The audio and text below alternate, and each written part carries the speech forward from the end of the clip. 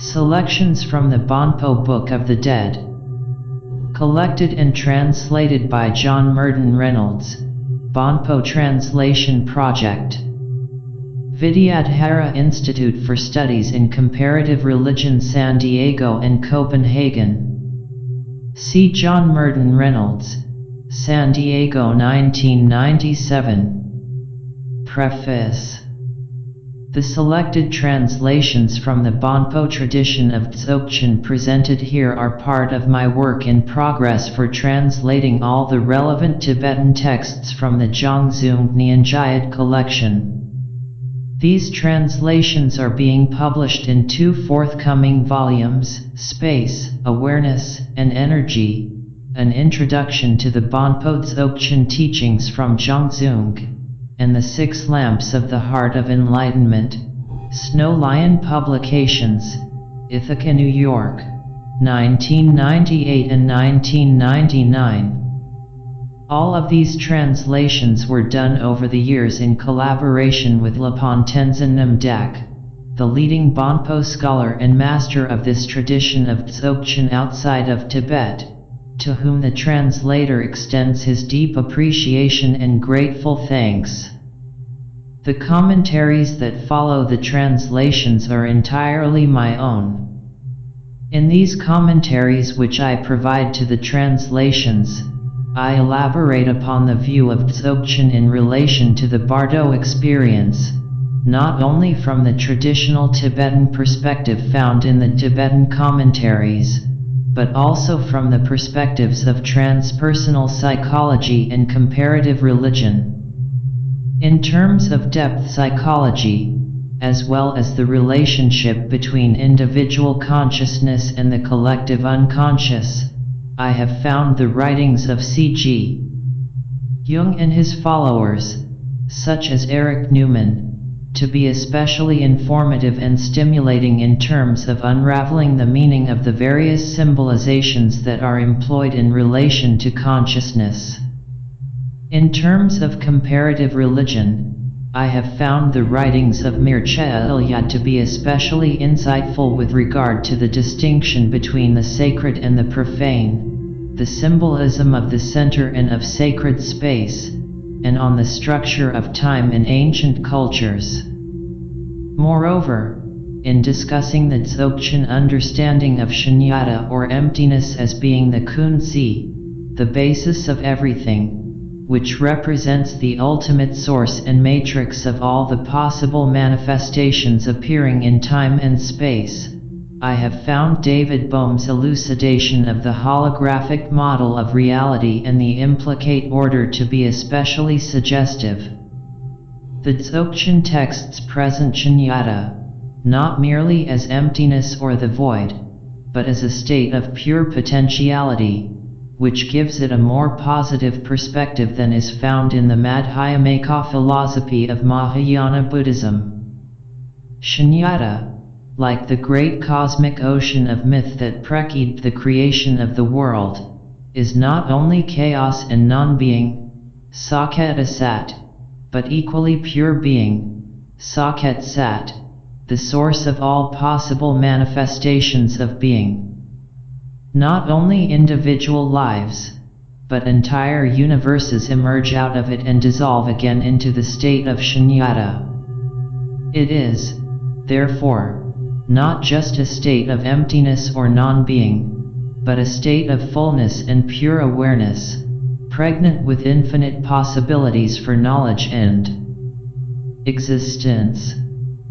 In many ways, this more positive notion of shunyata resembles the Upanishad Brahman, but as the ground of being, shunyata is not a substance or an entity. In terms of the Buddhist formulation, it can neither be said to exist nor not exist. It lacks any inherent existence and transcends the categories of the finite intellect. Especially in my footnotes to the commentaries I have composed to the translations of the Tibetan texts, I have drawn on these perspectives to compare the Tibetan books of the dead with her spiritual traditions and mythologies elsewhere in the world. I believe that this comparative methodology can help elicit a whole range of meanings from the texts in question, which may not at first be obvious if one proceeds on purely philological grounds. Here I am primarily concerned with the hermeneutics of consciousness, and I have found the Dzogchen perspective on mind and consciousness to assist brilliantly in this endeavor. Both Jung and Ilyad believed in the psychic unity of humankind, despite a diversity of cultures. The same assumption is found in the Tibetan Book of the Dead, and so it is suggested here that the profound insights of Dzogchen into the nature of the psyche and the mind, as well as into the processes of death and rebirth, can be applied elsewhere than in Tibetan culture. Moreover, this traditional wisdom may be applied even to our contemporary experiences. Despite all our advancement in technology and scientific theory in the West, we modern people still suffer death and the terror of death that, indeed, is the bottom line. Perhaps the Tibetan lamas, both Buddhist and BONPO, do have something to teach us after all. I had thought so at least, which is what led me into these studies originally, not only as a scholar and translator, but even more as a participant and a practitioner.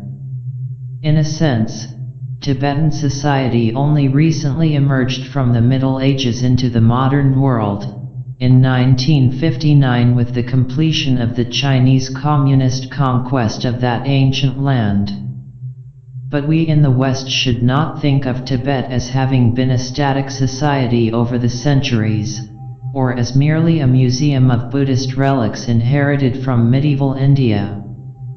Before the coming of Indian Buddhism to central Tibet in the 7th and 8th centuries of our era, Tibet had its own flourishing native religious culture known as Bon, which was not simply a primitive shamanism and animism, but a higher culture. In western Tibet or Zhangzhung, this culture was literate and in close contact with the Buddhist and Zoroastrian civilizations of Central Asia to the west. Even after the revival of Indian Buddhism in Tibet in the 11th century, the Tibetan lamas did not just slavishly imitate their Indian predecessors, but worked creatively with this inherited material from Buddhist India and expanded upon it. In the field of philosophy alone, developments were made over the inherited Indian models in logic and epistemology. But it was with Dzogchen and its particular ontological concerns that the Tibetan intellect, like the great Garuda itself, took flight and soared upward to unprecedented heights. Over the centuries, Tibetan intellectual and spiritual culture evolved two overarching philosophical syntheses. The first was the Gelugpa, which was founded on the writings of the illustrious master and scholar A.D Tsongkhapa, 14 CEN, and was centered in the great monastic universities of central Tibet, such as Shandon, Drepung, Sira, and Tashil Hungpo. This mighty intellectual edifice was built on foundations laid earlier by the Sakyapas and the Kadampas. The second great synthesis was that of the rhymed movement of the last 2 centuries, centered largely in Kem or eastern Tibet. Inspired by the works of the brilliant 18th century Dzogchen master Jigme Lingpa, leading Lama scholars of the Red Hat schools of the Nyingmapas, the Sakyapas, and the Kagayadpas all contributed to the formation of this non-sectarian movement. In fact, the very terms rhymed, RIS-med, and Rhymitpa, RIS-medpa, mean non-sectarian. And here we find the names of such illustrious lamas as Jamyang Khyentse Wangpo, Jamgon Kong Trul, Kogayura Lingpa, Jamgon Mitham, and even the Bonpo master Sharja Tashi Gyalt San. And at the heart of this second synthesis or integration of all Buddhist and Bonpo thought, we find Dzogchen, universally regarded as the highest, most quintessential teaching of the Buddhas. Because this material is still part of several works in progress, there may occur some repetitions in the commentaries I have appended to the translations, and for this I request the reader's indulgence. The psychological and comparative religious aspects of this Tibetan material I will expand upon in a future study of the Tibetan Books of the Dead. Thus, much of this discussion is here relegated to the footnotes and to brief references. The translator also wishes to extend his thanks to Kogyo Namkhe Norbu and to Tenzin Wangyal Rinpoche, who first introduced him to this particular tradition of Dzogchen some years ago.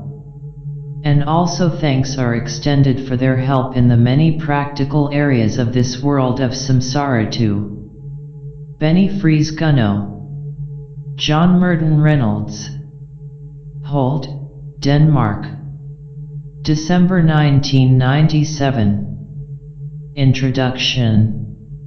There exist in Tibet two authentic lineages of transmission of the Dzogchen teachings preserved among the oldest schools of Tibetan spirituality, the Nyingmapa and the BONPO.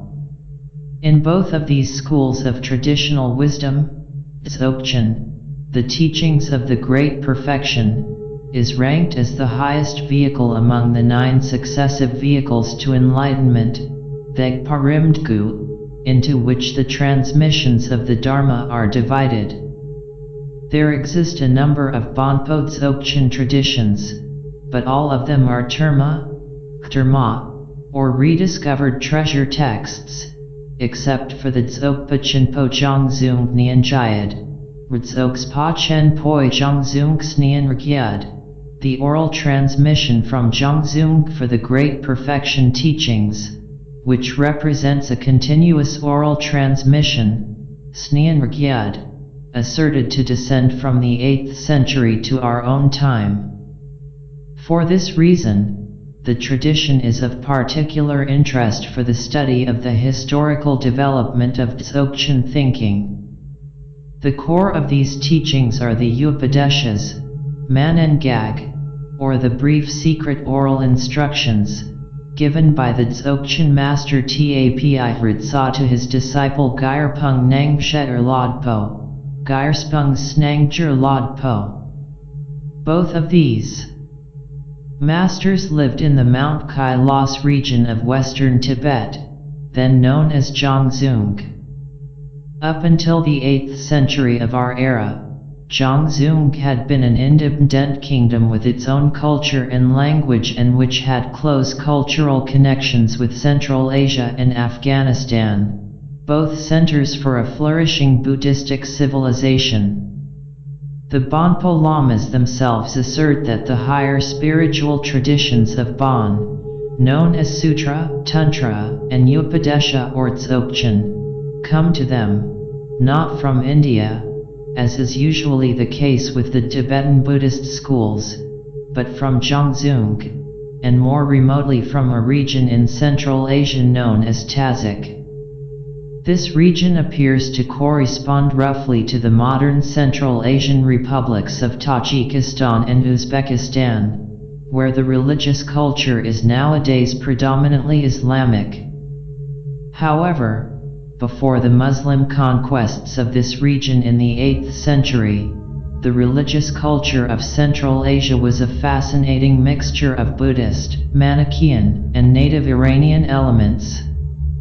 According to the lamas of the BONPO tradition, the ultimate source of their higher spiritual teachings was a prehistoric Buddha known as Tonpa Shenrab Miwak, Stonpax Henrab Miboche.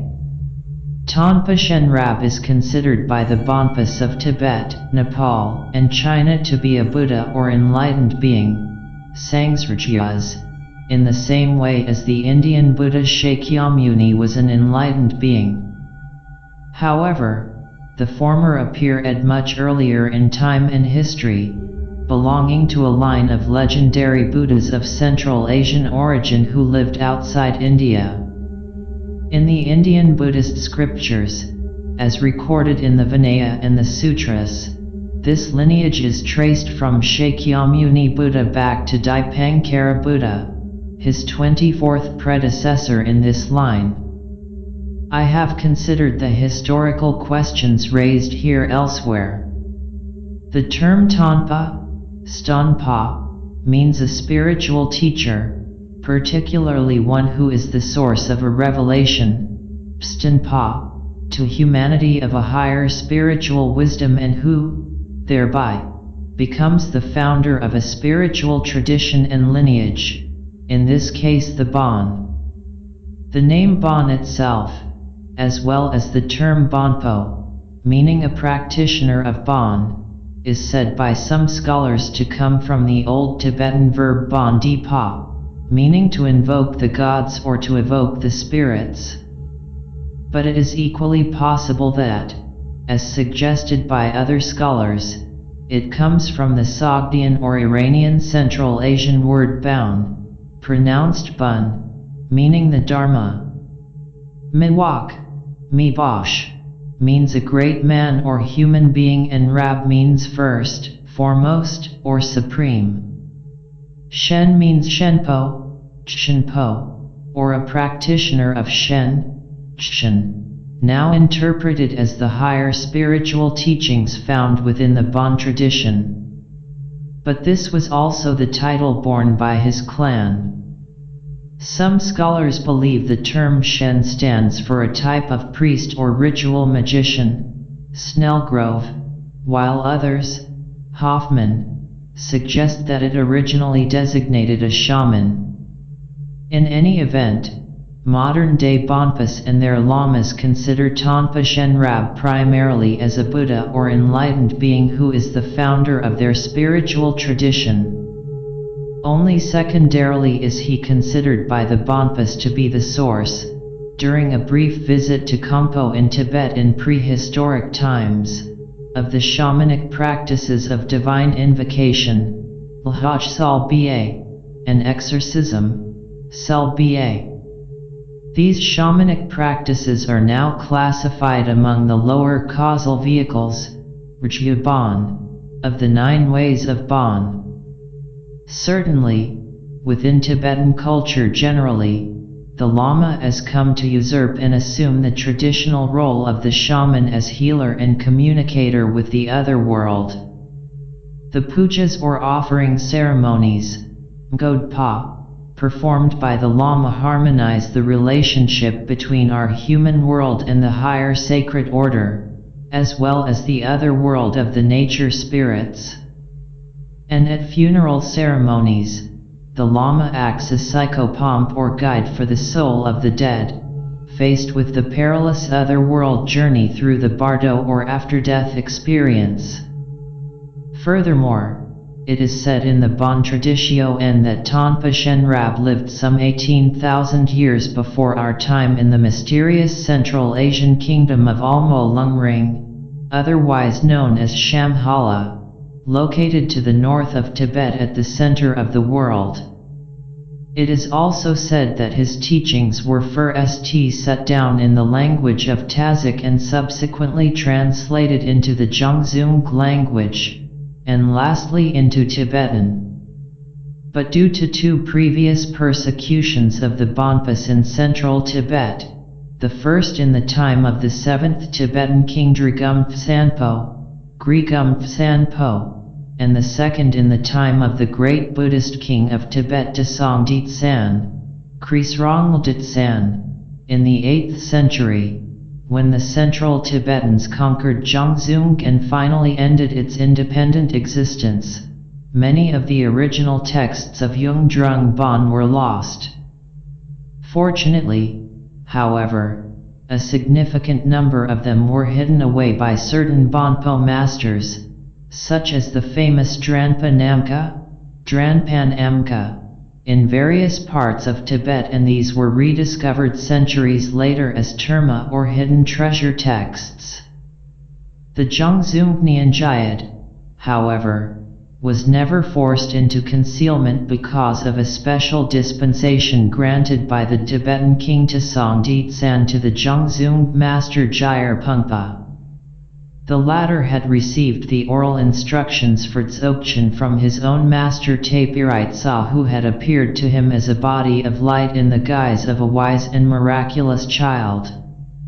The Dzogchen precepts had come down to Tapiritsá from the Buddha Tonpa Shenrab through a lineage of 24 masters, Gangzag Nyurbsi, all of whom had realized the rainbow body, Jalis Pa, that is to say, they dissolved their physical bodies into empty space at the conclusion of their earthly careers, like the fading of a rainbow into the empty sky. In the previous century, Tapiritsá had practiced these Dzogchen precepts which he had received from his own master Tspung Dawuj Yaltsan, Chispung Slabiarchilmchen, during a 9-year solitary retreat in a cave near Mount Kailas. As a result of this, he attained the body of light of the Great Transfer, Phobien Po Iodsku, while still alive, thus transcending the necessity to undergo the processes of death and rebirth. He later reappeared in the 8th century of our era in order to teach the precepts to his heart disciple Gyalpang Nangshe Lodpo, who at the time was a priest in the service of the king of Zhongzung.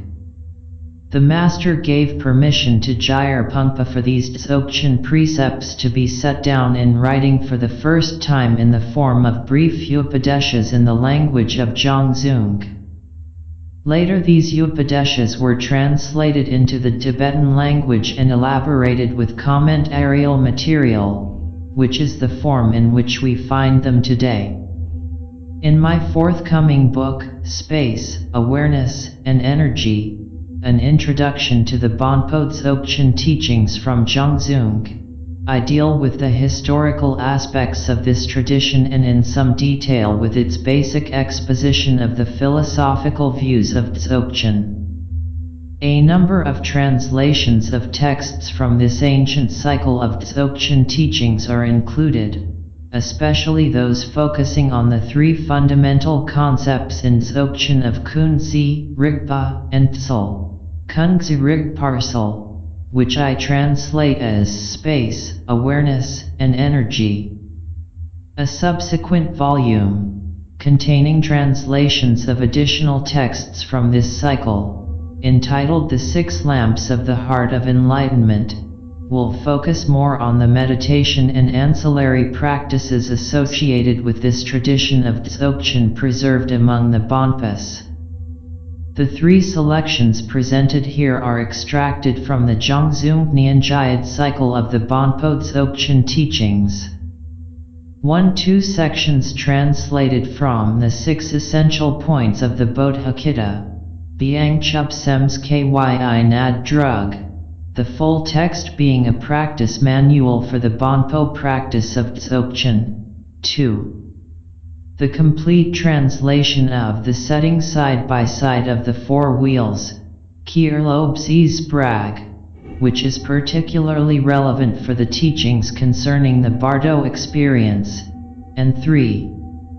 The section entitled The Little Nail of the Time of the Bardo, Bardu Dus Kyi Xerbuletin, from the commentary to the 21 Little Nails, Xerbunyurksig Gi Pa, which belongs to the most exceedingly secret section, Yangtsang, of the Dzogchen teachings.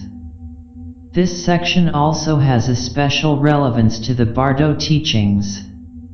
The philosophical basis for both the Buddhist and BONPO teachings concerning the Bardo, the intermediate state between death and rebirth, as explicated in the Tibetan books of the dead, is Dzogchen. I have made this clear in my previous book Self-Liberation Through Seeing with Naked Awareness. Dzogchen is so called because it is the quintessential teachings on the state of the Great Perfection, Rdzogs Pa Chen Po, a state that lies beyond the methods of tantric transformation as represented by the generation process, Pskide Rim, and the perfection process, Ritsogs Rim. It is perfect, Ritsogs Pa, because it is all-encompassing and complete, with nothing left out, and it is great, Chenpo, because it is total and there is nothing higher or more comprehensive than it. This great perfection refers to the primordial state of the individual, Yegzi, at the core of each sentient being, which exists beyond all time and history, all location in space, all conditioning by samsara and karma, indeed, beyond the operations of the mind or thought process. Thus, this primordial state, also called the Bodhicitta or the natural state of the nature of mind, Semsniad na slugs, is primordially pure, Kadag, because it has never been tainted by egoistic emotional defilements or become entangled in the machinations and illusions of samsara. Nevertheless, at the same time, it is spontaneously self-perfected, Lhungrub, since it is the source of all possible forms and manifestations. It is both emptiness and spaciousness, Stangcha, on the one hand, and luminous clarity, Chsilcha, and awareness, Rigcha, on the other. These two sides of the natural state, Na slugs, have been inseparable, pure med, from the very beginning, and never otherwise. The best known among the Tibetan books of the dead is that extracted from the Termis cycle of Karma Lingpa, 14 CEN, known as the Kargling Jikro. The source for these texts is traditionally attributed to Guru Padme Sambhava in the 8th century of our era. Although this master of both Tantra and Dzogchen came to Tibet from Nepal and India, he himself was of Central Asian origin, being from the country of Udayana, the mysterious land of the Dakinis, which was not only the source of Dzogchen, but place of origin for the higher tantras of the Buddhist tradition as well. But there also exist books of the dead or Jikro in the BONPO tradition, including versions of the Bardu Das Graal, where instructions are recited to the deceased consciousness by the Lama in order to guide the departed through the Bardo experience.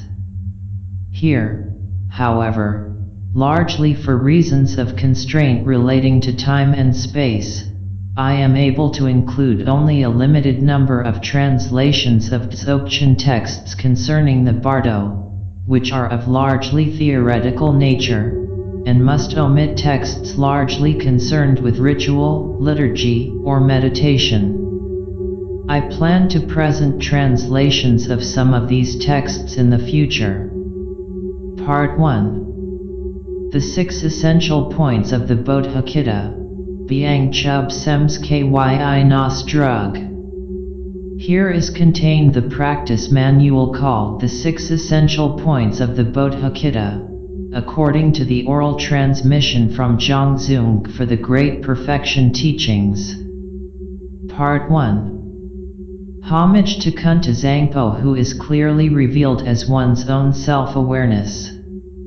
Within this short chapter on the essential points of the Upadeshas of Dzogchen, contained in the Snean Ryad Sems Kyi Milong, the mirror of the mind from the oral transmission, and the Mtharthug Don Gyis Grinmi, the lamp of the actual meaning concerning what is ultimately attained, there are found 6 principal topics, namely, 1.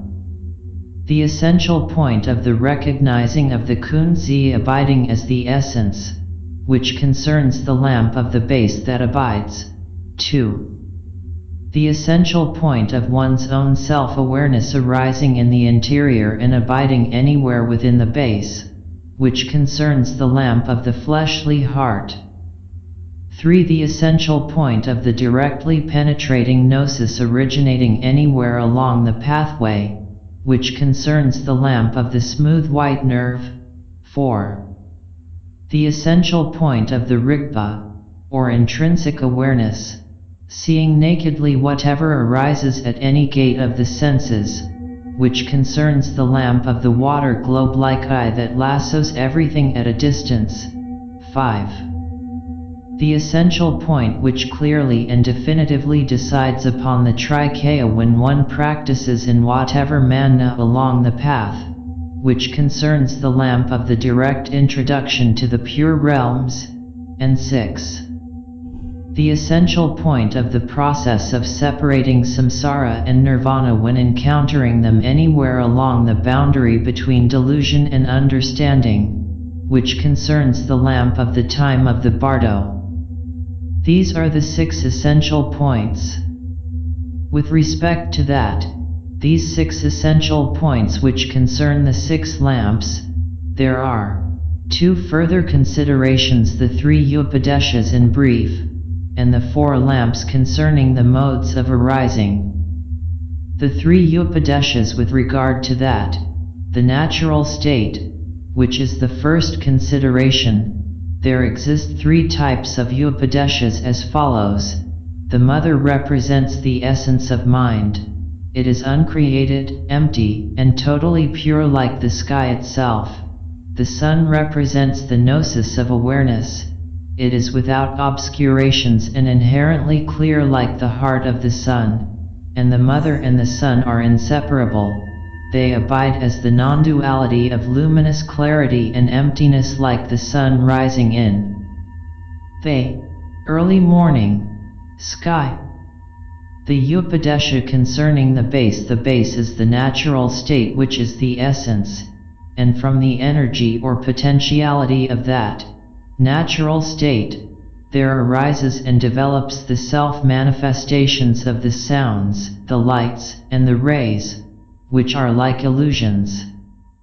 Since the natural state of that kunzi is understood as being just like what is seen or perceived, there arise, before the practitioner, who thus understands, all the virtuous qualities of nirvana, as pure visions.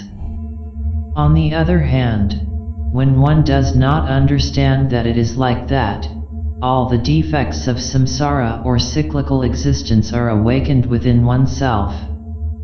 These, pure or impure visions, arise in a manner that is unobstructed and unceasing. And since it, the kunzi, becomes the basis for both the originating of all the virtues and the defects, of samsara and nirvana, respectively, it is called the base. This represents the upadesha concerning the base. The upadesha concerning the path is for the upadesha concerning the path. The base represents the non-duality of luminous clarity and emptiness. And with respect to itself, it has abided in its own inherent form from the very beginning.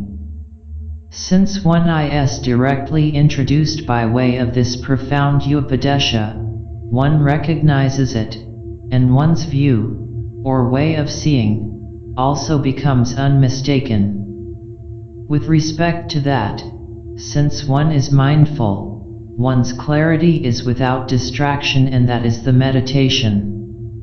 By means of this view and meditation, one practices and energetically purifies the sounds, the lights, and the rays which are the manifestations or visions of the clear light.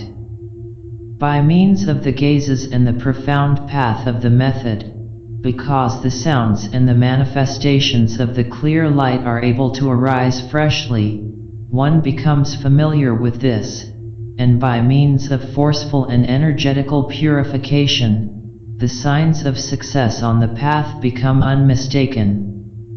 And there comes about the arising of various visions or manifestations of the divine forms, of the celestial palaces, and of the pure realms, and the various modes of the arising of the clear light. Furthermore, the sounds are recognized to be the inherent sounds of awareness, which are said to be like echoes. The lights are recognized to be the inherent lights of awareness, which are said to be like rainbows, and the rays are recognized to be the inherent rays of awareness, which are said to be like reflected images in a mirror. And since one knows that the divine forms represent the inherent forms of awareness, much like the moon reflected on the water, one unmistakably comes to decide definitively upon the source of delusions. And this reveals the emptiness of the source of the falseness of the visible appearances that arise. Thus, one cuts the root and foundation of both samsara and nirvana. The kunzi in itself is without obscurations and without veilings. This arising of awareness or rigpa in its nakedness represents the upadesha of the path. The upadesha concerning the fruit is for the upadesha concerning the fruit, the kunzi and the rigpa, representing the non-duality of luminous clarity and emptiness, abide as the inherent nature of the Dharmakaya, which is the great and total primordial purity. With regard to that, the sounds, the lights, and the rays are spontaneously self-perfected as the inherent nature of the five gnosis, and they represent the Samagakaya. Then, by way of a special understanding which is not at all discursive, there arise, as the objects of the six sense aggregates, the various appearances and sounds of both samsara and nirvana, and this represents the nirmanakaya. In the same way, the trikaya is realized in its own form in itself. Since one practices on the path and does so habitually, one stirs up the depths of samsara and delusions are purified into their own original condition. In the unlimited spaces of the kunzi, which is like the sky itself, the gnosis of awareness arises in an all-pervading manner, just like the sun, and the magical apparitions of the trikaya, which are the pure visions, having arisen in an inexhaustible manner, being like the rays of the sun, the benefit of living beings becomes thereby continually realized. Furthermore, according to the respective strengths of their capacities, there exist three occasions for liberation. As for the individual of superior spiritual capacity, the external breathing having ceased, one attains liberation at the time when the internal breathing has not yet ceased. As for the individual of intermediate spiritual capacity, at the time when there arise the manifestations of the sounds, the lights, and the rays in the bardo of the clear light of reality, one becomes liberated. And as for the individual of inferior spiritual capacity, having transmigrated into a better situation in a future life, one becomes liberated there within a single lifetime. Thus, the upadeshas concerning the base, the path, and the fruit are completed. 2. The four lamps. As for the four lamps concerning the modes of arising, as the energy of the base, which represents and embodies the non-duality of luminous clarity and emptiness, these manifestations of the sounds, the lights, and the rays arise in an unobstructed and unceasing manner. With respect to those experiences where one understands that, since they also arise, there exist four considerations with respect to that. 1. The sounds, the lights, and the rays that are spontaneously self-perfected with regard to the base. 2. The sounds, the lights, and the rays that arise because of recent conditions, or secondary causes. 3. The sounds, the lights, and the rays that arise in experiences as signs along the path. And 4. the sounds, the lights, and the rays that arise at the time of the bardo. Spontaneous perfection in the base. As for their spontaneous perfection with respect to the base, due to the presence of the gnosis of one's own awareness, the sounds, the lights, and the rays arise in a spontaneously self-perfected manner. Furthermore, they, the gnosis of awareness, become clearly visible as light in the space of the sky which is luminously clear. Moreover, due to the vast expanse of emptiness, they are heard as sound, and due to their state of non-duality, they emanate as rays of colored lights. As for the location of these manifestations, they occur inside the crystal having a hollow cavity, the reddish-brown pavilion of cornelian, which is the physical heart. As for the pathway, they arise inside the lamp, which is the smooth white nerve, or translucent hollow channel. And as for the gateway, they are projected through the gateways of the sense faculties, particularly the eyes. As for that, not having been created by anyone or anything with respect to the base, these sounds, lights, and rays arise spontaneously as expressions of the energy of the base. Therefore, these phenomena are known as the natural clear light. This process should be understood as the mode of arising of manifestations with respect to the base. Arising due to recent conditions. As for their arising due to recent conditions, having relied upon the Upadesha and upon the essential points of the method, the sounds, the lights, and the rays are created naturally in the presence of the base, and they arise as something that is clearly perceptible. Having relied upon that, one should be introduced directly to the fact that the lights represent inherent lights, the rays represent inherent rays, and the sounds represent inherent sounds, arising as signs along the path. As for their arising in experiences as signs along the path, at the time of separating the impurities from the purity of Rigpa, with respect to the awareness of this purity, the various manifestations that are sounds, lights, and rays arise as the signs of experience. Because one has the capacity and apprehends the activities of the winds or psychic energies of the elements, these signs come forth. For example, like smoke as the sign of the earth element, like fireflies, or lightning as the signs of the fire element, like a mirage as the sign of the air element, like the rising of the moon as the sign of the water element, and like the sky devoid of clouds as the sign of the space element, and so on. Moreover, one should be aware that they express the energies of the mind.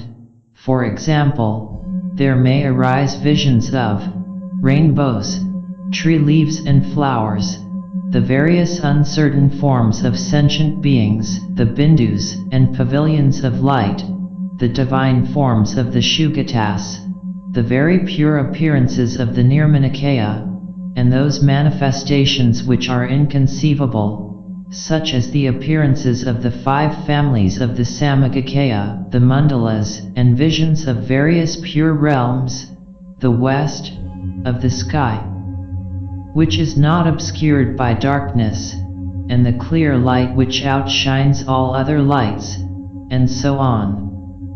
Until one arrives at ultimate realization, one should become acquainted with these signs and make them habitual in practice.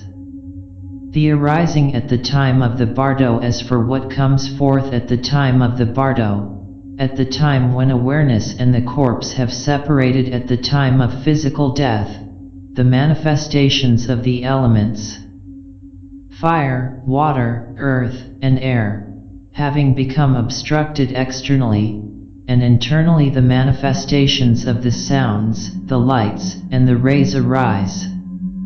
Having obstructed delusory appearances, during the course of 5 days the manifestations of the 5 lights arise.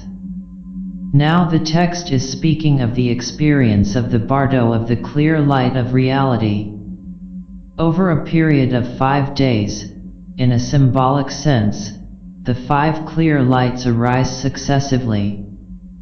Furthermore, they are called the 5 lights of the channels, namely, the white light of the gnosis of emptiness, the yellow light of the mirror-like gnosis, the green light of the gnosis of sameness, the red light of the gnosis of discrimination, and the blue light of the gnosis of activity. As for their meaning, the signs of gnosis become clearly visible as these 5 clear lights, and they are called the 5 essential lights. Then, originating from these 5 lights, the 5 Buddha families become clearly visible. From the white light arises Shanelha, from the yellow light arises Sarj, from the green light arises Gars, from the red light arises Nams, and from the blue light arises Godset. They are called the 5 lights which diffuse everywhere. Moreover, each of these 5 lights diffuse and spread everywhere, 5 into 5. Indeed, they are called the 5 radiant lights. But with respect to their individual colors and forms, they arise in an uncertain manner. And they are called the 5 lights which are emanated.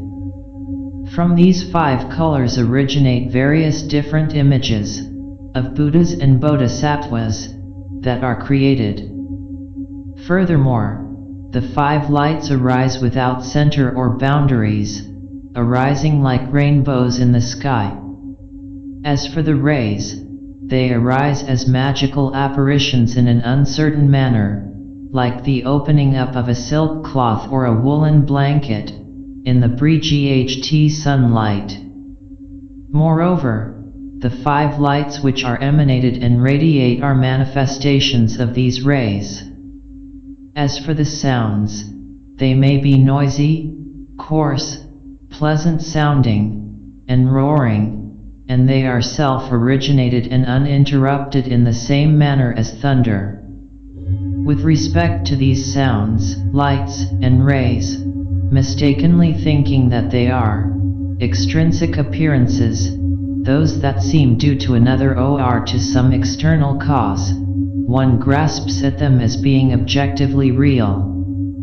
And when fears and terrors originate, in response to these phenomena, one should cut them off in the bardo, by means of tantric transformation practice, and these self-manifestations should be known and clearly recognized to be merely illusions. The lamps of the modes of arising are hereby completed. Part 2. Homage to Kunta Zangpo, who is one's own self-awareness without obscurations. In order to guide those disciples possessing good fortune along the path without error or mistake, the 6 essential points of this practice manual will be taught. The procedures for practice in the bardo.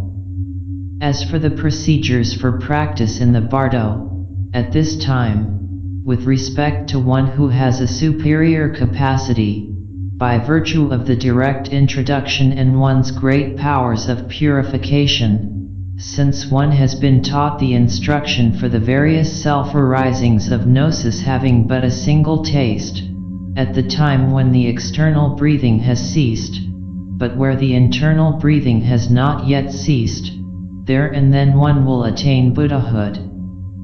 On that occasion, it is very important to meditate clearly. With respect to an individual of intermediate capacity, having realized the power of purification, that is to say, by way of the practice of Trikode and Thodgal prior to death during one's lifetime, since one has been taught the instruction for remaining without desires and attachments with regard to the self-manifestations of the sounds, the lights, and the rays, which are actually like illusions, one becomes liberated in the bardo of the clear light. And with respect to an individual of inferior capacity, one who has a feeble or weak ability for purification, since one has been taught the instructions for the transference of consciousness, as well as having devotion to the meditation deity and the Guru, even though there may arise karmic visions in the bardo of existence, they will arise as pure visions or manifestations. And having been reborn into some pure realm, or into a place where the teachings of Dzogchen has spread, one will come to attain liberation within a single lifetime. This is the Upadesha for cutting off the current of karma, in terms of a single bardo experience. Colophon. What is called the 6 essential points of the practice manual is now completed. The description of the manner of the arising of experiences and understanding is also completed. One should teach this text only to one among those who adhere to the lineage of the masters, and not extend it to 2 or more. Since there exists this single transmission lineage only, if one should expand it beyond 2 persons, there will come retribution from the Dakhanas.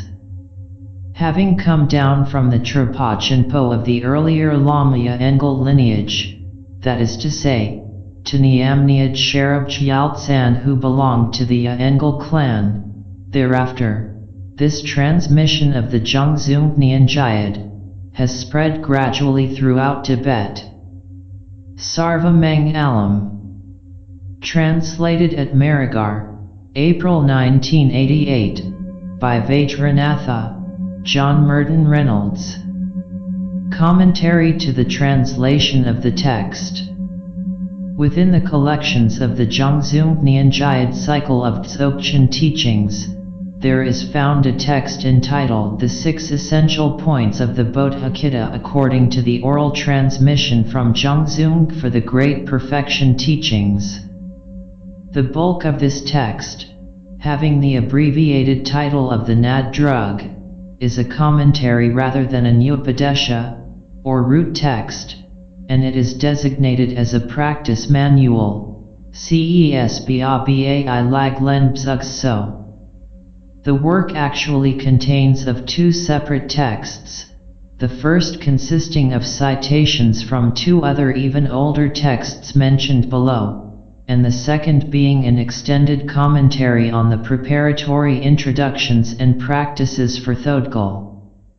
The first short text appears to be the older of the 2 and constitute the original 6 essential points concerning the Bodhicitta, which is, in fact, the nature of mind, Semsniad. There is no colophon found at the conclusion of this first text, and presumably it existed before the time of the editor of the collection as we have it now. The colophon to the Seko Nd text indicates that it was written by Sherab Gyaltsan, the founder of Menri Monastery in Tibet in the 15th century.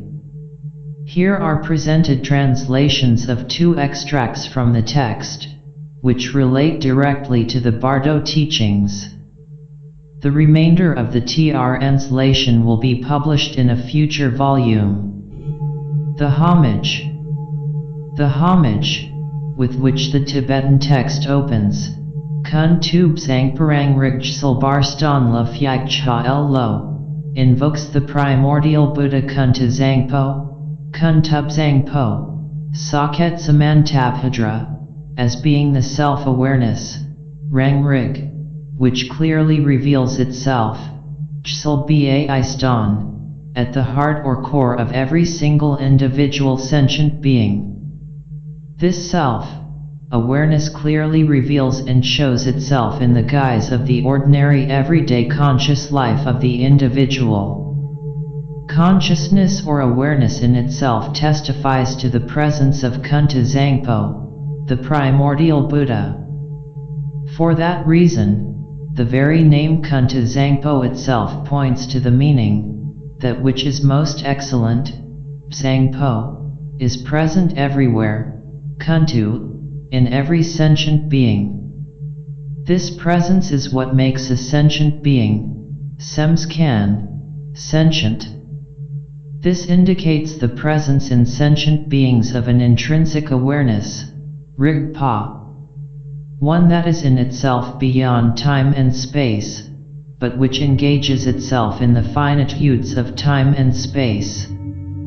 Here, self-awareness, Rangrig, must not be confused with the usage of the same Tibetan term, Saket Sve Samvidana, in the system of the Chittamatra philosophy, Semst Sampa, where it designates a second cognitio which is aware of the first or primary cognition that knows something deriving from sensory experience.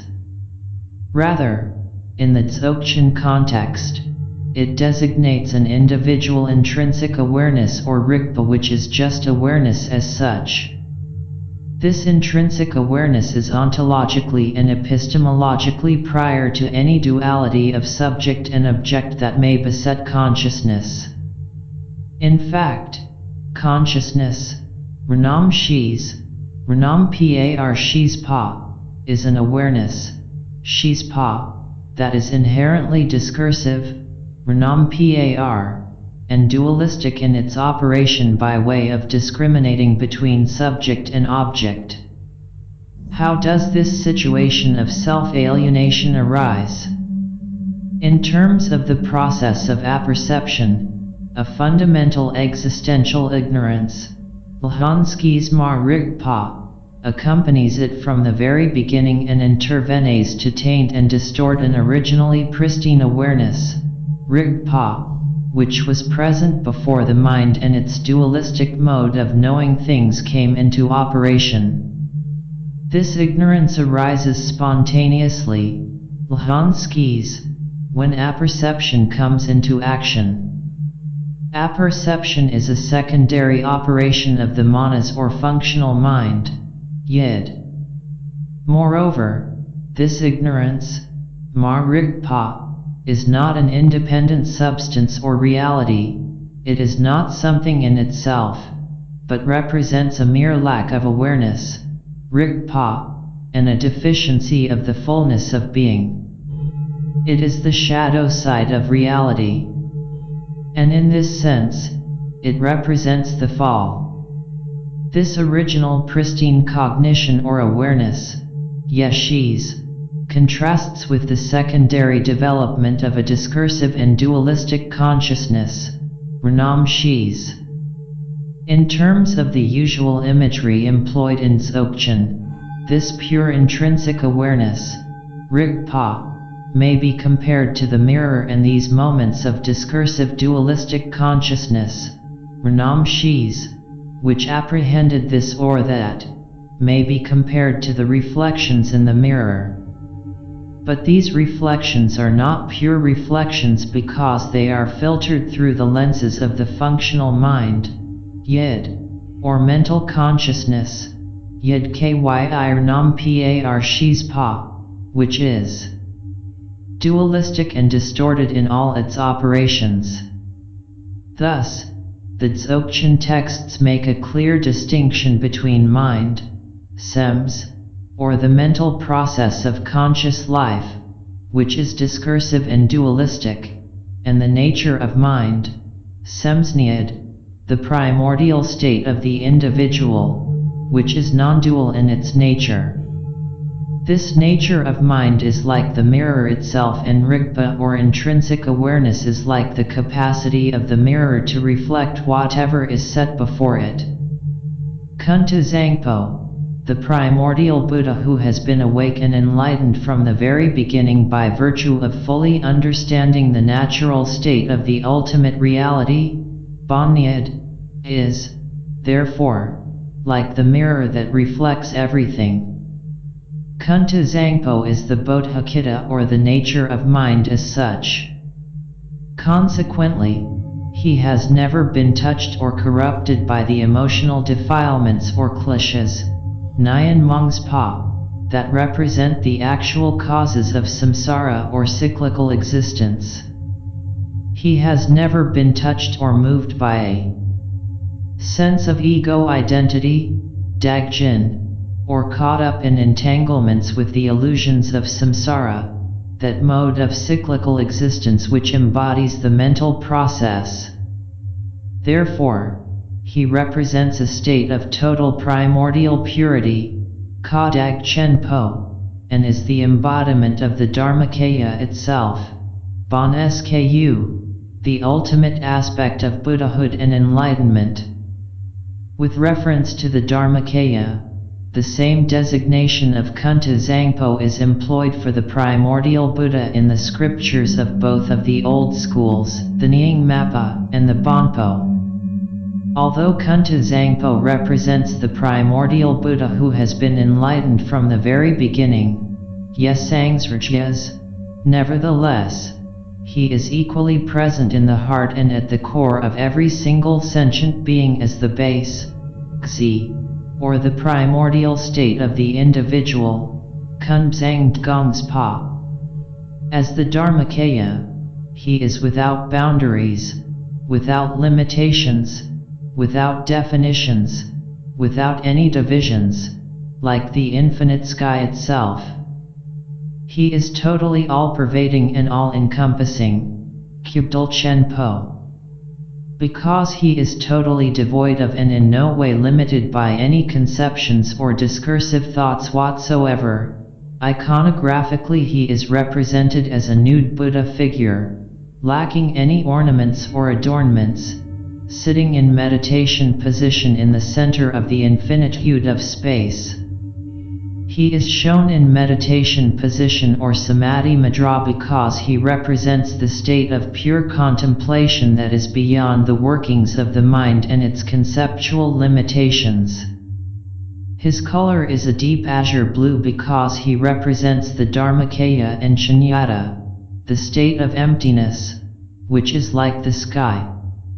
He is surrounded by an aura of rainbow lights because he represents the inherent light of intrinsic awareness. He is suspended in the middle of infinite space without any physical support, and he sits upon an immaculate lotus blossom because he embodies a total primordial purity, Ka Dag Chenpo. Yet he manifests a clear, empty, translucent form like a rainbow in the sky because he expresses a total spontaneous self-perfection, Lhung Grub Chen Po. As the Dharmakaya, he is beyond all limitations of form and conception, the Dharmakaya being in actuality without any form or gender. This conventional form of the formless Dharmakaya is presented here only as an aid to human comprehension. The two sides of Buddhahood or enlightened awareness are expressed said by the male and female Buddhas, Kunta Zangpo and Kunta Zangmo, in sexual union. This indicates the inseparability from the very beginning of luminous clarity and emptiness, Chsulstong Pure Med, in the natural state of the nature of mind, which is the primordial state of the individual.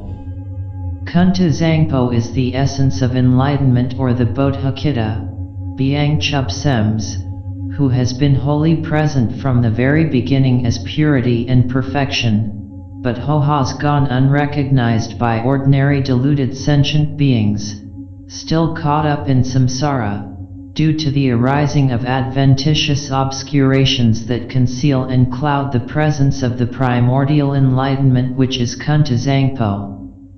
Just as thick clouds can cover the entire expanse of the sky from horizon to horizon, so that its azure vastness, as well as the face of the sun, are concealed from view, in the same way, the intrinsic freedom of primordial Buddhahood is concealed from view by thick clouds of obscurations, which are karmic, emotional, and conceptual. The inherent spaciousness or emptiness of the vast open sky, and the inherent luminosity of the sun are present all of the time, but are concealed from view by these thick clouds.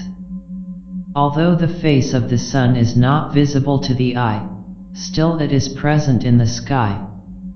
If it were not wholly present in the sky, the whole world would lie in darkness and nothing at all would be perceived in the total darkness. It is the same with the individual's primordial Buddha nature, which is the nature of mind. If it were not wholly present from the very beginning, there would be no knowledge, no consciousness, no life at all in the universe.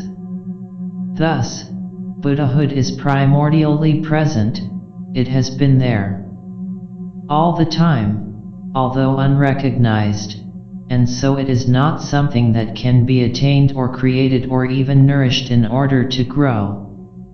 It has been wholly perfect from the very beginning. It is in no way increased or decreased by the absence or the presence of these obscurations, just as the dimension of the sky is in no way increased nor decreased by the absence or the presence of the clouds in the sky. Or again, just as the nature of the mirror is in no way changed nor modified by the absence or presence of the reflections, so the nature of mind is in no way changed or modified by the absence or presence of these obscurations. Nonetheless, these thick layers of obscurations, which are both emotional and conceptual, accumulated from lifetimes without beginning, come to obscure the face of the individual's primordial Buddha nature, who is Kunta Zangpo. In individual terms, Kunta Zangpo is the nature of mind, the Bodhicitta, which lies beyond the mind. This nature of mind, Semsnyad, is not mind, Sems, or the thought process, Blo, just as the mirror is not the reflections and the sky is not the clouds, yet it is the source of both the finite mind and the tufts which unfold out of it. Therefore, from the perspective of Dzogchen, the spiritual path begins with the discovery within one's immediate experience of the natural state of the nature of mind by way of a direct introduction, Ngo Sprad Pa, from someone who has had the experience of it for oneself. This is a pointing out or a direct introduction to the natural state. This natural state, Nas Lugs, or base, Gzi, represents the Trikaya of the base, Xisk Ujsam, and primordial Buddhahood, Yesangsrjyas. A direct introduction is like having the presence of the sun between the clouds pointed out by an adult to a child who has never been outdoors before.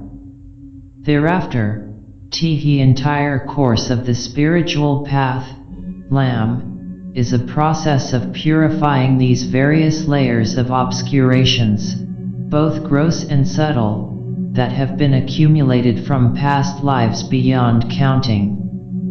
These obscurations represent not only the individual's past karma, but also all one's impulses, emotional reactions, and egoistic tendencies, as well as the ideas and conceptions that constantly afflict the thought process.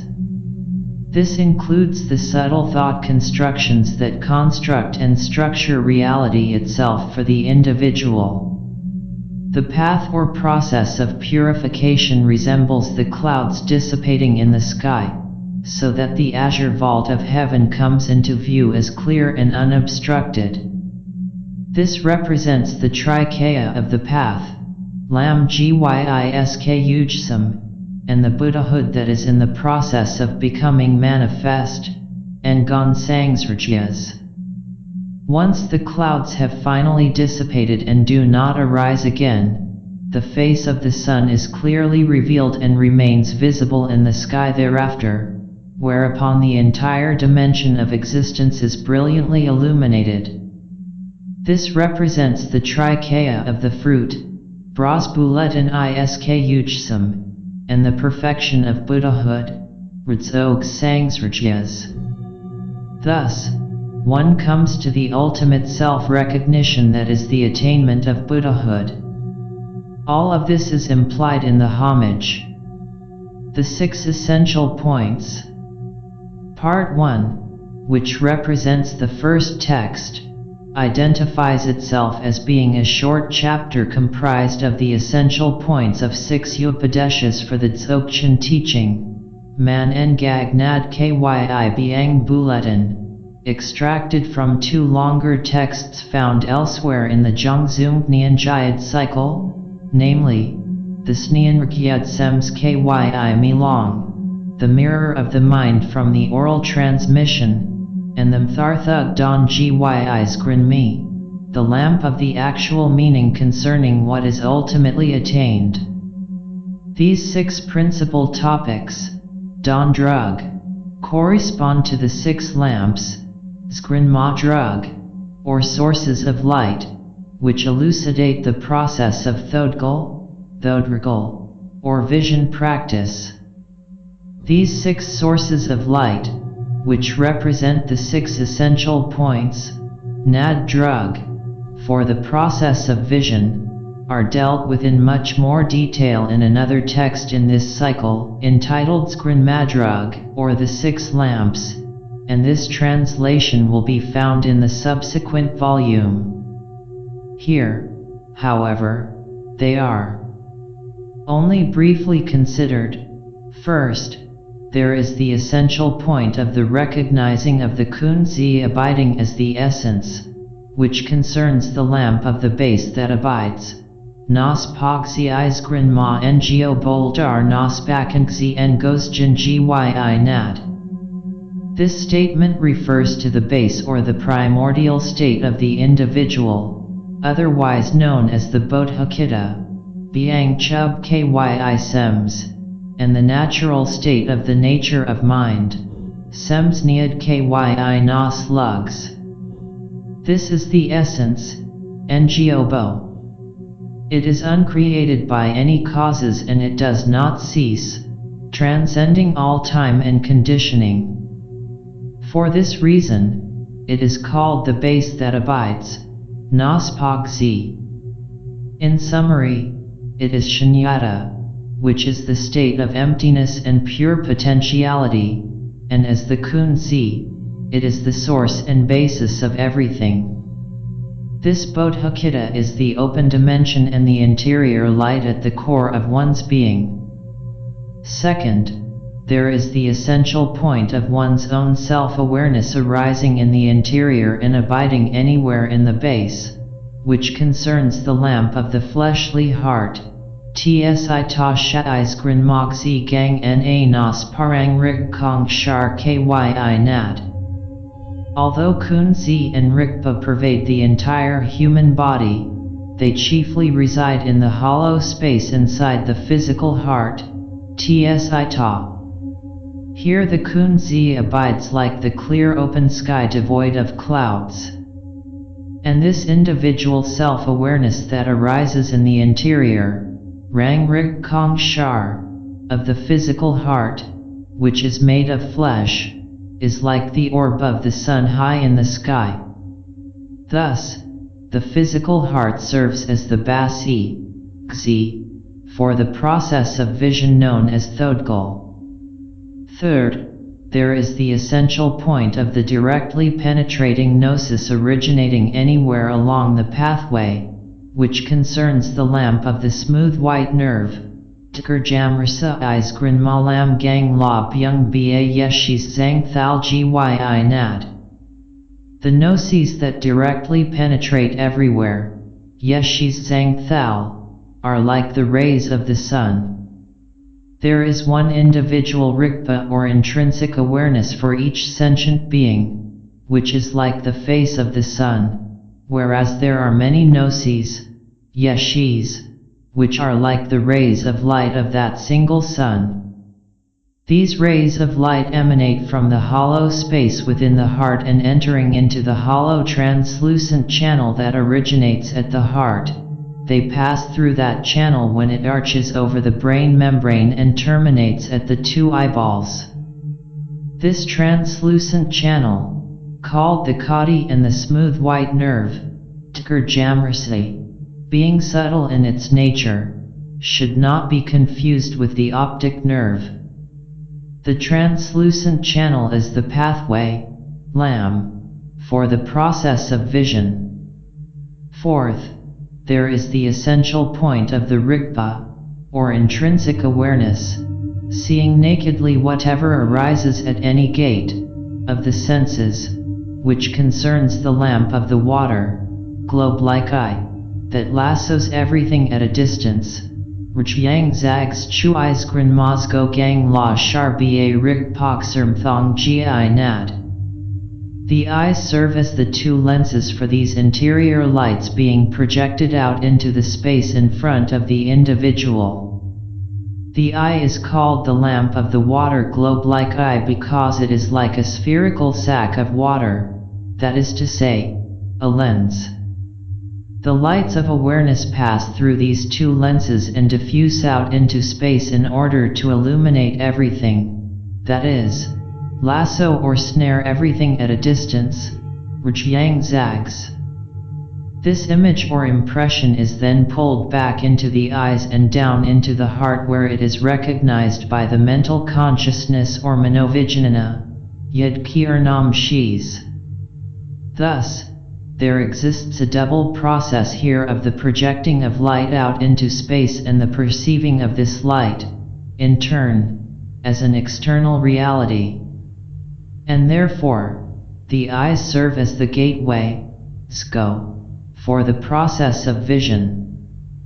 Fifth, there is the essential point which clearly and definitively decides upon the trikaya when one practices, in whatever manner, along the path, which concerns the lamp of the direct introduction to the pure realms. During the course of the practice of vision known as Thodgal, the practitioner, because of one's direct personal experience, comes to decide clearly and definitively that these visions that arise represent the self-manifestations of the nature of mind. And within the bindus, Thigeli, or the tiny spheres of rainbow light that appear in practice, and which link up into the chains of awareness, Rigpa Ilgurgyad, one comes to see unfold the pure visions of countless Buddha realms. These are the pure realms. Thus, one is directly introduced to them and the practitioner comes to traverse the 4 stages in the development of vision, Snang Bapsi. In this way, the practice of Thodgal and of dark retreat during one's lifetime come to serve as a preparation for the visions that arise in the Bardo experience after death. 6. There is the essential point of the process of separating samsara and nirvana when encountering them anywhere along the boundary between delusion and understanding, which concerns the lamp of the time of the bardo. Bardu dus kyis grin ma krul ratogs kyi som chams gang la thug pa kir das jis chhul gyi nad. Just as the Thodgal visions of the pure realms of nirvana arise during the course of the practice of the dark retreat in one's present lifetime, so also in the dark empty spaces of the bardo, these same visions arise. And because one has already done the practice during one's previous lifetime and has had experiences of these Thodgal visions, the practitioner recognizes them in the bardo and is familiar with them when they arise in the clear light. In particular, this refers to the hosts of peaceful and wrathful deities, Ji Krol Hochhogs, who arise as pure visions.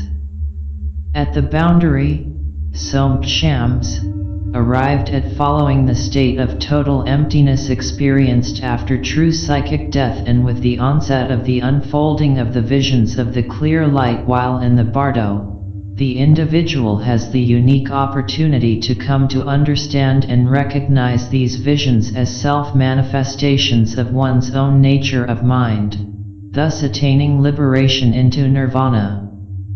Or one may fail to understand and recognize them and so fall again under the sway of the delusions of nirvana.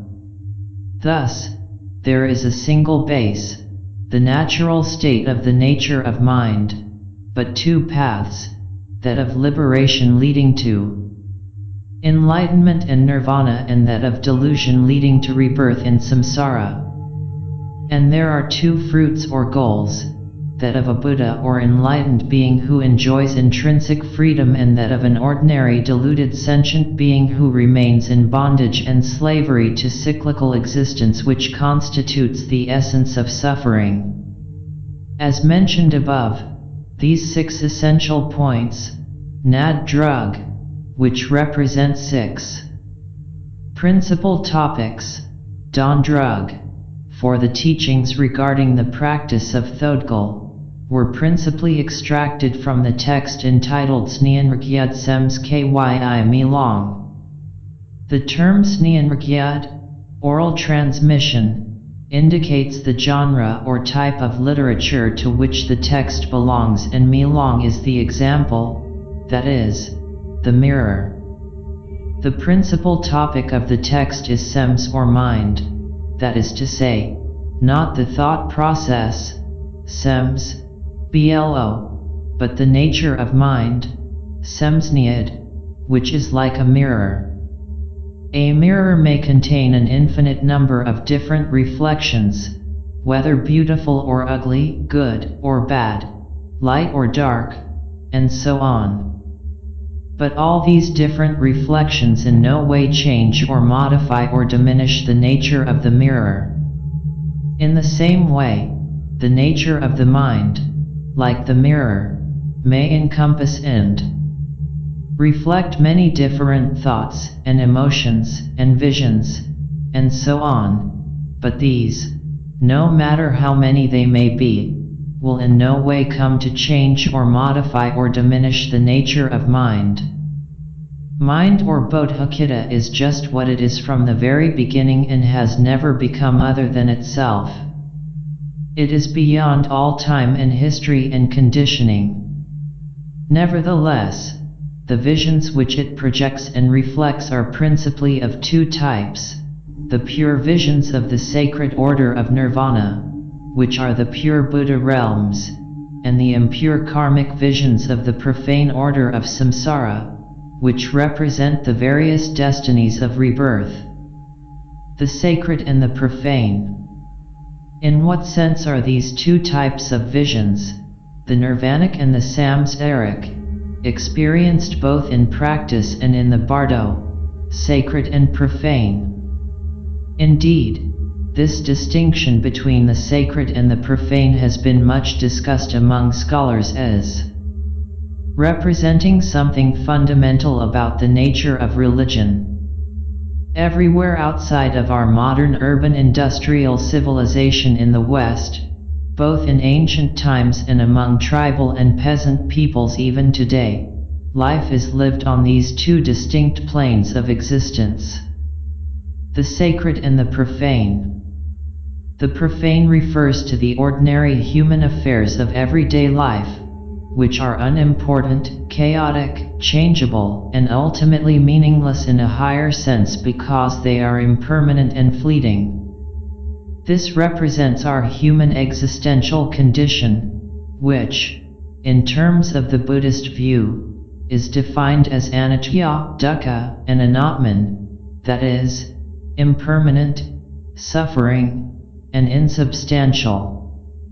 This is the general, and not just the Buddhist, negative evaluation of the profane human condition as being something deficient in meaning and reality. Psychologically speaking, it is ego consciousness or ego identity, with its apprehending and judging, that gives birth to this sense of things. In a word, the profane is everything that is mundane, worldly, and samsaric, what belongs to embodiment in the various destinies of rebirth. In contrast to this, the sacred belongs to a different and a higher order of reality, one that is suffused with a superabundance of being and meaning. In a more popular sense, the sacred is felt to be everything that is supernatural, extraordinary, and memorable. Sometimes it is felt as an impersonal presence in extraordinary events or unusual features of the landscape. It is supernatural because it is not the familiar, the ordinary, the common, and the everyday.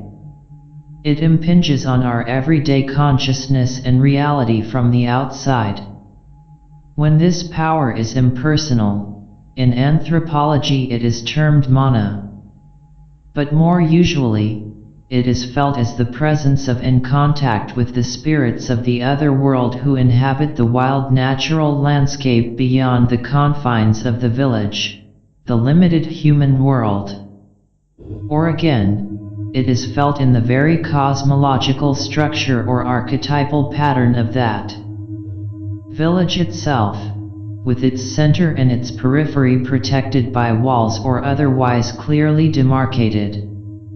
Most especially, it is felt in the contact one has with the great gods on high, dwelling in the heavens, who control the fate of mankind, or with those deities and spirits who dwell below in the earth where they control the powers of life and fertility. The ancient Greeks distinguished these two orders of divine beings as the Theouranioi and the Theoicthonioi respectively. In the old pagan religious culture of Tibet, also known as Bon, these two classes of divine powers, the celestial and the chthonic, were known as the Lha, Saket Devas, and the Lu, Klu, Saket Nagas, respectively. Such revelations or eruptions of the sacred, whether personal or impersonal, into human experience are known as hierophanies. The German scholar of comparative religion, Rudolf Otto, spoke of the sacred in terms of an encounter with something truly extraordinary and overwhelming. The individual becomes gripped by a reality that is wholly other, something ultimately mysterious, awesome, powerful, and beautiful, but totally incomprehensible in terms of ordinary everyday experience. He called this encounter with the holy or the sacred the mysterium tremendum et fascinans. In terms of the Tibetan books of the dead, this would refer to the encounter with the peaceful and wrathful deities in the bardo. For this experience of directly encountering the sacred, which could be both fascinating and terrifying, Otto coined the term numinous, from the Latin numen, a spirit or divine being. This refers to an encounter with something that is absolutely other, that is, other than the ego and its structured reality. The great Swiss psychoanalyst, Carl Jung, described this encounter in more psychological terms.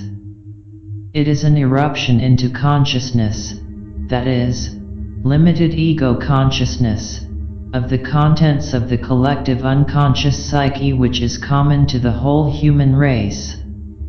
These contents are something exceedingly archaic, older than the ego and its petty rationalities, and are completely beyond the control of the latter. Although these contents are unknowable in themselves to the ego consciousness, yet they appear to consciousness as inexplicable moods and impulses, and as symbolic images or archetypes in dreams, visions, and art.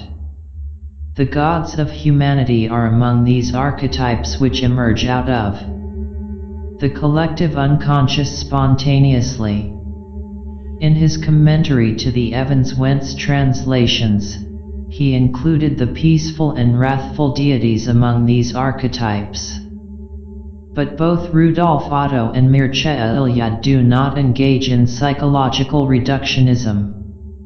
They do not seek to reduce this encounter, or religion itself for that matter, to mere psychological terms. For them the sacred has an autonomous reality, and this cannot be reduced to anything else, whether psychological as in Freud, social as in Durkheim, or economic as in Marx. The numinous is unique and irreducible. It is an encounter with the other that is everything, both beautiful and terrifying. The individual is humbled and overawed, feeling that one is nothing in its presence. The sacred is experienced as something overpowering, great, sublime, and truly real. Here Otto is much influenced by his reading of the Old Testament, especially the account of Moses encountering an unknown god, or Numen, on a mountain top lost in the desert wilderness.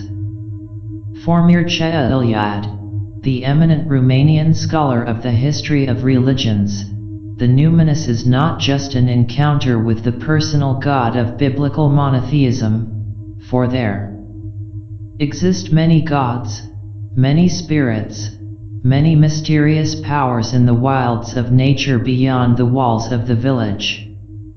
In the encounter with the sacred, the individual feels in touch with something otherworldly, a dimension of existence that is powerful, extraordinary, overwhelmingly real and enduring, in contrast to ordinary life. The sacred is the embodiment of power and reality. It is suffused and saturated with being, whereas our normal in the world feels deficient and ephemeral. This sacred is overflowing with a superabundance of reality and meaning. The encounter with the sacred, the ultimate religious experience, gives reality and meaning to the tedious mundane life of the individual, where one slaves away throughout one's lifetime at the tasks of mere subsistence. The sacred provides an answer to the nagging question, what is the meaning of my life? Direct contact with the sacred heals the individual and makes one whole. It puts everything in perspective, and the experience of the sacred generates an absolute certainty, at least while in the throes of the experience itself. Returning to the world of normal everyday life from his lonely mountain, the prophet proclaims his God, whom he encountered in the wilderness, to his people. This has been a recurrent pattern throughout human history. A prophet may retain this absolute certainty and confidence from a single encounter, but more likely there will be a series of encounters, as was the case with Moses, Zoroaster, and Muhammad. But not infrequently, after the first rush of enthusiasm and bliss has subsided after the encounter, the prophet will come to doubt his own experience. Nevertheless, the principal role of religion, whether prophetic or ritualistic, is to promote these encounters with the sacred, not just on a remote mountain tops in the desert wilderness, but in the village and its corporate life, as well as in the heart of each living man and woman. Religion serves the social function of conferring a higher purpose and meaning on the life of the individual and one's society. Contact with the sacred brings the individual human being out of the mundane historical situation and transports one into the dimension of a different and higher spiritual reality, one that is luminous, transcendent, and archetypal. It puts all aspects of the life of the individual into a perspective where one participates in a higher order of reality and meaning. Modern consciousness, however, lives in a world, our urban industrial civilization of the West, that has over the past 300 years become radically desacralized. With the rise of modern science and post-Renaissance philosophy, since the days of Galileo, Newton, and Descartes, we in the West have come to see the world, our universe, as one gigantic machine moved by its intricate clockwork of celestial mechanics. At first, the presence of God was still necessary to serve as the clockmaker, who created the world, mechanism in the time of the beginning, wound it up, and set its gears and wheels in motion. Then with the nebular hypothesis of the astronomers, the organic evolution of Darwin, and the genetics of Mendel, and soon, the necessary for the clockmaker was eliminated and God was put out of business. The human body also came to be looked upon as a mechanical device or automaton, and human consciousness itself came to be reduced to a mere epiphenomenon of the electrochemical activities of the brain. The very core of our being as humans became merely the ghost in the machine. With behaviorism in the 20th century, even the necessity for consciousness was eliminated altogether and its multiple functions were said to be adequately explained in terms of stimulus and response. And later, with cognitive psychology, the activities of the black box of the mind became formalized and reduced to the operations of the biocomputer in the brain. The mechanistic model of the human being became complete and reigned supreme in our scientific culture. The human being is no more than a complex machine. And at the end of the individual's life, when the electric current we call biological life is switched off, the complex computer which is the human being shuts down and then there remains nothing. And in the same way, the entire universe, which, according to some modern scientific estimates, came into existence some 15 billion years ago, joyously and excitedly with the Big Bang, will in a few more billion years, perhaps 15, dissipate all its energy in accordance with the second law of thermodynamics. The universe as a whole will arrive at a motionless state of ultimate entropy, that is, death. The machine has become the root metaphor for our modern civilization, engendering a totally mechanistic view of the human being in our world. However, this reductionist mechanistic worldview has, after the midpoint of the present century, come under increasing critical exam at Ion in the West in both academic and scientific circles, and even in the popular media. This totally mechanistic view of the human being and of nature and the universe as a whole, could potentially lead to nihilism and to the death of the soul, or even worse, to the death of the spirit.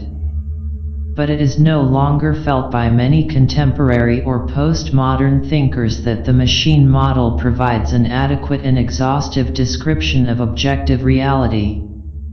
This mechanistic view of nature, as being the world, machine, which has been generated by modern science during the last 300 years, has its parallels with the Gnostic view of the world ruled and dominated by the powers of an inevitable fate, a world view generated by the contemporary Babylonian science of astrology.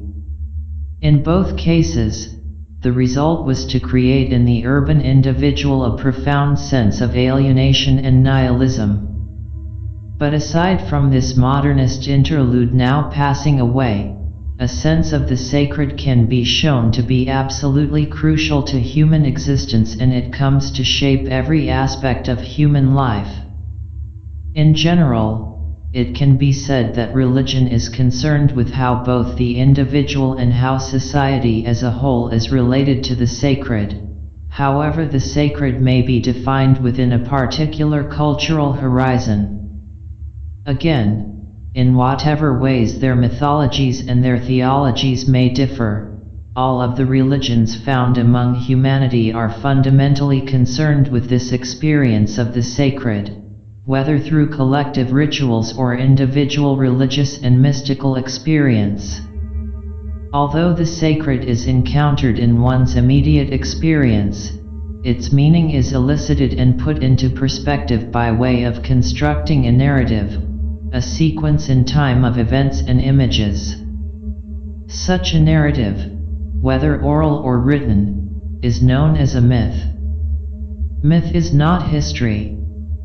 A myth is not a true and accurate account of what actually happened yesterday or the day before, or even hundreds or thousands of years ago. Nor is a myth just an entertaining story about what could have happened long ago. Rather, a myth is a narrative about the actions of gods, heroes, and ancestors that says something fundamental about our world, our society, and our human existence. Myth provides meaning to life, a framework in which to think and evaluate things. Myth provides models or archetypes, and these sacred patterns come to govern many kinds of human activities and, even more, infuse them with reality. In general, as distinguished from folk tales and legends, myths recount the archetypal actions of gods, heroes, and ancestors at the time of the beginning of things, when creation was still new and fresh, the time when the things and the activities of this world were first brought into being. Myths explain why things are the way they are now. But even more, they provide models and examples that show how life ought to be lived. Myths are not dead and ossified structures, like so many specimens preserved in museum cases, but are living processes that evolve with the history of a society. They represent a continuous and ongoing dialogue between human beings in a higher dimension of meaning. Thus, religions and mythologies have a history because human beings have a history. In general, the principal function of the sacred as religion and myth is to give meaning to human life, thereby linking human activities to a higher, more comprehensive spiritual order, which would otherwise be chaotic, meaningless, and without higher purpose. This higher order confers meaning, purpose, perhaps even justice, on the disorderliness of mundane existence. It links human activities with something felt to be more permanent and meaningful, perhaps even eternal in a sense, that is, to the creative actions of the gods and the first ancestors at the time of the beginning of the world. To the Australian Aborigines this is known as the dream time. To imitate and repeat the actions of the gods and the ancestors is to do things properly and significantly. This higher archetypal order extends throughout the creation or ordered existence, spatially and temporally, and represents what is known as the cosmos, Saket Loka. Nothing is more terrifying than chaos, emptiness, total meaninglessness, not even evil itself, which can have an implicit order and rationale. It is not evil itself that is terrifying, not even the devil, but an evil that is totally inexplicable and meaningless.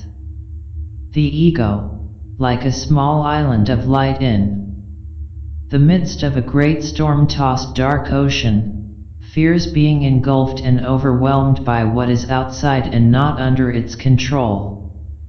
The ordered cosmos is a defense against these dark waters of chaos. It maintains the ramparts against the night and against death. The ego generates a cosmos of meaning about itself, an ordered existence, in the same way as do any group of human beings or any society with its culture. In the Vedas, the oldest surviving religious literature in India, this higher spiritual order, which is both the natural order of the world and the moral order among humans, is called RTA. Its opposite is anartha or disorder, chaos, injustice. The gods or devas are the custodians and guardians of this cosmic order. They, as representing the forces of light, oppose the dark demonic forces of chaos who lurk in the darkness outside the ordered cosmos. Human beings participate in this divinely ordered cosmos, not only in terms of individual morality and the adhering to social norms and conventions, but by way of ritual actions according to the sequence of the seasons. And especially they do so by performing the ritual action of yajna or sacrifice, that is, by making offerings to the gods, engaging in an exchange of energies between the human world and the higher spiritual order, represented by the gods who possess the capacity to protect humanity against the relentless onslaught of the forces of chaos. In response to these sacrifices and offerings, the gods bestow their blessings of abundance, fertility, good fortune, and health. In this way, the yajna ceremonies performed by the Brahmin priests function to keep nature and society in order and running smoothly. Yajna ritual became the very basis of Vedic religion, also known as Brahmanism, and which is now a major component of the Hindu tradition of India. But the Buddha Shakyamuni came to offer a radical critique, from a higher spiritual vantage point, of the Vedic ritualism of the Brahmin priests. He was especially opposed to the practice of yajna as blood sacrifice. The slaughtering of animals, even if done ritually for religious purposes, would merely generate more negative karma, in his view, and certainly not serve to sustain the moral order. Only good deeds, especially deeds of generosity and kindness, could do that.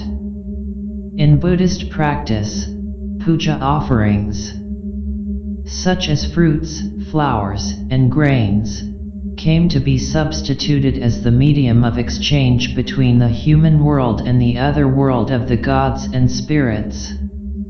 Due to Buddhist influence, which was very widely spread in India during the early medieval period, the practice of blood sacrifice came to be largely abandoned within Hinduism and replaced with the practice of puja. In later Hindu literature, as well as in the literatures of the Buddhists and the Jains, the word dharma came to replace the Vedic term RTA as the designation for the cosmic order and especially for the moral order among humans. According to the Brahmana priests, and especially in the Hindu logbooks known as the Dharma Shastras, dharma came to mean one's social duty, particularly the obligation to follow the rules of one's caste in human society and to observe the rules for ritual purity. But the Buddha understood the term dharma in a more fundamental sense.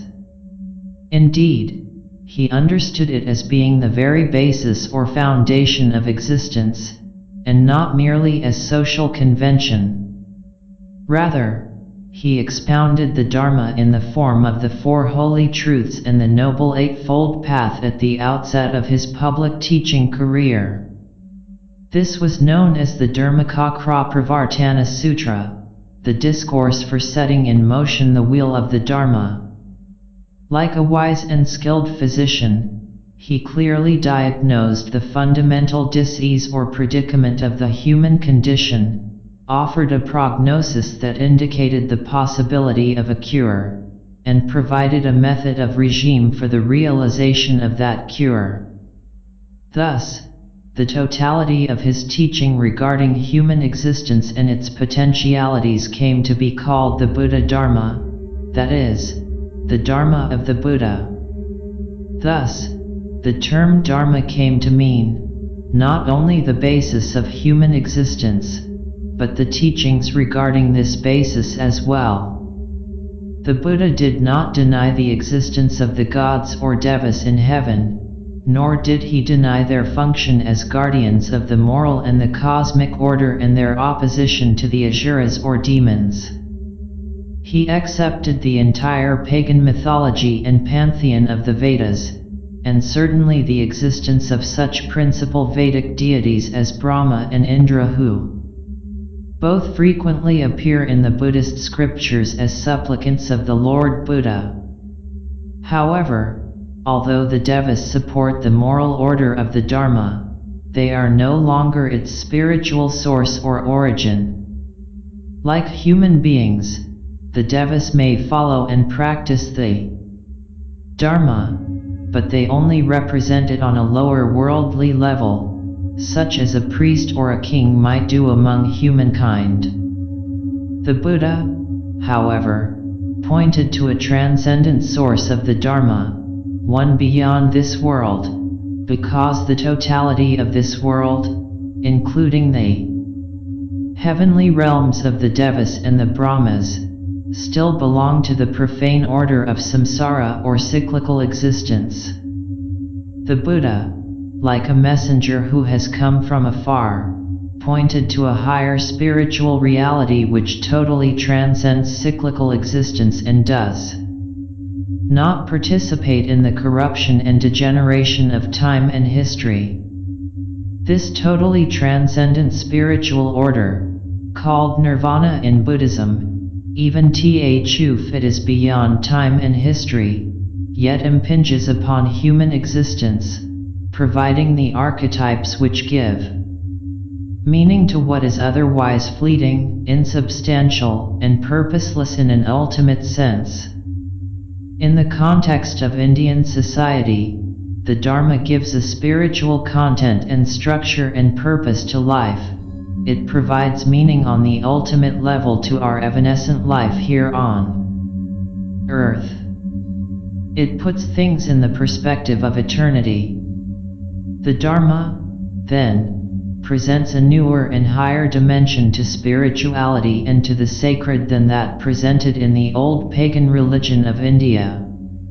The Buddha shifted upward the ontological level of the sacred, placing it above the level of the gods, making it superior to their celestial regime. Indeed, he located the true dimension of the sacred in nirvana, the unconditioned existence, Saket Asamkrita Dharma, that transcends and is beyond samsara.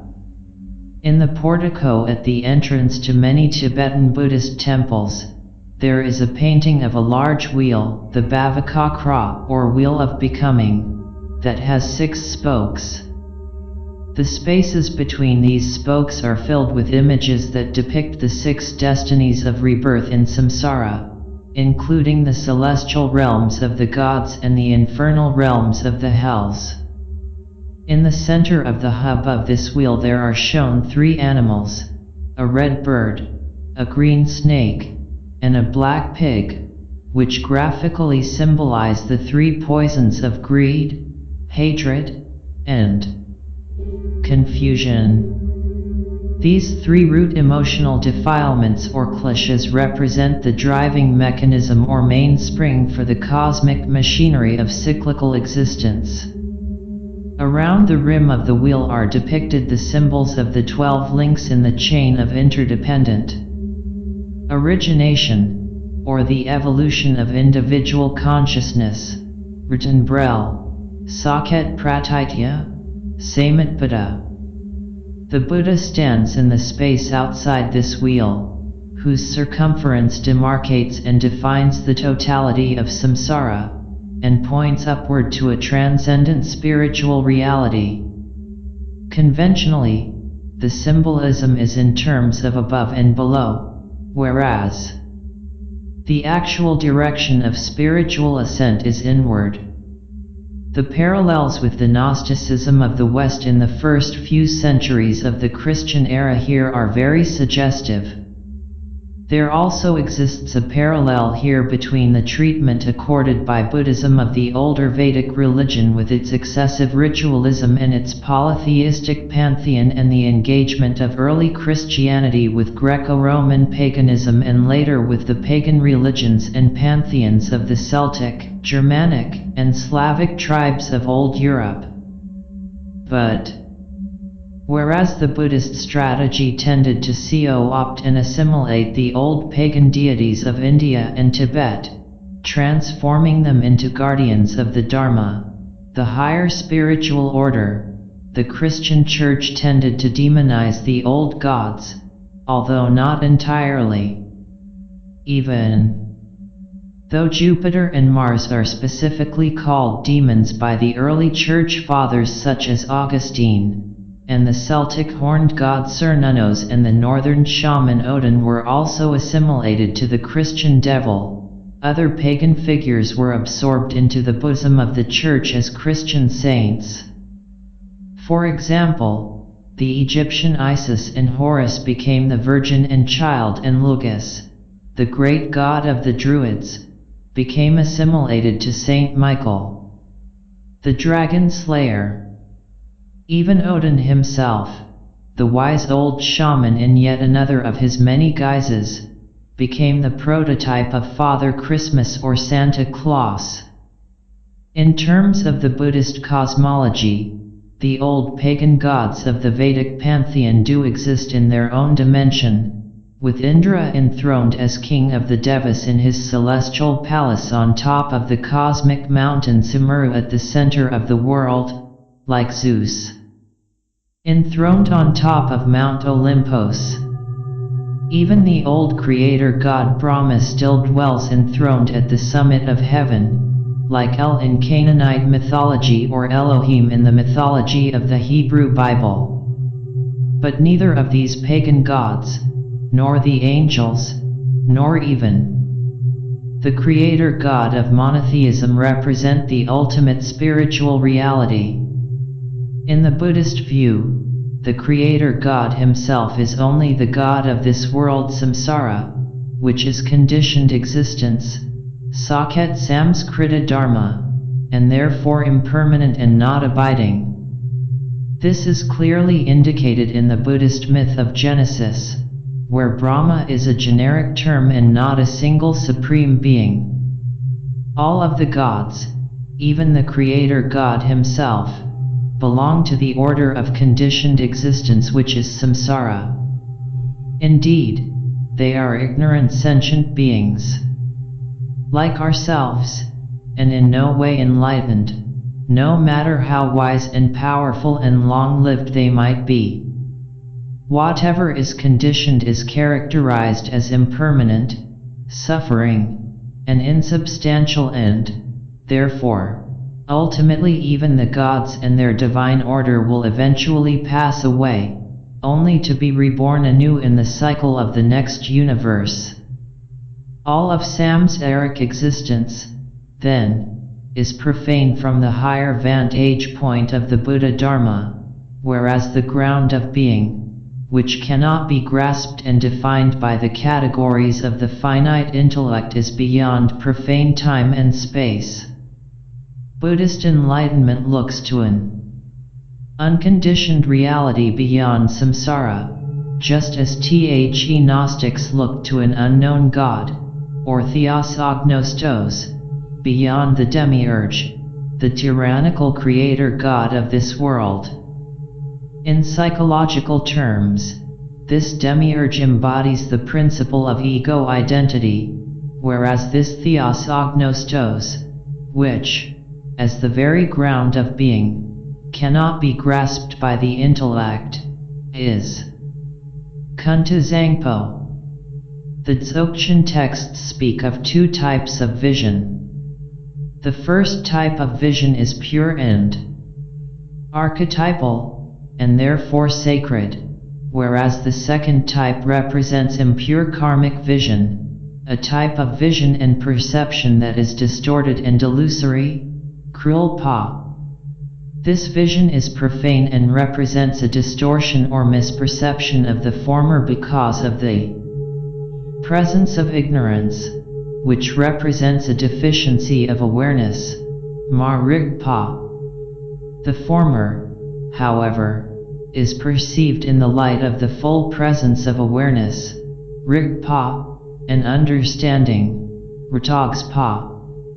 The distorted and deficient visions of the various destinies of rebirth in samsara, conventionally said to be 6, are cognized by way of discursive thoughts, Ranam Partog-pa, Ranam Artog, and by a mind afflicted by and burdened with selfish and egoistic negative emotions, Nyan Mongs-pa. This inefficient mechanism, where the negative emotions or klishas are mixed up with perception itself, is known as the klish tamanas, Nyan Yid, or defiled mental consciousness, whereas the pure visions of nirvana are directly cognized by an undistorted primal and pristine awareness, ya nas. She's pa, ya she's. Ordinary deluded sentient beings know and cognize the impure karmic visions of samsara, or profane worldly existence, by means of discursive thoughts, Ranam Artog, whereas enlightened beings, such as Buddhas and great bodhisattvas, know immediately, directly, and intuitively the pure visions of nirvana by means of pristine awareness or gnosis, yeshis. Conventionally, this mode of cognition is said to be 5 in number.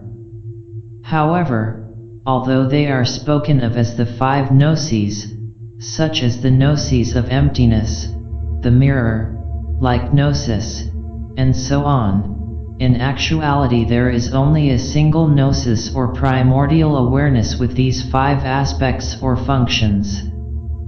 Thus, it can be said that a Buddha or enlightened being does not possess a mind, that is to say, a dualistic consciousness and a mental process consisting of discursive thoughts and emotional defilements, whereas that is precisely what characterizes the ordinary sentient being, semskin, literally one who possesses a mind.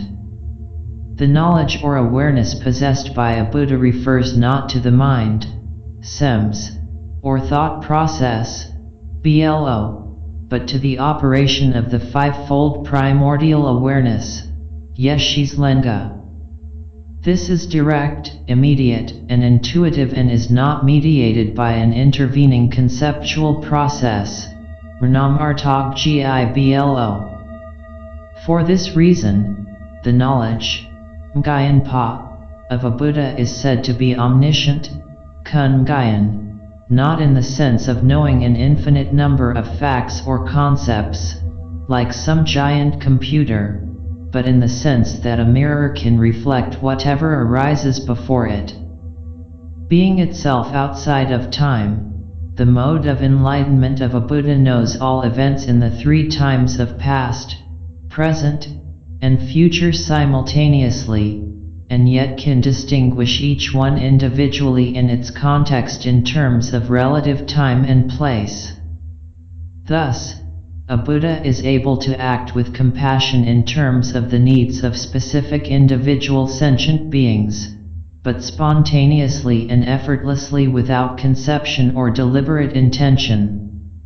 Here, in the Dzogchen texts, there are presented 2 modes of cognition, the unenlightened and the enlightened, known as the samsaric and the nirvanic respectively, as well as 2 objects of cognition, the impure, created by past karma, and the pure, which represents the dimension of enlightened awareness, and 2 kinds of perceivers, ignorant deluded sentient beings and enlightened beings or Buddhas. These represent 2 paths and 2 results, but they arise from a single source or base, which is not the mind, but the nature of mind. Yet because these two modes of being both arise and derive from the same source, there exists the possibility, even for the most ignorant of sentient beings, of enlightenment and liberation from the snares and delusions of samsara. However, mind or mental consciousness, as well as discursive thoughts, are inherently dualistic, postulating the real and separate existence of two profane orders of being, namely, the subject and the object. How does this comes about? The elucidation of the evolution of delusion, Krul Paerten Brel, is a principal concern of the Dzogchen teachings. Mythologically speaking, this process begins with the fall from paradise, a pre-existing heavenly or celestial condition of pure light. This myth of Genesis is found in various places in the Vinaya and elsewhere in Buddhist literature. But in psychogenic terms, that is to say, in terms of the evolution of the individual psyche in each lifetime, this fall is once again repeated. In terms of myth, it is an event that occurred at the beginning of time, following the first creation of the human race, but in terms of individual experience, it is repeated each time one dies and is reborn again into samsara. But what is the cause of this fall and the consequent forgetting of our original celestial nature? It is not a question of willfulness, pride, and disobedience, as the myth of Genesis in the Bible is commonly interpreted, but rather a primordial ignorance. It is this ignorance, which is not some lack of knowledge of this fact or that fact, but a fundamental and radical lack or diminution of primordial awareness at an existential level.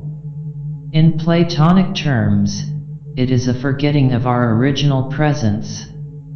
This diminution or diminishing of the clear light of awareness provides room for the visions of samsara to arise as the dull lights seen on the bardo.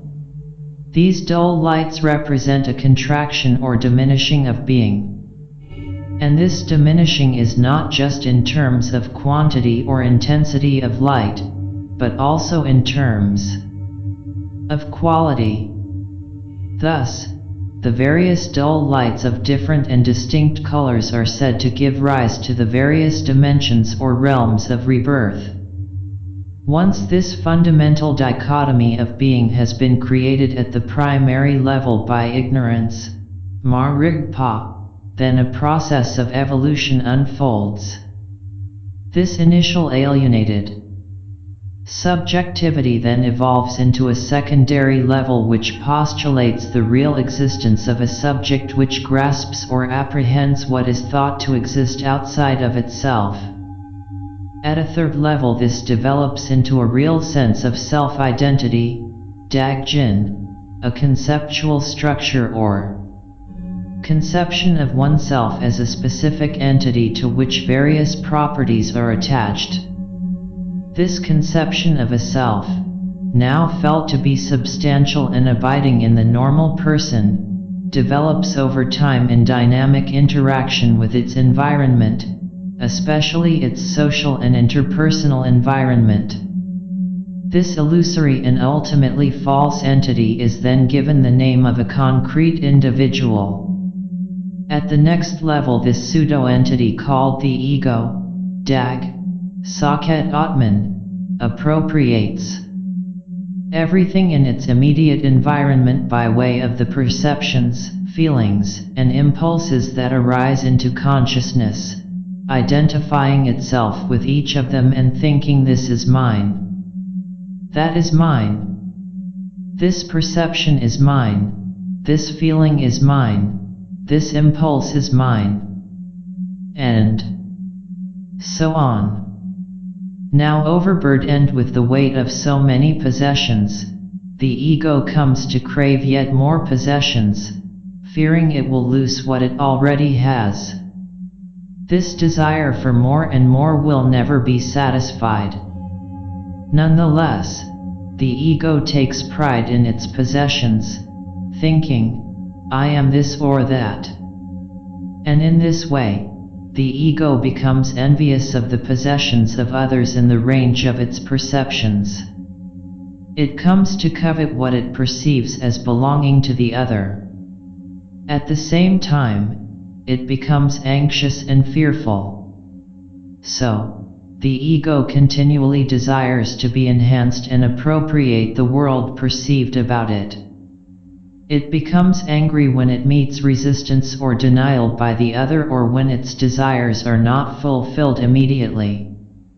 It becomes angry and hates those others that represent obstacles to the immediate gratification of its desires.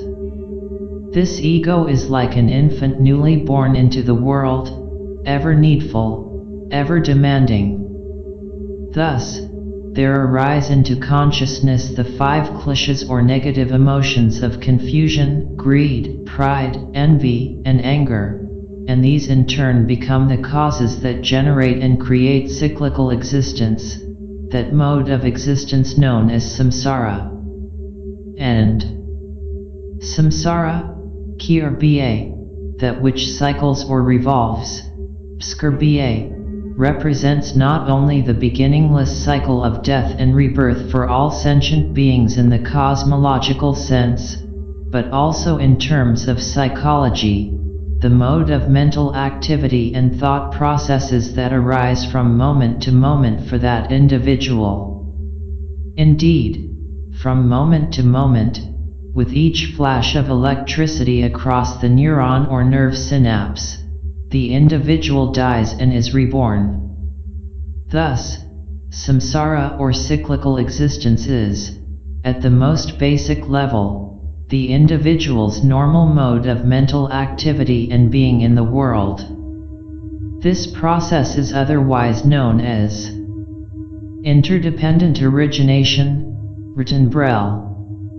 Graphically and in symbolic terms, it is represented as the Bhavakakra or wheel of becoming, Sridpa Akirlo, mentioned previously.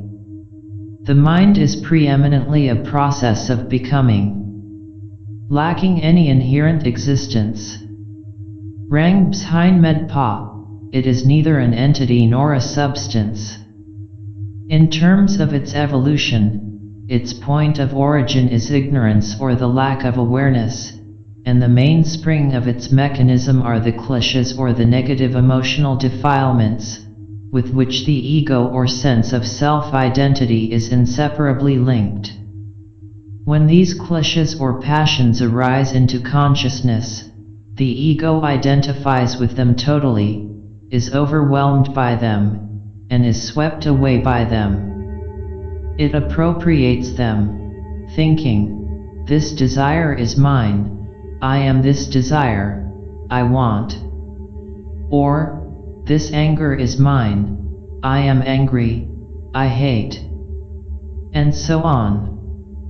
Thus, from moment to moment, there exists a plurality of egos or selves representing this process of identifying with each thought, emotion, feeling, impulse, and perception that arises into the stream of consciousness. This ongoing and unending process of identifying is the actual significance of the skandhas or the aggregates of consciousness which form the basis for Buddhist psychology. The skandhas are not entities or things, but evolving structures or processes that change in the stream of consciousness from moment to moment. However, if these processes of the skandhas are put under close observation by way of introspection, it is indeed discovered that there exists here no entity or abiding substance inhering in them. If one searches for the mind within the body and without, one will not find it. It is this very unfindability, Myrdhin, that is the secret. This sense of the self, called the ego, which is the basis for the apprehending and appropriating of the kleshas, is a mere phantasm lacking any inherent existence. It is unreal and an illusion, and yet, even though it is unreal and illusory, things continue and events continue to occur in the stream of consciousness. The self is empty and without any inherent existence, and yet events occur and the world process goes on and on. This discovery, arrived at by way of self-observation, which represents higher insight, Saket Vipassana, opens the door to the possibility of putting an end, Saket Nara, to the ongoing psychological process of cyclical existence. Its relentless cycling, this cosmic rat race, can indeed be broken. It is possible to liberate oneself from the machinery of samsara, the mechanical mind or computer, and realize one's enlightenment and intrinsic freedom, which is called Buddhahood, Sangrigyaspa. This represents both a complete purifying, Sangspa, of all distortions and obscurations and an opening up and blossoming, Rajyaspa, of all potentialities for enlightenment. As ignorance is the origin of the evolution or the unfolding of delusion, which represents cyclical existence, so gnosis, or awareness, Rigpa, is the origin of liberation, which is the realization of Buddhahood. Unencumbered by the distortions of mind engendered by the process of ego identification and entanglement with the kleshas, the enlightened being directly intuits by way of pristine awareness, yeshis, the nature of reality, bonyad. This reality or essence, ngobo, is empty and lacking in any inherent existence. For enlightened awareness, the distortions induced in space by the selfish negative emotions or kleshas and the distortions, cloudings, and deficiencies induced by discursive thoughts do not intervene between reality and the seeing of reality in its nakedness. However, our mode of speaking here is still dualistic. Yet this dualism is not actual in the case of enlightened awareness, but rather it is here spoken of for purposes of discourse because human understanding is inherently dualistic. It is a fundamental existential ignorance, Lhansky's Ma Rigpa, inherent in the ordinary mode of human karmic vision, that gives rise to the dualism or dichotomy of subject and object, by fabricating a state of being that is in itself whole, comprehensive, and non-dual. At the time of the very beginning, before the creation of the world, and before the mechanisms and programs of the computer-like mind were set in operation, there was simply awareness. This awareness, Shispa, which is original, pure, primary, and primordial, yet NAS, was present before the processes of perception, memory, conception, and so on, came into operation. This pristine awareness, yeshis, is primordially present without any distortion or obscuration, and without any bifabrication into subject and object. It is present prior to this division, it is prior to the process of perception itself. This pristine awareness is a pure non-dual intuition, yeshisniasmed, of reality which is prior to the distinction between knowledge and what is known. However, with the diminution in the quality and intensity and purity of this original awareness, there arises the presence of a shadow or deficiency, a lack of awareness known as ignorance, Ma Rigpa. This ignorance is present from the very beginning and is the cause of the fallen or dualistic mode of consciousness. It is inherent in the mode of being known as samsara, which is temporal and limited in location and orientation in space. It is a deficiency or limiting of possibilities and dimensions. It is like a hungry and penniless beggar, attired only in dirty rags, making his way through a rich and crowded bazaar. Abundantly stocked with goods he has no means to purchase. This spontaneously born ignorance is existential, inherent in the very quality of samsaric existence itself. It is spontaneously born or born together, Lhanskis, with the original awareness, like the shadow is born to accompany the light. They are like twins, one light, the other dark. In terms of our relative existence, wherever there is light, there is also darkness. The God and the demon that accompany each individual throughout one's life are born together. Lhanskis kyi lhadang lhanskis kyi dud. The presence of the shadow gives rise to a false sense of duality, even of opposition, a separation of subject and object, even though they arise from the same source which is the base or the natural state. It is this false duality that sets into motion the evolution or wheel of samsara, which is the cyclical existence of mind. Because of interdependent origination, the manas or functional mind comes into operation and the process of apperception begins. But true pristine awareness, yeshis, is prior to these operations of the mind. These mental operations are all secondary and derivative, creating a false sense of self or subject, a sense of separation and opposition of I and the other, whereas, at the primary level, a pristine awareness is simply awareness, Shispa, as such and nothing more. It is naked and not attired in any garments consisting thoughts and memories. Artog dran ma goes pa. This primal knowledge is not distinct from being. There is no separateness here, except in terms of human discourse. For the enlightened being, one is what one knows. One knows the pure archetypal visions of nirvana, and so one is these visions of enlightenment. One is one's own visions. Enlightenment originates from within oneself, not from the ego or some conceptual agenda, but solely at the level of the base itself. It originates from the natural state because it is possible and because it has been present there all of the time and never otherwise. During the intermediate phase between the base and the fruit, which represents the practice of the path, these pure nirvanic visions of enlightenment are seen and understood to be projections of one's own nature of mind residing in hollow space of one's physical heart at the core of one's being.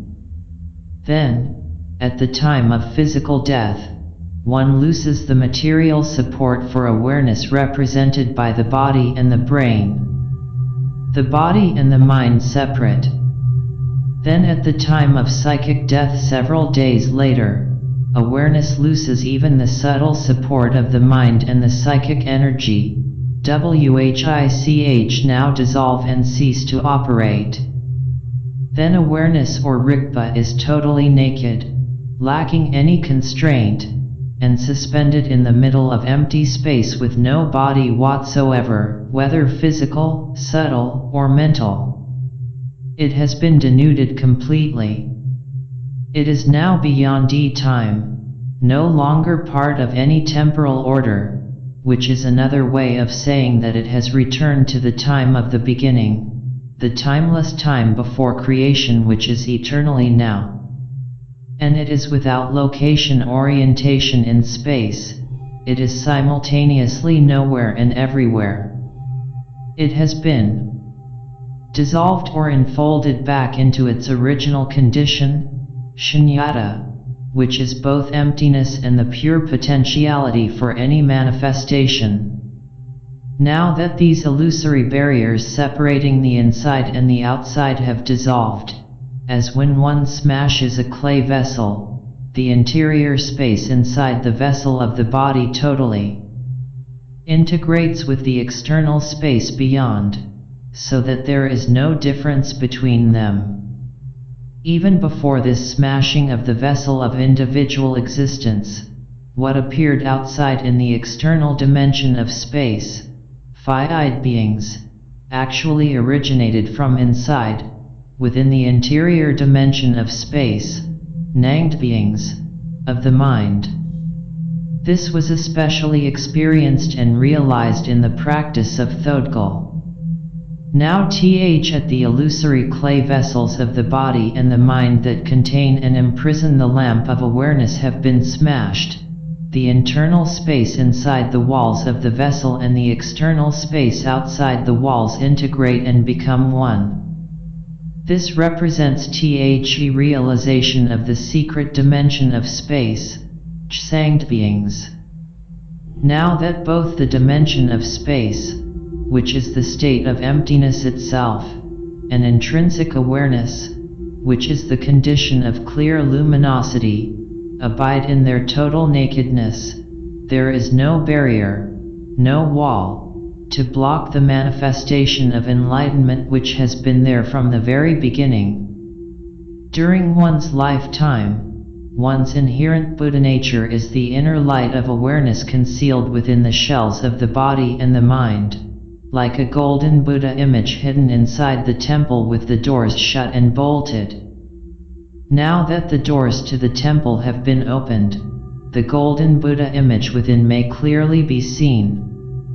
The light of one's inherent Buddha nature, present here from the very beginning, can manifest everywhere in the infinity of space.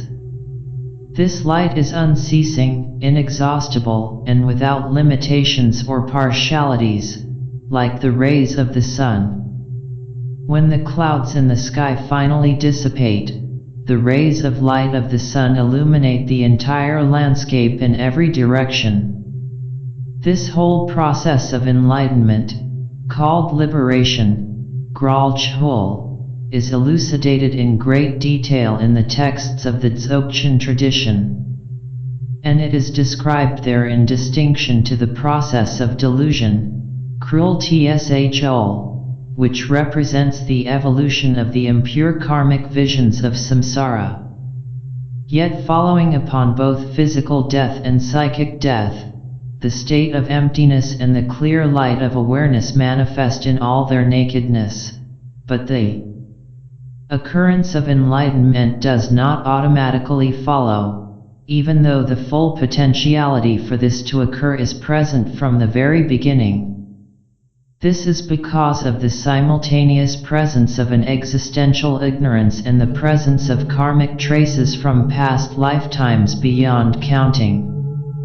The presence of this primordial ignorance fabricates an initial non-dual awareness into subject and object, the I and the other, and the presence of karmic traces as the kleshas distort an originally free and unobstructed space into the claustrophobic spaces of the destinies of rebirth, wherein the karmic visions are perceived as solid, real, and opaque.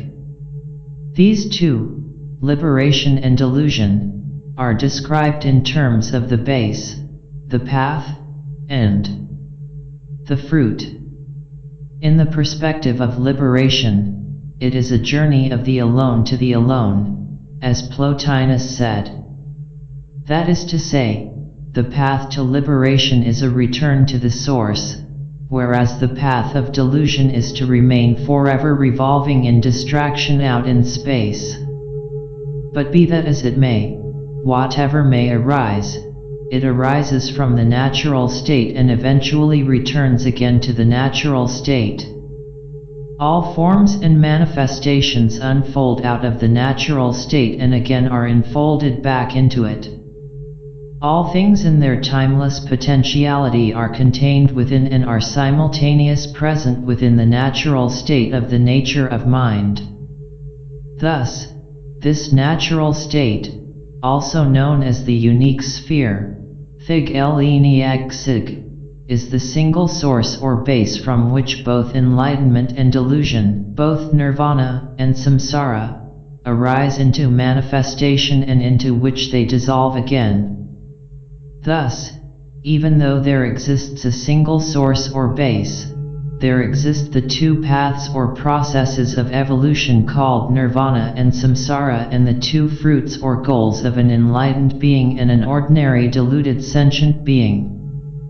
These two processes are described in more detail in the translations below. The three Upadeshas. These the 6 essential points, nad drug, concerning the process of vision known as Thodgal were originally expounded by Tapirite Sa Tejayar Pungpa in the form of brief Upadeshas. In Part 2, the 6 essential points refer to certain aspects of the practice of vision. As an appendix to these 6 essential points that concern the 6 lamps for the process of vision, there are found 2 further elaborations. 1. The 3 Upadeshas presented in brief, Mdrbstis Kyi Man and Gag, and 2. The 4 lamps for the modes of arising, Charge Hul Gyis Grin Mob Si. These 3 Upadeshas, Man and Gag Ranamjsam, concern the mother, which is the Kunzi or the state of emptiness, the son, which is Rigpa or the state of intrinsic awareness, and their inseparability from the very beginning, as follows. 1. The mother is the essence of mind. It is uncreated, empty, and completely pure, like the sky itself. Ma Sems Kyingo Bo Sky Med Stong Sangs Namgal Tabuletin. 2. The sun is the gnosis of awareness. It is without obscurations and inherently clear, like the heart of the sun. Burig Pa Ishis Scrib Med Rang Sulni Ma Isneing Pol Tabuletin. 3. The mother and the sun are inseparable. They abide as the non-duality of luminous clarity and emptiness, like the sun rising in the early morning sky. Again, these 3 brief Upadeshas concerning the base, the path, and fruit have been expounded by Tapirite Sa and are elaborated upon below. The Upadesha concerning the base. The Upadesha concerning the base, Xi Man and Gag, refers to the Kunzi or the mother, which is the essence of mind. Ma Sems Kyingo Bo. It is the base, Xi, or the natural state, which is the essence, Ngo Bo Ina slugs.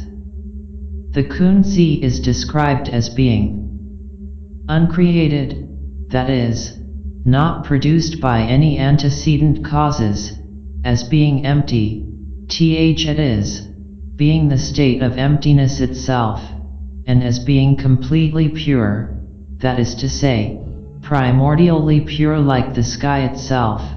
Sky Med Stong Sangs Namgal Tabuletin. Such metaphors were used, of course, before modern times, when the atmosphere of the ear has become totally polluted by industrial waste and greenhouse gases. Even after physical death, when the external breathing ceases, the circulation of psychic energy within the body continues for a time, and the deceased consciousness undergoes the Chike Bardo, the experiences of dying. Finally, after some days, this circulation of psychic energies stops, and even the mind itself ceases to function, and one experiences the true death of the psyche. This is the moment of total eclipse or blackout, a moment of complete unconsciousness, where all that remains is the natural state as the state of emptiness in its complete nakedness. But this state of emptiness is not a blank dark nothingness. Rather, it is a condition of open spaciousness and intrinsic freedom, a state of pure potentiality.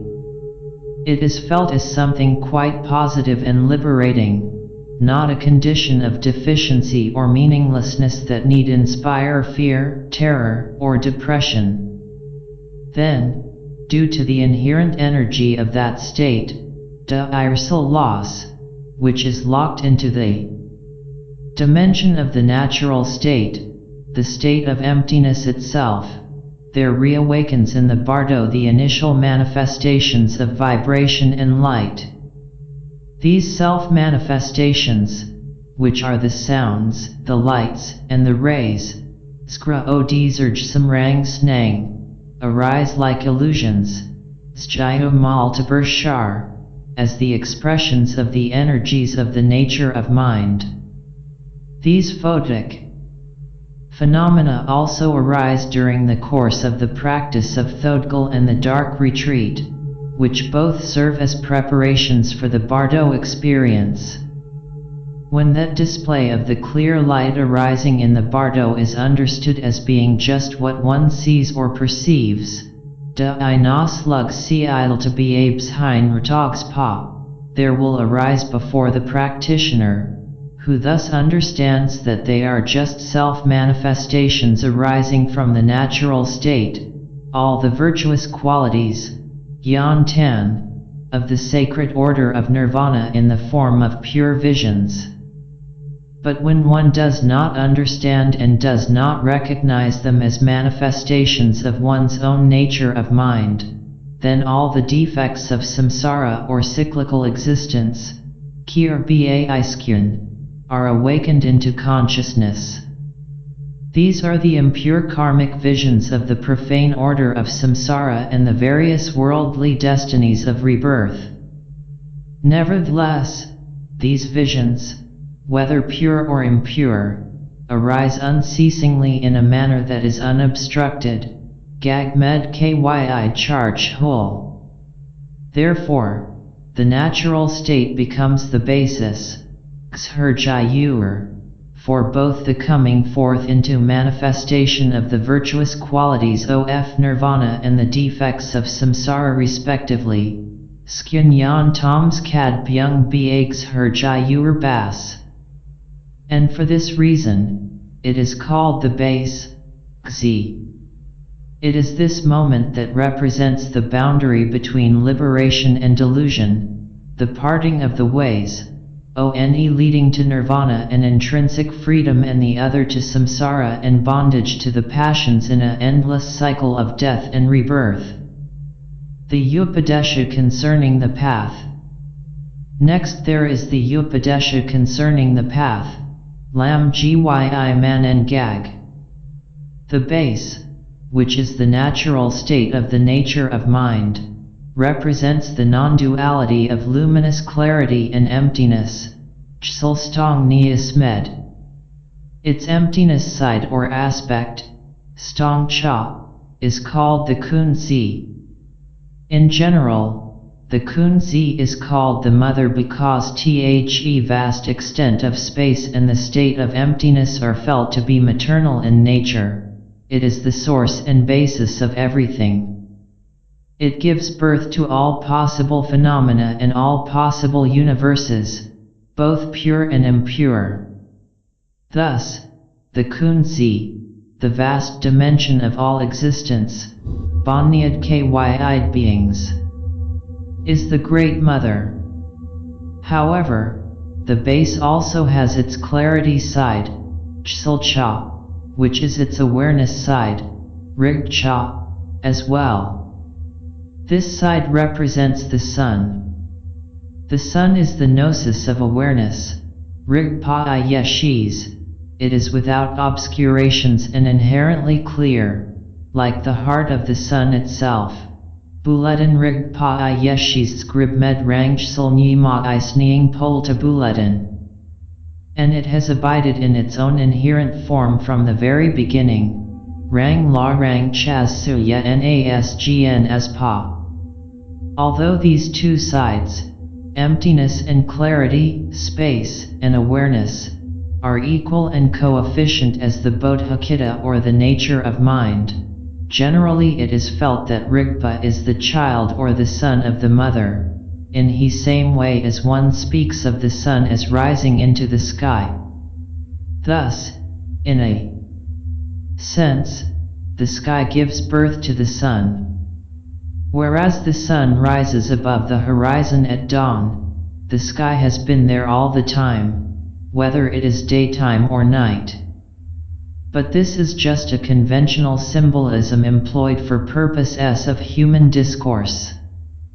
Human beings see the sky as background and they see the orb of the sun as foreground and think of them as being separate, saying, for example, that the sun is rising in the sky. Nevertheless, these are only metaphors. Emptiness and clear luminosity, space and awareness, Kunzi and Rigpa, these have been one and inseparable from the very beginning, that is, from before time came into being by virtue of the sequential ordering processes of the conceptualizing mind. The base itself, the natural state of the nature of mind, is beyond time. It is beyond the mind or thought process, just as the mirror is not the reflections. For us, time orders events in a rigid linear sequence, whereas within the natural state, which existed before creation and the cosmic order came into being, all events are simultaneously present in a single instant. Therefore, this is the base, Xi, which contains all things and events, Kun. One is directly introduced to it, Ngo Spradpa, by way of this profound Upadesha, and so, thereafter, one will come to recognize as it, Ngo Shizpa. Thus, one's view or way of seeing will become unmistaken, Altabaman or Bayan. This unmistaken view is that of Dzogchen as cultivated within the practice of contemplation or Treg code, where one remains continuously in the natural state. Thus, whenever one encounters the natural state or the clear light in the bardo, one will immediately recognize them as old friends. And with respect to that, one is mindful, Dranpa, and one's clarity is without distraction, Ma Ying's Parjsal Debs. That represents the meditation practice, Skampa, proper to Dzogchen as such. However, even though this being in the state of contemplation of the natural state is called meditation, Skampa, it is really non-meditation, Skamed, because there is no discursive thoughts or activities of the mind present in it. Contemplation is a state that lies beyond the mind and its conditioned operations. By means of uniting this view, which is Treg code, and this meditation, which is Thodgal, the practitioner comes to forcefully and energetically purify Results Biang's Niams. Suiblang, the sounds, the lights, and the rays which are the manifestations or visions of the clear light, Odijsal Gyi Snang Ba. This especially refers to Thodgal, which in this text is called the practice of the clear light. However, this does not mean that one's Threg code must be developed and perfected over many years before engaging in Thodgal practice. In the perspective of the Dzogchen teachings of the Zhongzung Nianjayad, after being directly introduced to the natural state, and developing a certain initial degree of stability in contemplation, one practices Treg code and Thodgal together because they mutually stimulate and reinforce each other. One practices Thodgal while in the state of contemplation, and this is Treg code. Vision practice helps with the development of contemplation, and contemplation is necessary for the development of vision. To practice vision without contemplation, without the practitioner remaining in the natural state, is no better than watching the cinema or a television show and will do one no more good. The dimensions of sunlight, empty space, or total darkness are only the secondary conditions, for the development of the visions. Their real cause, and source is the natural state of the nature of mind. This is the real meaning of linking together the view and the meditation. By means of the gazes, and the profound path of the method, Thabs Lam Zab Mo, which is Thodgal, the sounds and the manifestations of the clear light are allowed to arise in a newborn and fresh manner, Fralgu Charbanis Pa. This is like the world appearing for the very first time at the dawn of creation. Because of consistent practice, one becomes familiar with these phenomena, and by means of forcefully and energetically purifying them, Risals Biangs Pa, the signs of success in practice along the path will become unmistaken. Having by way of forceful purification removed the clouds of obscurations, both emotional and conceptual, which veil and obstruct true vision, there will arise various manifestations which are pure visions of the divine forms, the celestial palaces, and the pure Buddha realms. These represent the various modes for the arising of the clear light, Odijsal Gyi Charge Hul. The sounds, which are like distant echoes, come to be recognized as the inherent sounds of awareness, Skra Ni Rig Pa I Rang Skray. The lights, which are like rainbows in the sky, come to be recognized as the inherent lights of awareness, Odni Rig Pa I Rang Od. And the rays, which are like reflected images in a mirror, come to be recognized as the inherent rays of awareness, Zerni Rigpa Irangzer. Thereby one comes to understand that these divine forms, SKU, or beatific visions of the celestial hierarchies merely present the inherent forms of one's own awareness, Rigpa Irang Zugs, much like the multiple images of the moon reflected on the waters below. Consequently, one unmistakably comes to decide definitively upon the source of delusions, Krul Pa Epithag Code, and furthermore the emptiness of the source for the falseness of the visible appearances that arise, Snang Ba Zunfug Stongs, is clearly revealed. Thus, one cuts the root and foundation for the visions of both samsara and nirvana. And by remaining continuously in the natural state, one transcends both of them. This will occur in the fourth stage in the development of vision, known as the final visions, Snang Bamdar Thug, or as the culmination and the exhaustion of reality. Now, the inherited karmic causes for the visions of reality have been entirely exhausted. Thus, one becomes the mirror and no longer the reflections.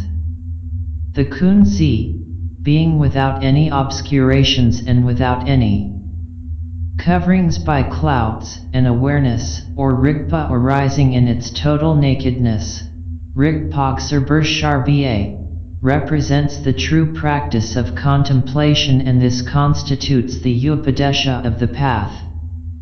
The Upadesha concerning the fruit. Finally there is the Upadesha concerning the fruit, Brasbuletin Iman en Gag. Kunzi and Rigpa, which represent the inseparability and the non-duality of luminous clarity and emptiness, Chsulstong Ni Ismed, from the very beginning, abide as the inherent nature of the Dharmakaya, Bon Sku Irang Bshindu Nas. This is known as the state of total primordial purity, Ka Dag Chen Po, and this is what characterizes the Dharmakaya. Whereupon these self-manifestations of the nature of mind, which are the sounds, the lights, and the rays, skra odizergsum, are spontaneously self-perfected, lhungai is grubpa, as the inherent nature of the five gnosis, yeshis lenga irang, that is, they manifest as five clear lights.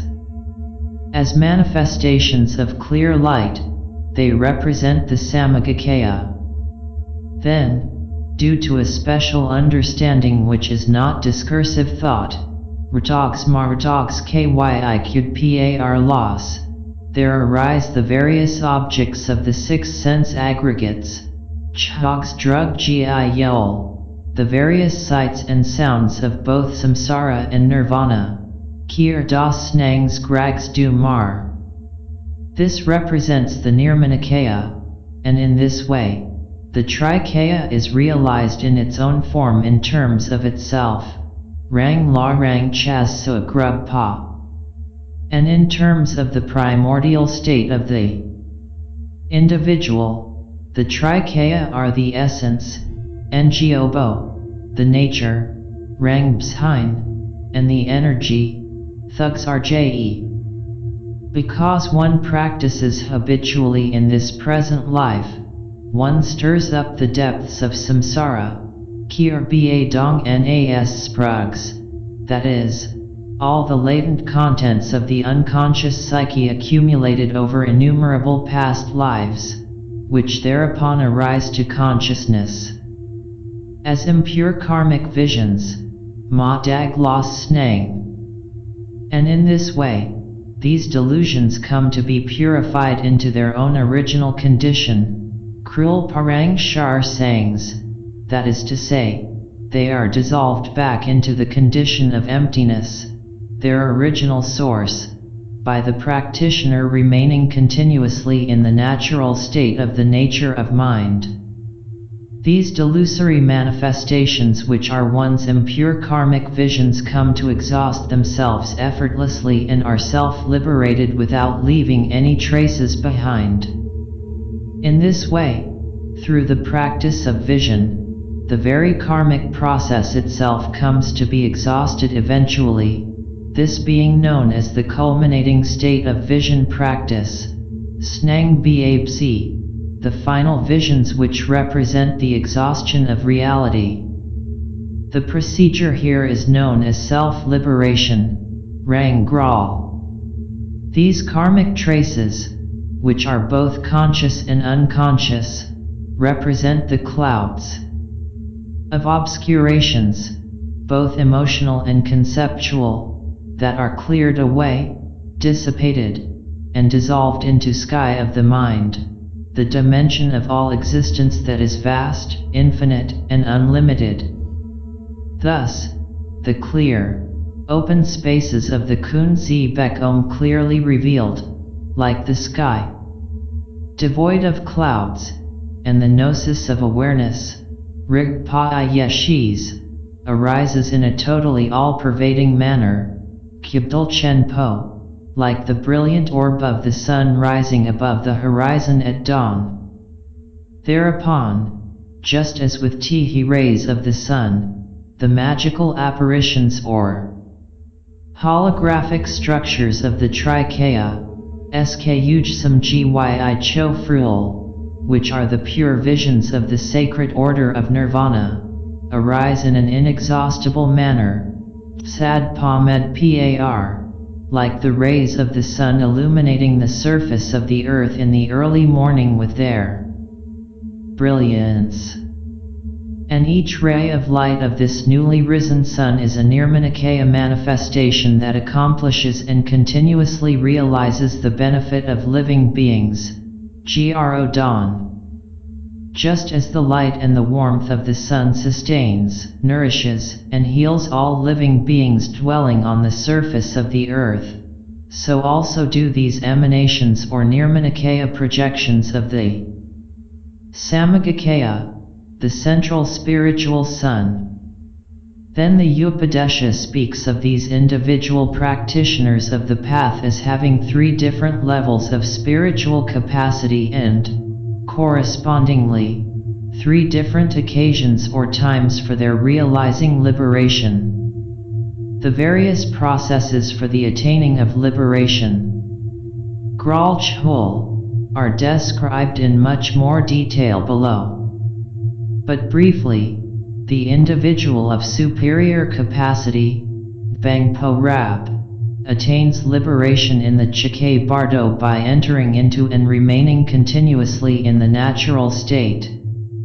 The individual of intermediate capacity, BONPO Bringpo, attains liberation in the Bardo of the clear light of reality, Bon Niado Dij Sul Gyi Bardu, when one recognizes the clear light to be the manifestation of one's own nature of mind.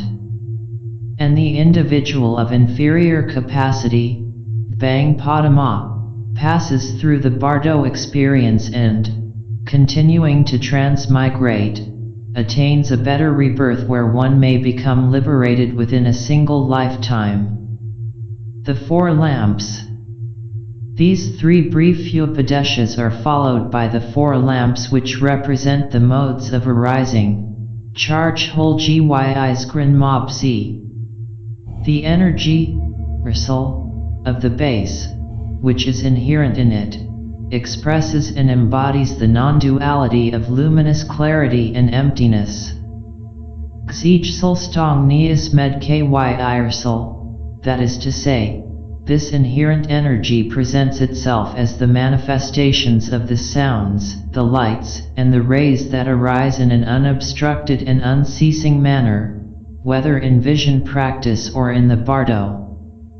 Their respective modes of arising, Charge Hol, are given as 4, here called lamps, Skramma, that is, processes of lighting up or illuminating and making visible. These manifestations are considered as follows: 1. The lamp of spontaneous perfection in the base, the sounds, the lights, and the rays that are spontaneously self-perfected in The base, Xi Lal Hungayas Grub Pa Iskra Ajurjsam. This refers to the process of vision in general, including the visions of everyday life. In the ordinary waking state. 2.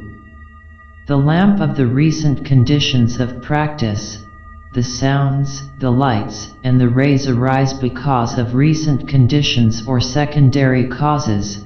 Fril du Rkien Gayas Char Bazgra Odizerjsam. This refers to the arising of the Thodgal visions in practice. The secondary conditions, Rkien, refers to sunlight, the empty space of the sky, or the total darkness of the dark retreat, which serve as the support for the manifestation of these visions. 3. The lamp of the signs on the path, the sounds, the lights, and the rays that arise in experiences as signs along the path, Lamrdags Niams La Char Bais Gre Odizerjsam. This refers to the manifesting of the signs of success in practice, such as signs indicating the purifying of the elements in terms of psychic energies and the arising of pure visions. 4. The lamp of the time of the Bardo, the sounds, the lights, and the rays that arise at the time of the Bardo, Bardu Duskias Char Bais Gre Oxerjsam. This refers to the manifestations of clear light and the visions of the peaceful and wrathful deities that arise in the Bardo. Spontaneous perfection in the base. In terms of being spontaneously perfected with regard to the base, Xi Lal Hungayas Grub Pa, due to the presence of the gnosis of one's own awareness, Rang Rik Pa Shis. These manifestations, which are the sounds, the lights, and the rays, arise in a spontaneously self-perfected manner. Rang Rik Pa Yeshis Los Skra Odizerj Simlhun Grub Tu Shar. They are complete and perfect just as they are, for they are the expressions of the clarity side, Chsulcha, of the natural state. Furthermore, it is the presence of the gnosis of awareness, Rigpa-i-yeshis, that becomes clearly visible as light in space, and this represents luminous clarity. This is the Fiat Lux, or the first light at the time of creation, the Phi-Rst light of the dawn of awareness. And from the vast expanse of the state of emptiness, Stong Pa-i Klong Loss, from the sphere, spaciousness and openness of the primordial dimension, the initial manifestation of vibration is heard as sound, which at first is exceedingly subtle, like the distant rumble of thunder. This subtle sound has the quality of depth to it, as if vibrating across a great and vast distance. It is like an echo in the great mountains or the Grand Canyon. And from the state of their non-duality, Niasmed Kyin Gang Loss, the inseparability of light and sound, there come to emanate various colored rays of light, Zerdufro. These rays have color and direction, they take on shapes and give rise to visible forms, to holographic structures or magical apparitions, Cho Fruel. In this way, the visions of whole worlds come into being. As for the location of the source of these manifestations of light and sound, they originate in the crystal having a hollow cavity, the reddish-brown pavilion of cornelian, which is the physical heart, Tsi Tongong Ger Smug Po Shell Gyi Ka Bad Kan, in the middle of the human body. This organ is so called because it is hollow like a tent or pavilion, and because of the similarity of its color to the semi-precious stone cornelian. The physical heart, Tsi Ta, is also known as the lamp of the fleshly heart, Tsi Ta Shaizgrin Ma, whereas the indwelling light of awareness or Rigpa that resided at the center of the heart is known as the lamp of the base which abides, Nas Pogziizgrin Ma. The base as such embodies the primordial inseparability of Kunzi and Rigpa. Thus, in terms of the process of vision, the heart is the base, it is the source and residence of the inner light of awareness. The physical heart is connected to the eyes by way of a channel or nerve, a hollow translucent tube known as the kadi or the lamp of the smooth white nerve, Tkir Jamrasa Eyes Gon Ma. This is the pathway, lam, along which the light of awareness arises. This light of awareness which resides in the heart and which arises along this pathway of the translucent channel, is then projected out through the gateways, SCO, of the eyes, where it becomes visible in the empty dimension of space in front as holographic visions. The emptiness of space, the matrix that gives birth to all possibilities, serves as the screen for the projection of this holographic cinema show that derives from the interior magic lantern of the heart. The eyes, being the lenses, are compared to globes of water and so are known as the lamp of the water globe-like eye that lassos at a distance, Rjang Zugs Chuizgrin Ma. The visions are projected through the gateways of all the sense faculties, BONPO Izgo La Dod Pa. This interior light is first ejected out into space and then is perceived or lassoed at a distance, Rjang Zugs. What is perceived as being out there are really holographic projections coming from within the individual. The visions of worlds seen there in outer space, whether pure or impure visions, are known as the lamp of the direct introduction to the external pure and impure realms, Zhengkams Ngiosprat Kyis Grinma. But these visions of worlds, both pure and impure, do not represent any objective reality, but are projections and self-manifestations lacking any inherent existence. They are empty forms. These manifestations of the sounds, the lights, and the rays arise spontaneously as expressions of the energy inherent in the base. These phenomena are known as the natural clear light, Rang Bshin Gyio. This should be understood as the mode of arising with respect to the base. Xi charge hol du retox par. Bia, and represents a summary of the process of vision in general, arising due to recent conditions.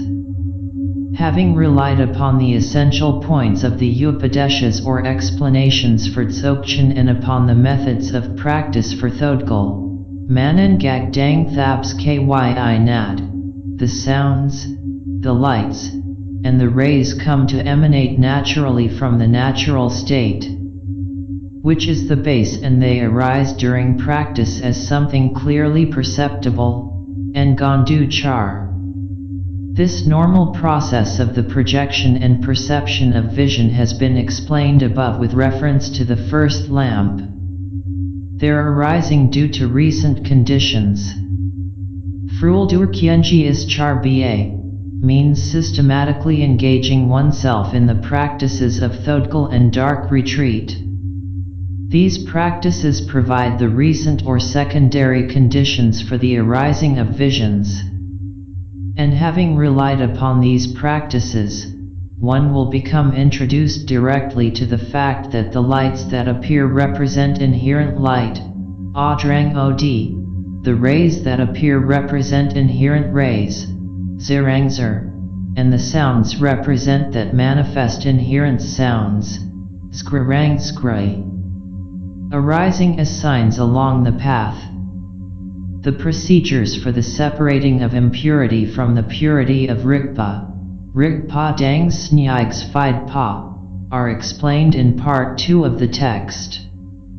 When one has practiced for some time, one will come to know purity, Dangs Ma Shis Pa, that is, when the pure visions arise during the course of practice with sunlight or in total darkness, there will arise both experiences and the signs of success in practice, Niams Radag Suchar. This is the meaning of the phrase referring to the arising of experiences and signs of success along the path, Lam Radags Niams La Char Ba. Because one has the capacity to hold and suspend the activities of the winds or psychic energies of the elements, Byung Bai Rolung La Surung Zheng Zin Pa, it is possible that many different signs will arise. One should simply be aware that they merely represent the energy of the mind, Sems Kyi Soldu Shis Parbia. Furthermore, inside of the bindus, or tiny spheres of light, one may see the divine forms of the Buddhas and the mandalas and the visions of various pure realms.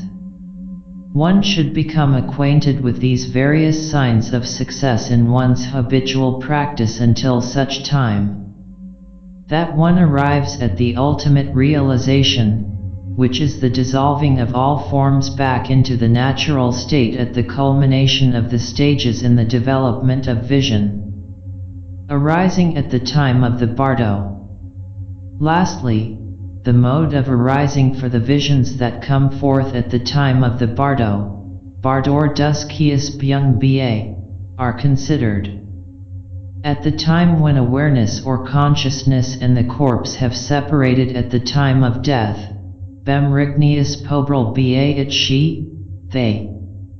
Manifestations of the elements fire, water, earth, and air become obstructed externally. Following the cessation of the outer breathing, fire-eyed bugs, when one is declared clinically dead, the energies of the elements gradually dissolve into space. When this process is completed, the circulation of the psychic energies known as the inner breathing, Nanged bugs, CEASES, and individual consciousness is absorbed back into the natural state. This experience of a blackout, or unconsciousness, or a state of total emptiness, lasts for a few moments at least. Then internally the manifestations of sounds, the lights, and the rays begin to arise in the presence of intrinsic awareness. Delusory appearances or impure karmic vision being temporarily obstructed, cruel snang gags, because of the sensory deprivation following this second death. Then during the course of 5 days the manifestations of the 5 clear lights arise, provided one has done the practice previously. The text is speaking now of the experience of the bardo of the clear light of reality. Over a period of 5 days, in a purely symbolic sense however, the 5 clear lights successively arise. These clear lights, called the 5 lights of the subtle channels, Recibiaiod Lenga. These represent the 5 clear lights of the 5 gnosis or wisdoms, Yeshis Lenga, namely, the white light of the gnosis of emptiness, Stongniad Yeshis Gyiod, the yellow light of the mirror-like gnosis, Milong Sir Po, the green light of the gnosis of sameness, Niamniad Ljang Ku, the red light of the gnosis of discrimination, So Sodmar Po, and the blue light of the gnosis of activity, Batn Gon Po. The signs of gnosis become clearly visible as these 5 clear lights, Yeshis Kyir Dags Od Lengarj Sul Ba, in the bardo, and they are known as the 5 essential lights, Sneing Po Iod Lenga. Note that the corresponding directions and colors differ somewhat from the usual Buddhist system.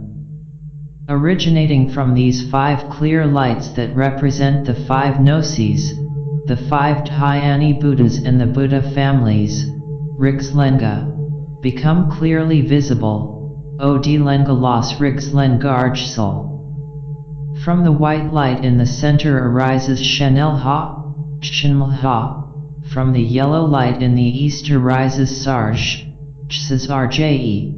From the green light in the north arises Gars, Garjsas. From the red light in the west arises Nams, Namjsas. And from the blue light in the south arises Godset, Rgajsas.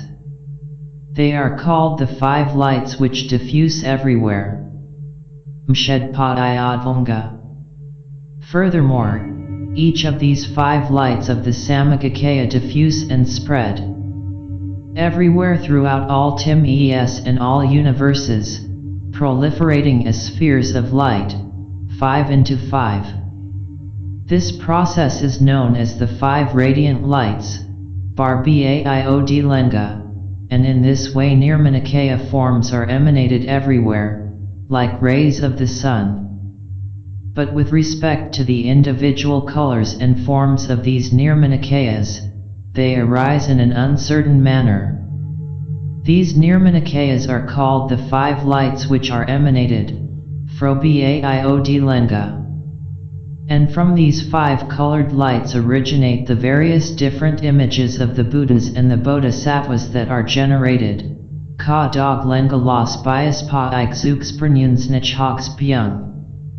These 5-fold lights, multiplying and proliferating into infinity, arise without centers or boundaries, as an infinity of rainbows in the sky.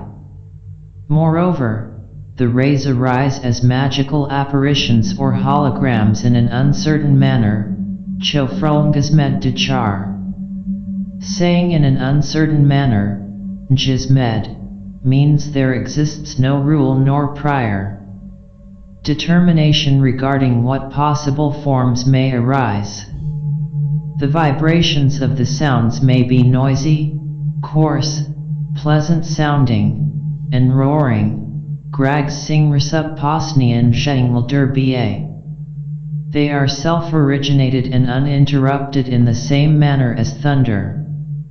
But if one does not understand and recognize them, one will grasp at them as being external and objectively real. Xan Snangden Par Bzung. Failing to recognize these visions of the peaceful and wrathful deities as being the self-manifestations of the clear light, one then falls into the bardo of existence, which represents the beginning of the rebirth process, Sridpa. When fear and terror originate in response to these karmic visions, one should cut them off in the bardo by means of tantric transformation practices, such as the practices of the peaceful and wrathful deities, Jikro, and these self-manifestations seen in the bardo should be known and clearly recognized to represent illusions. Rang Snangs Jayamarshis Parba. This is the explanation of the four lamps. Concerning the modes for arising of visions. Part 2. The second text opens with a homage that invokes the primordial Buddha Kunta Zangpo as one's own self-awareness that is without any obscurations whatsoever. Kun Tub Zangpo Rang Rigs Grib Pamed La Phyag Cholo. This aspect is the natural and inherent form, Rang Chaz, of Rigpa, as it is in itself, like the orb of the sun high in the sky completely devoid of clouds. In the clear light experience occurring at the onset of the bardo, this Rigpa is revealed in all its nakedness, totally unati-red in the garments of body, mind, and karma, like the brilliant face of the sun totally free of clouds. This primordial and original nakedness represents the true countenance of Kunta Zangpo. This second text is properly a manual for the practice, Bai Laglen, of Thodgal, for which reason I have included the complete translation of the text in the second volume rather than in the first, which focuses more on the view of Dzogchen. It appears that this second text was appended to the first, the Jinadrug proper, as instructions with regard to the preparations for Thodgal or clear light practice. The preface following the homage states that, in order to guide those individuals possessing good fortune, Skolden, that is, those disciples who possess the ripened good karma to meet with and practice the Dzogchen teachings in this present lifetime, these 6 essential points outlined in this practice manual should be taught to them. These 6 essential points are as follows: the recognizing of the Kunzi, the separating of impurity from the purity of Rigpa, the separating of impurity from the purity of Rigpa, the direct introduction to the natural state, the recognizing the secondary causes of delusion, the recognizing the secondary causes of delusion, the cutting off of the source of delusions, the procedures for the interior arising of self-awareness, the procedures for seeing Rigpa in its nakedness, the direct introduction through seeing the essence, which is the natural state, in its nakedness, the direct introduction through seeing the clear light in its nakedness, the procedures for clearly and definitively deciding upon the Trikaya in terms of practicing along the path in whatever manner, the direct introduction to one's own Trikaya in the 3 places as existing in their own form from the very beginning, the coming to a clear and definitive decision, the direct introduction to Rigpa, which is the essence itself, and the coming to a clear and definitive decision regarding the Dharmakaya, the direct introduction to Rigpa, which represents higher insight, and the coming to a clear and definitive decision regarding the Rupakaya, the direct introduction itself, the direct introduction to the lights and rays, the direct introduction to the sounds, the coming to a clear and definitive decision regarding the actual practice, the methods for forceful purification. The procedures for practice in the Bardo. Practice in the Bardo. The translations of these first 5 of the 6 essential points concerning the practice listed above are omitted here because they do not pertain directly to the Bardo experience. As for the procedures for practice in the Bardo, Barduniam Solen Pa I Laglen, they will be dealt with below in the translations and commentaries that follow, where they are considered to represent the various processes of liberation, Gral Chhol. In terms of the spiritual path generally, which is here called Bon or the Dharma, there exist 3 types of practitioner: 1. The individual of superior spiritual capacity, Bang Parab. 2. The individual of intermediate spiritual capacity, Bang Po Bring Po. And 3. The individual of inferior spiritual capacity, Bang Pada Ma. To this threefold classification is sometimes added a 4th category, namely, the individual of exceedingly superior spiritual capacity, Bang Po Yang Rab. In terms of the latter, such an individual can attain liberation and enlightenment during one's lifetime without the necessity to undergo the process of dying and realize what is known in the Dzogchen tradition as the Great Transfer, Fo Bhn Po. Otherwise, the individual must experience the process of dying, both physically and psychically, and thereafter transit through the Bardo experiences. But, speaking in general, the individual with a superior spiritual capacity has been directly introduced previously to the natural state and has purified one's obscurations by way of the consistent and regular practice of contemplation, Craig's Code. In addition, one has been taught the instructions concerning the various self-arisings of gnosis being of a single taste, that is, they are all equally empty and represent self-manifestations arising from the natural state. Such an individual can enter into and remain in the natural state while dying and thus attains liberation at the level of the Dharmakaya. This process of dying is known as the Chike Bardo, from Chika, death, dying, and Bardu, intermediate state. This is the interval between the moment when the external breathing, Phi-eyed bugs, ceases, what is known as physical death, and the moment days later when the internal breathing, Nanged bugs, or circulation of the psychic energy, ceases. This later represents a true psychic death, the actual cessation of all mental activity, even the most subtle, leaving only the natural state of the nature of mind in its total nakedness. After this brief moment of blackout or total unconsciousness when the mechanisms of the mind have completely stopped operating, with the onset of the Bardo experience, the clear light initially dawns in the vast dimension of space.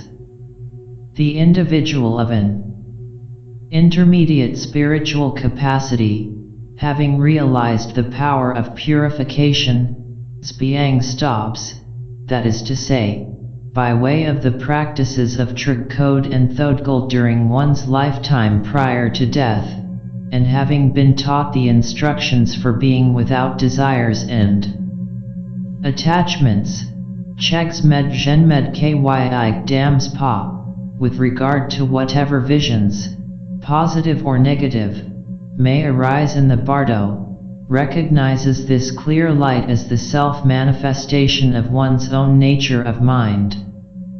And these self-manifestations of the sounds, the lights, and the rays that arise are regarded as being like illusions. In this way, because one recognizes their real nature, one becomes liberated in the Bardo of the clear light, Odij sul gyi barter gral bar jayur, attaining liberation and enlightenment at the Samagakaya level. The Dharmakaya is, in itself, totally without any form or limitations whatsoever, and it is connected with realization of shunyata, the state of emptiness and total spaciousness. Whereas the Samagakaya is connected with the clear light and phenomena of pure light devoid of all gross materiality. So, this Bardo experience is known as the Bardo of reality, Chasniad Bardu, in the Buddhist texts, and the Bardo of the clear light of reality, Bon. Nyadodij sul gyi Bardu, in the Bonpo texts of Dzogchen. Within this Bardo or intermediate dimension, during the course of the evolution or unfolding of the clear light of reality, the various luminous visions of the peaceful and wrathful deities manifest to consciousness. At any point in this process of unfolding, one may come to recognize these pure visions as self-manifestations of the clear light of one's own nature of mind and thereby liberate as the Samagakaya. But failing to recognize the clear light of reality, the stream of consciousness of the individual, Ranam Shis, flows onward into the dimensions of the Bardo of existence, Sridpai Bardu, and begins to undergo the process of rebirth. Here the individual of an inferior spiritual capacity, one who has a feeble or weak ability for the purification of one's obscurations by way of the practice of contemplation, must in general undergo the full extent of the Bardo experience. But if such an individual has been taught the instructions for Phawa or the transference of consciousness, Pho Bai Dams Pa, as well as having devotion to the meditation deity, Yi Dam Gyi Lha, and the Guru, Blama, there can appear pure visions or manifestations, Dag Pa I Snang Bar Char, even though there will arise a multitude of impure karmic visions in the Bardo of existence, Srid Pa Bardu I Snang Ba Char. For example, the experienced practitioner may invoke the presence of one's Udam, or even transform into the visible aspect of that deity and thereby subdue and control the various karmic visions arising in the Bardo. This is a process much like lucid dreaming found in dream yoga. By means of that method, the accomplished practitioner can even come to consciously choose one's future rebirth. And having been reborn into some pure realm, Zheng Kams Dag Par Skis, among the Devas, or into a place among humans where the teachings of Dzogchen have spread, and having received these teachings once again and practiced them, experiencing the natural state for oneself, one will come to attain liberation within a single lifetime in a future existence. This is the Upadesha for cutting off the current of karma in terms of a single Bardo experience, Barduksig Code Kyi Manen Gag. Colophon. The colophon at the conclusion of this second text also refers to the 6 essential points for the procedures of the practice manual, Laglen Gyi Nad Drug, and to a description of the arising to consciousness of experiences and understanding, Niamsratogs Dang Charch Holritsogs, derived from the practice. Furthermore, one is instructed to teach this text only to a worthy disciple belonging to the lineage of the masters and to restrict this to a single transmission, Xigrik Yud. However, this procedure of transmission to only a single disciple has now fallen into abeyance due to circumstances in later generations. The colophon further indicates that the teachings of the Zhangzung Nianjayad had been transmitted to Trapa Chenpo, Kra Pa Chenpo, the great monk, belonging to the earlier Lamaya Engel lineage, Blamaya Engel Brikyad Pa, that is to say, to Niamniad Sherab Gyalt San, Niamniad Shis Rabrjilmshan, the great Bonpo master and scholar, who founded Menri Monastery in the 15th century. According to Lapon Tenzin Namdak, he belonged to the Engel clan, which now only survives in Dolpo in Nepal. This commentary was composed by Vajranatha, John Myrdhin Reynolds, Holt, Denmark. November 1997. Part 2. Setting side by side the four wheels, Khor Lo Bzhis Brag. Here is continued the setting side by side of the four wheels from the oral tradition of Zhongzung for the Great Perfection Teachings, Rdzogs Pa Chen Po Zhongzung Xnian. Rygyud Los Kier Lo Bzis Brag Bzugs So. Preface. Homage to the masters of the lineage.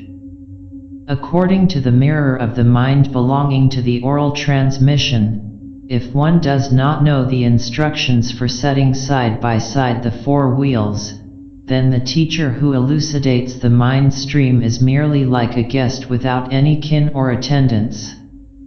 So it is said. These four wheels are as follows. 1. The wheel of the base that abides. 2. The wheel of the interdependent origination due to either understanding or to delusion. 3. The wheel of the channels that represent the essential points of the body, and 4. The wheel of the time of the bardo. These are the four. Furthermore, if one does not know the wheel of the base that abides, that is, the natural state which is the nature of mind, then one does not know the manner in which the Trikaya are already complete, and perfected and wholly present, with respect to the mind, that is, the nature of mind.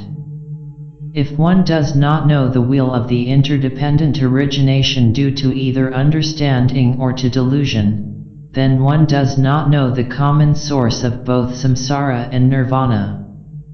If one does not know the wheel of the channels that represent the essential points of the body, then one cannot sever the root for the basis of delusion and infatuation with this aggregate, the physical body. And if one does not know the wheel of the time of the bardo, then one will not separate and distinguish between liberation and delusion, after one has died. The wheel of the base that abides. With respect to that, the knowing of these four wheels or cycles of teaching, the first is the wheel of the base that abides. 1. The mandala of the Dharmakaya. From the earliest times, within the three times, from time without beginning or end, at a time when there existed ignorance on the part of every individual regarding these two, samsara and nirvana, how did the kunzi exist in its natural disposition? It abided like the sky, without falling into any distinctions or partialities. And with regard to that, intrinsic awareness arose of itself from out of the vast expanse of the kunzi. This represented a luminous clarity, and it abided without discursive thoughts, like the heart of the sun in the sky. The kunzi and the rigpa, have been without any dual ity from the very beginning, that is, primordially. Therefore, this is known as the non-duality of dimension and gnosis. Moreover, that condition represents the mandala of the dimension of the Dharmakaya. 2. The mandala of the Samagakaya. Kunzi and Rigpa are without any duality. With respect to that, the three great manifestations, that is to say, the sounds, the lights, and the rays, occur spontaneously, perfected without any deliberate effort on one's part. As for the 5 lights, they abide in the manner of sunlight and rainbow palaces, as when sunlight is refracted through a crystal and thereby creating rainbow patterns. As for the sounds, they represent the inherent sounds of emptiness, which is the Dharmata or ultimate reality. They resound uninterruptedly in the vast expanse of the Kun Sea. And as for the rays and the bindus, or tiny spheres of light, as well as the immeasurable celestial palaces and pavilions and the divine forms and images, they all abide in the manner of a luminous network of sunbeams. Since these 3 manifestations that are like that and the king who is one's own knowing awareness are linked together with them in pairs, it is possible, therefore, for everything within samsara and nirvana to originate and come forth unceasingly in their spontaneous perfection. This represents the mandala of the Samagakaya. 3. The mandala of the Nirmanakaya. Due to this non-duality of dimension and gnosis, the 3 great manifestations arise unceasingly and unobstructedly. With respect to that process, having relied upon the secondary causes which are understanding or not understanding, the magical apparitions constituting nirvana and samsara may arise anywhere. And these phenomena represent the mandalas of the Nirmanakaya that may emanate and appear everywhere, throughout the 3 times and throughout all the dimensions of the entire universe. In that way, with respect to the king who is one's own knowing awareness, the Trikaya of the base are perfected from the very beginning. This cycle of teaching is known as the wheel of the base that abides. The wheel of interdependent origination. Second, as for the wheel of the interdependent origination due to either understanding or to delusion, in the presence of the king who is one's own knowing awareness, it is possible for both samsara and nirvana to issue forth unceasingly in their full spontaneous perfection. However, it is the case that nirvana arises from understanding, whereas samsara arises from not understanding. The arising of nirvana. As for the process for the arising of nirvana, at the time when there arise perceptibly the 3 visible objects, which are the sounds, the lights, and the rays, they are well recognized by the menta consciousness, or manovijnana, as being self-manifestations. The secondary conditions having been created by these manifestations, the king who is awareness comes to recognize himself. Since he knows and is aware of them, he does not follow after them on the side of manifestation. And since he does not follow after these manifestations, or visions, the visions themselves are subdued and vanquished by the king who is awareness.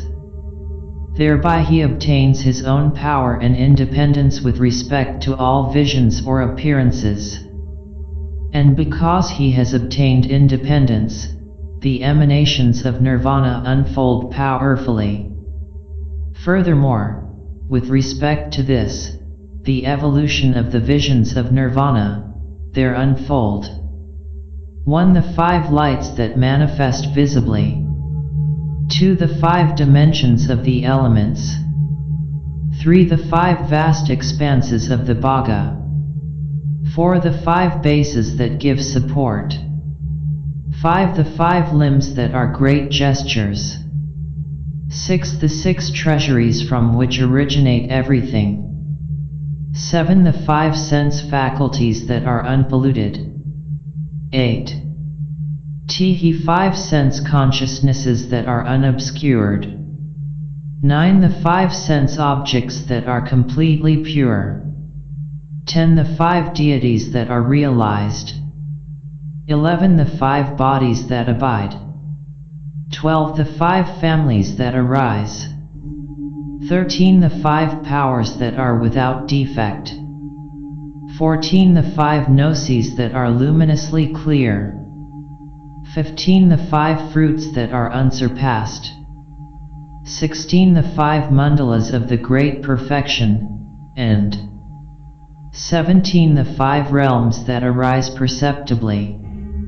As for the 5 lights that manifest visibly, from the empty essence of the King who is one's own knowing awareness arises the azure light. From his nature which is clear luminosity arises the white light. From his unceasing and unobstructed energy or compassion arises the red light. From his unchanging virtuous qualities arises the yellow light.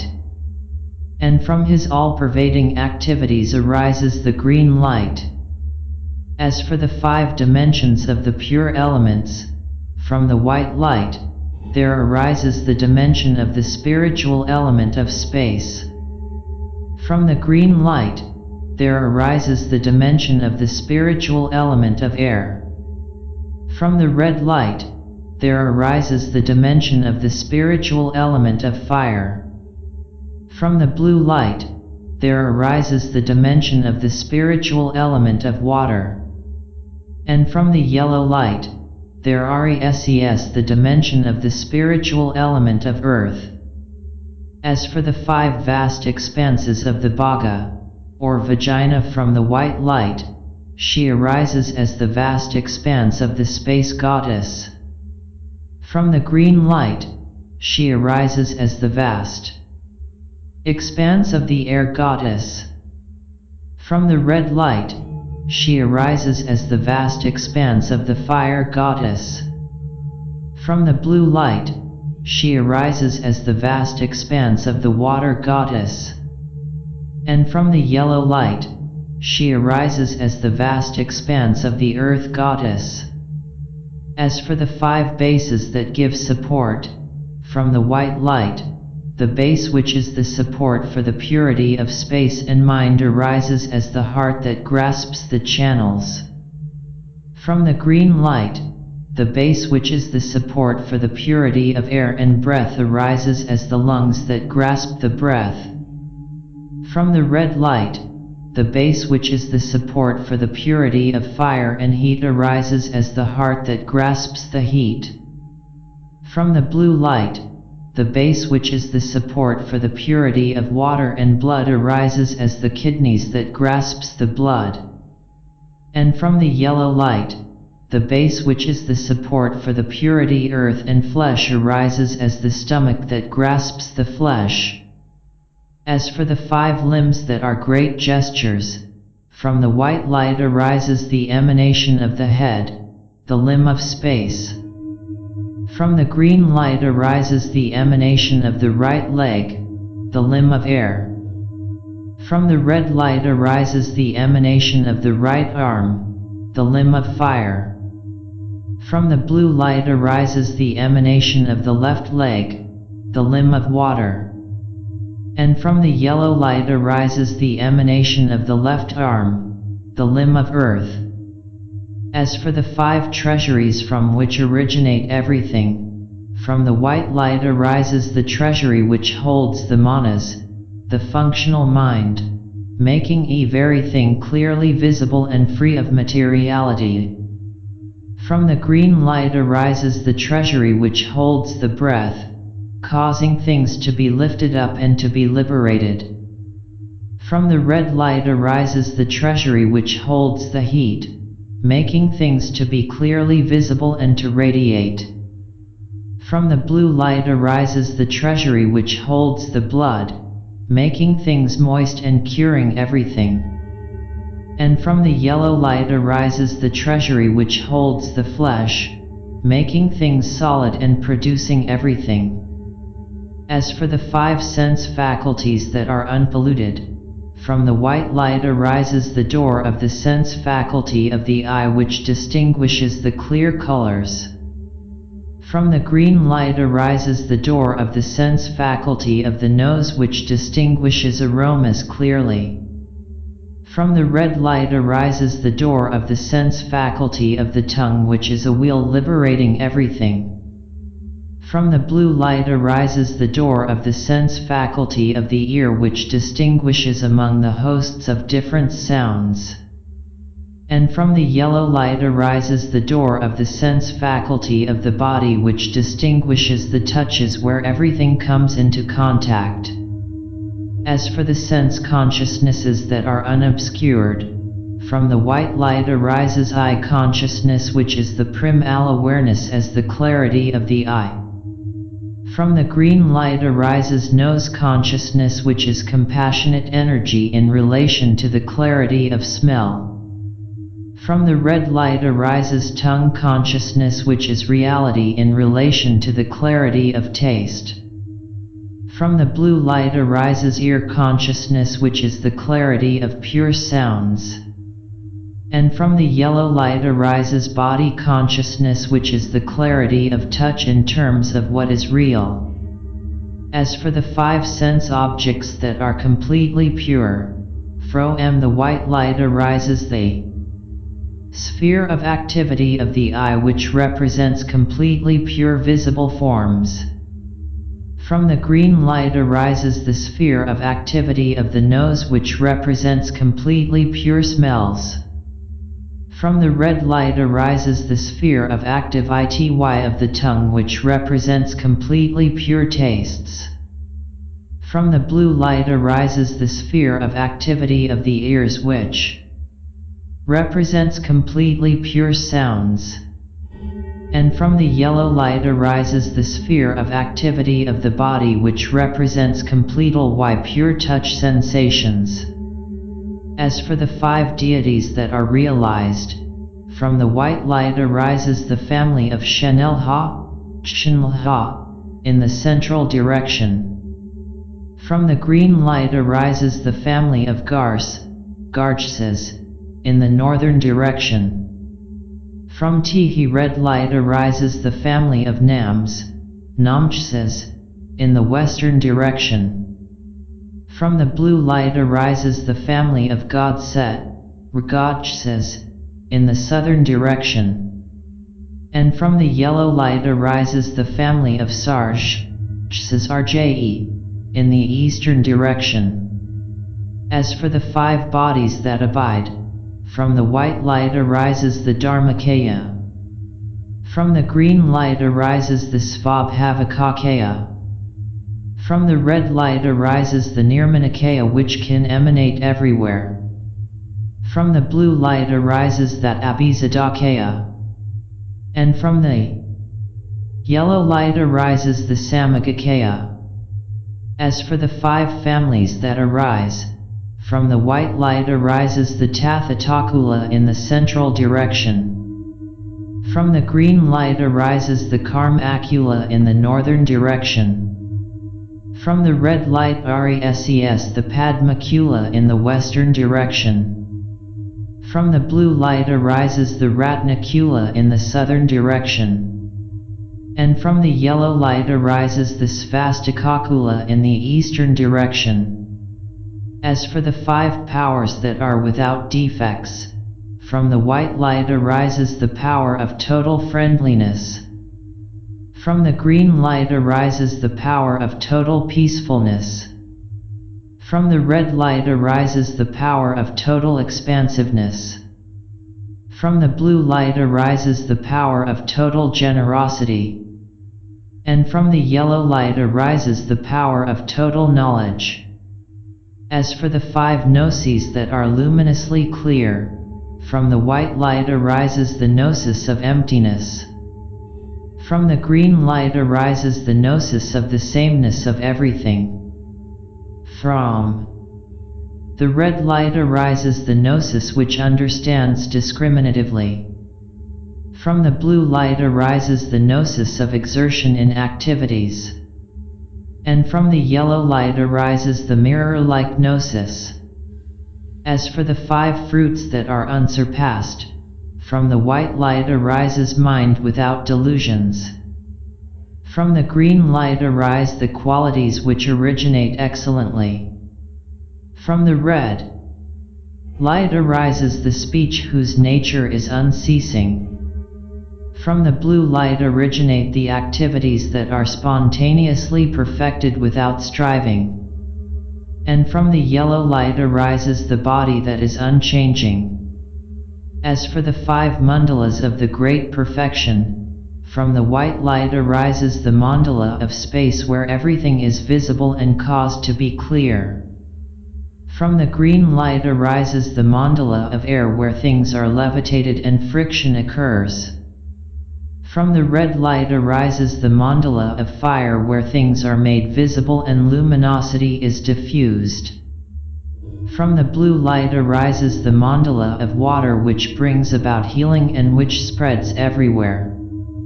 And from the yellow light arises the mandala of earth which causes reproduction and which is unchanging, stable, and firm. As for the 5 realms that arise visibly, from the white light arises the realm of Alhung-I Drugpa in the central direction, the field that is spontaneously perfected. From the green light arises the realm of Nampar Dapa in the northern direction, the field that is completely pure. From the red light arises the realm of Diwachan in the western direction, the field that possesses bliss. From the blue light arises the realm of Wangdan Kodpa in the southern direction, the field where rearrayed those possessing power. And from the yellow light arises the realm of Ngonpargawa in the eastern direction, the field that is manifestly delightful. As for all of that, these visions of nirvana herein delineated, it is Kunta Zangpo who is the cause for this primordial Buddhahood. B. The arising of samsara. As for the process for the arising of samsara when one does not understand, at the time when the 3 visible objects arise perceptibly, because these 3, the sounds, the lights, and the rays, arise as objects to the thought process itself, one's awareness or consciousness, consisting of thoughts, memories, and cognitions, falls into confusion regarding these very objects, and thereby, it does not recognize them as being self-manifestations of mind, but grasps at their distinctive characteristics as representing real entities, existing objectively. Because these 3 objects have created the requisite secondary causes, countless delusory appearances now arise to obscure the bodhicitta, the actual nature of mind. Because of the presence of these memories, cognitions, and thoughts, one does not come to recognize one's own self-awareness. Thereby, because of the power of this ignorance, consciousness moves out to its object. And not remaining in its own original condition, it pursues and follows after these appearances. And since it follows after appearances, it loses its independence. And because its independence is lost, it is deceived by appearances, into believing that they are due to another cause than themselves. They, therefore, represent illusions. And because one is deceived by delusions, the evolution or interdependent origination of samsara unfolds. Furthermore, with respect to that, the arising of the visions of samsara, there occur the 5 lights that manifest visibly. 1. The 5 causes of the elements in the external world. 2. The 5 nectars of the elements that are internal. 3. The 5 internal organs that give support. 4. The 5 limbs that arise as skillful actions.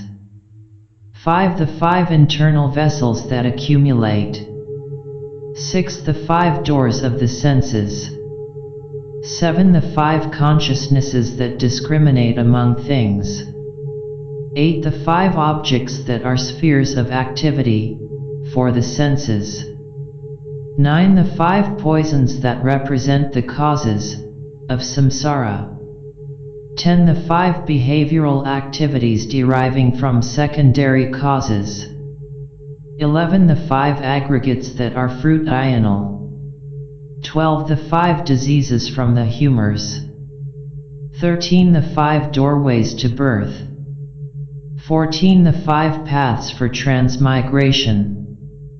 15. The 5 fruits that are ripened, and 16. The 5 realms that arise visibly. Furthermore, due to the energies of these 5 lights and of Rigpa which is united and linked together with them, there unfold the following. As for the elements in the external world, from the energy of the white light arises the external space element. From the energy of the green light arises the external air element. From the energy of the red light arises the external fire element. From the energy of the blue light arises the external water element. And from the energy of the yellow light arises the external earth element. As for the effects of the elements that are the internal nectars, from the energy of the white light arises the internal element of consciousness. From the energy of the green light arises the internal element of breath. From the energy of the red light arises the internal element of heat. From the energy of the blue light arises the internal element of blood. And from the energy of the yellow light arises the internal element of flesh. As for the 5 internal organs that give support, the support for the space element is functioning in the heart.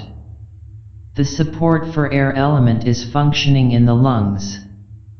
The support for fire element is functioning in the liver. The support for water element is functioning in the kidneys. And the support for earth element is functioning in the spleen. As for the 5 limbs that arise as skillful activities, the limb of the space element arises as the head. The limb of the air element arises as the right leg. The limb of the fire element arises as the right arm. The limb of the water element arises as the left leg. And the limb of the earth element arises as the left arm. As for the 5 internal vessels that accumulate, these nectars, the vessel for the accumulating of the nectar of the space element arises as the testicles. The vessel for the accumulating of the nectar of the air element arises as the large intestines. The vessel for the accumulating of the nectar of the fire element arises as the gallbladder. The vessel for the accumulating of the nectar of the water element arises as the urinary bladder. And the vessel for the accumulating of the nectar of earth arises in the stomach. As for the 5 doors of the senses, the door of the space element arises as the sense organ of the eye. The door of the air element arises as the sense organ of the nose. The door of the fire element arises as the sense organ of the tongue.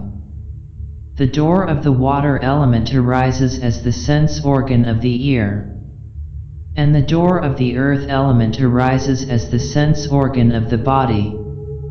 As for the 5 consciousnesses that discriminate among things, from the energy of the space element arises the eye consciousness.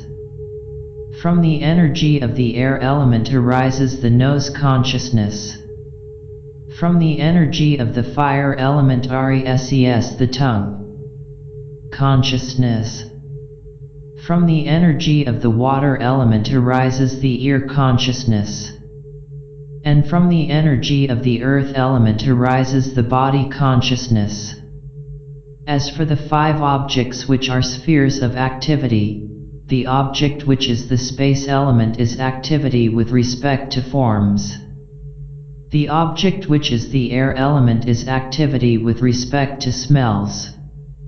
The object which is the fire element is activity with respect to tastes. The object which is the water element is activity with respect to sounds. And the object which is the earth element is activity with respect to touch. As for the 5 poisons that are the causes of samsara, from the energy of the space element arises the emotional defilement of anger.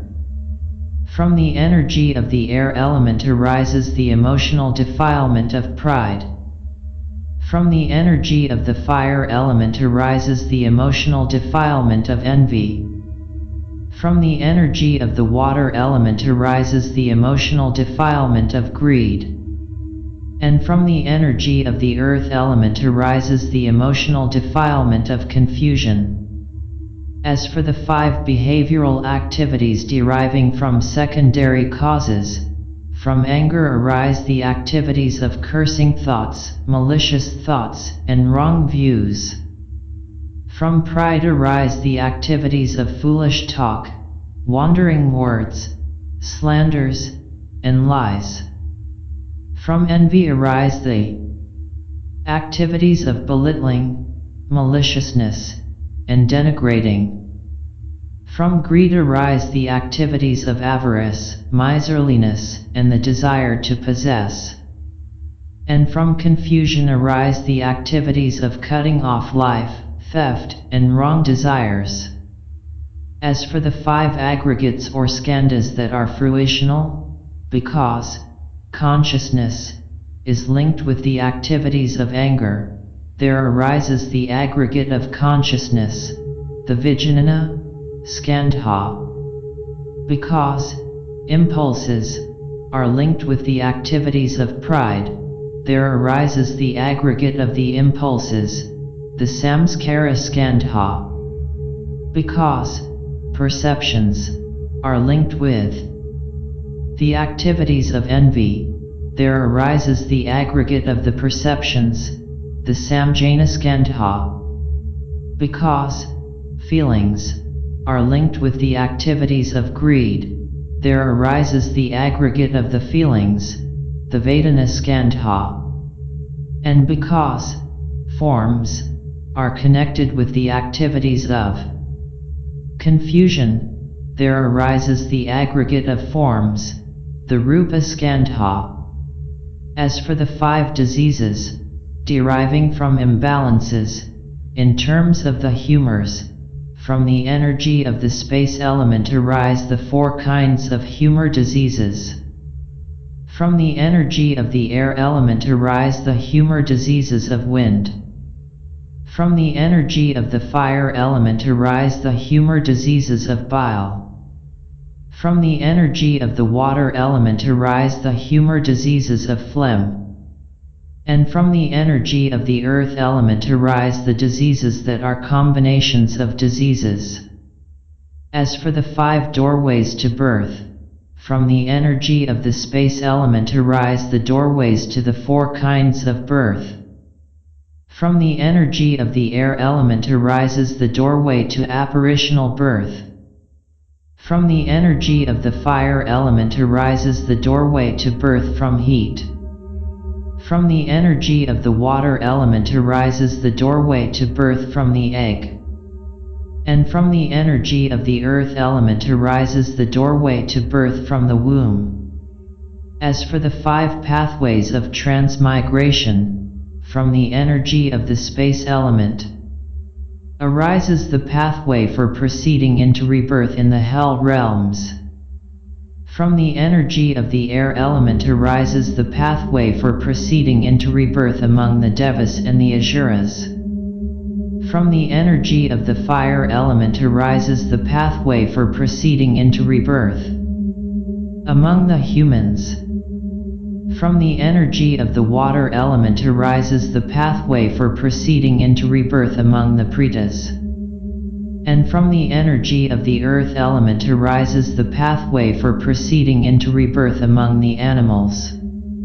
As for the 5 realms which are ripened, due to the power of anger, one ripens the realms of hell. Due to the power of pride, one ripens the realms of the Devas and the Asuras. Due to the power of envy, one ripens the realm of the human beings. Due to the power of greed, one ripens the realm of the Pretas. And due to the power of confusion, one ripens the realms of the animals. As for the 5 fields that arise, due to the power of anger, there arises the field possessing great suffering, the hell realms. Due to the power of pride, there arise the field possessing bliss, the Deva realms, and the field possessing conflict, the Asura realms. Due to the power of envy, there arises the field of human beings possessing merit. Due to the power of greed there arises the field possessing hunger and thirst, the Preta realms. And due to the power of confusion, there arises the field possessing intoxication, the various animal rebirths. That is the reason for the wanderings in samsara of those sentient beings who belong to the 3 worlds. In conclusion, having depended upon the secondary condition of understanding or not understanding the matter in that way, there arise these 2, nirvana and samsara, respectively. The king who is knowing awareness represents the base for the both of them, and it originates from the bodhicitta, that is to say, the nature of mind. But if one recognizes oneself as this king who is awareness, then there will not even exist the names or appellations of these 2, samsara and nirvana. This teaching cycle is known as the wheel of the interdependent origination due either to understanding or to delusion. The wheel of the channels. As for the wheel of the channels which represent the essential points of the body, at the time when the body and the mind coalesce due to the power of karma, that is, at the time of conception and the growth of the embryo in the womb, the body, which is the physical aggregate or skandha, corresponds to the mass of the Meru mountain. The citta, or physical heart, corresponds to an immeasurable pavilion of jewels.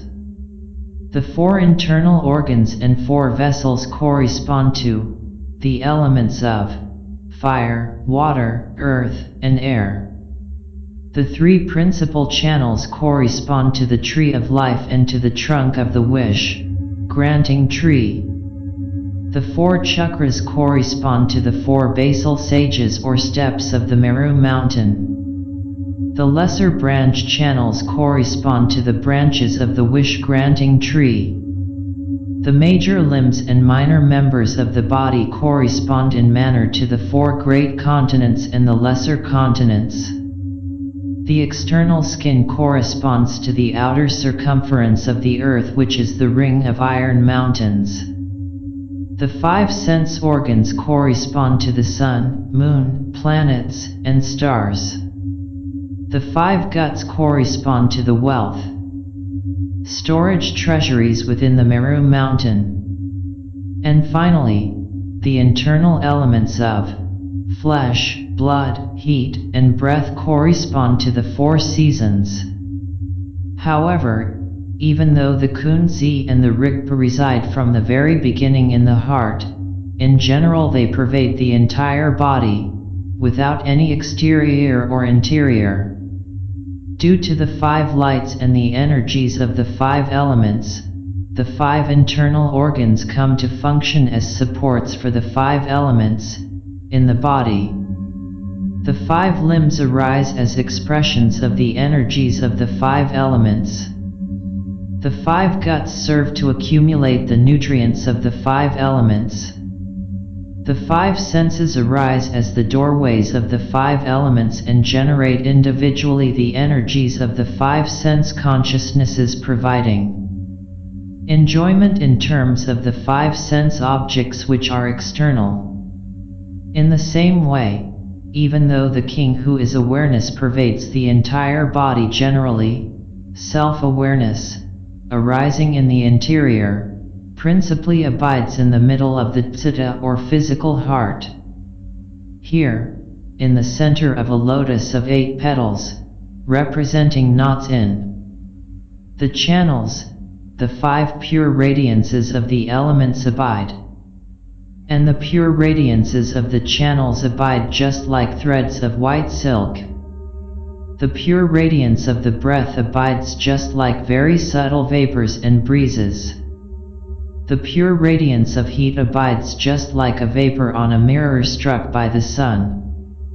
The pure radiance of the blood abides just as a stream of vapor that is purified with respect to the stone from which vermilion is made. And the pure radiance of the flesh abides just like vapors located on the golden surface of the earth. As for the kunzi, it abides like the sky devoid of clouds, whereas the rigpa abides like the sun that is free from darkness. And the sounds, the lights, and the rays abide like a butter lamp placed inside a vase. The manovijnana, or mental consciousness, arises in a manner corresponding to the rays of the light of the sun. In the same way, that heart essence, that is, rigpa, which has abided from the very beginning, resides in the middle of the physical heart as its base. The path is the pathway of the central channel and, having come forth directly, the gate is the gateway of the eyes, and it, rigpa, arises there, before the eyes, as self-arising phenomena in the space in front of oneself. Similarly, with direct reference to this skandha, the physical embodiment of the individual, by way of the instructions of the Guru, one is directly introduced to rigpa, or intrinsic awareness, which is the essence itself. And thereby one comes to decide clearly and definitively upon what is the basis of delusion. Being directly introduced to rigpa, which represents higher insight, one comes to decide clearly and definitively upon what are the secondary causes or conditions for delusion. Moreover, mental consciousness, the manovijnana, arises as an expression of the energy of the kunzi. And being directly introduced to the non-duality of the mother and the son in terms of mind, that is, the nature of mind, one comes to decide clearly and definitively upon what is the essence of delusion. In the same way, there exist these 3 to be considered: the basis of delusion, the secondary causes of delusion, and the essence of delusion. Because one has clearly and definitively decided upon just what is the bodhicitta, or the nature of mind, it is no longer possible for delusions to appear in the places of samsara. And having severed the root of delusion, one will obtain liberation without further recourse to the bardo. Because of that, it is not possible for delusion to reappear in the places of samsara. Therefore, one may sever the roots of delusion and attain liberation without passing through the bardo. This teaching is known as the wheel of the channels that represent the essential points of the body. The wheel of the time of the bardo. As for what is known as the wheel of the time of the bardo, a liberation in the bardo. Because of having clearly and definitively come to a decision regarding rigpa and the natural state, while still in the physical body, of this present lifetime, the individual of superior spiritual capacity obtains liberation without needing to undergo the bardo experience.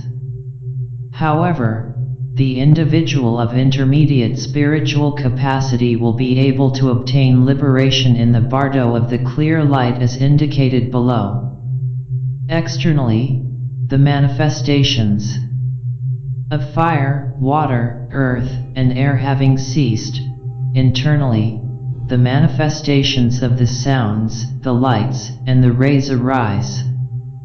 And one's consciousness, having been separated from the material body, Rigpa now comes to abide without any physical support. At that time and in this way, everything that appears to consciousness will arise as the realms of the 5 lights. The rays will arise as magical apparitions in an uncertain manner, like the opening up of a woolen blanket or of a silken cloth, in the bright sunlight. And the sounds will arise discontinuously in the manner of sounds in the nostrils, and these represent the inherent sounds of emptiness of the Dharmata or ultimate reality. For those individuals who are intimately acquainted with them and habitually practice in this way, the above lights and rays arise as visions of perfect divine bodies and mandalas. Furthermore, Rigpa is the basis for the arising of the body of light having a miniature size. And one's own body manifests as an aura of light 1 fathom in extent, without any front or back. In the spaces of the 10 directions of that aura, there will arise innumerable celestial pavilions of bindus or tiny spheres of rainbow light. In the centers of these 5-fold celestial pavilions arise the 5-fold mandalas of the body, that is, the divine forms of enlightened beings. Due to the basis for the arising of this miniature-sized body of light having been present at the center of one's physical heart, this display now arises in this way in the spaces of the 5 directions. And at this time, the 6 clairvoyant powers or knowledges and the 6 recollections having arisen, one will obtain liberation. By means of these 6 clairvoyant knowledges, one will know clairvoyantly both past and future lives. One will know clairvoyantly the causes and the consequences of karma. One will know clairvoyantly both the pure and the impure realms. At the times when the sounds, the lights, and the rays arise, one will come to know that the bardo of the clear light of reality actually exists. And here at this time, since one has been directly introduced to them by the Guru, one will know that these 3, the sounds, the lights, and the rays, are self-manifestations. Moreover, one will know clairvoyantly the natural state which is the king who is one's own knowing awareness. As for the 6 recollections, they originate at the same time as these clairvoyant knowledges. At first one will remember that one has departed from this present life. Then one will remember that the bardo exists. Then one will remember that Rigpa abides without any material support. Having relied upon that, one will remember the manifestations which occur at this time. One will remember the Guru. And one will remember once again the meditation deity and the instructions that were taught by the Guru. Having relied upon these instructions, one will remember that the sounds, the lights, and the rays are only self-manifestations. Consequently, one will remember once again the natural state which is the king who is one's own knowing awareness. Having created the secondary causes by way of the 3 manifestations, which are the sounds, the lights, and the rays, the king who is awareness sees in them his own face. And delusions, which represent ignorance or the lack of awareness, are awakened and purified into their own original condition, which is emptiness. And the king who is awareness remains in his own original condition. Whereupon the king who is awareness vanquishes all these visions. And since he obtains independence with respect to appearances, that is, the visions seen in the bardo, thereupon the Trikaya arise as self manifestations which thereafter accomplish the benefit of living beings. Be liberation in the next life. As for the individual of inferior spiritual capacity, because of the power of little habitual practice, during one's previous lifetime, one does not come to recognize the bardo of the clear light of reality, and consequently the bardo of existence arises before consciousness. But because of the power of one's white, or good, deeds, from one's past lives, the sounds, the lights, and the rays having arisen as pure visions, one will come to obtain a new body in a happy destiny of rebirth. And the manifesting of his personal karma having been prolonged, he will obtain liberation in one's next life. As for those inferior individuals who did not experience the entering into the gateway of the instructions during their lifetimes, they will not know that the sounds, the lights, and the rays encountered in the bardo are, in fact, only self-manifestations, and they will grasp at things and their characteristics, thinking them to be objectively real. Having entered into attachment, anger, and confusion with respect to those sounds, lights, and rays encountered into the bardo, the various different manifestations of delusion arise, as visions seen in the bardo, and the individual continues to wander lost in samsara. See the boundary between liberation and delusion. Similarly, as for the boundary between liberation and delusion, it occurs when one enters into the bardo, immediately after the death of the psyche and before the onset of the visions in the intermediate state. As for this teaching cycle, it is known as the wheel of the time of the bardo. The functions of the four wheels. In the same way, by means of the wheel of the base that abides, one knows that the Trikaya are spontaneously perfected from the very beginning with respect to mind, that is, the nature of mind. By means of the wheel of the independent origination due to either understanding or to delusion, there comes about a clear and definitive decision that both samsara and nirvana originate from mind, that is, the nature of mind. By means of the wheel of the channels that represent the essential points of the body, the very basis for delusion is severed at the root. And by means of the wheel of the time of the bardo, one separates and distinguishes liberation and delusion after death. Extracted from the mirror of the mind of the oral transmission, the instructions for setting side by side the four wheels is herein completed. Sarva Mangalam. Translated by Vajranatha, John Myrdhin Reynolds. Commentary to the translation of the text.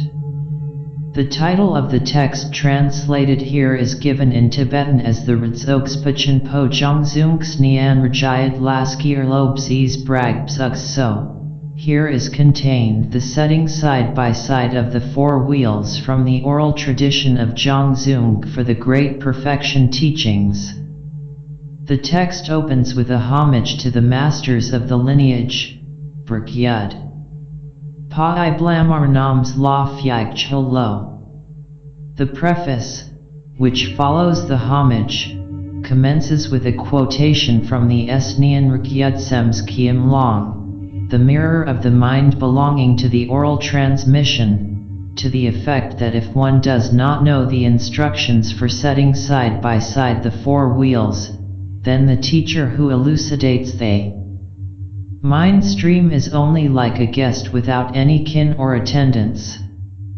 There are four parts to this text, each being called a wheel or a cycle of teaching, kirlo. These wheels or cycles have nothing to do with the Indian tantric system of chakras located in the human body and employed in yoga praxis.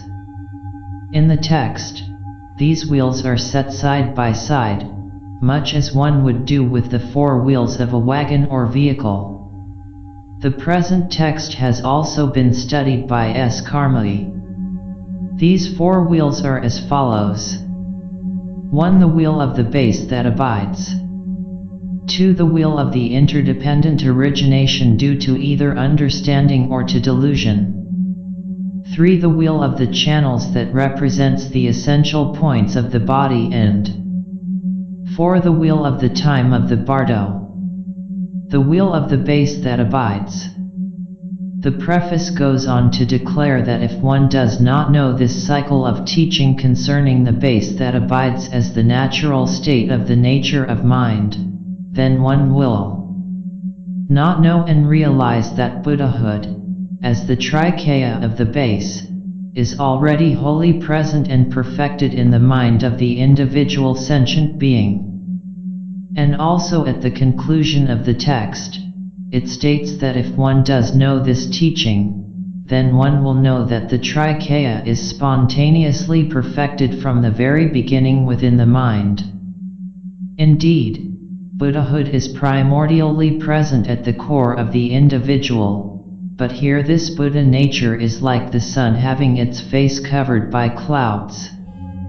The path represents the removal of these clouds, which are the obscurations that have concealed what has been there all along. However, Buddhahood only becomes fully manifest with the realization of the fruit, such as the face of the sun becoming visible when it is free of clouds. So, one must distinguish the trikaya of the base, Xisk which represents this primordial Buddhahood, Nagsrajyas, from the trikaya of the path, Lam.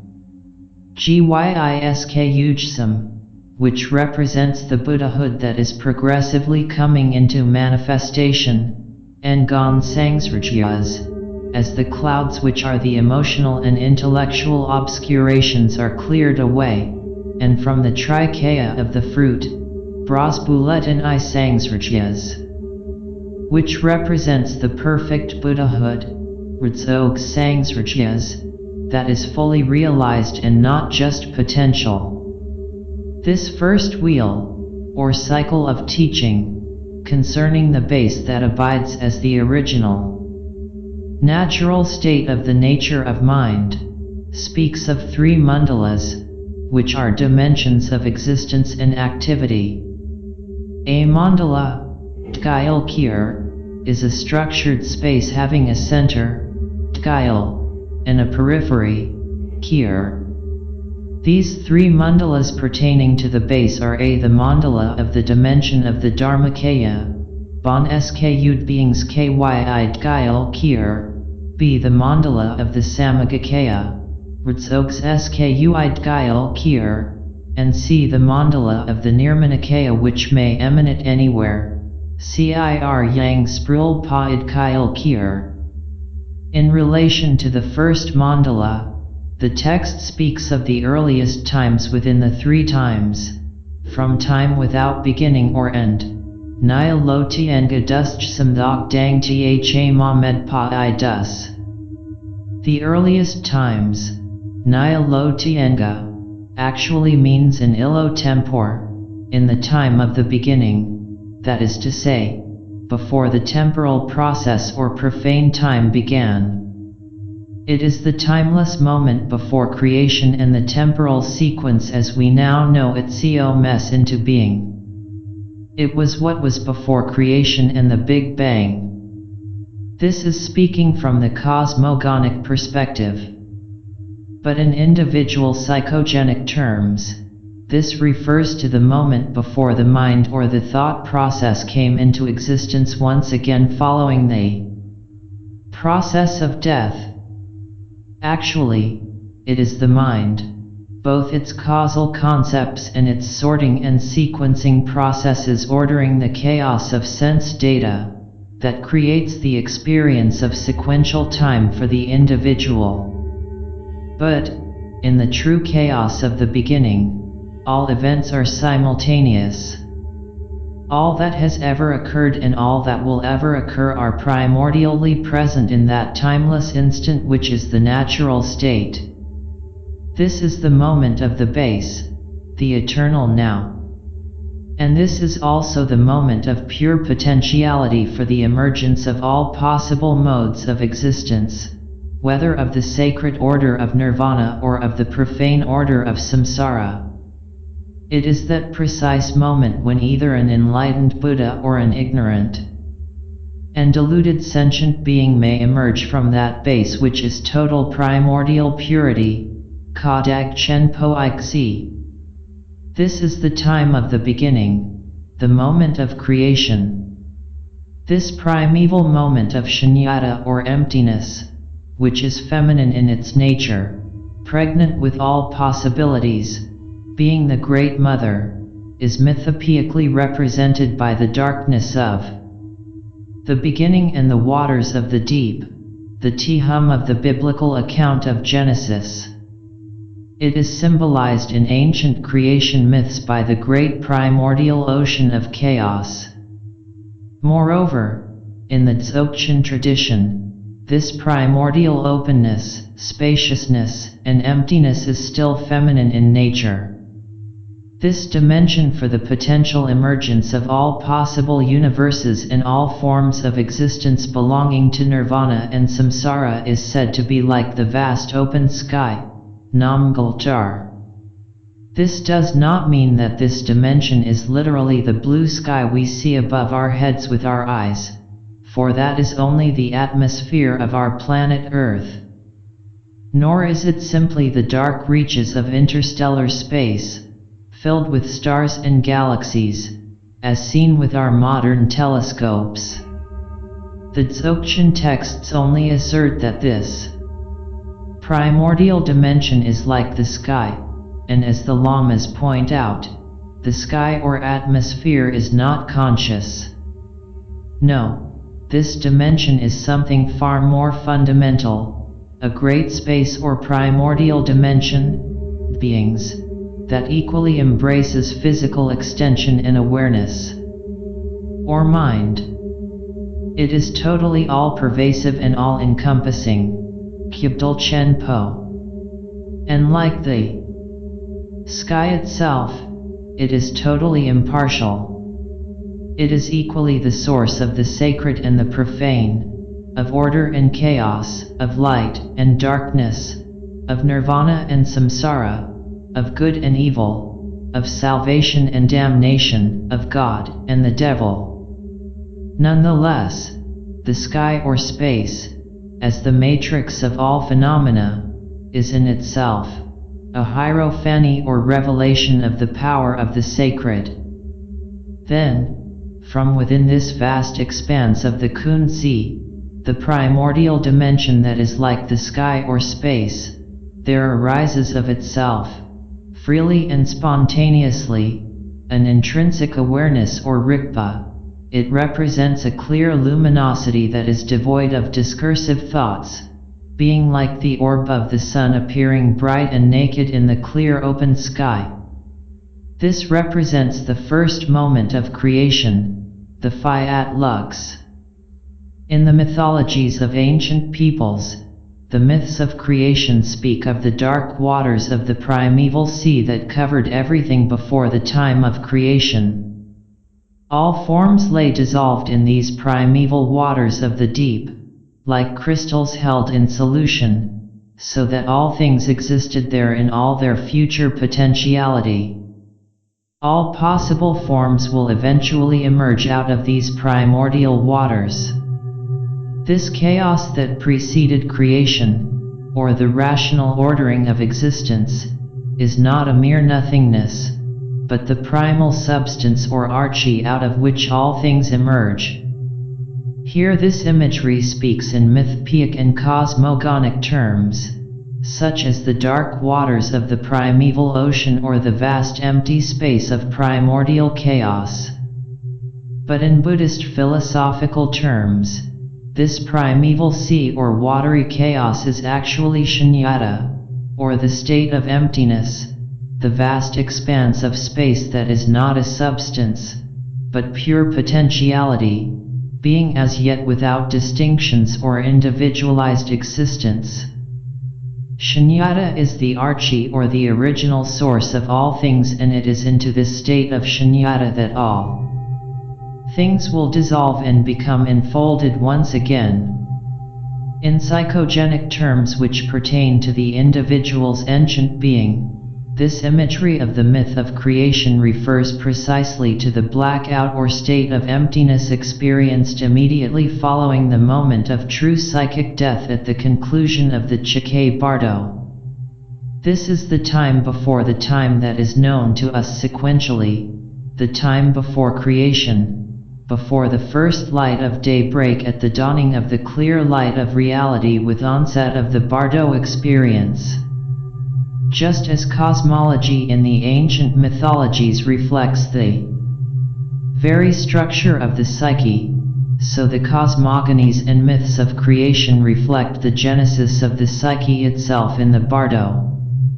However, this shunyata or state of emptiness, mythologically represented by the dark feminine waters of the deep, and the arising of awareness, Rigpa, mythologically represented as the first light of dawn and the rebirth of the sun, are not actual historical events occurring one after another in succession as night and day do. The matter is only explained in this way for purposes of human discourse. Rather, Kunzi and Rigpa have been primordially present because they have been without any duality from the very beginning. Yet nas nias med pa.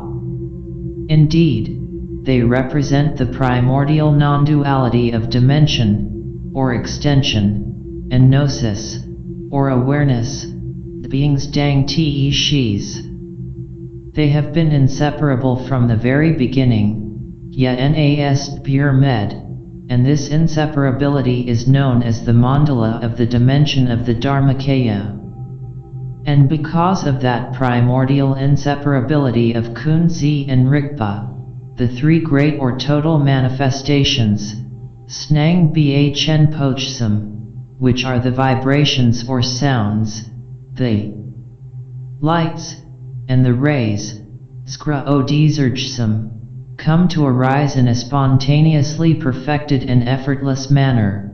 Rital Ba Med Pa Arl Hungai is Grub Pa. These vibratory and photic phenomena are not created by some god or agent external to themselves, nor from any cause antecedent to their manifestation. They manifest simply and spontaneously as the natural expression of this primordial inseparability, the inseparability of space and awareness.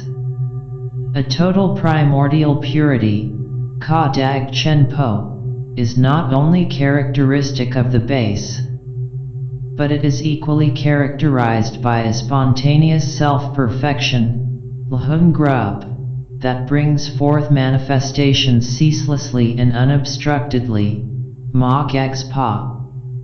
The lights that spontaneously manifest are compared to sunlight being refracted while passing through a clear quartz crystal, thereby casting rainbow structures in space.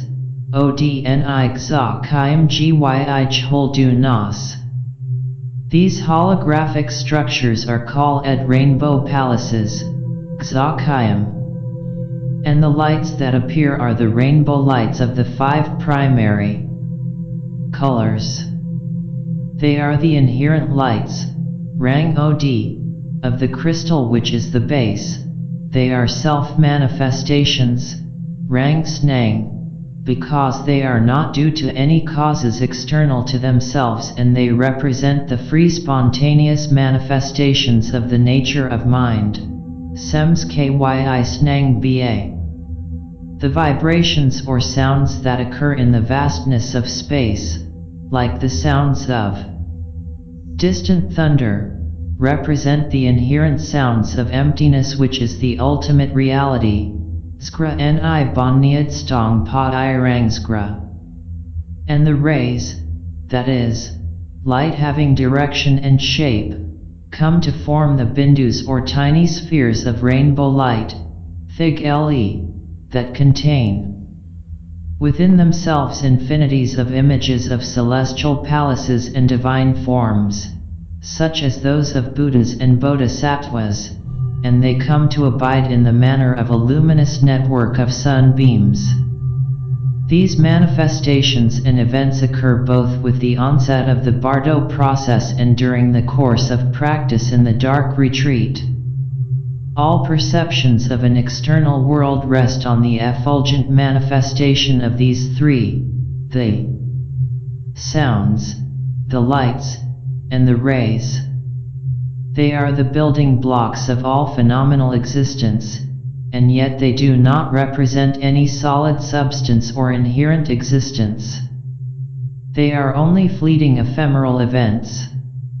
They are projections of light and energy, and they come to comprise the total holographic model of reality we call the external world.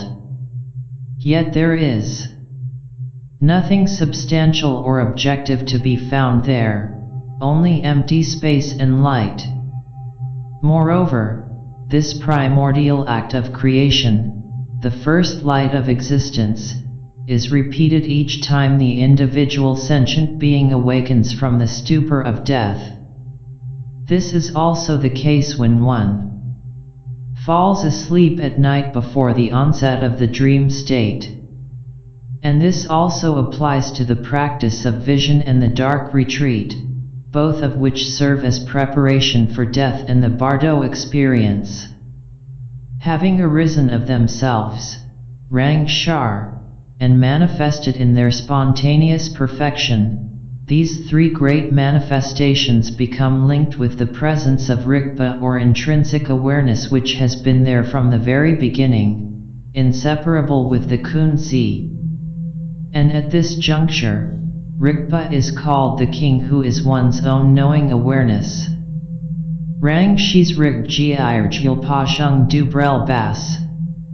Rigpa is called the king, Rijilpo, not because he is a king or sovereign in the sense of the god of monotheism, but because Rigpa is what is most important in this whole process of coming into manifestation. It is an individual self-awareness, Rangrig, that knows, she's, these three manifestations of sounds, lights, and rays, which are actually projections of its own inherent energy, Rigpa Irangrisal, into the dimension of great space that is the Kunzi. And by way of this process, the linking up or uniting, Zung Du Brel Ba, of these three total manifestations with Rigpa or awareness, everything possible within samsara and nirvana originate and come into being ceaselessly and without respite in their spontaneous self-perfection. Kier das toms kad byung rung ma gex pa arl hung gaias grub. This is known as the mandala of the Samagakaya, Rdzogs skuit gail kier. This is the archetypal dimension of pure light. As yet there is no taint of materiality or corruption about it. By way of the non-duality of dimension and gnosis, the three total manifestations arise unceasingly. Beings dang yeshis nias su med pa palas / snang ba chen poch sama gags par shar. These three manifestations are called great or total, Chenpo, because they arise spontaneously at the beginning, before anything else, and come to fill all of the empty dimensions of space, which are empty in the sense of being open to all potentialities. The self-manifestations of these vibrations, lights, and rays in empty space then come to be perceived as magical apparitions or holograms, cho frul, which, in an uncertain manner, jismed, in terms of probabilities rather than necessity, may emanate and arise anywhere, kir das kyi cho frul sur yang char ba. Depending on whether one understands, that is, whether one recognizes these phenomena to be projections and manifestations of the nature of mind, or does not understand, thinking that they are separate from oneself and have an objective reality, they become the secondary conditions for the manifestation of either nirvana or samsara. The crucial factor in this case is the presence or absence of understanding. It is this knowledge, gnosis, or understanding that liberates from bondage to karma and cyclical existence, so that the individual awareness may ascend into the sacred archetypal order of nirvana. But lacking this knowledge and failing to understand and to recognize the real nature of the display of lights that spontaneously appear in empty space, one descends once more and falls again under the power of the kleshas or emotional defilements and re-enters the worldly and profane order of samsara with its various destinies of rebirth. These holographic phenomena or magical apparitions, cho frul, constitute the mandalas of the Nirmanakaya that may manifest anywhere in space and throughout the three times. These visions of structured space called mandalas may either be nirvanic, sacred, and pure, or they may be samsaric, profane, and impure, depending on whether the individual understands or does not understand. Only metaphorically do the texts speak of ascent or descent, or of purity above and impurity below. The heavens are above and the hells are below, but it is not mythology or cosmic geography that determines the matter.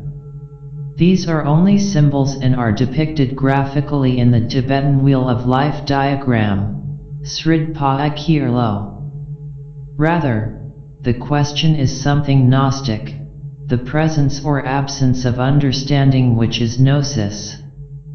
And this understanding is not something purely intellectual or epistemological. It is not a knowing about something, a mere knowledge by acquaintance, but it is a matter of being. Knowledge and being are inseparably linked as understanding. One is what one knows and one knows what one is. This is gnosis and the understanding is ontological. To know Buddhahood or nirvana is to be a Buddha. To know samsara is to be an ordinary sentient being. This awareness is not conceptual because it is only revealed when the conceptual obscurations that block and restrict understanding are purified. Only through this process of purification, which is the path, can one be relieved of the heavy burden of karma and habitual patterns of thought that obscure and distort one's vision. This explanation of the three mandalas demonstrates that, in relation to the king who is one's own knowing awareness, the Trikaya, which is the Buddhahood of the base, is perfected and present from the very beginning. Rang shis rig pa irjil po la skuj samya nas ritsogs pa. That is to say, speaking cosmogonically, the Trikaya, which is the clear light, spontaneously manifests at the moment of creation, and speaking in terms of the psychogenesis of the individual, the clear light manifests at the boundary, shams, between physical and psychic death, on the one hand, and the onset of the bardo or the after-death experience, on the other hand. It is precisely at this moment that the individual has the maximum opportunity to recognize this clear light of reality, Bon Niado Dijsal Ngo Shis Pa, and thus realize Buddhahood. Failing that recognition, one experiences downfall and comes to re-enter samsara, the wheel of interdependent origination. Again, the preface asserts that if one does not know this cycle of teaching concerning the evolution or interdependent origination of nirvana, which is due to understanding, or the evolution of samsara, which is due to delusion, Vertogs Krulverton Brel Gyi Kierlo, then one will not know and recognize the common source for both samsara and nirvana. Kier das Nias Kyi Byung Kungs Mi Shis. This common source, Byung Kungs, which is implicit, is the base or the kunzi referred to above. It is out of this base, which may be compared to the great primeval ocean of chaos, that all the possible, Byung Rung, manifestations of the sacred order of nirvana and the profane order of samsara spontaneously and incessantly arise. Indeed, it is like the great cauldron, belonging to the great goddess in Celtic myth, containing the boiling waters of life from which all living things emerge and that never becomes exhausted. But it is the dawning of the primordial, clear light of Rigpa that brings these elementary phenomena of the sounds, the lights, and the rays into manifestation out of the vast empty space of the kunzi. This primordial event, the first dawn, occurs at the boundary or border, Sompt Shams, between what was before creation and the first moments of creation itself. In terms of the psychogenesis of the individual sentient being, this is the boundary between the blackout following the moments of physical and psychical death, and the first stirring of awareness that will generate the Bardo experience. This, as was said, is the moment of infinite potential, when the two pathways lie open before the individual, the moment when liberation becomes optimally possible. Understanding leads to liberation and to the pathway to nirvana, whereas lack of understanding and the consequent onset of delusion leads to downfall and being caught up once more in the labyrinth of samsara. The two doors are uniquely open at this time. There are two pathways and two goals but a single base and source. And the conclusion to the text states that, if one does know this teaching cycle, one will then come to a clear and definitive decisi on that both samsara and nirvana originate from mind. Vertogs Krulverton Brel Gyi Kierlo / Kier das Sems Los Byung Bard Marthag. Code. Here again, mind, Sems, means not the thought process, Renam Artog Giblo, but the nature of mind, Semsniad, which is the natural state, Nas Lugs, and the primordial base, Yegzi, that alone abides. A. The evolution of nirvana. In the usual usage of the term, tendril, written brel, Saket Pratita Samitpada, refers to a specific configuration of events brought about by a plurality of causes and conditions. But here the reference is to the whole elaborate process of evolution of nirvana on the one hand and samsara on the other hand. In terms of this, the contributory conditions are the spontaneous manifestations of the sounds, the lights, and the rays in empty space. This empty space of pure potentiality provides the surface or screen for the projection of a phantasmagoria of photic and vibratory phenomena, a chaos of colored lights and sounds. which is then spontaneously organized and put into order and perceived in accordance with the principle of understanding or the principle of delusion. Thus, the two causes at work here are understanding and delusion, which give rise to nirvana or samsara, respectively. Because of the presence of Rigpa in this display of light, it is possible for either the phenomena of nirvana or the phenomena of samsara to come forth unceasingly and in all their spontaneous self-perfection. Rang shis rig giirgil pola kier das byung runma gagspa hun gaias grub pa. These three total manifestations are present and come to fill all of the dimension of space, but they are neutral in themselves, neither good nor evil. How they are perceived and understood, how order and meaning is brought out of this chaotic display in empty space, depends on the presence of understanding or gnosis, or its absence. Lacking understanding, and failing to recognize the nature of these primordial clear lights, the individual gets caught up in delusion, krulpa, which is the active process of grasping at the reality, substantiality, solidity, and objectivity of what one sees projected into empty space.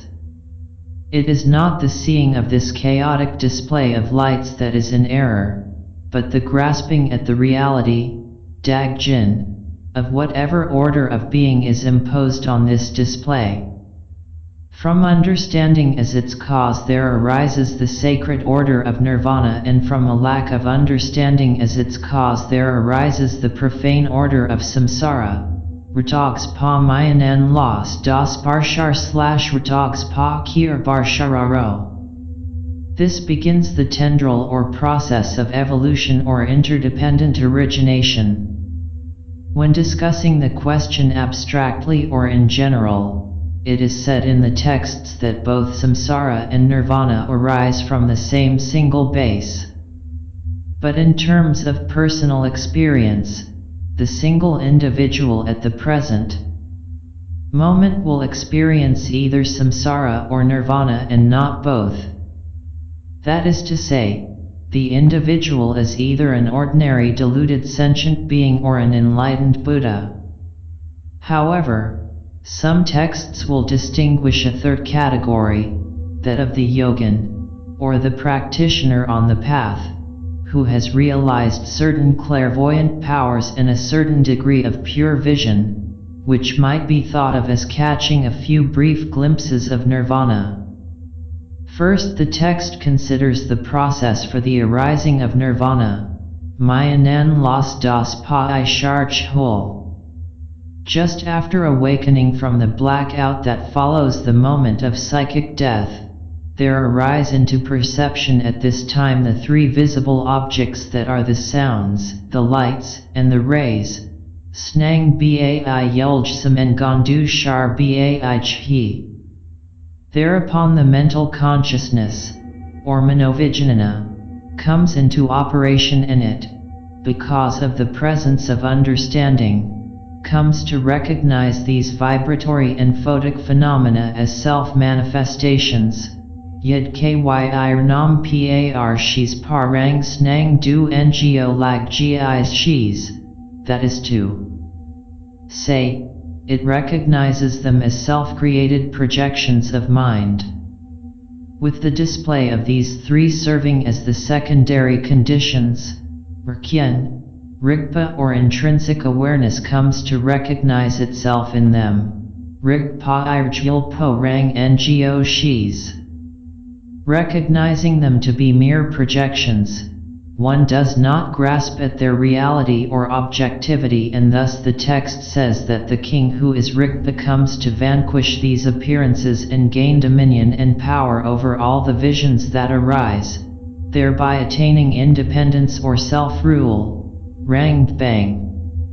Then, in terms of the development and evolution of these visions of nirvana, which is the sacred order of being, the text speaks of the various pent-adic aspects of the unfolding of pure vision. These are 16 in number, following upon the first manifestation of the 5 pure lights.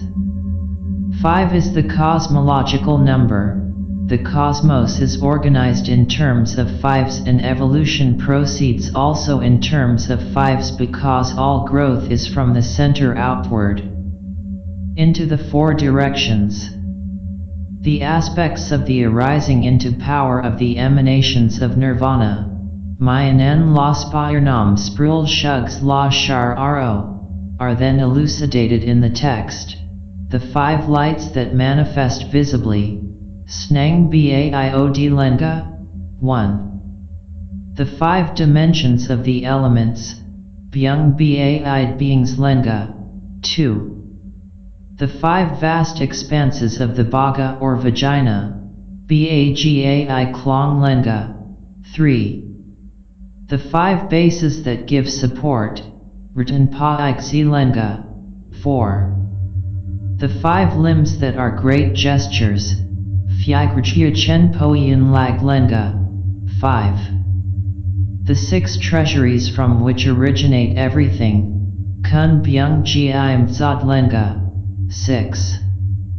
The 5 sense faculties that are unpolluted, Zag Mamed Paid Bang Polenga, 7. The 5 sense consciousnesses that are unobscured, Scrib Pamed Paid Bang Shis Lenga, 8.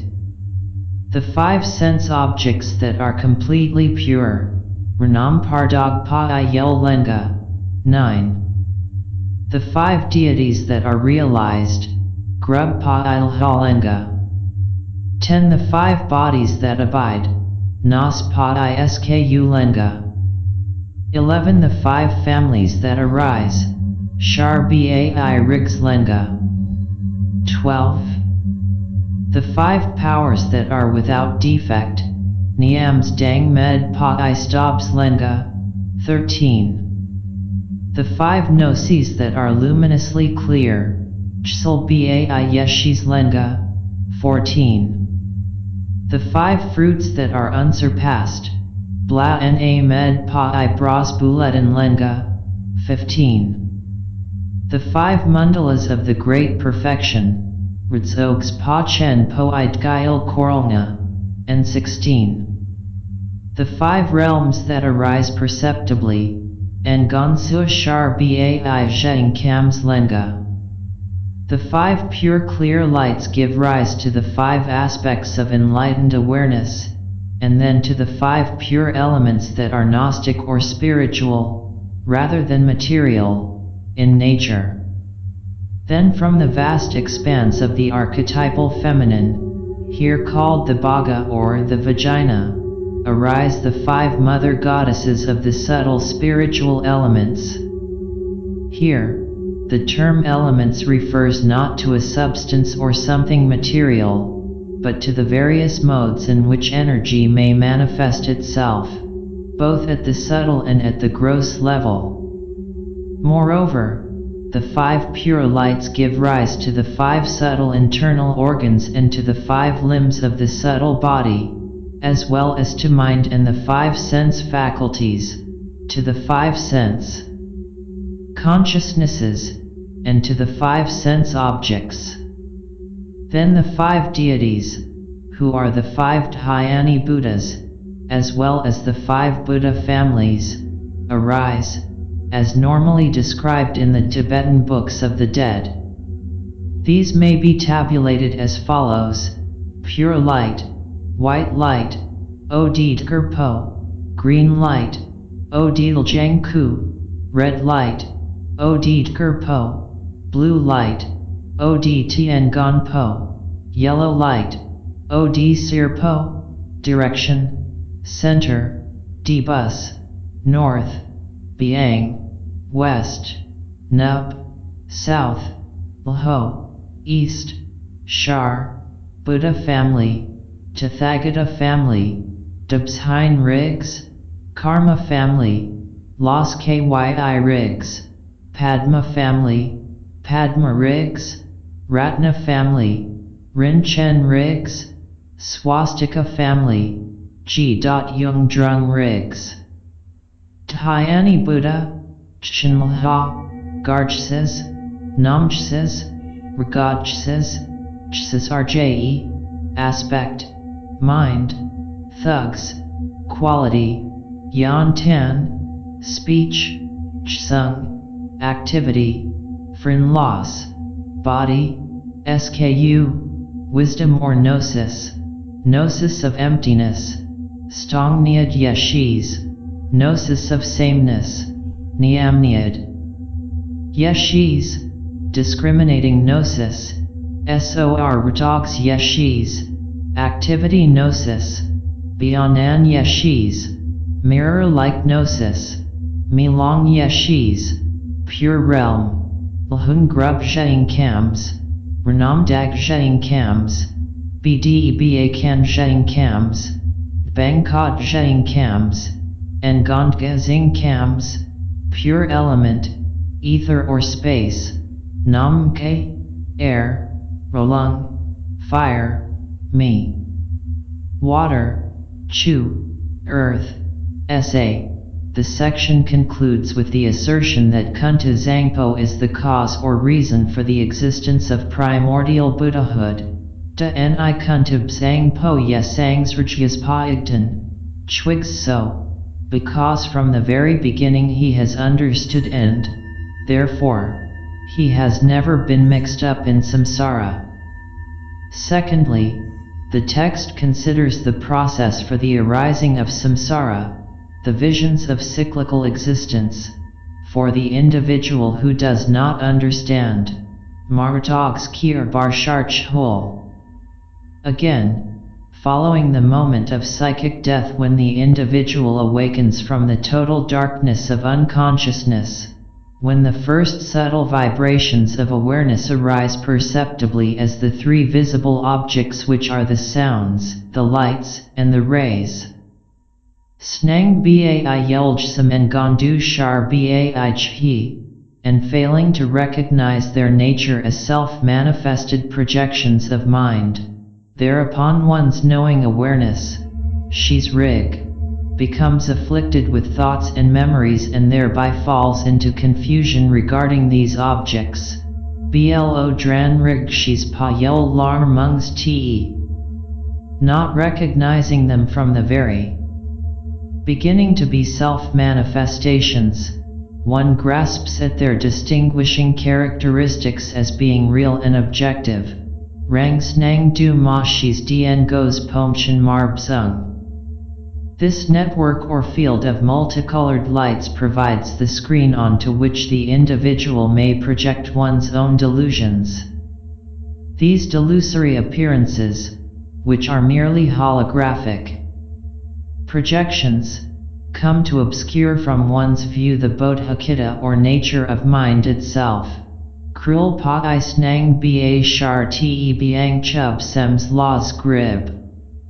Due to this incessantly busy activity of memories, reasonings, and thoughts, the individual does not come to recognize one's own inherent awareness for what it really is. Dran rig blo yis rang rig ngo ma shis. And because of the power of this ignorance or lack of awareness, a dualistic consciousness comes to move out from its own original place to its object. Ma rig bang gis shis pa yel la jis.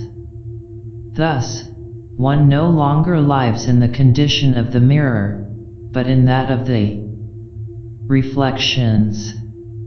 A divided and fractured awareness no longer remains in its proper and original condition, which is the natural state, but pursues and chases after these phantom appearances. Rang sa mazin snang ba irjis so brang, thereby losing its independence and intrinsic freedom, ranged bang, and falls under the dominion of the archontic powers, as the bound slave of its own illusions. Thus, the interdependent origination and evolution of samsara arises. Kier Myrdhin Brel Shar. As was the case with the evolution of the visions of nirvana, the text outlines the evolution of the visions of samsara as follows: the 5 lights that manifest visibly. Snang Baid Lenga. 1. The 5 causes of the elements in the external world. Snot Kyi Byung Ba Lenga. 2. The 5 nectars of the elements that are internal. Nang Gi Byun Gi Ba Gud Lenga. 3. The 5 internal organs that give support. Ratan Pa Don Lenga. 4. The 5 limbs that arise as skillful actions. Risal Du Shar Ba Ian Lag Lenga. 5. The 5 internal containers that accumulate. Sog Pa I Snod Lenga. 6. The 5 doors of the senses. Bang Po I Sgo Lenga. 7. The 5 consciousnesses that discriminate among things. God Pa I Shis Pa Lenga. 8. The 5 objects that are spheres of activity for the senses. Spyod Pa I Yel Lenga. 9. The 5 poisons that represent causes. Rjua Dug Lenga. 10. The 5 conducts from secondary causes of samsara. Rkien Los Spyod Lenga. 11. The 5 skandhas that are fruitional. Brasbufang Polenga. 12. The 5 diseases from the humors. Du Bai Nad Lenga. 13. The 5 doorways to birth. Sky Bai Zgolenga. 14. The 5 pathways to transmigration. Ryud Pa I Lam Lenga. 15. The 5 fruits that are ripened. Smin Pa I Brasbuletin Lenga. And 16. The 5 realms that arise visibly. And Gondu Shar Ba I Zheng Kams Lenga. These same 5 primordial lights, which, as in the case of nirvanic vision, had been perceived in all their original and intrinsic purity, now come to be perceived as 5 dull lights which manifest visibly and all prevailingly in empty space. When these 5 lights become united and linked with Rigpa or awareness, their energies give rise to the 5 impure external elements, the 5 impure internal elements, the 5 internal organs of the body, and so on. These are elaborated in the text and may be tabulated as follows: the 5 lights. Od Lenga white light. Od Dker Po green light. Od Ljang Ku red light. Od Mar Po blue light. Od Tien Gon Po yellow light. Od Sir Po the 5 elements. Byung Ba Lenga space. Nam Ke air. Prolong fire. Mi water. Chu earth. Sa the 5 internal elements. Kams Lenga consciousness. Renam Shis breath. Bugs heat. Drod blood. Crag flesh. Shat the 5 internal organs. Don Lenga heart. Sneeing Po lungs. Glow Ba liver. Mchin Pa kidneys. Mgolma spleen. Chur Pa the 5 limbs. Yan Lag Lenga head. Right leg. Right arm. Left leg. Left arm. The 5 vessels. Snot Lenga testicles. Psam Bseu large intestines. Rjulong gall bladder. Gris Pa urinary bladder. Lgang Ba stomach. Pho Ba the 5 sense organs. Bang Polenga I Mig nose. Sna tongue. Lce ear. Rna Ba body. Lus the 5 sense consciousnesses. Renam Shis Lenga I consciousness. Mig Gi Renam Shis nose consciousness, snai nam shis, tongue consciousness, lcei nam shis, ear consciousness, rnaba nam shis, body consciousness, las kyi nam shis, the five sense objects, yolenga forms, xugs, smells, dri, tastes, ro, sounds, skray, touches, reg, the five negative emotions, nyan mongslenga anger, zhezdang, pride, narjil, envy, frag dog, greed, dod chags, confusion, gdi mug, the five skandhas, phung polenga consciousness, renam par shis pa ifeng po, impulses, du bai gyi phung po, perceptions, du shis kyi phung po, feelings, chor bai phung po, form, xugs kyi phung po, the five diseases, four kinds of humor disease, du ba nam psi, wind disease, relung nad, bile disease, gris nad, phlegm disease, bad gon nad, combinations, dus pa nad.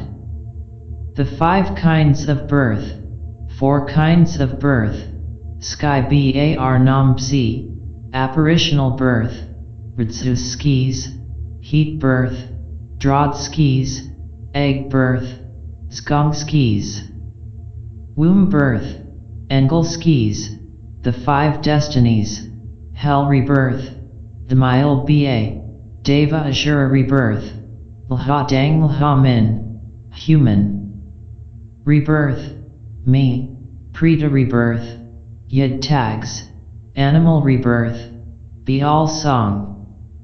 That unfolding of delusion is the reason for the wandering in samsara by the sentient beings belonging to the three worlds. Da ni kams chsam sems kan kier bar kyams pa ekten chwigs so. These three worlds, kams chsam, are the desire world, dod kams, the form world, xugs kams, and the formless world, xugs med kams, and comprise the totality of samsara. Sentient beings who are dominated by their sensual desires, whether possessing gross physical bodies like humans and animals, or subtle ethereal bodies like the devas, the gods and angels, the asuras, the spirits and demons, the pretas, the ghosts, and the denizens of the hell realms, all belong to the desire world. The higher gods, the Elohim or Brahmas, inhabit the purely mental planes of the form world, and the formless world corresponds to cosmic consciousness and the higher mystical states of consciousness. However, all of these higher states of mystical consciousness and conditions of godhood, no matter how exalted and long-lasting, represent conditioned states and therefore belong to the order of samsara and cyclical existence. Rebirth on any of these planes of existence, all of which are enfolded within the total dimension of existence, do not represent nirvana or liberation from the cyclical existence from samsara. Even though an individual, because of one's accumulation of good karma over many lifetimes, may attain the salvation of rebirth in heaven among the devas or angels, this salvation is neither final nor ultimate. When the store of positive karma of that individual is exhausted, residual negative karma rising into consciousness will lead to rebirth once more in the lower realms. Thus, the pattern repeats itself. Old habits of thought remain and cyclical existence continues to unfold itself relentlessly. Within samsara there is no safe refuge from that fate. It is only by coming to recognize oneself as the king who is intrinsic awareness, Rigpa Irgil Po Rang Ngo Shis Na, that one can come to liberate oneself from the dominion of delusion and transcend even the dichotomies of dualistic thinking concerning samsara and nirvana. At the beginning of the process of the evolution of the visions, either of nirvana or of samsara, due to the presence of Rigpa in the dimension of the Kunzi, the inherent light of emptiness comes to shine in the 5 primary colors. Each of these clear and pure lights emanates 16 kinds of manifestations of the enlightened state. They are the emanations of nirvana, Mayanan Las Das Pyranamsprul, being 80 in all. 16 x 5 equals 80. However, when the lack of understanding and delusions become predominant, the 5 lights become dull and impure in their quality, and each light generates 16 kinds of delusory impure vision, cruel snang, associated with the physical body and with the external physical universe, there being again 80 in all for this deluded state. Thus, the vision of one's own body, as well as the world, instead of being clear and translucent and nirvanic, comes to appear as solid and opaque and samsaric. Thus, there comes into existence out of a single source, 2 apparently distinct orders of being, the sacred and the profane. The wheel of the channels. Thirdly, there is the cycle of teaching concerning the subtle psychic channels that represent the essential points of the human body, Lasnadrasa I Kirlo. Following the moments of physical and psychical death when the primordial base is exposed in its original nakedness, as discussed in the first wheel, and after the arising of the primordial clear lights that represent the first manifestations of awareness emerging out of the base before the onset of the visions of the Bardo experience, as discussed in the second wheel, the embryo of the individual soon to be reborn begins to evolve and grow within the womb. First to evolve is the psychic nerve system or network of psychic channels wherein move the winds or psychic energies that represent the subtle vehicles for mind and thought. According to the preface of the text, if one does not know this teaching concerning the psychic channels, then one will not be able to cut off at the root the basis for delusions, which are the profane visions of samsara, as well as infatuation with the skandha or the physical body. Phongpo ideigta krul pa igzirasami code. Consciousness, Nam, Shis, having fallen once again into transmigration and finding itself in a physical body, one becomes attached to it, even intoxicated with it, so Th one forgets one's real nature and original homeland or condition. One is like a star fallen to earth and one comes to wander once again in exile among phantasms in the occidental darkness. But, on the other hand, according to the conclusion to the text, if one does know this cycle of teaching concerning the essential points of the physical body, then the basis for delusions will surely be severed at the root. Lasnadrasa I Kirlos Krul Pa Igzirasa code. At the time when the body and the mind coalesce due to the power of karma, Las Kyid Bang Gis Las Sems Dus Pa I Dus, refers to the moment of conception and the ensuing growth of the embryo in the womb. In its development, the human body is assimilated to the traditional Indian model of cosmology on the principle that the microcosm, the human body, and the macrocosm, the external universe, structurally correspond in every way. And in mythological terms, traditional cosmology also provides a map of the structure of the human psyche. Thus the physical body is assimilated to the cosmic mountain Meru, Ri Rab, at the center of existence.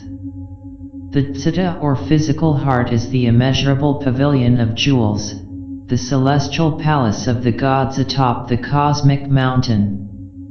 The four internal organs and vessels, Dan Snopsi, are the sites for the four elements. The three principal channels, Rasichsam, represent the tree of life, Srokshing, and the central channel is the trunk of the wish-granting tree of the gods, the Kalpataru.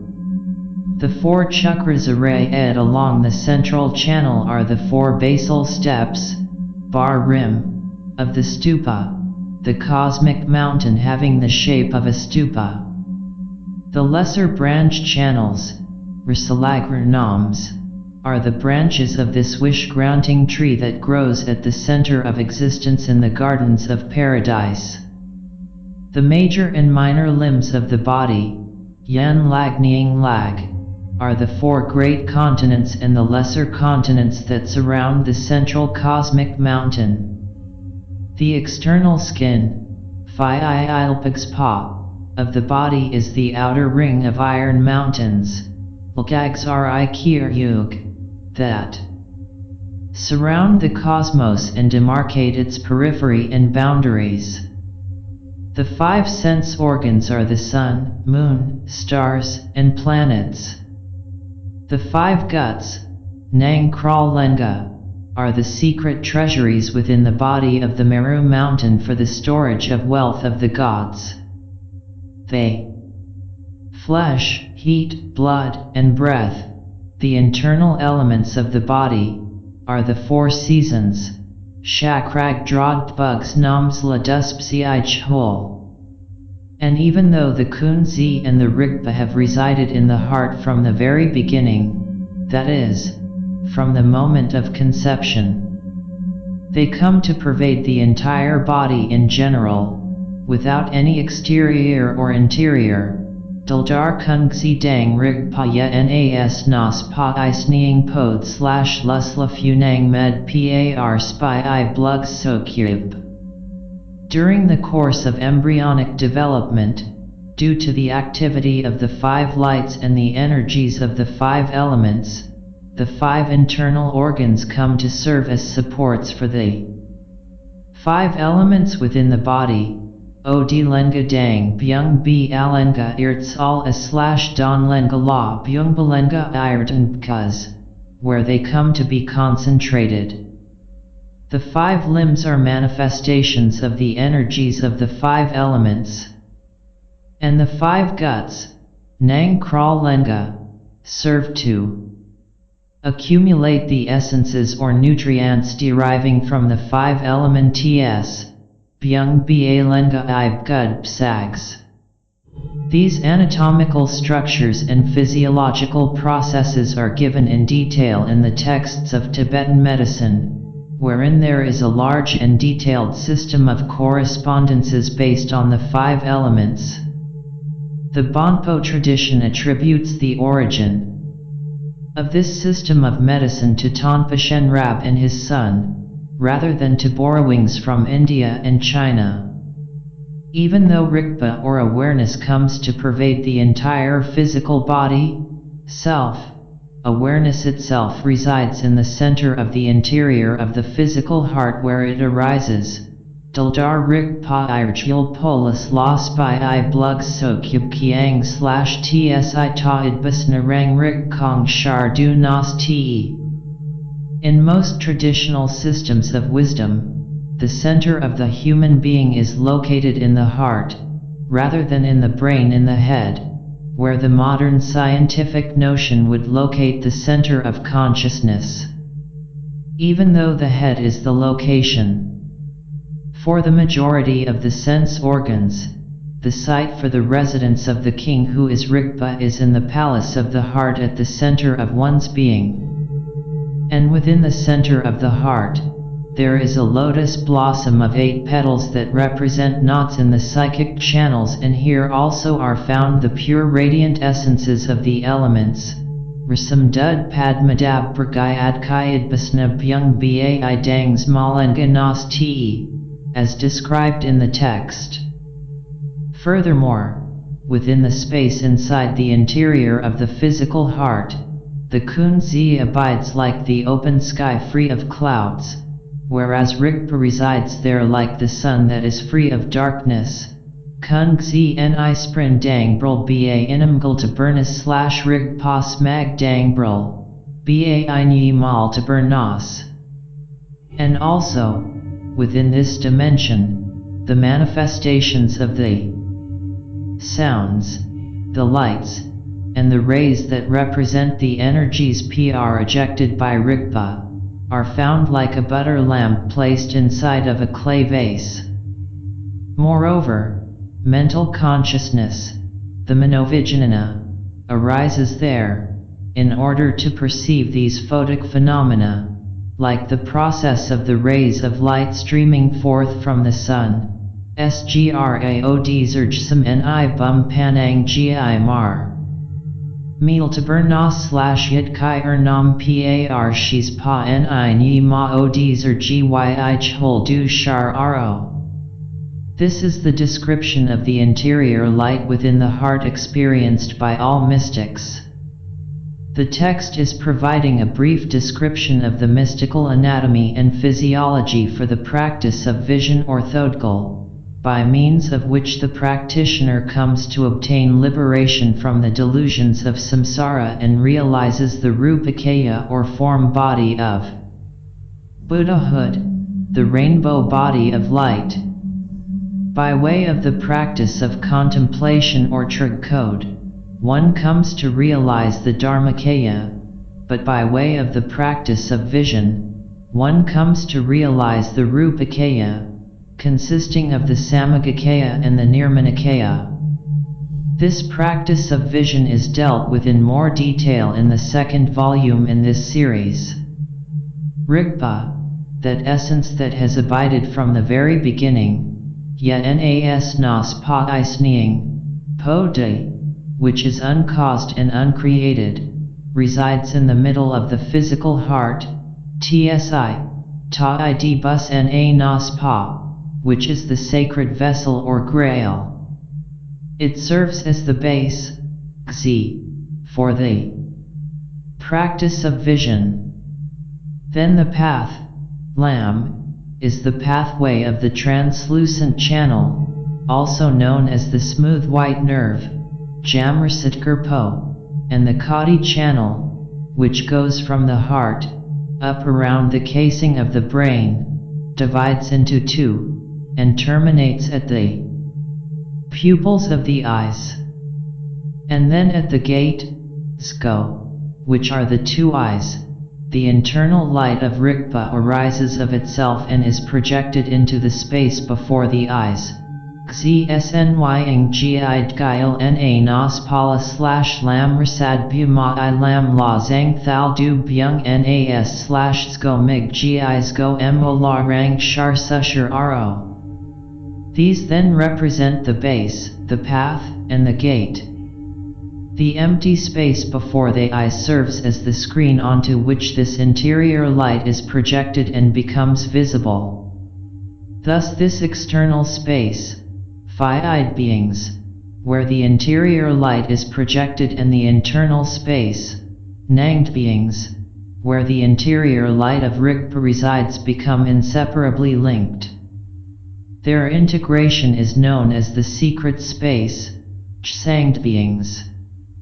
By way of the instructions of the Guru or the Dzogchen master concerning the development of the physical body, both gross and subtle, one is directly introduced to what is Rigpa, which represents the essence itself of one's own being, and thereby the individual will come to a clear and definitive decision, without any further doubts whatsoever, regarding what is the basis of delusion. Dildar Phongpo Diithagtas / Blama Damzen Gag Gis / Ngo Boniad Kyi Rigpa Ngo Sprad La / Krul Pa Ixid Marthag Gad. Here, the direct introduction by the Master, Ngo Sprad, is pointing out just what is Rigpa in one's immediate experience, is the means and the effect is the coming, on the part of the individual, to a clear and definitive decision, the Myrdhin. Such a decision, that literally, cutting the rope, is not a choice based on convincing reasons or an intellectual act or a concept, all of which are secondary and relate to the workings of mind, but rather a discovery of something within one's immediate experience, something which has been there all along, so that no more doubt remains regarding it, the Chums Med Pa. It is like digging in the earth of the floor of one's basement and discovering a treasure of gold, which has lain concealed there from the very beginning. Previously one has only heard rumors of its existence, but now one has discovered it for oneself and has seen it for oneself, so no doubts regarding its existence or nature remain. Moreover, being directly introduced by way of higher insight, the individual comes, in the same way, to see for oneself what are the secondary causes of delusion. And being directly introduced by the Master to the non-duality of the Mother Clear Light, experienced after death, and the Sun Clear Light, experienced in practice while one is yet alive, one will come to realize what is the essence of delusion. Thereby these three, the basis of delusion, Krul Pa Ixi, the secondary causes of delusion, Krul Pa Irkyen, and the essence of delusion, Krul Pa Ingobo, come to be clearly understood by way of the direct introduction from the Master and by way of the coming to a definitive decision or discovering them for oneself in one's personal experience. The individual is now able to distinguish clearly between what is mind, sems, and what is the nature of mind, semsniad, which is the Bodhicitta, and so it is no longer possible for delusions to appear in the places of samsara, biang chub sem sudmurthag, code pa / kir bai nas so krul misridde. Thereby one severs delusions at the root and obtains liberation from samsara without passing through the bardo.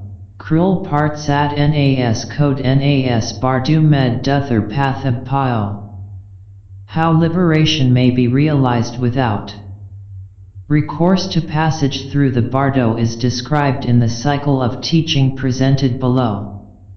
The wheel of the time of the bardo. The fourth cycle of teaching concerns the time of the onset of the bardo experience after death, bardu dus kyi kirlo. The description in the preceding cycle of teaching concerning the mystical anatomy and physiology of the human body, which is the foundation for the practice of vision both in sunlight and in the dark retreat, pertains to the preparations made in advance during one's lifetime for death and the bardo experience. Just as may be the case in practice, both with sunlight and with total darkness. Following upon the onset of the bardo after physical and psychical death, the archetypal sacred visions of the celestial hierarchies of nirvana may be experienced in the bardo of the clear light of reality, Bon Nyid Odij Sul Gyi Bardu, and then the profane visions of the various destinies of rebirth in samsara will be experienced. However, it is likely that the experience of the clear light after death will occur so rapidly, almost instantaneously, and in a flash, that the individual will fail to recognize it unless one has done practice during one's lifetime, including both Dzogchen and Tantric practice. So, not every deceased consciousness will experience this bardo of the clear light. That is the reason why prior preparation and practice during the course of one's lifetime is so important. And failing to recognize the clear light of reality, or even to catch a brief glimpse of it, the stream of consciousness flows relentlessly onward, driven on by its individual karma, into the experiences of the bardo of existence, Ridpa I Bardu. The experiences that the individual undergoes in this bardo are determined by that individual's particular karma.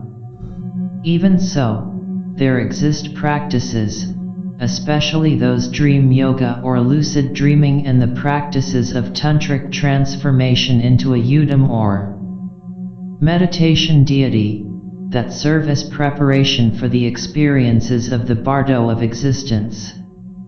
The latter practice would culminate in the creation and realization of a subtle body of mind, sems, and psychic energy or prana, srog, in the form of one's yudam, and this is technically known as the illusion body, stylus. However, realization of such a subtle body is not synonymous with enlightenment and liberation from samsara, for, even though its form represents a pure vision of one's own being, there yet remain many layers of subtle spiritual obscurations that need to be purified. However, to accomplish this, one does not need to take on again a human existence. Furthermore, even though the visions seen in this bardo represent impure karmic visions, nevertheless they can be transformed as the result of the previous practice of the yudam. Again, the preface to the text states that if one does not know this teaching cycle concerning the advent of the bardo, one will not, while in the bardo, be able to separate and distinguish liberation, that is, recognizing the clear light, from the delusions or illusory karmic visions that arise after death. Bardu dus kyi kierlo mashis na/gral krul gyi shan mi fide. These karmic visions represent both the residues of past existences and the precognitions of future existences. Moreover, time, dus, in the bardo does not operate in the same mode as does the perception of time in the normal waking state, that is to say, time as rigidly sequential and chronometric. Rather, time in the bardo resembles time in the dream state where past and future come to be mixed up together. In many ways, the bardo of existence is like an extended dream state. For this reason, dream yoga and the practice of lucid dreaming can serve as preparation for death and the bardo experience. In everyday life, the process of falling asleep may be equated with the chike bardo, the experience of dying, and the moment after falling asleep, but before the onset of the dream process, may be equated with the bardo of the clear light, because at that moment one may catch a glimpse of the clear light of the nature of mind. Finally, the dream state itself may be said to correspond to the bardo of existence, where one comes again under the sway of karmic visions and re-enters the holographic labyrinth. Again, as the conclusion to the text asserts, it is by means of this cycle of teaching concerning the time of the bardo, that one is able to separate and distinguish liberation, by way of recognizing the clear light, from delusion, which is the folly ng once more under the sway and dominion of the dull lights of samsara, which lead back to the various destinies of rebirth within cyclical existence. Bardu dus kyi kierlo skral krul gyi shan fide par jayu raro. Whereas liberation represents ascent into the clear light of reality brought about by gnosis or understanding, delusion represents a descent into the lower worlds of generation ruled over by the kleshas or passions, in this case brought about by a lack of gnosis or understanding. Practitioners of the spiritual path are divided into those of a superior capacity, BONPO Rab, those of an intermediate capacity, BONPO Bringpo, and those of an inferior capacity, BONPO Thma. In addition to these three, the individual possessing an exceedingly superior spiritual capacity, Yang Rab, may obtain liberation without the need to undergo death in the Bardo experience, Bangparab Ni Bardu Med Partharpadab, because such an individual has attained liberation from samsara in one's present lifetime. This process is known as Phawachenpo or the Great Transfer, Phobachenpo, where one transforms directly into a body of light without the prior necessity of going through the death process. However, the individual of a merely superior spiritual capacity, Rab, can obtain liberation following physical death when one enters into and remains in the natural state experienced in the bardo of emptiness, before the onset of the visions of the bardo of the clear light. Furthermore, the individual of an intermediate spiritual capacity may obtain liberation after death in the bardo of the clear light, Bangpo Bring Ni Odij Sul Kyi Bardo Nasthar Pa Thab Ste. In terms of the level of Phawa practice, the consciousness of the superior individual is said to transfer directly into the Dharmakaya, which is the natural state, whereas the consciousness of the intermediate individual transfers into the Samagakaya, which is the clear light. The Phawa practiced by the individual of inferior capacity is spoken of as being in the Nirmanakaya style, since he transfers into the visualization of the Buddha or the Udam. During the process of dying, the consciousness of the individual experiences the progressive disintegration of the elements of the physical body. The various signs that appear, both externally and internally, marking the inevitable onset of the death process, are described in some detail in the different versions of the Tibetan books of the dead, and this actual process of dissolution of the elements begins after the cessation of the external breath or breathing, fire-eyed bugs. At this time, the corpse of the deceased individual appears to the external observer as senseless and dead. There is no detectable breathing or brain activity, but this does not mean that the consciousness or namshi does not continue to function and be aware of its surroundings. Although the consciousness remains linked to the body, now dead, it undergoes an out-of-the-body experience, moving about the vicinity of its former body and observing the efforts of medical practitioners to resuscitate him and the activities of grieving relatives. At first, the consciousness of the deceased may not even be aware that one is dead and be frustrated by the failure of one's efforts to attract the attention of those present. This is also not uncommonly experienced during near-death experiences. The sight of one's own corpse may come as a complete shock. During this period, the individual inhabits a subtle mind-made body, yidlus, which is an exact double or replica of one's dead physical body. There exist many accounts where this subtle body is experienced to separate from the sleeping individual and float above it, suspended in the air, although still connected to the physical body at such points as the medulla oblongata or the solar plexus by a slender psychic thread.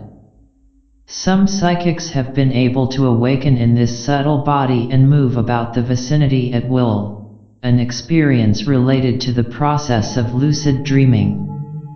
Nevertheless, this subtle mind-made body serves as the vehicle for the deceased consciousness for a certain period. It has all of its psychic senses fully operational. including the manas or functional mind, so that it is aware of what transpires in its immediate environment. However, it is still linked to the circulation of psychic energy that continues for a time in the physical body of the deceased, this circulation being known as the inner breath or breathing, nanged bugs. Not only does the consciousness of the deceased witness scenes that go on around him in the normal world, but one has various auditory and visual experiences as the elements of the physical body progressively disintegrate and dissolve back into space. These experiences are described in the Tibetan books of the dead literature. Thus, psychic life and the circulation of psychic energy continue for a time after the death of the physical body, traditionally said to last at least 3 days. For this reason, the Tibetans do not cremate the corpse immediately upon death, but only 3 days afterwards. According to Tibetan folk beliefs, the bardo lasts for a duration of 40-9 days for the deceased before that individual goes on to a rebirth. For this period there exists a system of puja offerings for the dead, including butter lamps, as well as tsampa or roasted barley flour, rice, flowers, figurines, and so on, which are burned in a fire. This is done in the belief that the deceased, being now like an ethereal dryza or smell-eating spirit, driza, Saket Gandharva, can partake of the subtle essences of these burnt offerings contained in the smoke rising from the fire.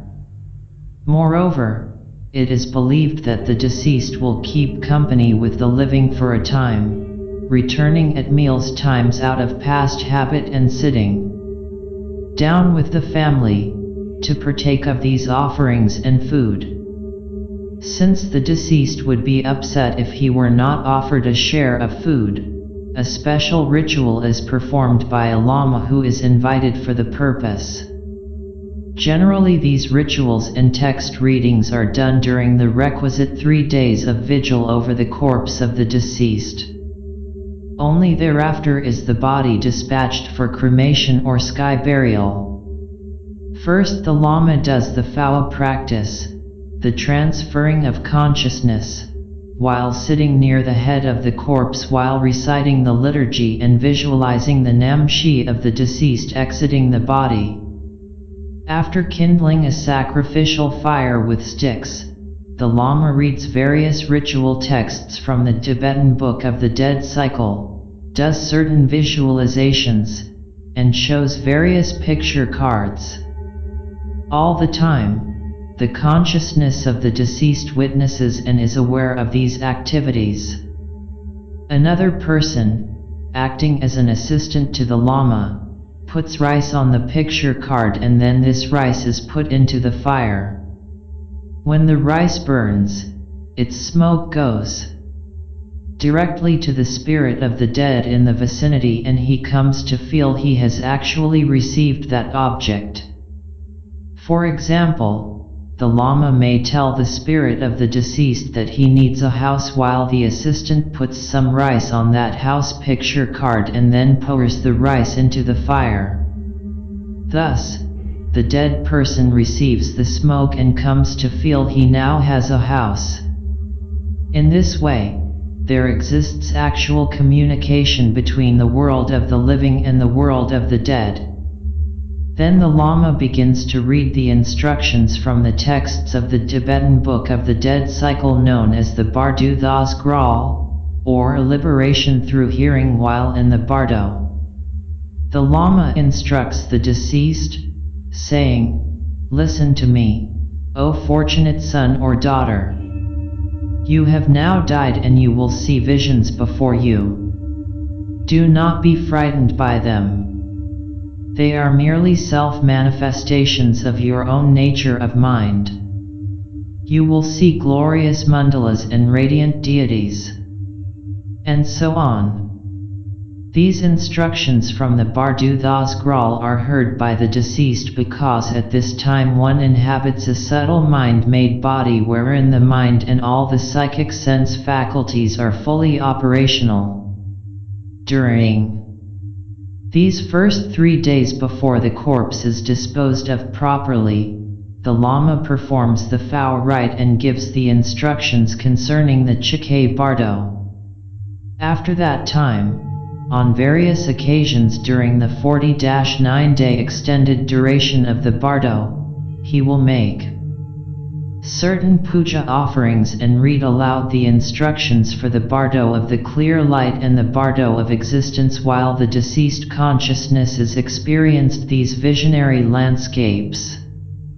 Moreover, these same instructions are read aloud during the first 3 days of the funeral ceremonies in order to prepare the deceased for what lies ahead when one departs from the bardo of dying. Even in the subsequent bardos, the deceased can hear the voice of the Lama, provided one thinks of and recalls the Lama and his instructions given previously. For this reason, the Lama, whether Buddhist or BONPO, becomes an expert in funeral ceremonies and exorcising and dispatching onward to their next life the spirits of the dead.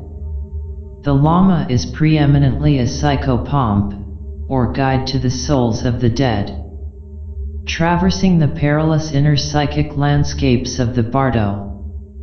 This whole process of the dying of the psyche and the dissolving of the personality of the individual, as well as the prolonged process of the disintegration of the gross and subtle elements of the body, from the cessation of the outer breathing to the cessation of the inner breathing, or circulation of psychic energy that sustains the life of the subtle body, is known as the Chike Bardo, Chikai Bardu, the intermediate state of dying.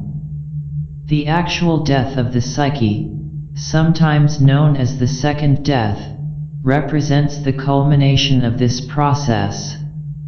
This is followed by 3 bardos or intermediate states that span the duration between this actual psychic death and actual rebirth in the womb following upon conception. These are as follows: 1. The intermediate state of emptiness, Stong Pai Bardu. 2. The intermediate state of the clear light of reality, Bon Nyat Odij Sul Kyi Bardu. And 3.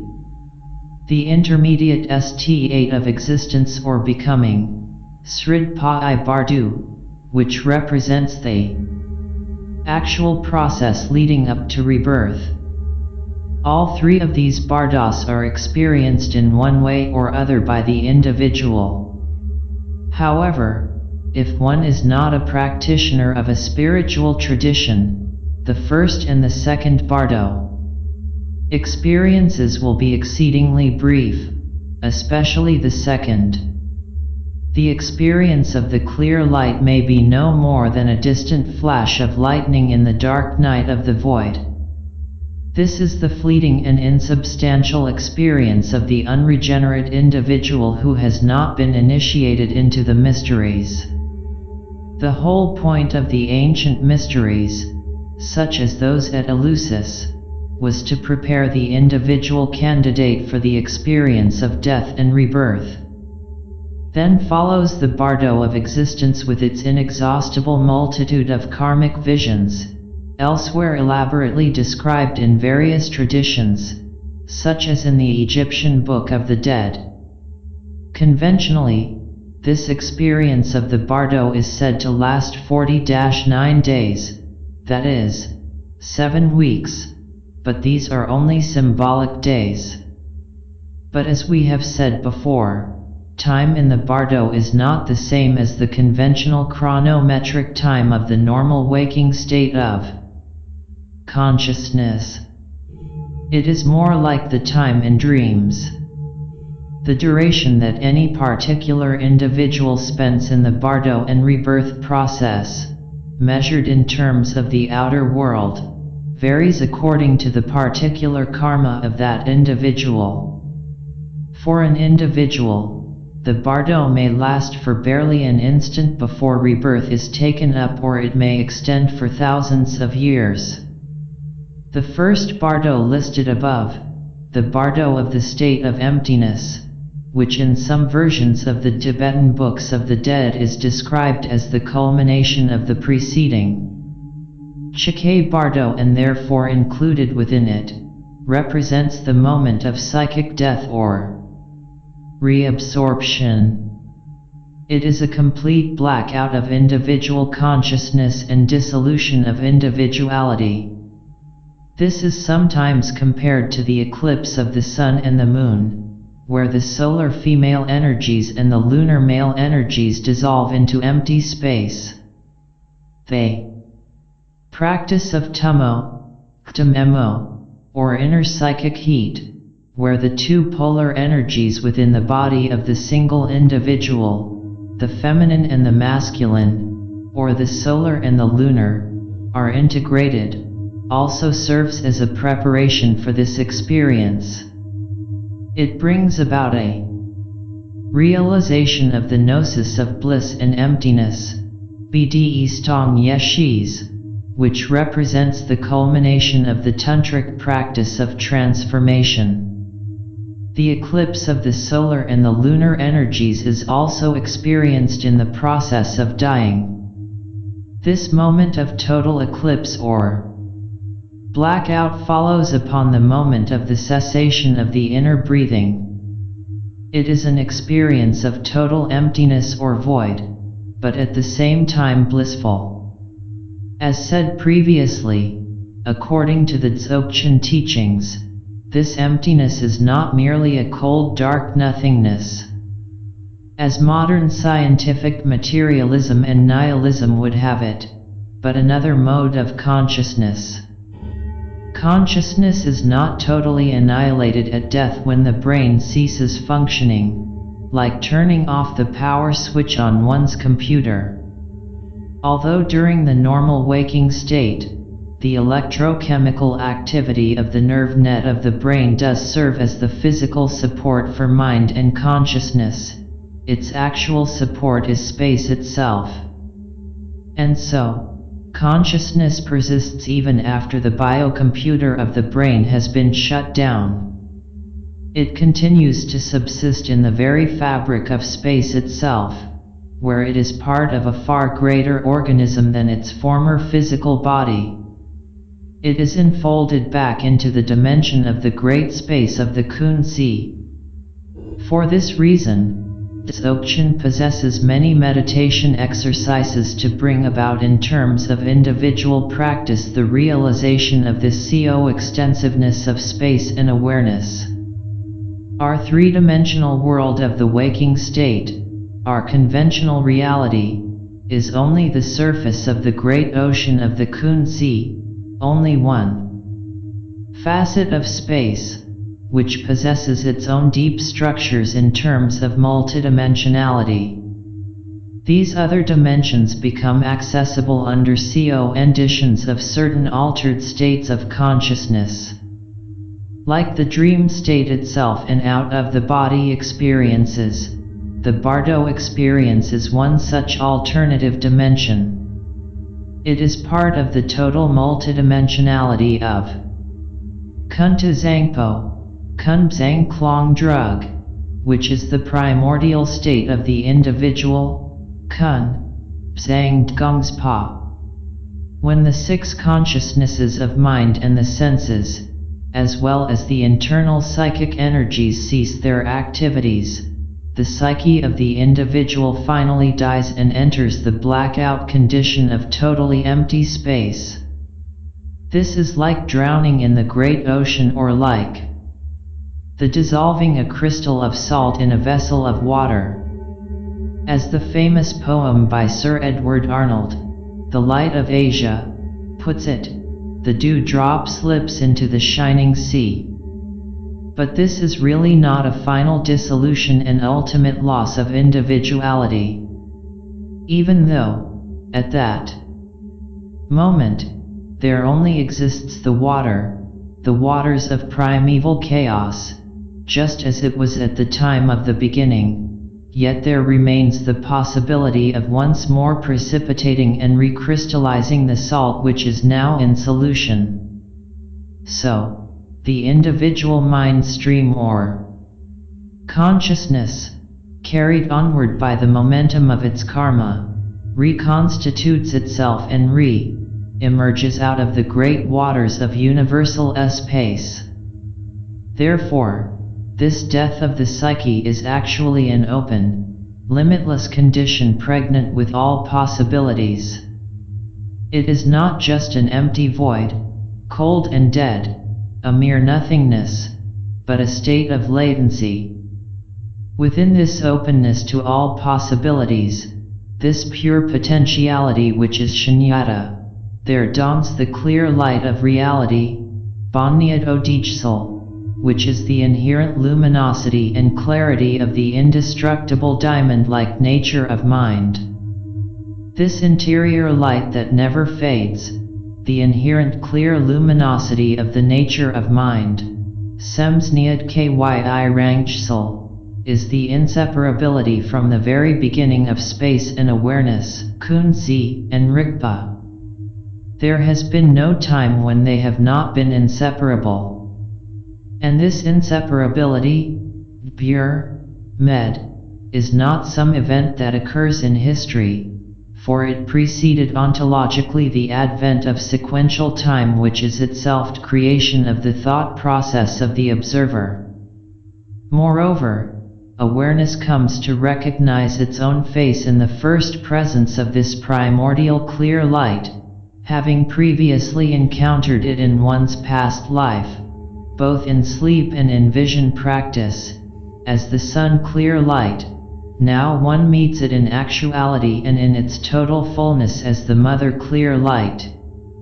This revelation of the primordial light in the pristine darkness of the Tibetan, the subterranean innermost sanctuary of the Bardo, thereupon unfolds into fractals in a psychedelic cacophony of brilliant colors, eventually unfolding into an infinity of universes of pure visions of nirvana, as described in the text. For the practitioner, this is the experience of the Bardo of the clear light, and it is precisely at this moment, known as the boundary between liberation and delusion, Gral Krulnias Kyi Somp Shams, between nirvana due to understanding and samsara due to not understanding, that the maximum opportunity to realize Buddhahood presents itself. It is the parting of the two ways. One's consciousness has separated from the physical body and the brain as its material support. Rigpa or intrinsic awareness now abides without any physical support whatsoever. Jospa Ilas Dangbril Nas Rig Part and Med Du Nas. It remains suspended in the middle of space, its only support being space itself. At that moment, freed from all physical restraints and conditionings, it is now possible that anything could come into manifestation. Daich Dildar Snang Ba Tom's Cat. Rigpa is, at that moment, not located at a particular point in space, but it finds itself at the very center of existence, a point which is nowhere and yet everywhere. It is now at the center where creation began in the time of the beginning, the time of the first dawning of the clear light over the dark waters of chaos. Thus, the disembodied consciousness, now freely suspended in the pure potentiality of empty space, comes to experience the first dawn, the initial vibrations, lights, and rays that arise in the dark infinite void of space. This is the Fiat Lux, the precise moment of the new creation, as explained previously. If the deceased individual has previously been a practitioner of Dzogchen and Tantra, that is, of recognition and transformation, one will readily come to recognize the nature of these clear lights as being self-manifestations of one's own nature of mind. Like the crystal and the rainbows of refracted light it casts, the mirror is the source for projecting the very images it reflects. The nature of mind is compared both to the crystal and to the mirror. The metaphor is not perfect because here the crystal and the mirror are here also the source of the light, the inherent light or inner light, Nang Od, for this light is not due to another and does not come from outside of them. The initial manifestations of light will arise as the pure realms of the five clear lights, Od Lenga I Zheng Kam Su Char, as described in the Tibetan books of the dead.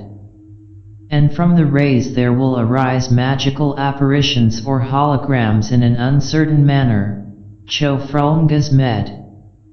That is to say, they are uncertain because they come into existence as probabilities, not as events, predetermined according to some plan or as things brought about by antecedent causes. And the sounds or initial vibrations in the fabric of space arise as the inherent sounds or emptiness which is the ultimate reality, Bonyad Stong Pa I Rangsgras Grag. These primal vibrations are the first manifestations of existence, yet all of these manifestations lack any inherent existence. They are sometimes called nada or subtle sound. In terms of the practice of the individual, these sounds arise discontinuously as the sounds of alternating breathing with inhalation and exhalation and as other spontaneously produced sounds in the body. They are pointed out by the Guru as examples in order to give a direct introduction to the inherent sounds, Rangskrai, of space itself. And if the practitioner of Dzogchen has been previously prepared by way of the habitual practice of vision and the dark retreat, this primordial chaotic display of colored lights and fractals will spontaneously constellate into the visions of divine forms and mandalas, Sku Dang Dgyal Kir. In general, these divine forms are known as the peaceful and the wrathful deities, Ji Krol Hogs. As indicated previously, these mandalas, having a center, Dgyal, and a boundary, Kir, represent a structured pent-adic sacred space, the archetype of eternity. These mandalas come to appear as bubbles or as tiny spheres of rainbow light, Thig Le, which spontaneously link up in chains of awareness, Rig Pod Ilu Gurj Yud, like long strands of DNA. The whole molecular cosmos becomes reconstituted and seated in each atom where Buddha figures are seen.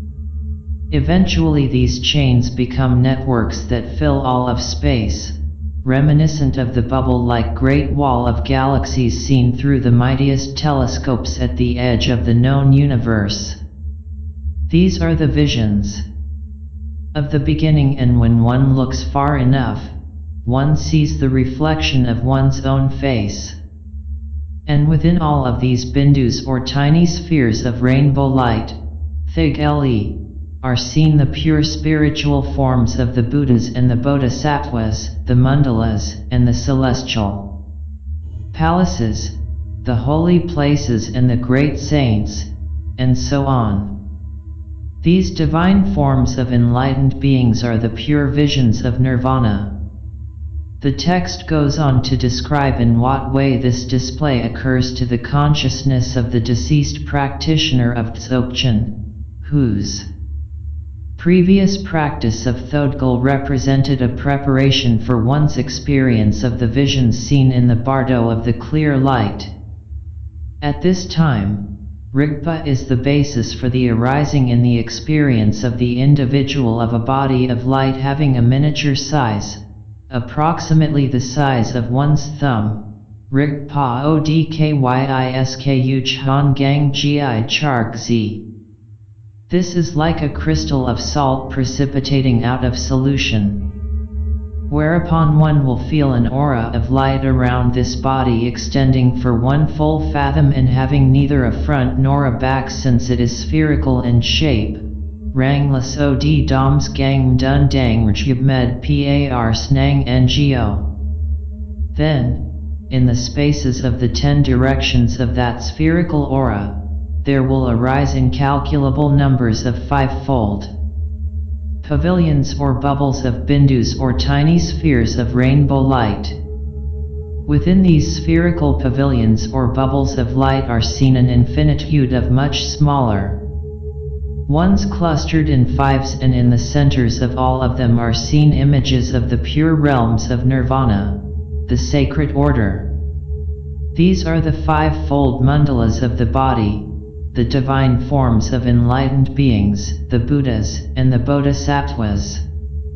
Rigpa is the basis for the arising, Chargzi, of the body of light, Odkyisk, which is sometimes spoken of as a thumb-sized or miniature-sized human figure of light residing in the heart. And because the basis for the arising of this miniature-sized body of light having been present in the middle of one's physical heart while one was alive in the physical body, this display described above arises in this way in the spaces of the 10 directions.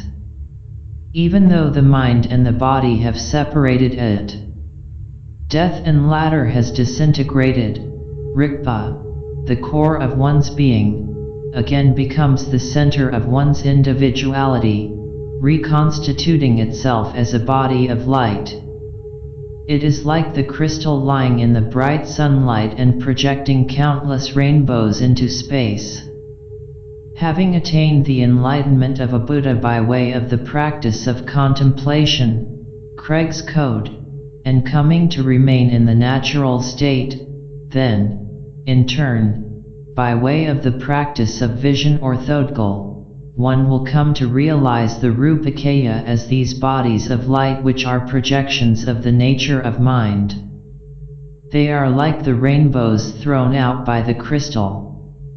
In this way, one may proceed as an enlightened being to benefit and instruct other sentient beings. This can be accomplished by projecting Nirmanakaya forms into all dimensions and times. Those disciples of the teachings who have faith, who are spiritually ripe, and who are attuned, whether they find themselves in this present life or in the bardo, can come to perceive these Nirmanakaya forms and receive their blessings and teachings.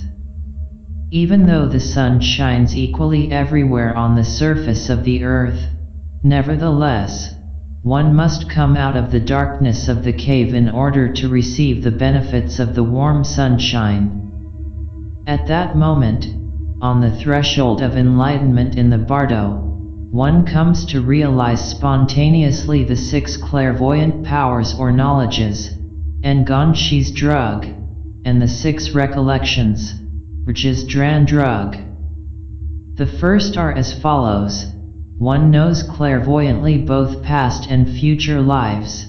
Chitienga Phi Ngan Parshas Pa. One knows clairvoyantly the causes and the consequences of karma. Las Rajya Bras Ngan Par Shis Pa. One knows clairvoyantly both the pure and the impure realms. Dag Ma Dag Gi Zheng. Kams Ngan Par Shis Pa. One knows that the bardo of the clear light of reality actually exists. Banya Dodij Sul Gyi Bardu Yin Par Shis Pa. One knows that these 3, the sounds, the lights, and the rays, are self-manifestations. Skra Odizerj Samrang Snang Yin Par Shis Pa. And one knows clairvoyantly the natural state which is the king who is one's own knowing. Awareness. Rang Shis Rik Gi Rjil Po Ina Slugs Ngan Par Shis Pa. As for the 6 recollections, which is Dran Drug. They originate at the same time as these clairvoyant powers or knowledges. When the sounds, the lights, and the rays arise in the bardo, first one recognizes these phenomena and remembers that one has died, realizing that now that one finds oneself in the bardo of the clear light. Then, when one beholds the visions that arise and unfold in this clear light, one will recall the Guru and the Udam at this time.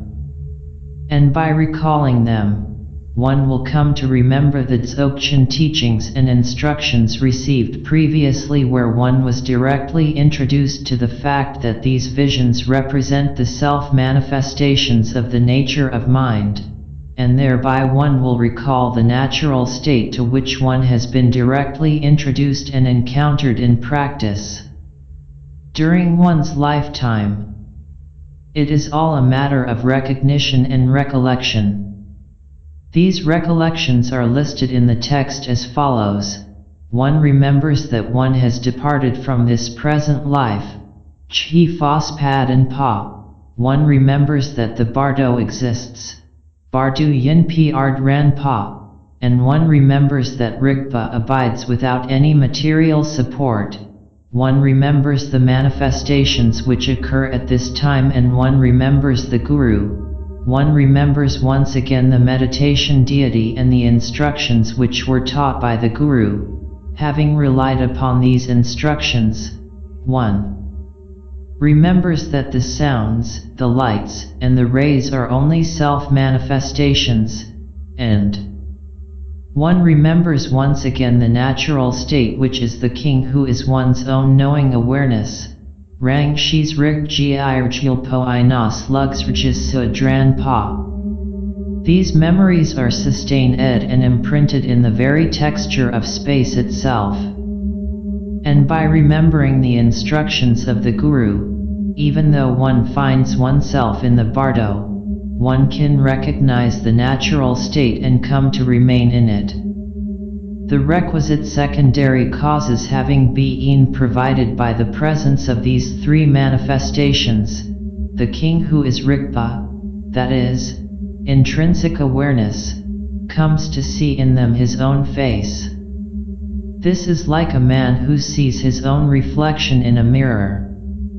But realizing that they represent only one's own projections, one now comes to live in the condition of the mirror, which is the natural state of the nature of mind, rather than in the reflections which represent illusory holographic projections.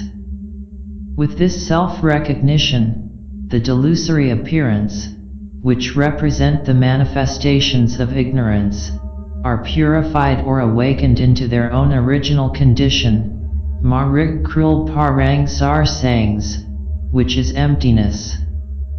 Moreover, the king, who is Rigpa, comes to remain thereafter in his own original condition, which is that of the condition of the mirror. In this way, it may be said that the king, who is Rigpa, vanquishes and brings under his dominion all visions and delusory appearances. Rigpa Irgil Pos Snang Ba Zil Gai is non te, and thereby he realizes his own sovereign power and independence with regard to the visions, Snang Ba La Rang Bang Dab Pa, experienced in the bardo and thereafter. These three manifestations now present the character of the Trikaya, namely, the sounds correspond to the Dharmakaya, the lights to the Samagakaya, and the rays to the Nirmanakaya. Whereupon the whole manifest universe, all of creation, becomes sacralized as the dimension of the Nirmanakaya. All forms become deities and mandalas. All sounds become mantras. And all thoughts and memories become contemplation. This is the realization of the Great Seal, the Mahamudra, Phyagrachya Chenpo. Thereupon, the Trikaya having arisen in this self-arising fashion, they now come to accomplish the benefits of countless beings. Unlike the practice of Tantra, where this transformation of one's total being and environment into pure vision requires the deliberate effort of the mind in terms of visualization, mantra recitation, and so on, here in Dzogchen the transformation occurs naturally and spontaneously, without effort. In this way, Dzogchen realizes the ultimate goal of Tantra. One can now accomplish the welfare and instruction of all sentient beings, spontaneously and without effort, by simply being, that is to say, by manifesting one's enlightenment through spontaneously emanating an infinity of Nirmanakaya manifestations. This occurs naturally, effortlessly, and spontaneously, without discursive thoughts, as the free expression of one's inherent energy or compassion, like the sun radiating countless rays of light into the clear open sky, thereby illuminating the entire surface of the earth.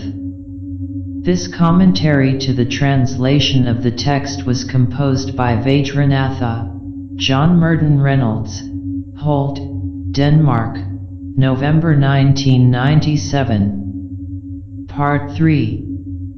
Commentary on the 21 Little Nails, Gzergrel. Here is contained the commentary on the 21 Little Nails, according to the oral transmission from Zhangzhung for the Great Perfection Teachings. The 19th Little Nail TSA.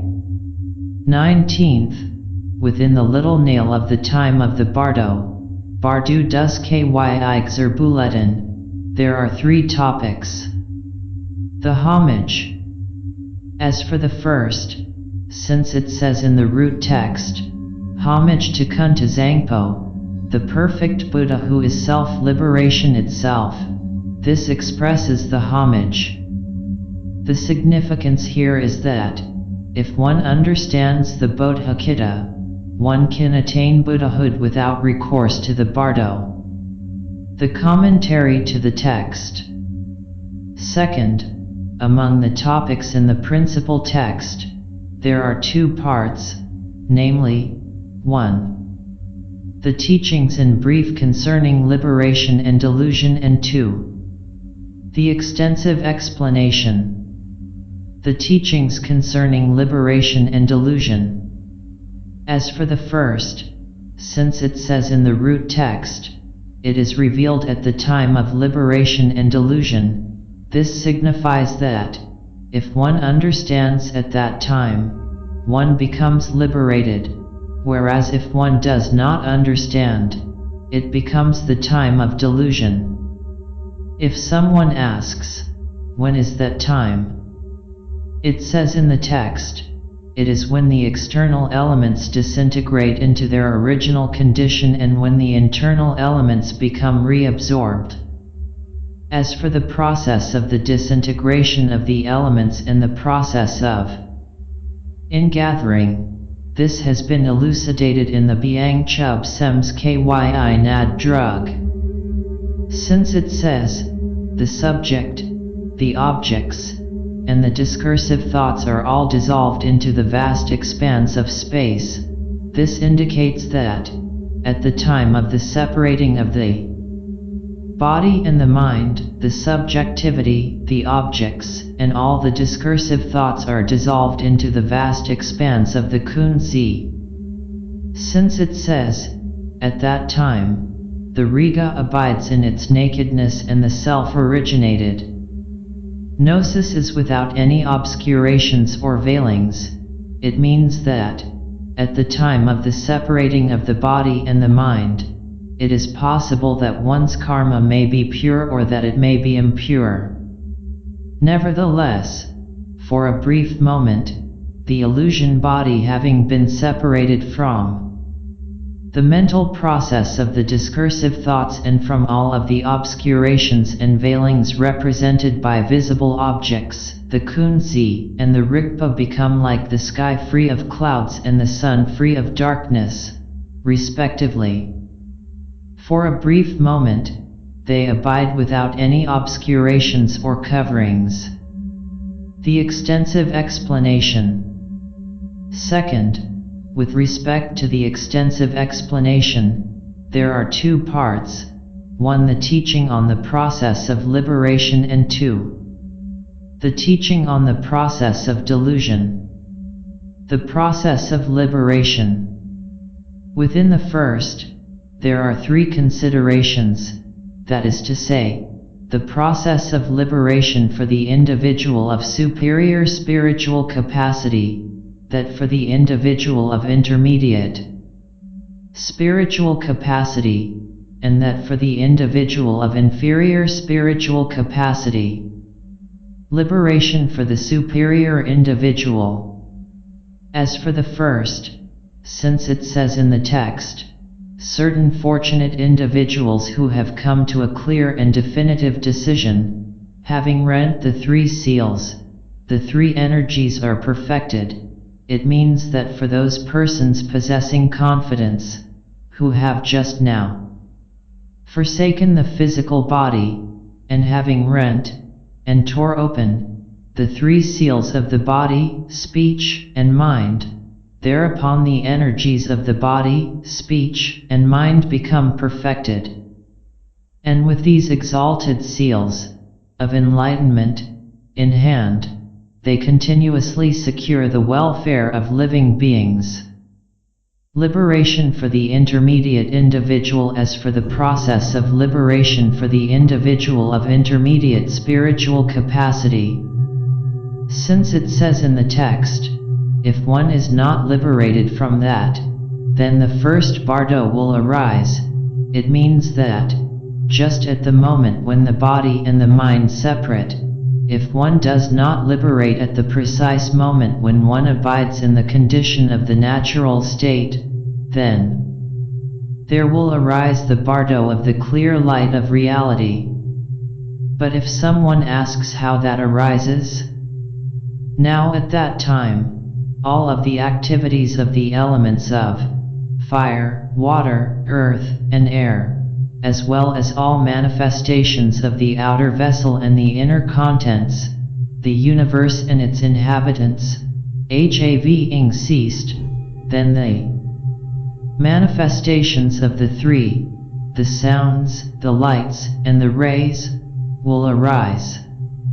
With regard to this process, there exist two considerations: 1. The process of arising, and 2. The process of liberation.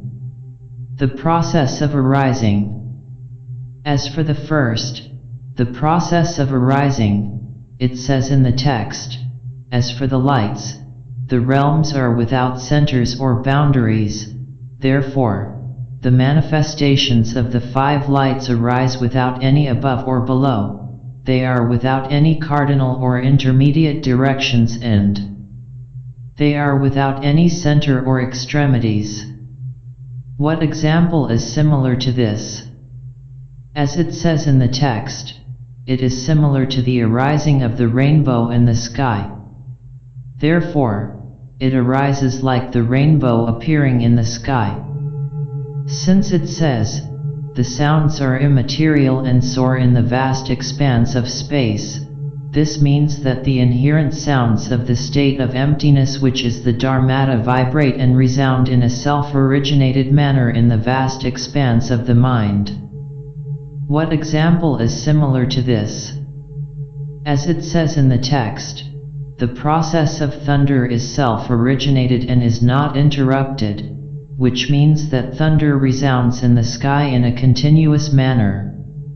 Since it says, the rays represent magical apparitions and display themselves in an uncertain manner, this indicates that these manifestations of rays, which represent the magical manifestations of Rigpa, come to arise, but they arise without any deliberate activity on the part of Rigpa. What example is similar to this? As it says, it is similar to the opening up of a glossy silk cloth or of a woolen blanket, which signifies that it is similar to the opening up a woolen blanket or a glossy silk brocade cloth, in the bright sunlight, where the sparkling reflections of sunlight may arise anywhere randomly. With regard to a person to whom they are familiar and well known, since it says in the text, the divine forms and the mandalas arise as perfect and complete, this indicates that those who are well acquainted with these instructions concerning vision practice within Dzogchen, and find the phenomena familiar at that time, thereupon, due to the miniature-sized king who is Rigpa, there manifests its own body as a fathom-long body of light. Furthermore, the illusion body of the present time, one's current physical body, is not like this at all. This body of light manifests without any front or back, and it is without any cardinal or intermediate directions. And within the spaces of the 10 directions of that body, there arise incalculable numbers of bindus and pavilions. Moreover, within each of these bindus, there arise 5 by 5 pavilions. In the centers of these 5-fold pavilions, there arise 5 by 5 divine forms. These appear in the manner of rows and clusters. Moreover, these divine bodies and pavilions do not arise from elsewhere.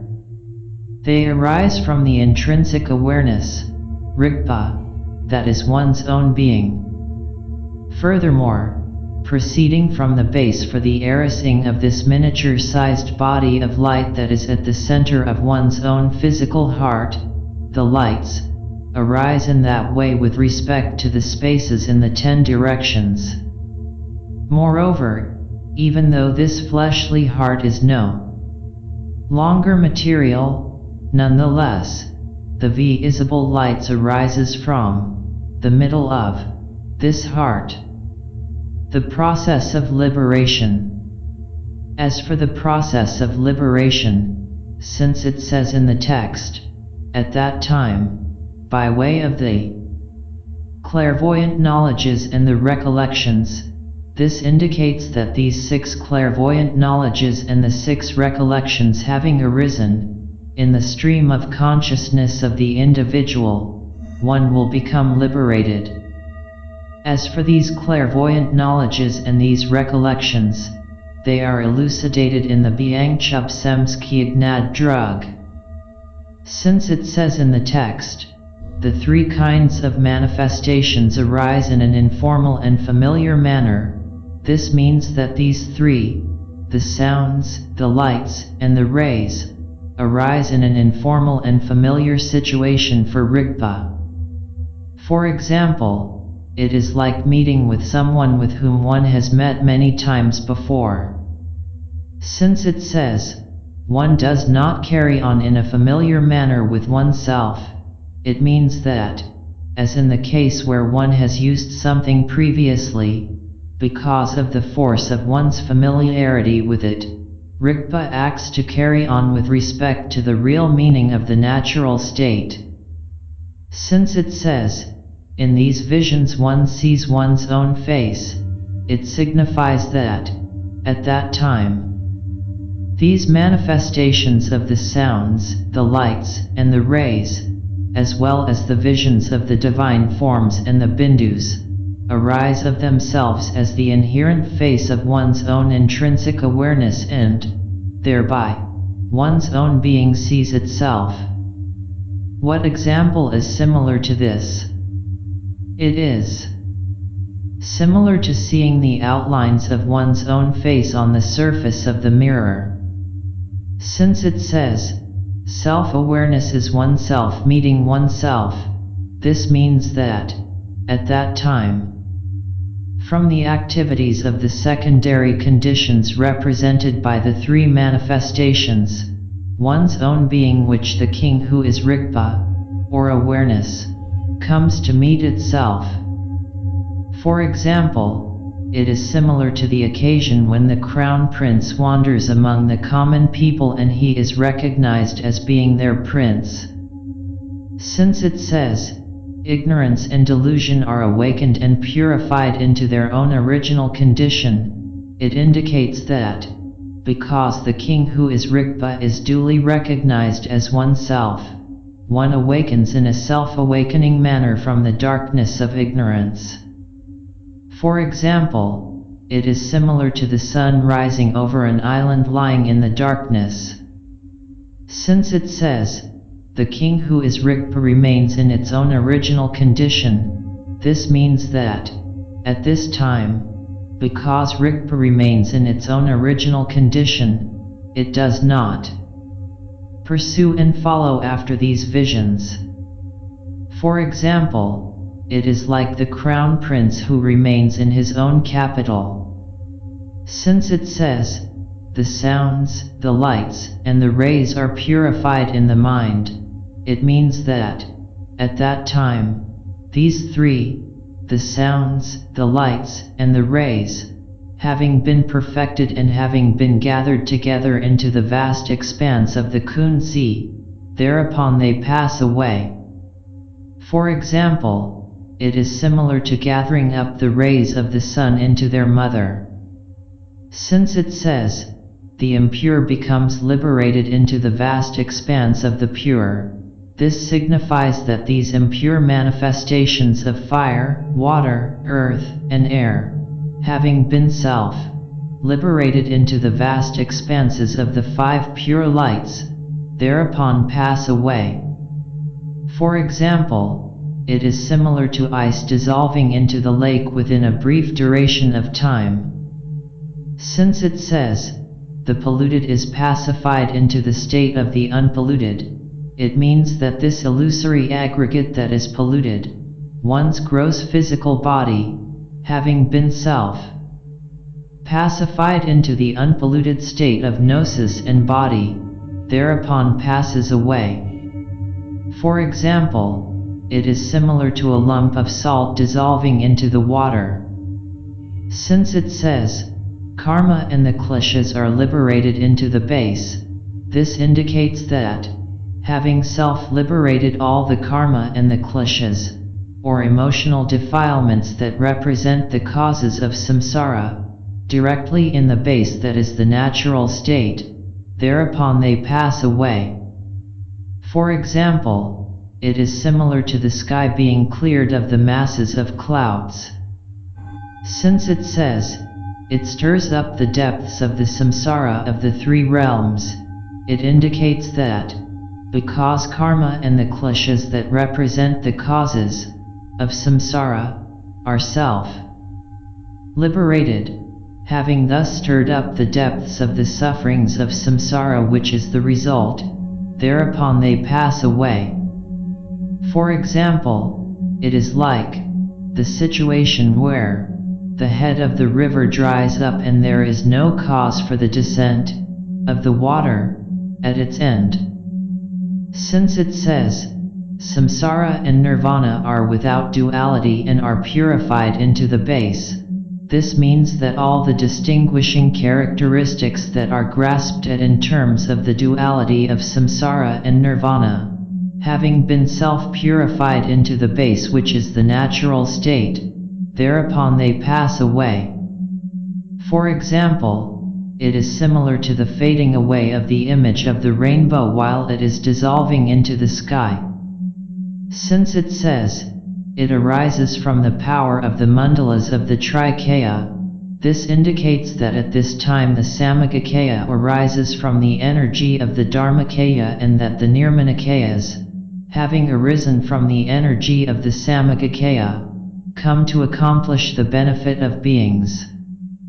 For example, these Nirmanakayas come forth like the rays of the sun, or they arise like the images of the moon reflected on the waters.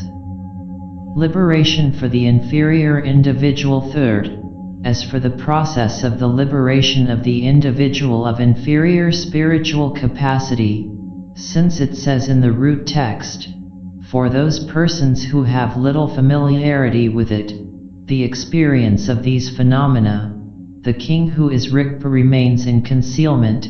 This indicates that, even though they may be taught this instruction, for those individuals who have small minds and little familiarity with the practice and its resultant experiences, the king who is Rigpa remains concealed in the narrow places of the Kun Sea. They do not even know or are aware, when they find themselves in the bardo, that they are present before the real meaning of the natural state, and so they do not come to abide in the manner of a jina or victorious one, that is, a Buddha. Since it says, having abided there from 1 to 3 days, it means that Rigpa abides in the narrow places of the Kun Sea.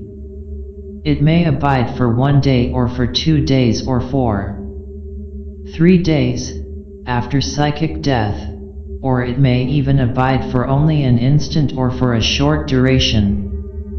Since it says, but in 7 days the purity will progressively arise, this means that, from 1 day until 7 days, after psychic death, on each of these days there will arise successively the white light, the green light, the red light, the blue light, and the yellow light, and so on. Since it says, but the realms will not arise as perfected and complete, this signifies that, due to the power of having little familiarity with the practice, the divine forms and the mandalas do not arise in a complete and perfect manner. But there will arise no disintegration of these three, the sounds, the lights, and the rays. Since it says, due to the presence of these secondary conditions, there may come about liberation in the bardo, for that individual. This signifies that, in some future time to come, having performed virtuous deeds, having been taught the instructions, for Dzogchen, by the gurus, and having received prophecies from the Udam, one will come to find liberation in the bardo of the clear light. Since it says, but if one does not find liberation, at that time, there will arise various impure visions. This indicates that, when one does not liberate from that experience of the bardo, the 5 pure lights having gone into concealment or occultation, there will arise the manifestations of fire, water, earth, and air that represent the impure elements. Since it says, but also, one may see pure visions in the bardo of existence, it means that the bardo of existence having arisen from that previous bardo, due to the power of white karma, one may come to see some pure visions from these sounds, lights, and rays. Since it says, one will come to quickly liberate from this continuum of transmigration in the good places, this means that, with respect to that, one will transmigrate from one pure place to another and, having prolonged one's ripened karma therein, one comes ultimately to liberation from samsara. The process of delusion. Second, as for the teaching concerning the process of delusion, since it says in the root text, those individuals who lack access to the gateway of the instructions, for Dzogchen, do not even recognize the clarity of the natural state.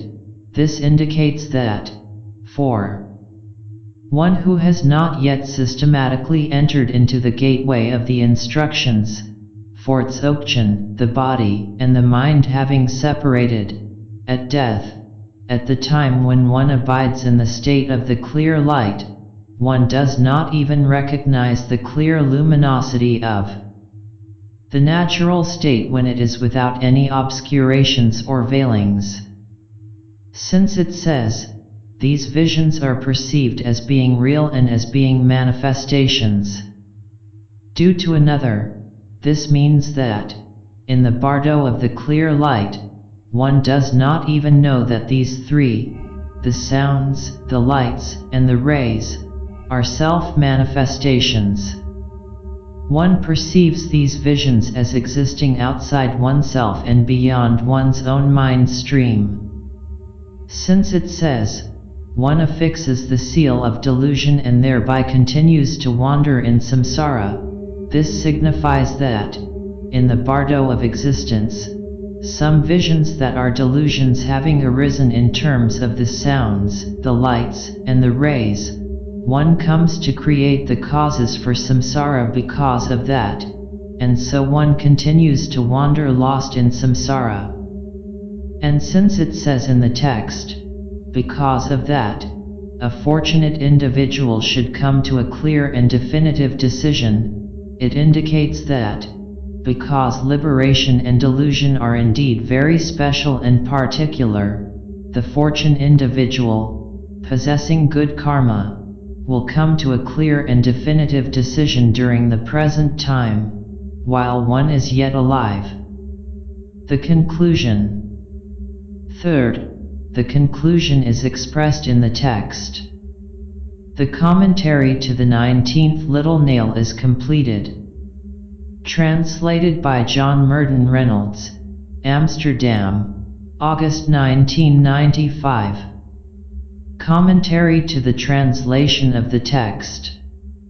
When the practitioner of Dzogchen has not attained the final goal of the realization of Buddhahood and the liberation from the cyclical existence of samsara in this present lifetime, then one must continue to circulate in transmigration and enter once again into the bardo experience following one's death.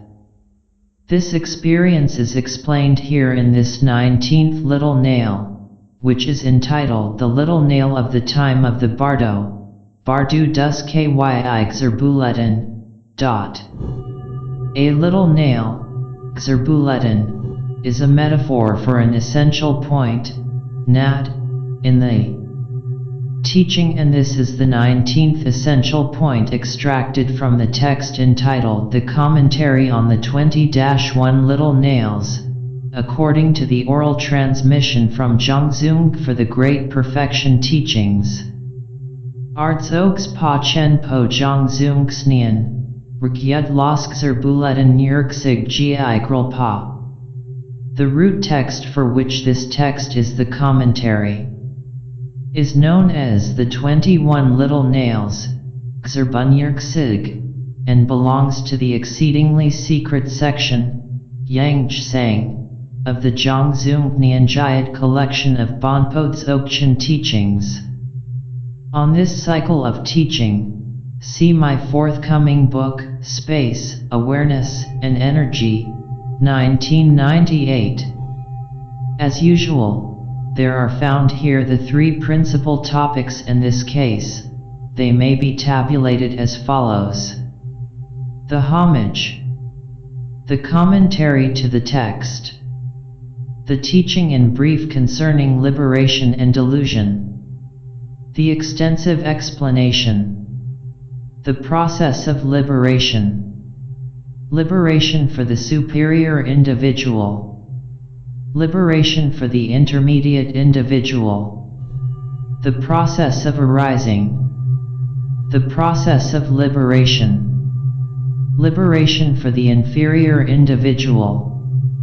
The process of delusion. The conclusion. Regarding the significance of the homage to the primordial Buddha Kunta Zangpo, it is explained that if one comes to understand the Bodhicitta, which is the natural state of the nature of mind, in this present lifetime, one will attain Buddhahood without the necessity to undergo the bardo experience once again. Self-liberation, Rang Gral, is the method of practice proper to Dzogchen, in contrast to the path of transformation, Pschayura Lam, in Tantra, and the path of renunciation, Spong Lam, in Sutra.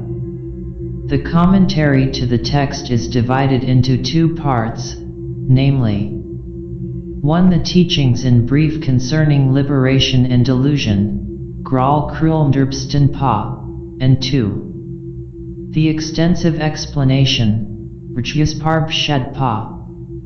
The teachings concerning liberation and delusion. The text speaks of the time of liberation and delusion that occurs just after the blackout or state of total emptiness at following true psychic death and with the first dawning of the clear light experienced with the onset of the bardo.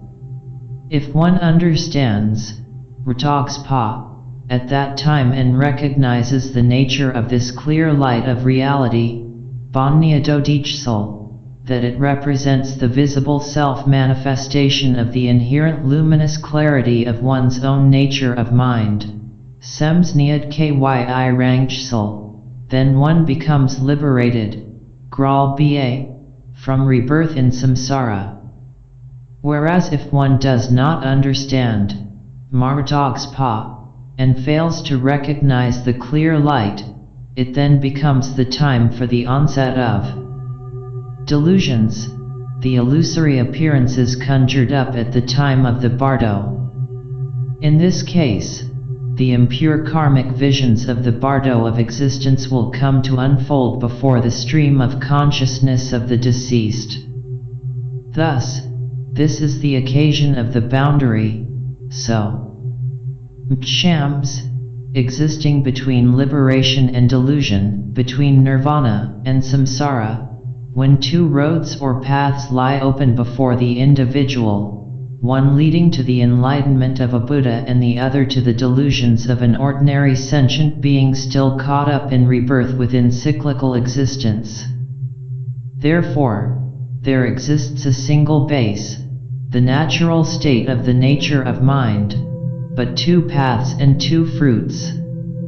The time of the disjunction between the path of liberation and the path of delusion occurs when the external elements have disintegrated into their original condition, which is space, and when the internal elements have gone into remission and are reabsorbed.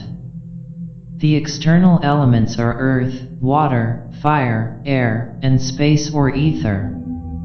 With the process of the disintegration of the elements, Byung Ba's Hig Chul, of the physical body, they progressively dissolve in the reverse order upward into one another, as described elsewhere in the Tibetan books of the dead.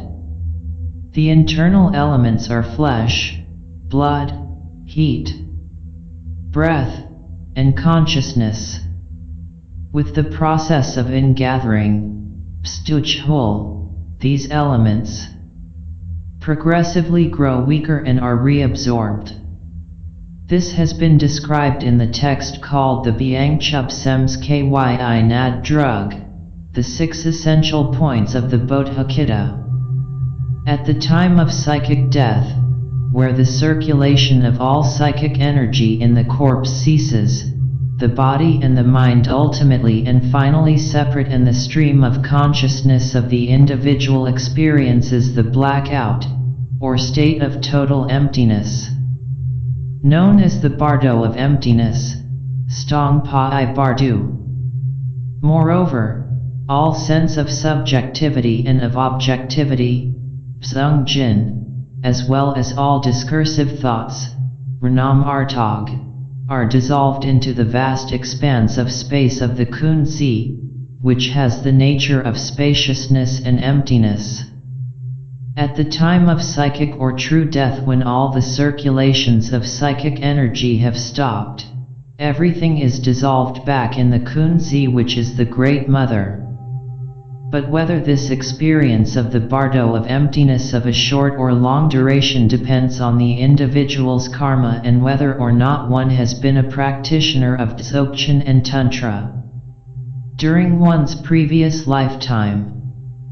Nevertheless, on this occasion, the natural state is revealed clearly in all its nakedness, freed from all the vestments and obscurations due to mind and discursive thought. For truly, the natural state of the nature of mind is what lies beyond mind, And when the mind totally ceases to function and operate, the nature of mind stands revealed in all its glory, the light within.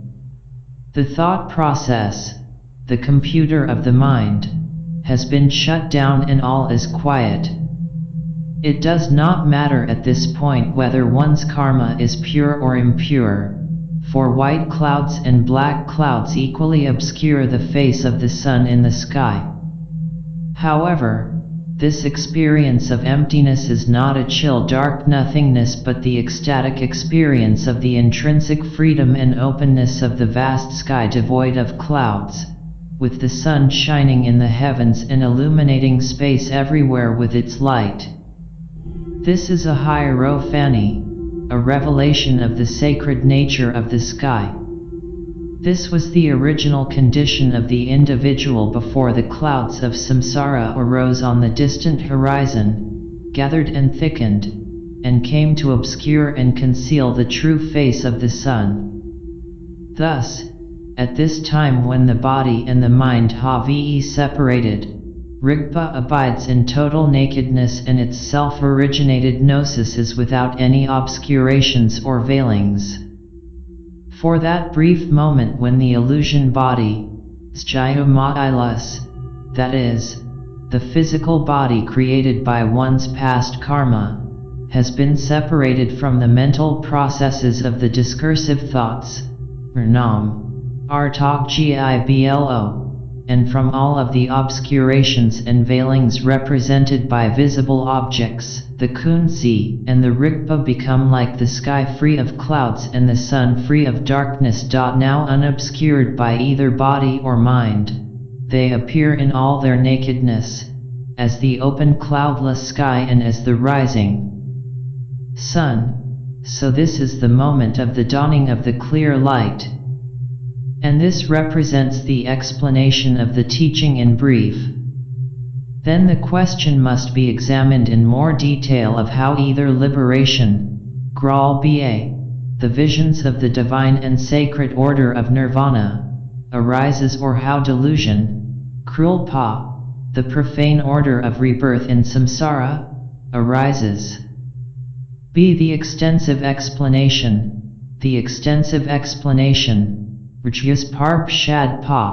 consists of two parts. 1. The teaching concerning the process of liberation, and 2. The teaching concerning the process of delusion, Liberation means transcending all limitations and conditioning and entering into the intrinsic freedom of one's inherent Buddhahood, whereas delusion means entering again into the limiting and illusory structures of samsara. First to be considered is the process by which one obtains liberation at the moment of the onset of the bardo. The process of liberation. This process of liberation is expounded with regard to three types of individuals: the individual of superior spiritual capacity, the individual of intermediate spiritual capacity, and the individual of inferior spiritual capacity.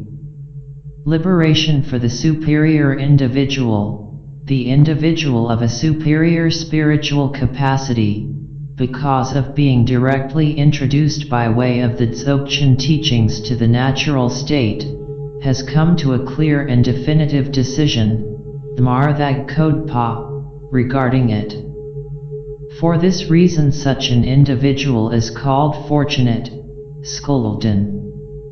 And because of this definitive decision and having repeatedly discovered for oneself what Rigpa is in terms of the practice of Dzogchen and coming to remain in the natural state, this superior individual develops a sure and unshakable confidence.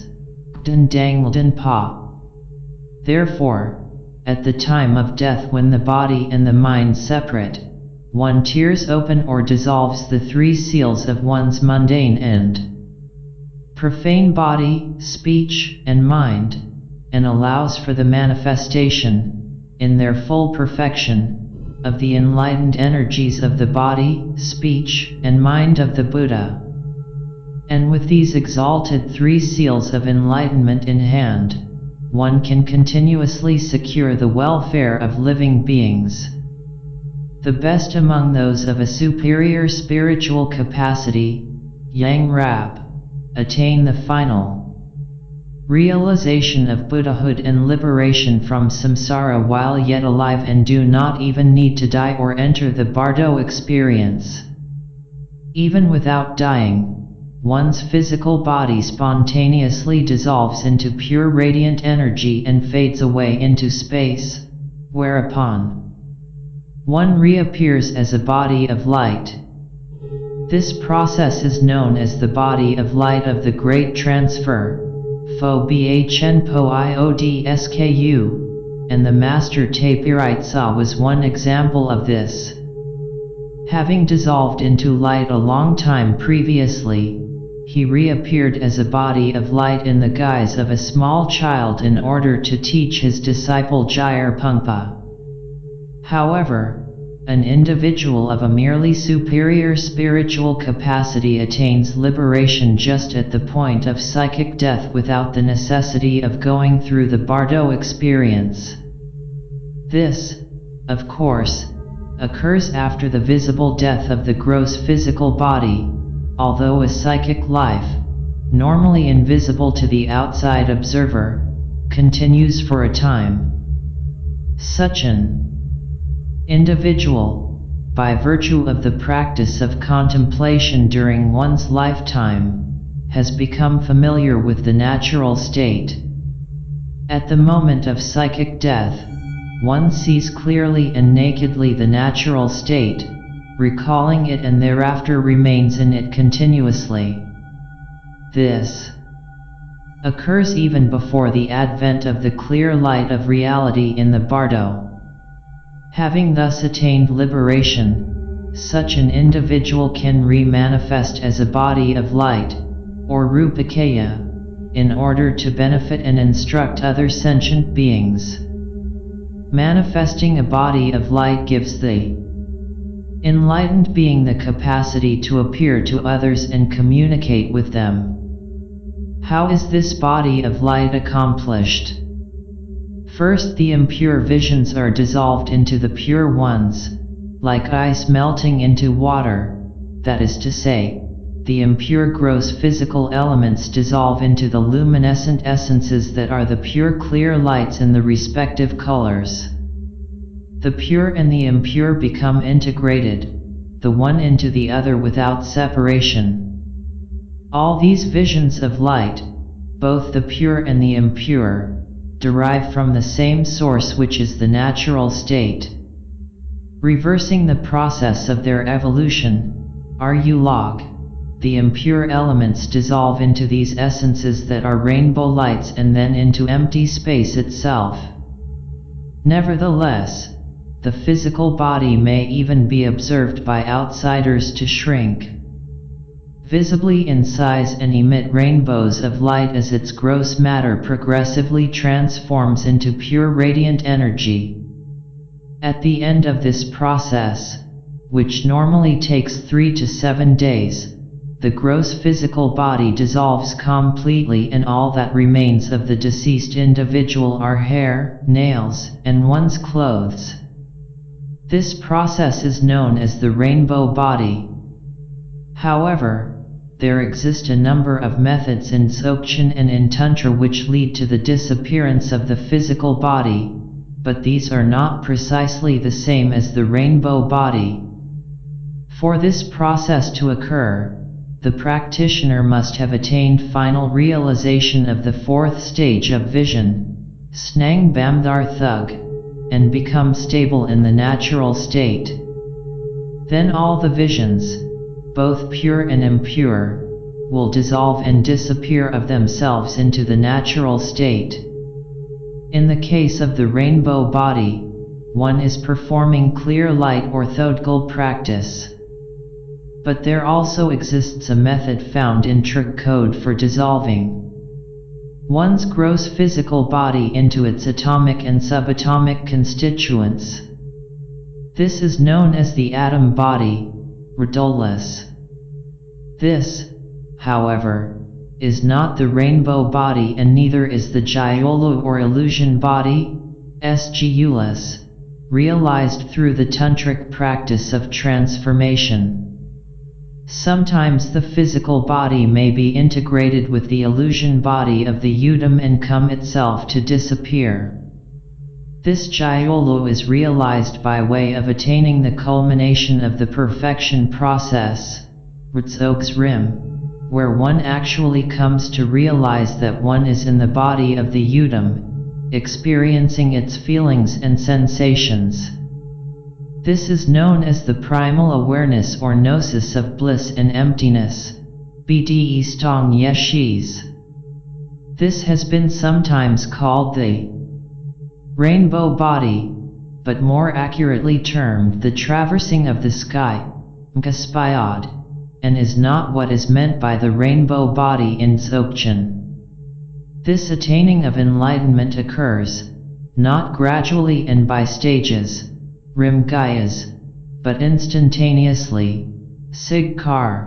So such an individual of superior spiritual capacity is compared elsewhere in the Dzogchen literature to a lion's cub and to a Garuda chick just hatched from the egg. Immediately after the lion cub is born and has dried, it appears just the same as its adult mother and can go anywhere its mother goes. Furthermore, the Garuda does not set down on the land anywhere, but remains soaring above and eating and drinking from the clouds. It carried its egg in its claws, and when the time is ready, the Garuda chick emerges fully formed from the egg and is able immediately to fly aloft with its mother. Both of these examples suggest that enlightenment emerges fully formed and complete, without any need to grow to maturity. For this reason, the Garuda is often taken as a symbol of the practice of Dzogchen, liberation for the intermediate individual. However, the individual of intermediate spiritual capacity does not attain liberation in this present life, but must undergo the process of death and attains liberation in the first bardo, the bardo of the clear light of reality. Just at the moment when the body and the mind separate, if one does not liberate at that precise moment when one abides in the condition of the natural state, which is known as the bardo of emptiness, then there will arise the bardo of the clear light of reality. That is to say, if one has not liberated into the natural state previously, then the experiences of the bardo will arise. How does this occur? At that time when the external elements have disintegrated and all of the activities of the internal elements, as well as all manifestations of the thought process or mind and the circulation of psychic energy have ceased, and one comes to experience psychic death, then the manifestations of the three, the sounds, the lights, and the rays, will arise with the onset of the bardo. This may be described in terms of 1. The process of arising, charge hul, and 2. The process of liberation, gralch hul. The process of arising now, with the onset of the bardo, the manifestations of the 5 clear lights arise without any above or below, without any cardinal or intermediate directions, without any center or extremities. This is like the arising of a rainbow in the sky. Moreover, the inherent sounds of the emptiness, which is the Dharmata, Bonyad, vibrate and resound in a self-originated manner within the vast expanse of the space of the mind.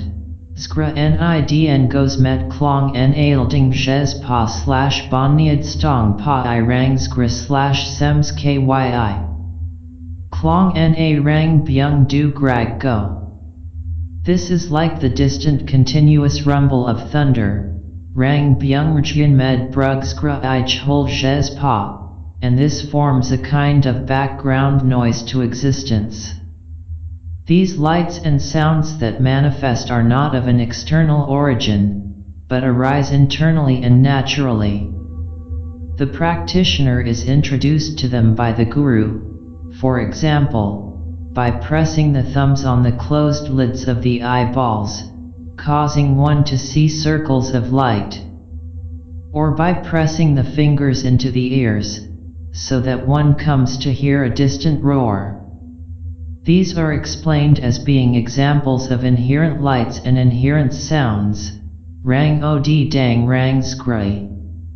The rays that manifest at this time represent holograms or three-dimensional magical apparitions which display themselves in a probabilistic rather than a determined or certain manner.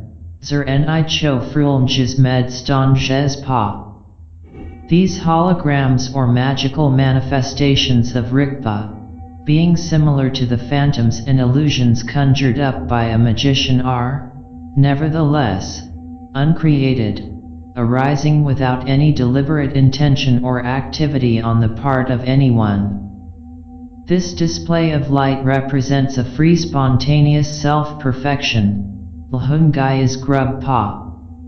These holographic phenomena may arise anywhere.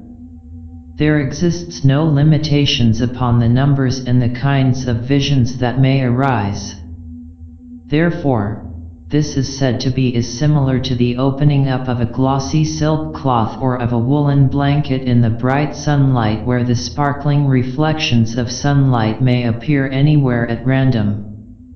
If the individual in question is a Dzogchen practitioner who is familiar with the natural state through the practice of contemplation, Craig's Code, during one's previous lifetime, as well as being familiar with these sounds, lights, and rays experienced many times before in vision practice, then at this time, with the onset of the bardo, one will remember and recognize these phenomena.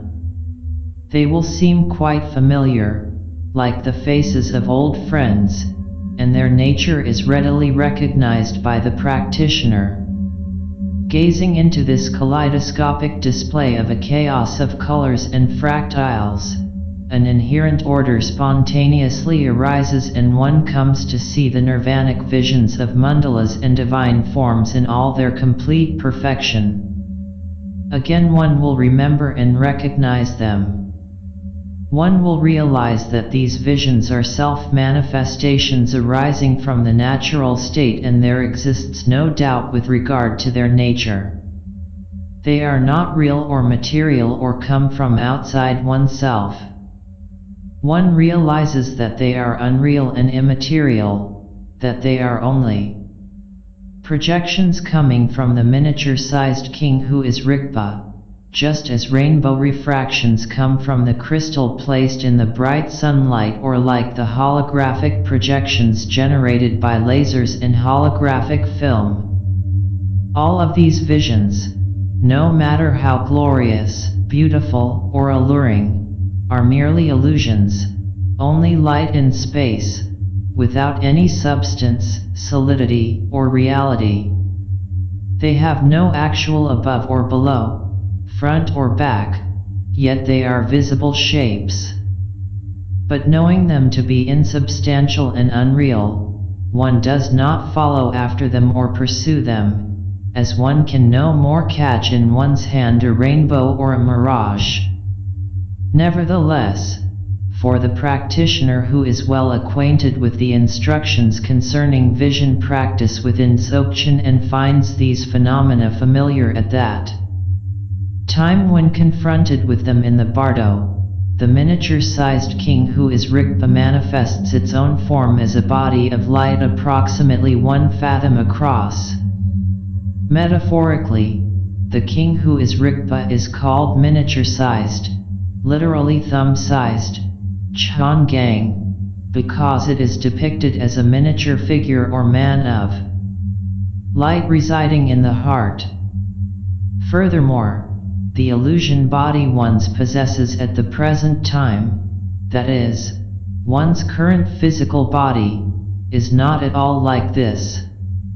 This body of light is luminous, spherical in shape, and manifests without any front or back.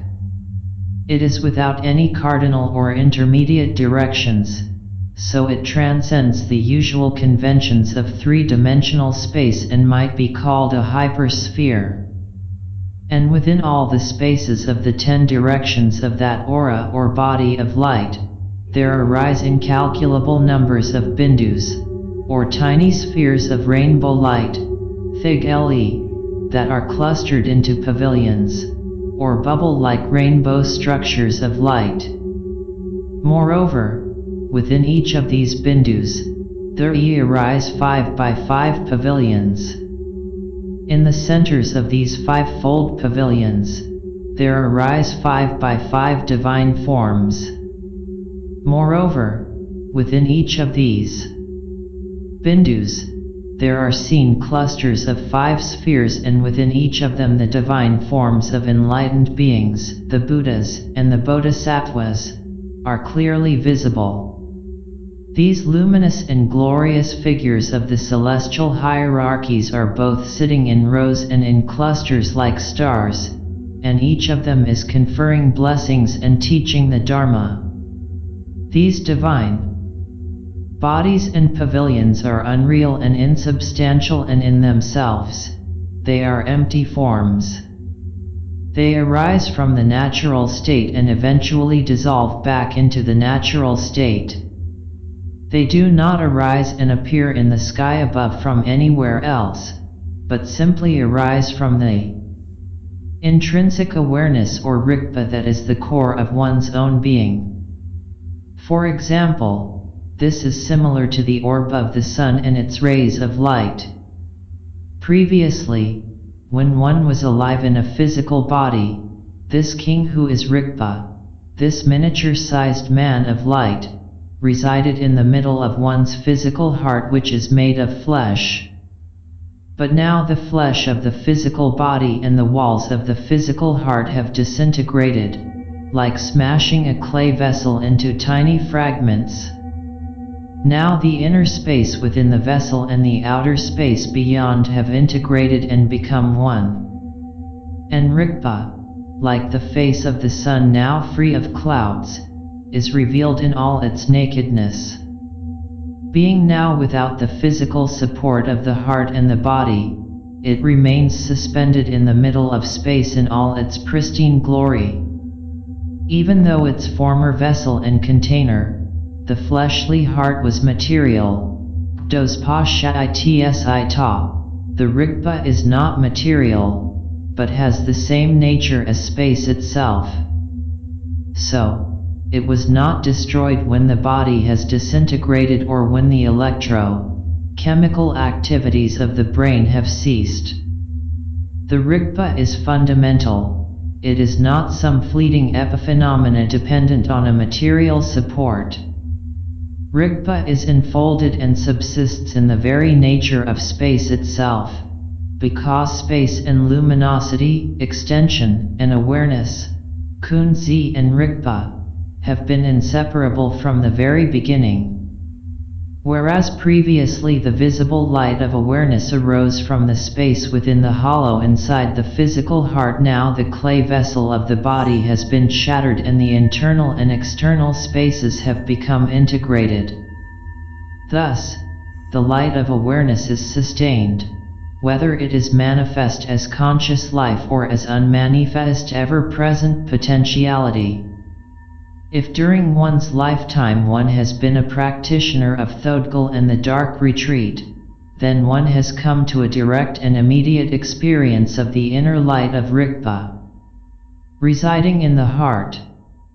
That inner light residing in the hollow within the heart, this being the base, Xi, then moves through the translucent channel or smooth white nerve of the Kati, this being the pathway, Lam, to the gateway, Sko, of the eyes, where it is projected outward into the space in front of ourselves. The medium or screen for this projection may be either sunlight, empty space, or total darkness, these representing the secondary conditions, or kyen, for the manifestation of the visions. Conventionally, these visions which appear out there in space are called external appearances, phi snang, and they are believed to be solid and real and to be manifestations due to other causes that come from outside oneself, xan snang. But they are actually only projections or manifestations of mind, sems kyi snang ba. This is readily understood in the case of hallucinations, dreams, and the visions seen in a dark retreat. But it is equally the case of the visions one sees in ordinary life during the normal waking state. These everyday experiences are expressions of our human impure karmic vision. Because of the inexhaustible effulgence of the treasury of the mind, which is the natural state, every possible kind of vision, whether pure or impure, can and does eventually arise. Nevertheless, all of these visions have the same quality of being projections and manifestations of mind. And because the practitioner of an intermediate spiritual capacity has not yet attained final realization, one becomes limited by boundaries and habits of thought. Only when the practitioner attains final realization is it the case that no limitations whatsoever remain. Then one is totally free. This represents the intrinsic freedom of Buddhahood, the process of liberation. As for the process of liberation, Gral Chul, it says in the text that, at this time, with the onset of the bardo of the clear light, because the 6 clairvoyant knowledges, and Gonshi's drug, and the 6 recollections, which is Dran drug, arise in the stream of consciousness of the individual of intermediate spiritual capacity, one becomes liberated from delusion, and Gonshi's drug dang which is Dran drug shar nas Gral te. These clairvoyant knowledges and recollections are elucidated in the Biang Chup Sems Kyi Nad drug, the 6 essential points of the Bodhicitta, and in the Kier Lobe Z's Brag, the setting side by side of the 4 wheels. See above. In the Bardo, the 3 manifestations, the sounds, the lights, and the rays, arise as an informal and familiar manner for Rigpa, like meeting with someone with whom one has met many times before.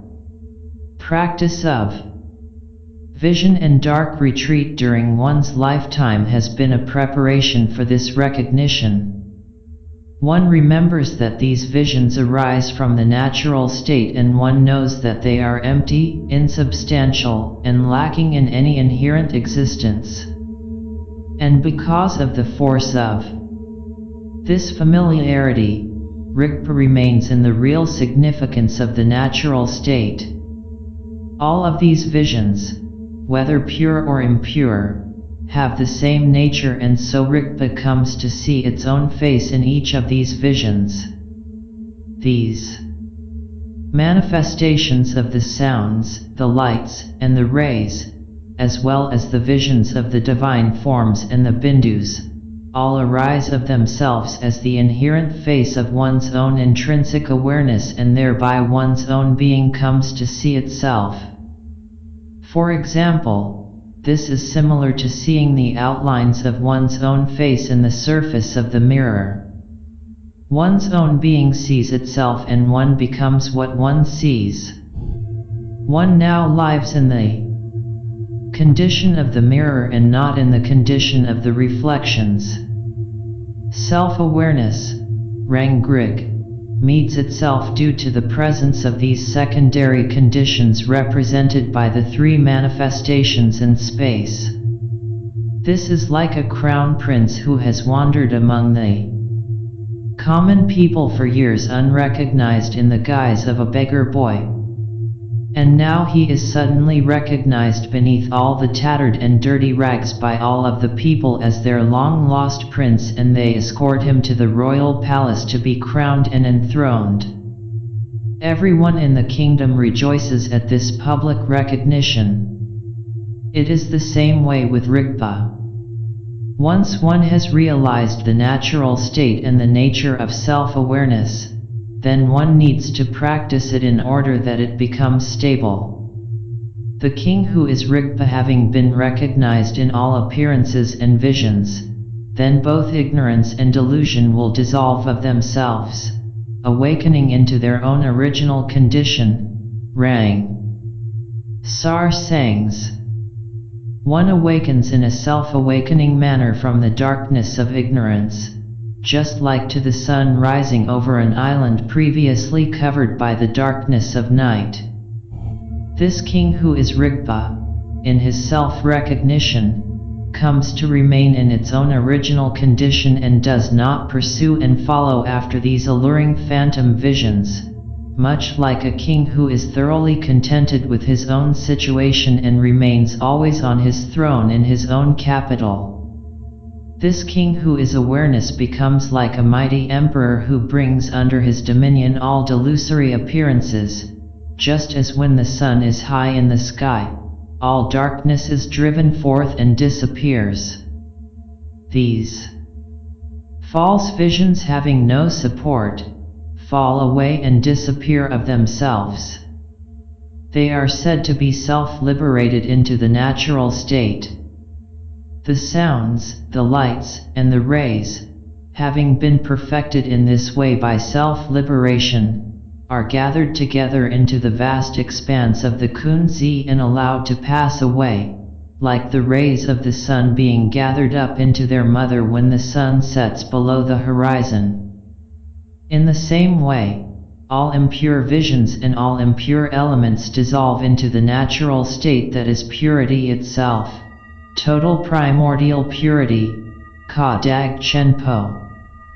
This process where all visions dissolve back into the natural state once more, represents the culmination of the 4, or 5, stages in the development of vision, Snang Babzi, described in Thodgal practice.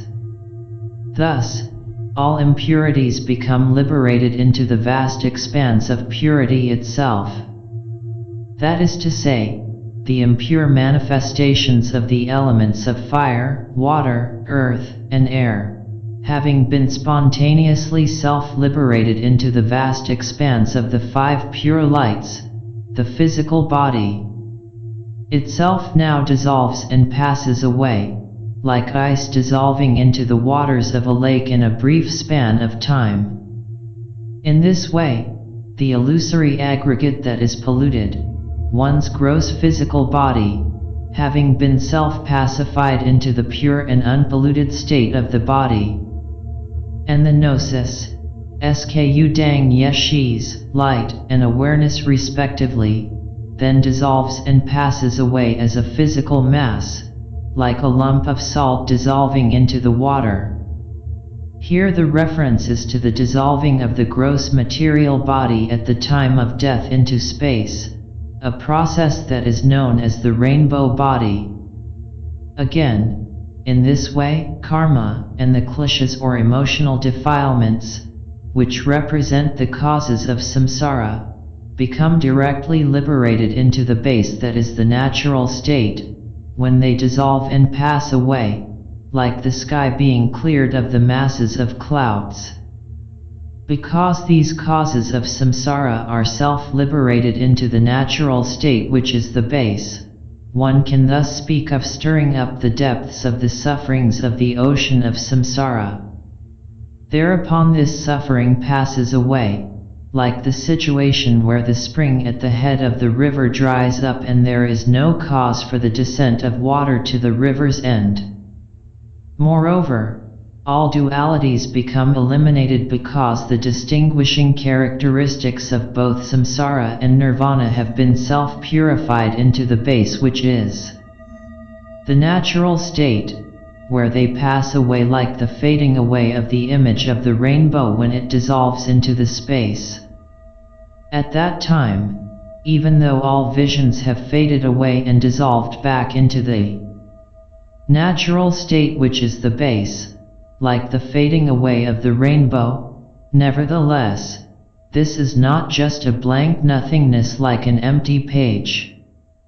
Rather, effortlessly, and in a moment, from the energy inherent in the Dharmakaya itself, experienced as this state of emptiness, the Samagakaya spontaneously arises. Following upon this, as the expression of the energy of the Samagakaya, an infinite number of Nirmanakayas spontaneously arise and emanate in order to accomplish everywhere throughout the entire universe and the entire 3 times the benefit of beings, like the rays that come from the sun or like the images of the moon reflected on the waters. In general, this process of spontaneous and uncaused enlightenment may be compared to the rising of the sun, the Samagakaya, in the sky, the Dharmakaya, and the diffusing into every direct eon of its rays, the countless Nirmanakayas, so that the entire universe becomes illuminated by its light. Liberation for the inferior individual.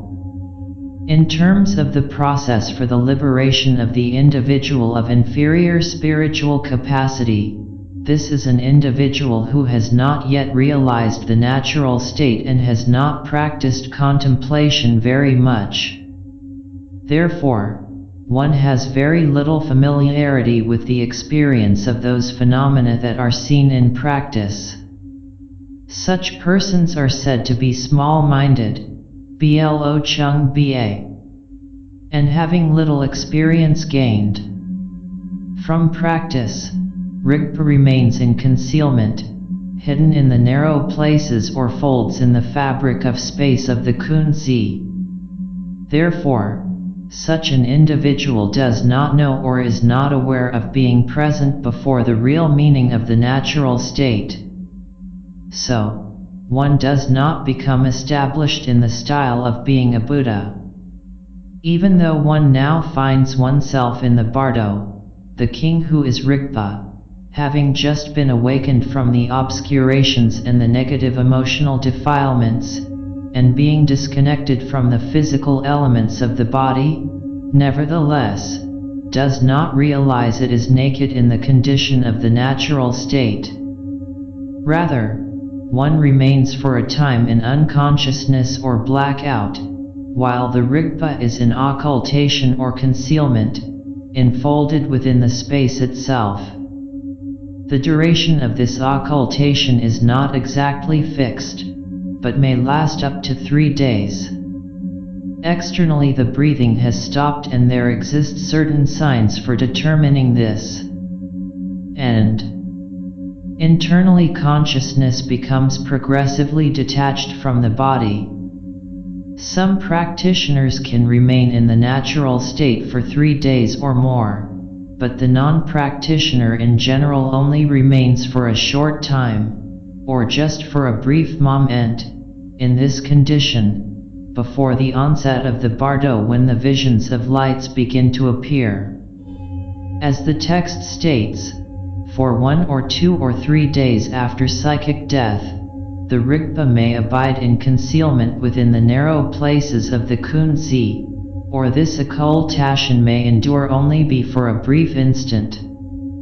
Then for 7 days, the pure visions will progressively arise, so that clear lights successively dawn. During these 7 days the purity of the clear lights will progressively unfold, dun du dangs ma rim gaias charge as pa, and on each of these days there will successively appear the white light, the green light, the red light, the blue light, and the yellow light, and so on. This period is said to extend symbolically over 7 days, but it must be recalled that time in the bardo, like that in the dream state, is not the same as our linear and chronometric time experienced in the normal waking state. So, the actual duration of these visions is uncertain and depends on the individual. Even so, the Buddha realms, the mandalas, and Tihi divine forms of the Buddhas and the Bodhisattvas will not appear in their perfection because one has had little familiarity with them in practice. Some symbols and some parts of the bodies of these divine figures may appear, but they are not complete. However, the sounds, the lights, and the rays persist and do not disintegrate. However, due to the presence of certain secondary conditions, that individual may come to attain liberation in the bardo. Rkien Gaias bar dor gral ba yod ces pa. Such secondary causes, Rkien, are, for example, performing phawa at the moment of physical death or having it done for one by a lama before the occurrence of psychic death. Or if one has previously met a great master and have received teachings from him, and if one remembers these teachings after one has died, this will be very helpful. And also, if one is a good tantric practitioner and has a vision of one's personal yudam or meditation deity in the bardo after death, who delivers prophesies and tells one what to do, this is very useful. Even better is to transform into one's yudam and remain stable in that or to transfer one's consciousness into an illusion body, Styalas, constructed from mind and subtle prana in previous practice of tantric sadhana. Also, lamas may give instructions, as well as friends and relatives make dedications and puja offerings, that may be helpful to the recently deceased, such as are witnessed as part of Tibetan funeral ceremonies. All of these secondary causes may help the individual to remember the teachings and to recognize what is happening to oneself and about oneself. Or best, one may even remember to enter into the contemplation of the natural state, but this case is rare if one is not much of a practitioner, and it depends much on faith and on prayers to the gurus, as well as their blessings and those of the yudam. Yet it is possible that such an individual may attain realization in the bardo and find release. But if the individual does not meet with these secondary causes, then one will not find liberation at that time and various impure visions will arise in the bardo. Ma gral snygsma I snang bhr jes pa. The 5 pure clear lights grow dull and weaken, and having gone into concealment or occultation, there then arise the manifestations of fire, water, earth, and air that represent the impure elements. Various impure karmic visions arise and one finds oneself in the bardo of existence. At first these visions may look very much like one's previous normal life. One's body will look like one's previous body. Sometimes one will feel happy, sometimes angry, sometimes full of desires, much as one did during one's previous lifetime. One is led through this labyrinth of worldly visions by the force of one's individual karma. Gradually these impure karmic visions begin to change and come to resemble much more one's future rebirth. Nevertheless, one may also see pure visions in the bardo of existence, Sridpa Ibar, Dor Dag Snang Thong Shespa, due to the power of one's white karma. These pure visions arise from the sounds, lights, and rays. This is especially the case if one has been a tantric practitioner. If through one's previous practice one has realized pure visions, such as seeing one's yudam face to face, even though one does not remain perfectly in the natural state, one's devotion, good intentions, and good karma can lead to rebirth in a higher destiny among the devas or humans. Receiving teachings from the masters there, and practicing anew in that future lifetime, one will come to quickly liberate from this continuum of transmigration into places of fortunate rebirth. And in such places, having prolonged there one's ripened positive karma, one comes ultimately to liberation. The process of delusion. However, for those ordinary individuals who lacked access to the gateway of the instructions for Dzogchen, they do not even come to recognize the clarity of the natural state. Dams pa is go med gang zagranam / na slugs chsul yang ngo mi shis jes pa. At the time when the body and the mind separate at death, they find themselves in the bardo, and do not even recognize the clear light that represents the clear luminosity of the natural state when it is without any obscurations or veilings. Such individuals are led onward through the psychic landscapes of the bardo by their impure karmic visions and are driven relentlessly onward by the winds of karma. These visions are perceived as being real and as manifestations due to another, that is, they come from causes outside of oneself. Snang, ba xans nangdan pa arm thong jes pa.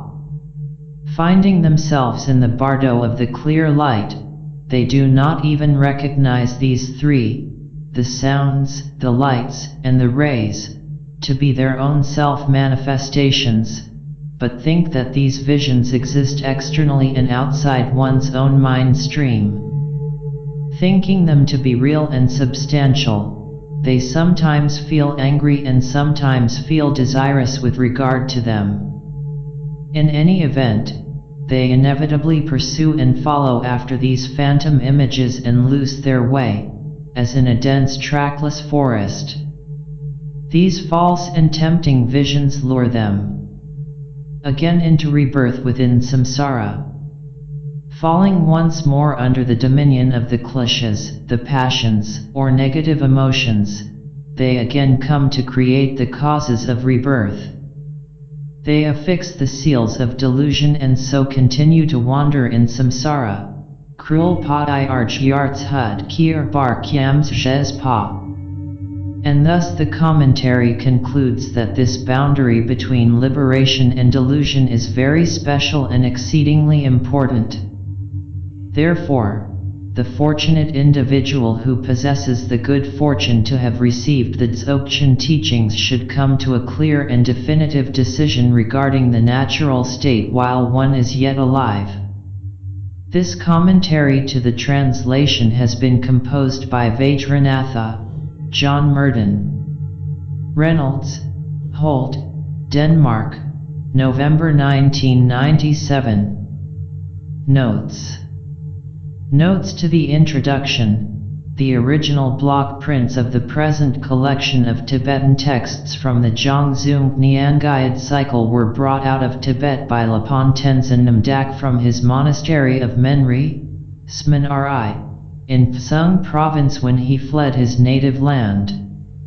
These were subsequently published in India by Dr. Lokesh Chandra as History and Doctrine of BONPO Nispana Yoga, International Academy of Indian Culture, Sada Pitaka Series Indo-Asian Literatures, Volume 73, New Delhi 1968. For the traditional hagiographies of Tapirite Sa and Jair Pungpa, see MySpace, Awareness and Energy, An Introduction to the BONPO Dzogchen Teachings from Zhangzung, Snow Lion Publications, Ithaca, New York, forthcoming. See Christopher Beckwith, The Tibetan Empire in Central Asia, Princeton University Press, Princeton 1987. According to Lapon Tenzin Namdak. See his book G. Yung Drung Bon Jibs Tan Pa I Byung. Kungs Niang Bstus, Kalimpong 1962. For the traditional hagiography of Tonpa Shenrab from the Xermaic, see Helmut Hoffman, The Religions of Tibet, George Allen and Unwin, London, and also Richard Gard and Sang Yi Tendar, The 12 Deeds, A Brief Life Story of Tonpa Shenrab, the founder of the Bon religion, LTWA, New Delhi 1995. See My Yung Drung Bon, The Eternal Tradition, Tibetan Translation Project, 1994. This publication contains a few chapters from a larger work in progress intended to serve as a general introduction to the Bon tradition. See Beckwith, The Tibetan Empire in Central Asia, Ibid. Beckwith has suggested that the Tibetan term Bon derives from the Iranian word Baun, meaning Dharma, in the Sogdian texts from Central Asia. This word is also found as an element in the title of a Zoroastrian text on cosmology, the Bundahishn, which was composed in Pahlavi or Middle Persian. On the derivation of the term Bon from the Tibetan verb BONPO, see Gazayurui, the Old Tibetan verb Bon, in Acta Orientalia Hungarica 17, Budapest 1964, pages 323–334. In the Zhangzhung language, the word corresponding to the Tibetan Bon is Gyar, which, taken into Tibetan, comes to mean a chant, and as a verb Jayarba means to chant. Presumably in ancient times this was one of the principal functions of a BONPO priest. See David Snellgrove, Indo-Tibetan Buddhism, Indian Buddhists and their Tibetan successors, Sarandia Publications, London 1987, and see Helmut Hoffman, The Religions of Tibet, OPCIT. Also see Namkhe Norbu, Drung, Drew, and Bon, LTWA, Dharamsala 1995. Elsewhere I consider the relationship of Tibetan shamanism to the spiritual teachings of Bon in my forthcoming book, The Way of the Garuda, Wisdom Publications. Also my own forthcoming book, The Way of the Garuda, will deal with many of these aspects of Tibetan Bonpo shamanism. The soul of the deceased is nowadays designated by the Buddhist term Nam Shi, Renam Shis, Renam Par Shis Pa, literally discursive consciousness. It is this Nam Shi which transmigrates from lifetime to lifetime. It is this Namshi that departs the physical body at the time of death and undergoes the various after-death experiences of the bardo, embodied at that time in a subtle mind-made body known as a Gandharva or smell eater, Driza. It unites with sperm or white element of the future father and the ovum or red element of the future mother precisely at the moment of conception. But properly speaking, in terms of Buddhist psychology, this Namshi is not a substance or entity, but rather a process, an ever-flowing, ever-changing stream of consciousness. Saket Vijnana Santana, Shizrakyud. Which age is never the same moment to moment. Its contents are constantly changing. Nevertheless, it does possess a kind of individual existence, much like a river flowing through many different landscapes. This river and its waters are in constant flux, and yet in another sense, it is all the same river. See Edwin Birnbaum, The Way to Shambhala, A Search for the Mythical Kingdom Beyond the Himalayas, Anchor Press / Doubleday, New York 1980. C. David Snellgrove and Hugh Richardson, A Cultural History of Tibet, George Weidenfeld and Nicholson, London 1968. The story of the conflict and the accommodation between Trisamditsan and Gyarpungpa is told in the text from the Zhangzung Nyanjayat collection entitled Rzokspachan Pa Zangzungs Nyanarjayat Kyi Bon Manub Pa Igtan Ts Higgs. The reason why the Bon of the Dzogpachan Po Zhangzung Nyanjayat did nor decline. In Lokesh Chandra, OPCIT. Pages 259–267. A portion of this text has been translated in Snellgrove and Richardson, A Cultural History of Tibet, OPCIT. The entire text is translated in MySpace, Awareness, and Energy, Snow Lion, Ithaca 1999. Jalu, J. Alas, is the rainbow body, and Jalupa, J. Alas Pa, is one who has realized the rainbow body at death. The rainbow is a symbol of bridging of the two realms of the sacred and the profane, as for example, the Chinvat bridge in Zoroastrian eschatology, and the Bifrost bridge in Old Norse mythology, linking the human world, Midgard, and the world of the gods, Asgard. For the hagiographies of Tapirite and Gyarpungpa, see MySpace, Awareness, and Energy, an introduction to the BONPO Dzogchen teachings from Zhangzung, Snow Lion Publications, Ithaca, New York, forthcoming. John Myrdhin Reynolds, Self-Liberation Through Seeing with Naked Awareness, Station Hill Press, Barrytown 1989. The great Italian Tibetologist Giuseppe Tucci, on the basis of two medieval Tibetan texts, located the country of Uddiyana, Urjun, in the small Swat Valley in modern Pakistan.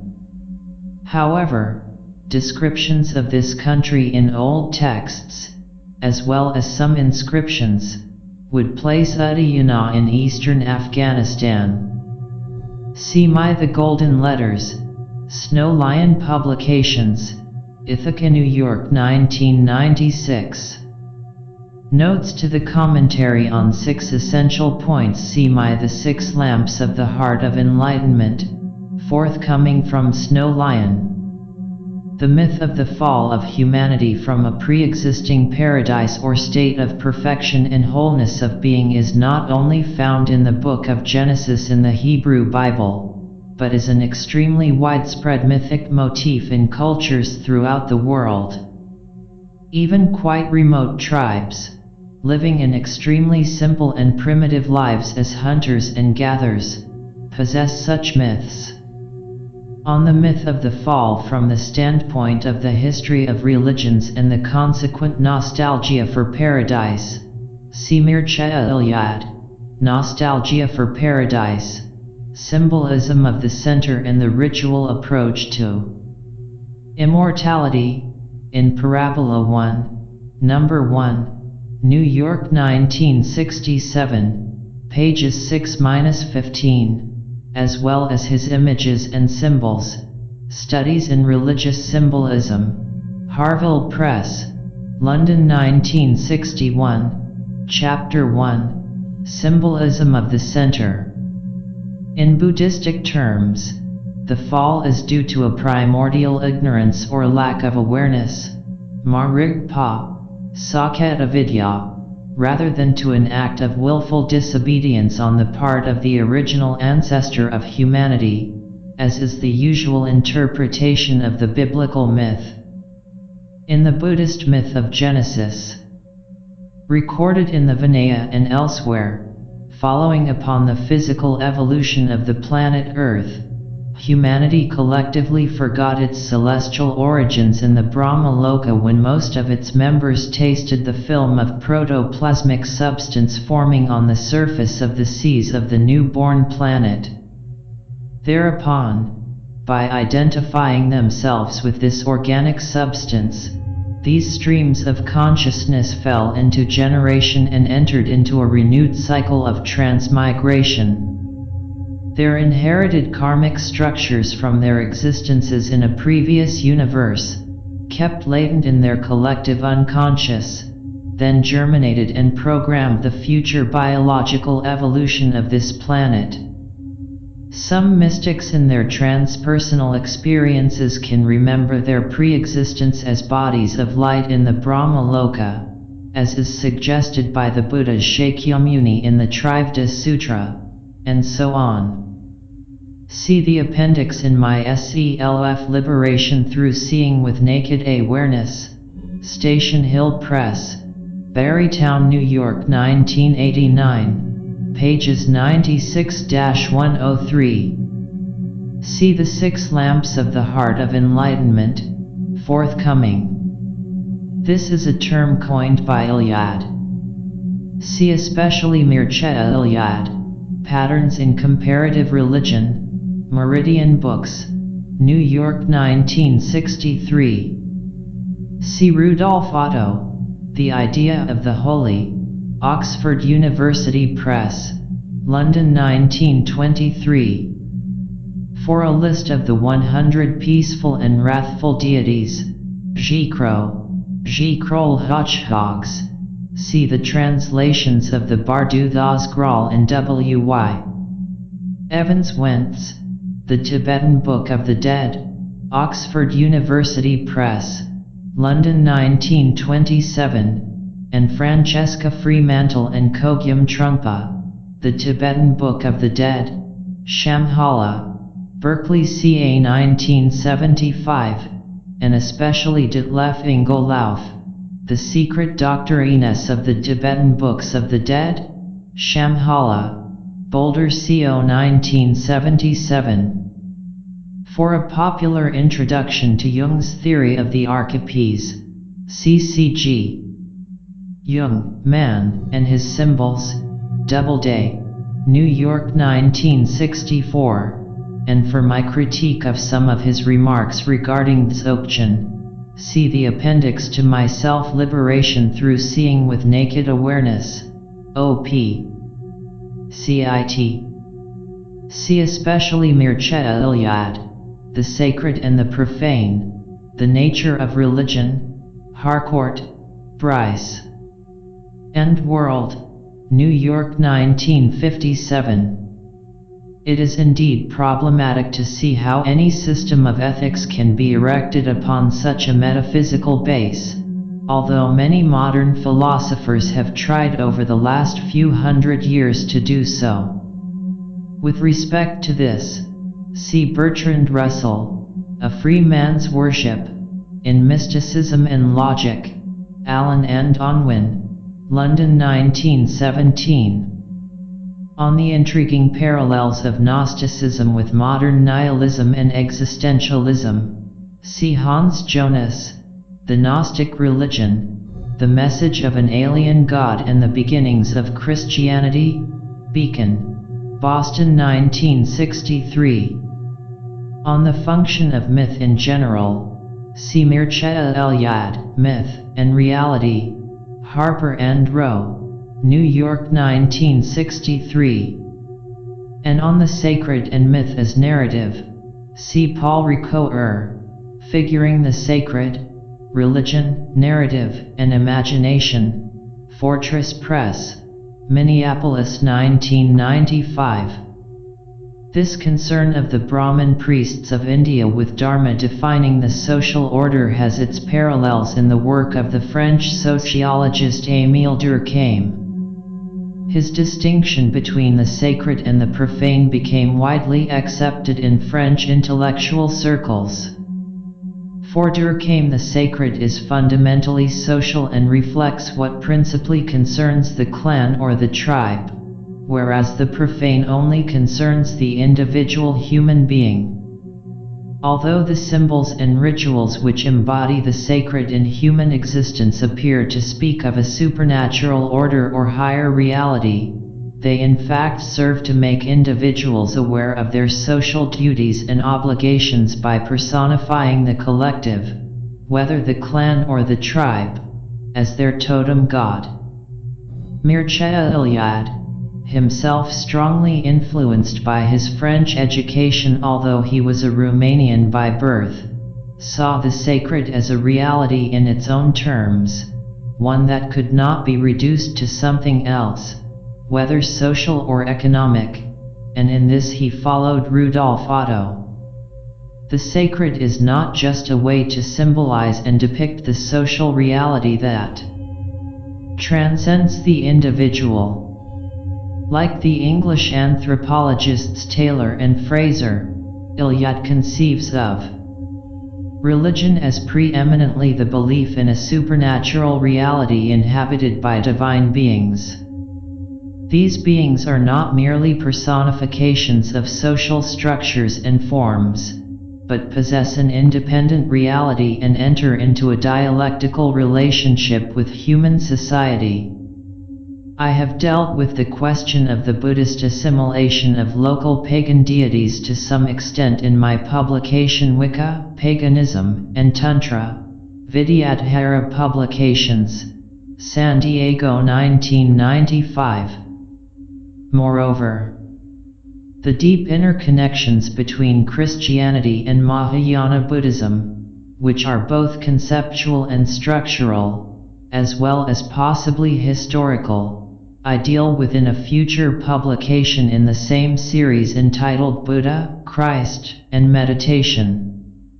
Also on this question, see Elaine Pagels, The Gnostic Gospels, Vintage Books, New York 1989, and also the essay B. Edward Cahn's Buddhism and Gnosis, reprinted in Robert Siegel, ed., The Allure of Gnosticism, Open Court, Chicago 1995.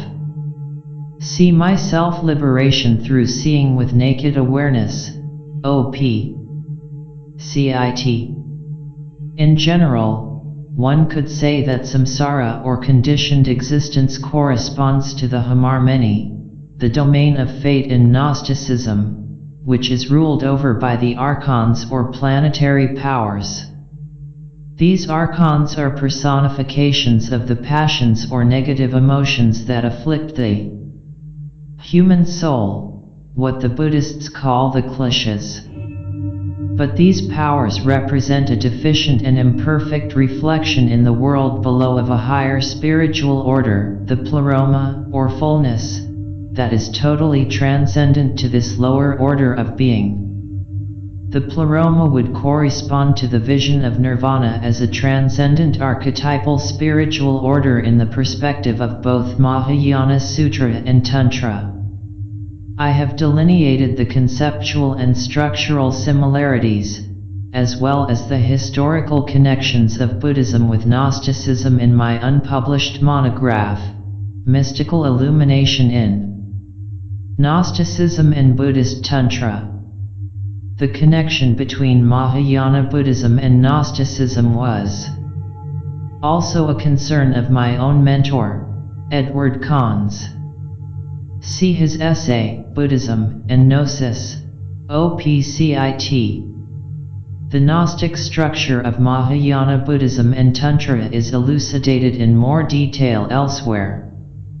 These 5 gnosis, often wrongly called wisdoms in the Western literature on Buddhism, are the gnosis of emptiness, Stang Pai Shis, the mirror-like gnosis, Milong Yeshis, the gnosis of sameness, Niamniad Yeshis, the discriminating gnosis, Sorrtog Yeshis, and the gnosis that accomplishes, Byagrub Yeshis.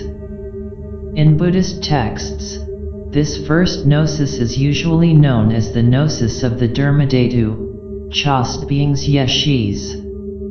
On the technical distinction between gnosis or primordial awareness, Yeshis, and wisdom, she's rap.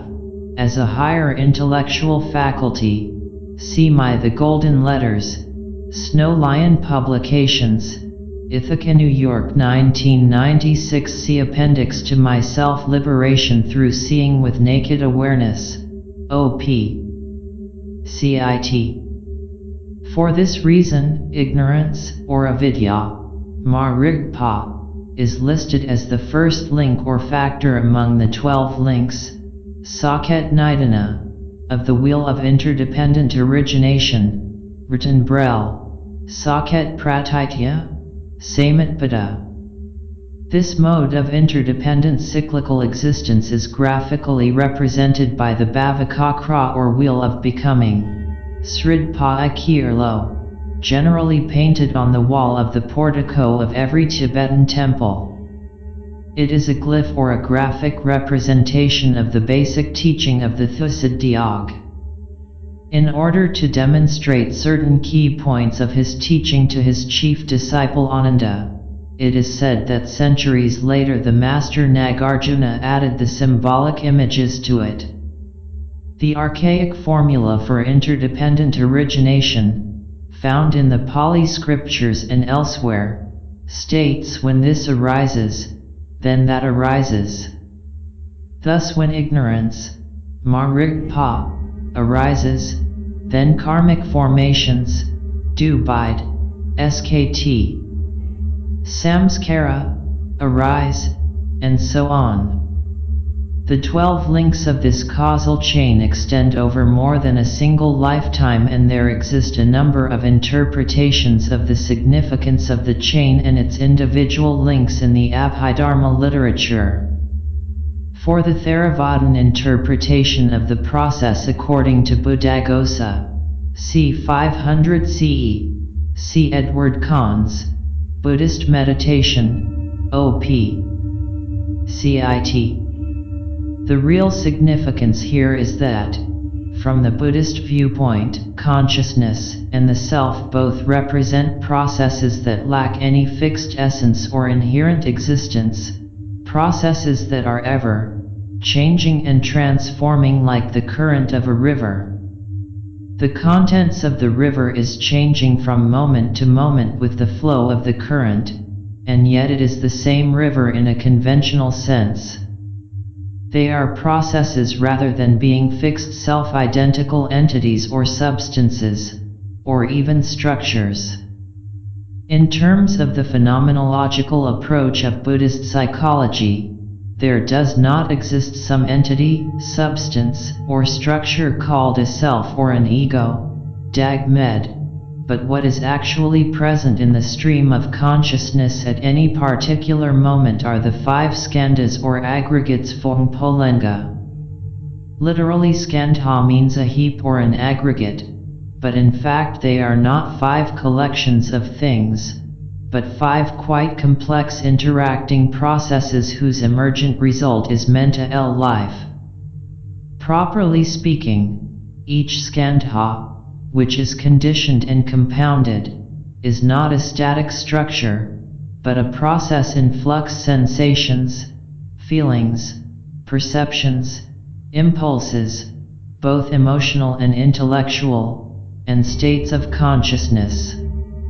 They are like the sparkling reflections of sunlight on the surface of a rapidly moving stream.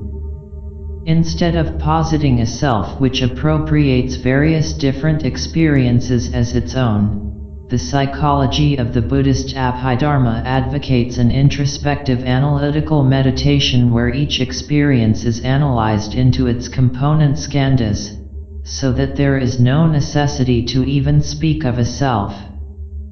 For example, take an experience such as a toothache. First there is the sensation coming from the tooth and the jaw. Then there is a feeling reaction to that sensation which is painful. Following that there is a perception of the experience as a whole, now correlated with memories of previous toothaches, that this painful sensation is indeed a toothache. Next there is an Impulse or emotional reaction of anger that arises in response to the painful sensation and the intention of rushing off to the dentist to seek relief. And finally, there is the complex of states of consciousness that ties all these processes together in awareness. On Buddhism in general as process psychology, see John Pickering, ed., The Authority of Experience, Essays on Buddhism and Psychology, Curzon, Surrey 1997. For a general application of meditation on the 5 skandhas, see Edward Cahn's Buddhism, Its Essence and Development, Harper Torchbook, New York, and his Buddhist Meditation, George Allen and Unwin, London 1956. Also, on consciousness and the self as processes rather than as substances, see John Pickering, ed., OPCIT, chapter Selfhood is a Process. This very unfindability, Myrdhin, of mind and the ego is a key point in the direct introduction to the natural state. On this, see The Golden Letters.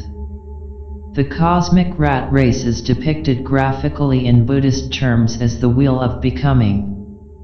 Although this cycle of incessant becoming is beginningless, as a circle is, conventionally it is said that the process commences with avidya nidana, the factor of ignorance.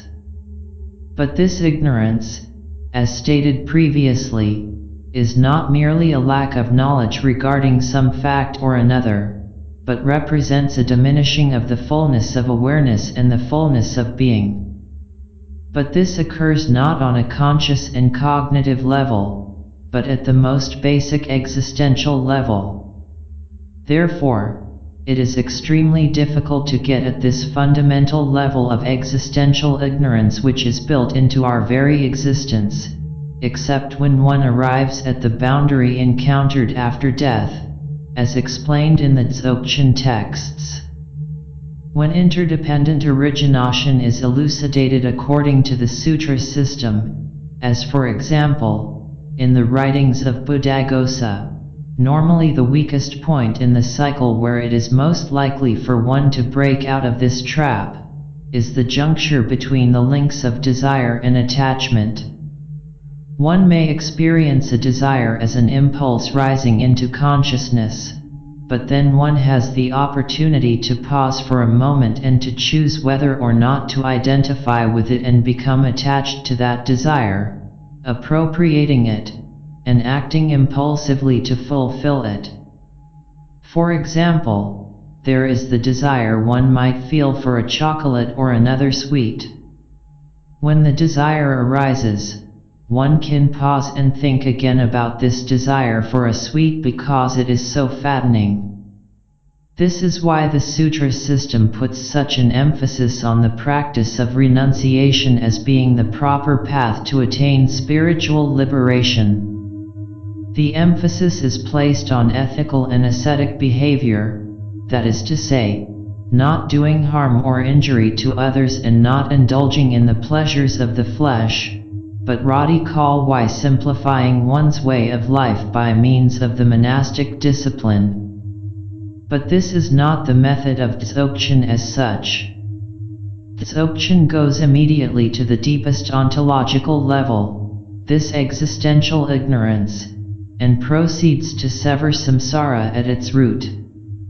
The different spiritual paths to enlightenment, each valid in its own terms, correspond to the 3 dimensions of human existence of body, speech, or energy, and mind. These may be tabulated as follows: Sutra Path of Renunciation, Higher Morality, Body Tantra Path of Transformation, Higher Meditation, Speech, Upadesha Path of Self-Liberation, Higher Wisdom, Mind. In this classification, Upadesha refers to Dzogchen. See Namkhe Norbu, The Crystal, and the Way of Light, Sutra, Tantra, and Dzogchen, Arcana Penguin Books, London 1993.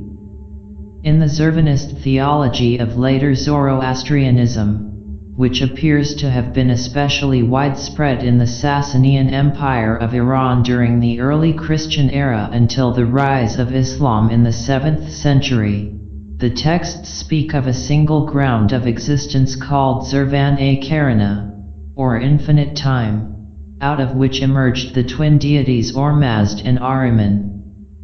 The one embodied the principles of light and order and goodness, while the other embodied darkness and chaos and evil. The latter twin, Ahriman, the personification of the shadow side of existence, arose from a doubt in the mind of Zurvan or God. The conflict between these two opposed spirits or principles led to the creation of our world, which is known as the time of limited duration, because it consists of 12 millennia during which the present world exists. Ormazd, as the principle of light, possessed wisdom and foreknowledge, and so he knew beforehand of the coming conflict with his twin brother. But Ahriman possessed only knowledge of the past and did not know the future, so when he attacked the realm of his brother, he did not know he was destined to lose the cosmic battle after the passage of many millennia. Thus, as the good spirit, Ormazd devised a plan to ensure his brother's defeat. He created the prototype of our present world as a perfectly ordered realm that was of light and of a purely spiritual nature. This perfect world endured for some 3,000 years when it was attacked from outside the cosmos by the evil spirit Ahriman, emerging from the outer darkness because of his envy of the beauty of the light. Ormazd then created the first human being, the archetypal man known as Gayomart, who went forth into battle at the boundary of the known universe against the demonic force of darkness and chaos led by Ahriman. After a fierce battle, Gayomart was defeated and shattered into a vast multitude of tiny sparks of light. These sparks are now imprisoned within bodies of flesh known as human beings.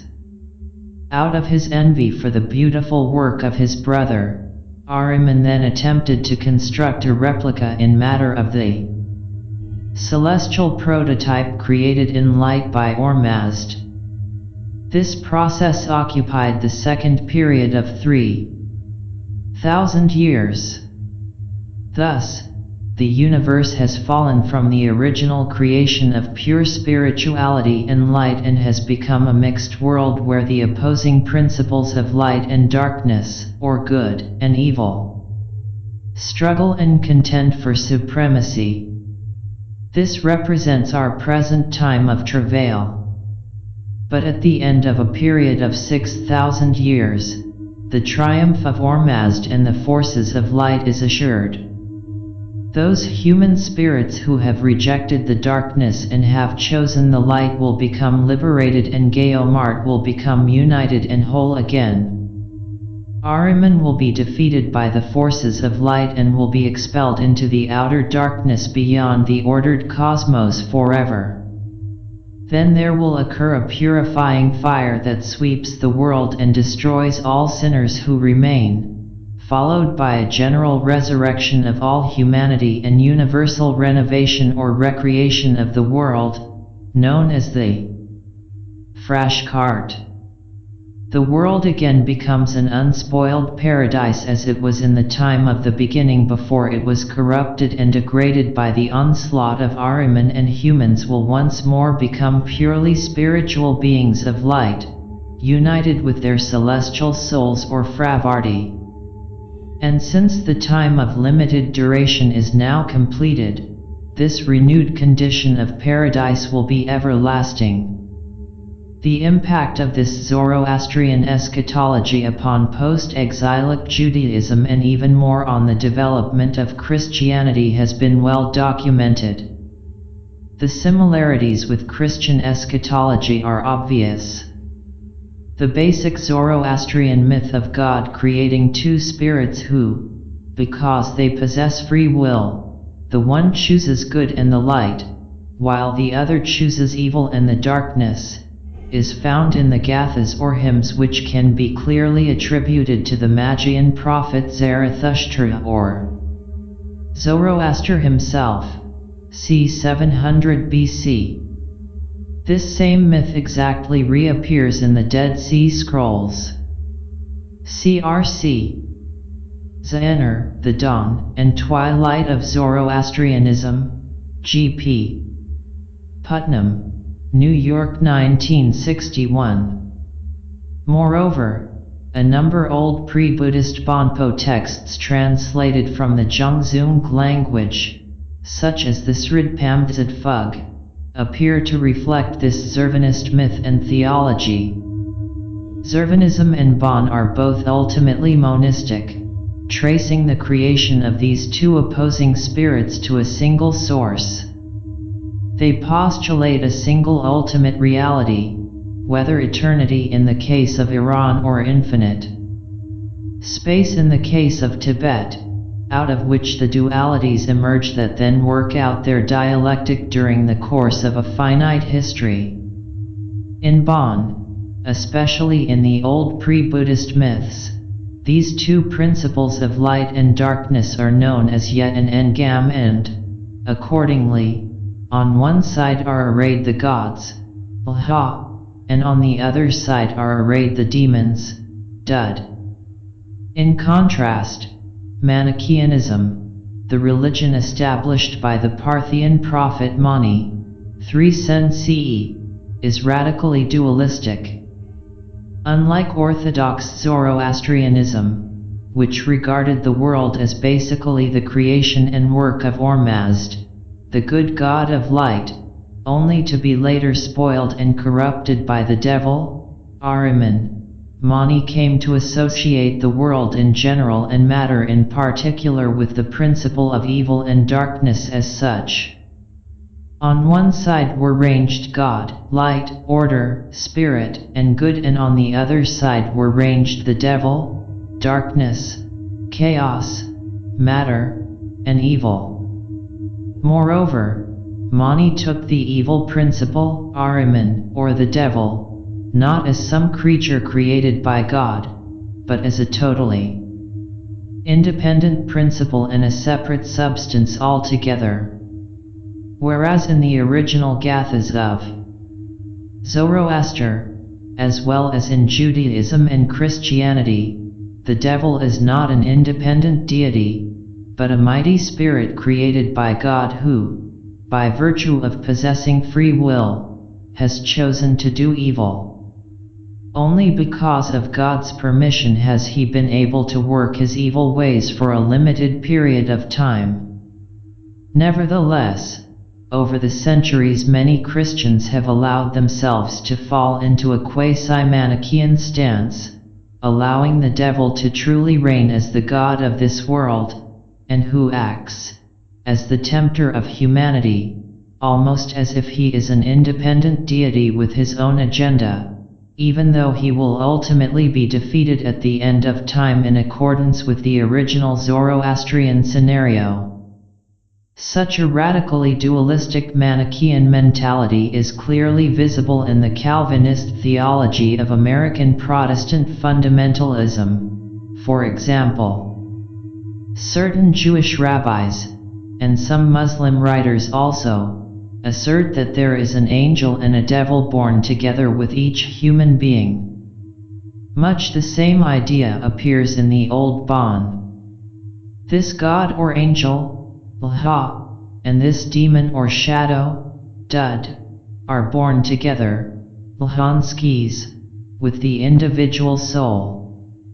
Over the course of one's lifetime, these two spirits contend for the soul of that human being, the one guiding the individual along the path to good and righteousness, leading to ultimate salvation, and the other tempting the individual onto the path to self-indulgence, violence, and ultimate damnation. Thus, the real source of evil is not an external devil or Satan as a primordial demonic power, or the result of some error or sin of the first ancestor of humanity, but is born within each human soul as such. This demon represents the shadow side of the soul. On this question, CCG. Jung on Evil, Murray Stein, ed. Princeton University Press, Princeton 1995. It is now known that in the time of Christ and in the early Christian centuries, there existed a flourishing colony of Indian merchants in Alexandria in Egypt.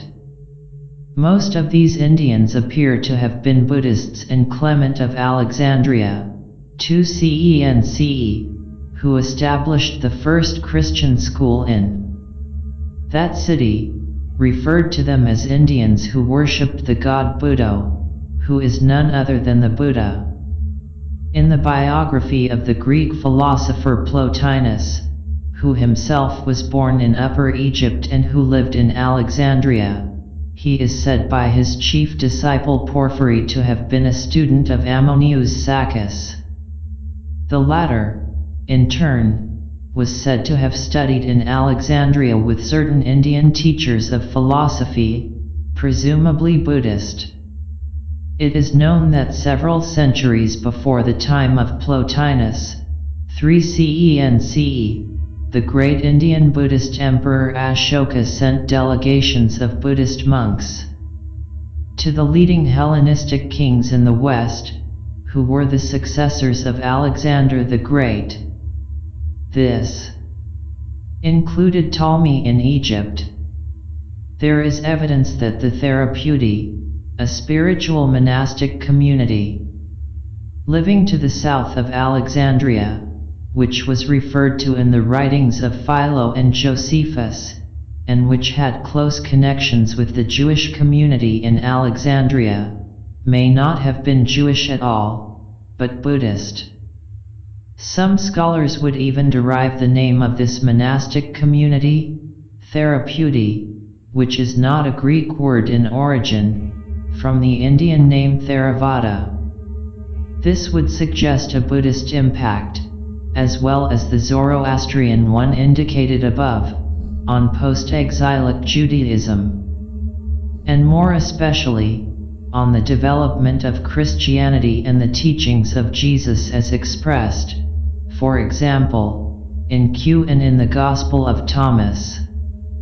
On this question, see Elaine Pagels, The Gnostic Gospels, OPCIT, Burton Mac, The Lost Gospel, The Book of Q and Christian Origins, HarperCollins, San Francisco 1993, and Elmer Gruber and Holger Kirsten, The Original Jesus, The Buddhist Sources of Christianity, Element, Shaftesbury UK 1995. In the same way, it now would appear that Ammonius Saccas may have been deeply influenced by Indian Buddhist teachings and passed this on to Plotinus.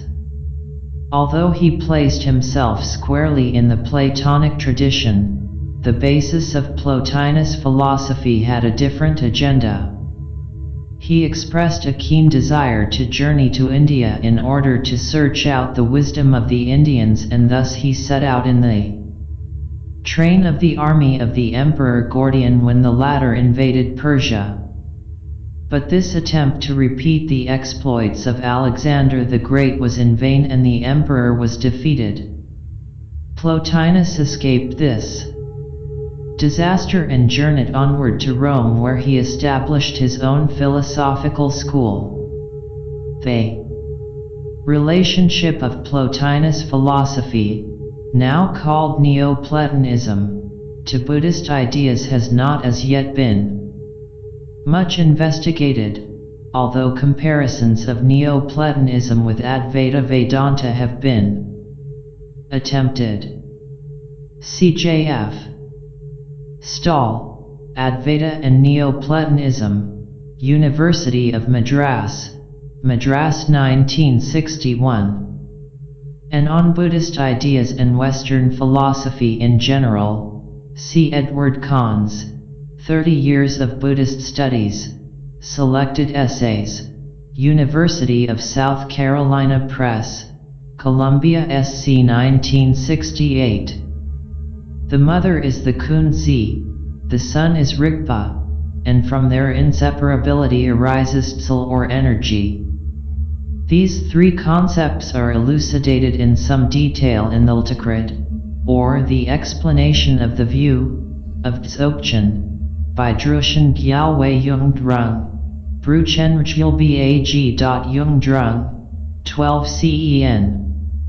This text is found in his collection entitled Rjil Bafyagkrid, and it represents the principal practice manual and commentary, Fyagkrid, for the Zhangzung Nyanjayad cycle. See MySpace, Awareness and Energy, forthcoming. This modern condition of the sky in, say, Los Angeles or Mexico City, and many other cities in the contemporary world, truly representing the spread of urban industrial civilization over the surface of the earth, is perhaps suggestive or symbolic of the corrosive influence of much modern, materialistic and reductionist thought itself that would pollute the spirit. The famous Nyingma Lama Chitral Rinpoche once said in an oral communication that the fear of emptiness is the beginning of madness. In such a state, one feels no boundaries or limitations or definitions or solid walls. There is no solid ground beneath one's feet. This experience of absolute freedom in space without any physical supports can be exhilarating, like flying through the open sky as a bird does. Or it can be disorienting and terrifying, inspiring both nausea and vertigo. Furthermore, instead of a sense of freedom and infinite possibilities, it can be experienced as a sense of emptiness, purposelessness, meaninglessness, as if one's existence were without foundation or roots. Lacking all purpose and meaning, this ultimately leads to depression, despair, and suicide. Life becomes simply unbearable. On these positive and negative senses of emptiness, especially as this relates to psychotherapy, CAH. Almaz, The Void, a psychodynamic investigation of the relationship between mind and space, Diamond Books, Berkeley CA 1986. In the Prasanjika Madhyamika tradition, shunyata, or emptiness, is treated in a rather negativistic, even nihilistic fashion, at least in the view of some writers on Dzogchen. But perhaps this is mostly a matter of emphasis, where Dzogchen looked to the positive significance of shunyata as pure potentiality and intrinsic freedom, making all things possible, including the attainment of Buddhahood. The archetype of the Great Mother has both her positive, beatific, and nourishing side and her negative, terrible, and devouring side.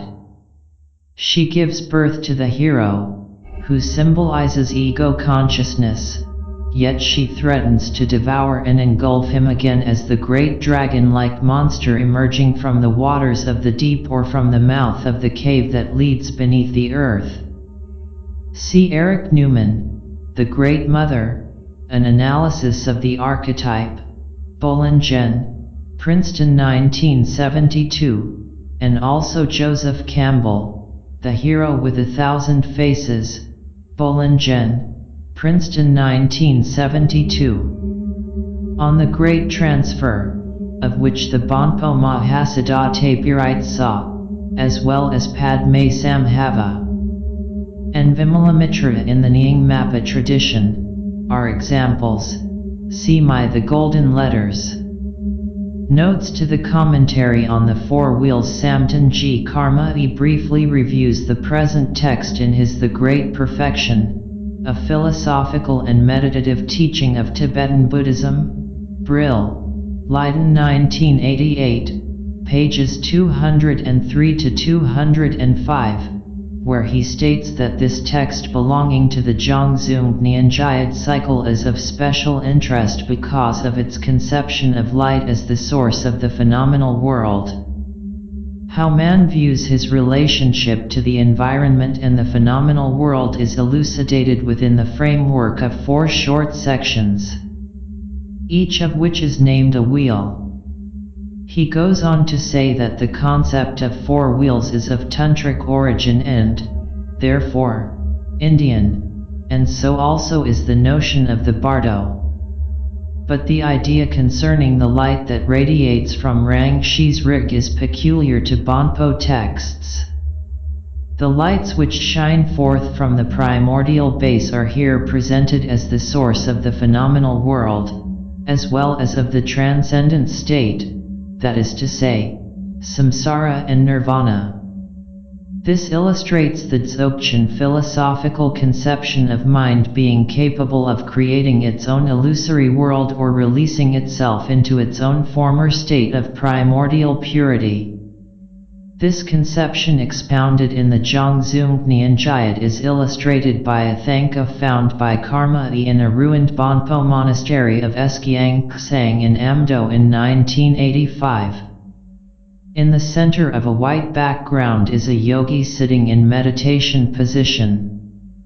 From the crown of his head, whirling lights of 5 colors blaze upward and project visions of enlightened state, representing the realm of nirvana, whereas other lights radiate downward from various parts of his body, projecting images of the phenomenal world of samsara. However, the mind, which is the source of the 5 lights, is not the ordinary mind of the thought process, but the nature of mind, which is the base for both samsara and nirvana. This may be seen from the translation of the contents of the first wheel. Moreover, the 4 wheels, tib, kirlo, wheel, cycle, do not refer to the familiar chakras of the Indian yoga system, but to 4 cycles of teaching. Clearly the Bonpo system of the subtle channels and psychic energies, its mystical anatomy and physiology, is inspired by Indian Tantra and Yoga. But the particular Dzogchen system of light mysticism appears to this writer and some others also to have Iranian connections, as for example, the 5 lights in Manichaeanism. This suggests, as indeed the Bonpas themselves assert, that the Dzogchen teachings came from Tazik, Stagzig, the Indo-Iranian borderlands in Afghanistan and Central Asia.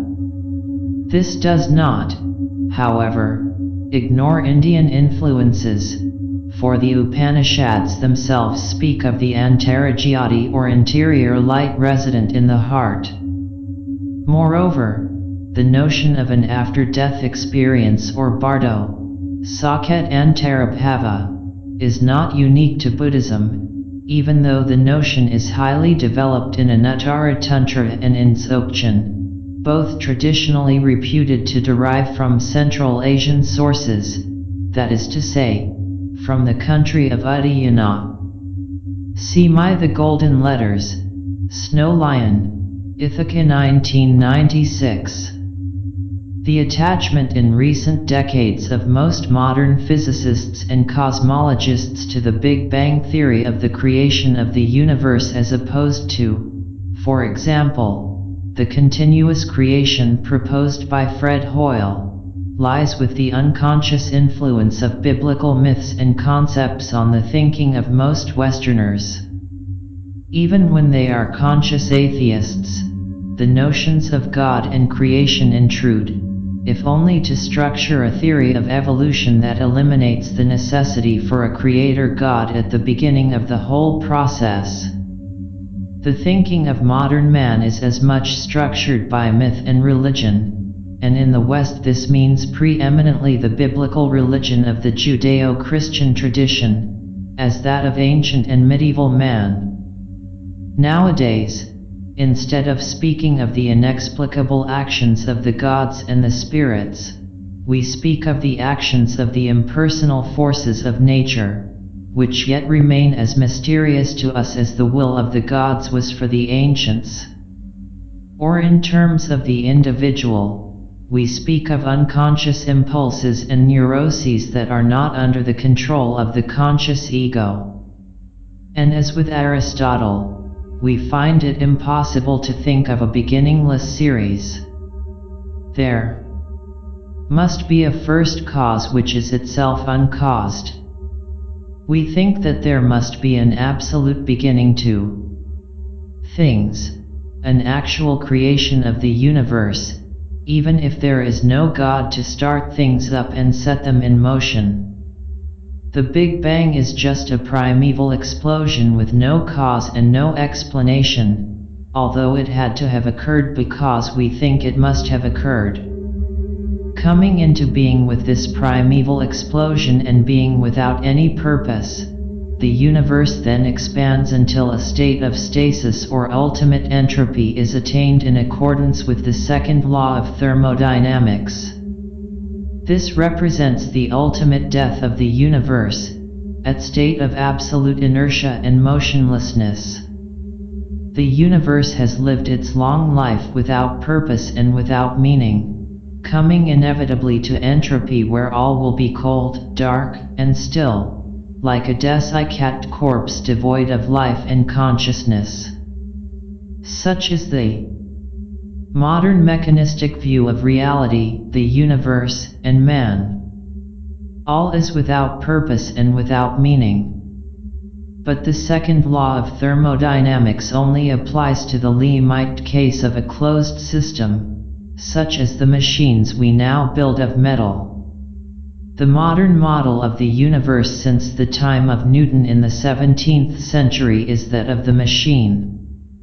The universe is like an intricate clock mechanism, wound up by the Big Bang, rather than by God, at the beginning of time, and now gradually, inevitably, it is winding down. When all its springs are finally unwound, the wheels and the cogs will no longer turn and everything will come to a complete stop. We no longer have God to wind up the clock once more.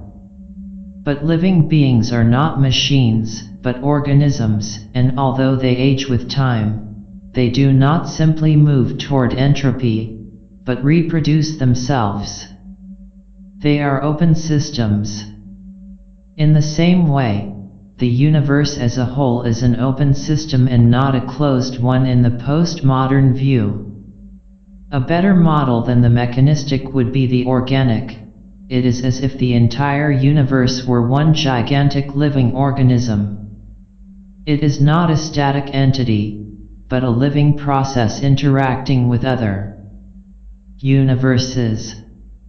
In the Buddhist view and in the Indian view generally, there exist an infinity of world systems or universes, and the totality of this entire intricate interactive system is open and evolving.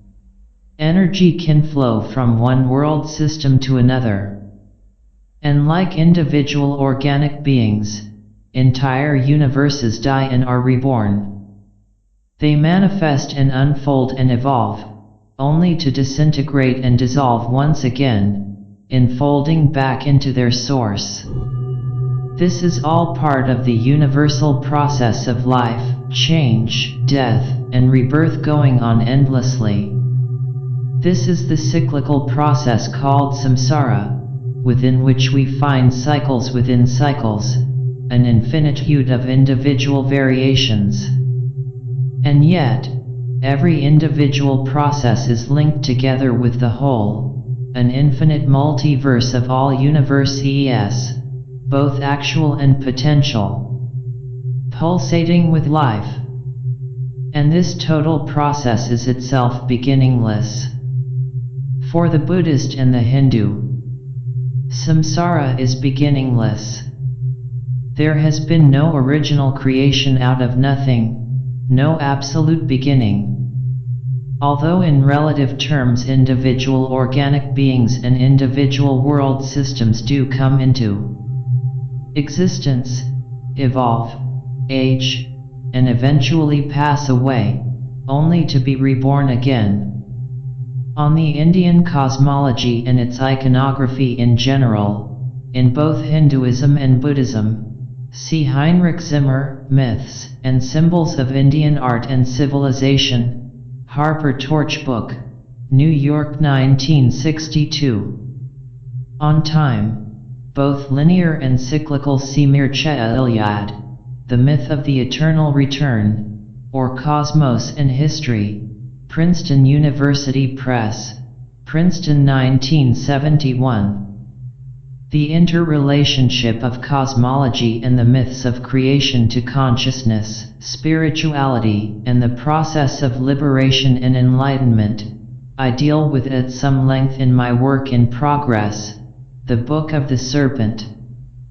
For a summary of David Bohm's views on the manifest universe or the explicate order and its unmanifest source, the implicate order, see Michael Talbot, The Holographic Universe, HarperCollins, London 1991. Also see Bohm, David, Wholeness, and the Implicate Order, Routledge and Kegan Paul, London 1980.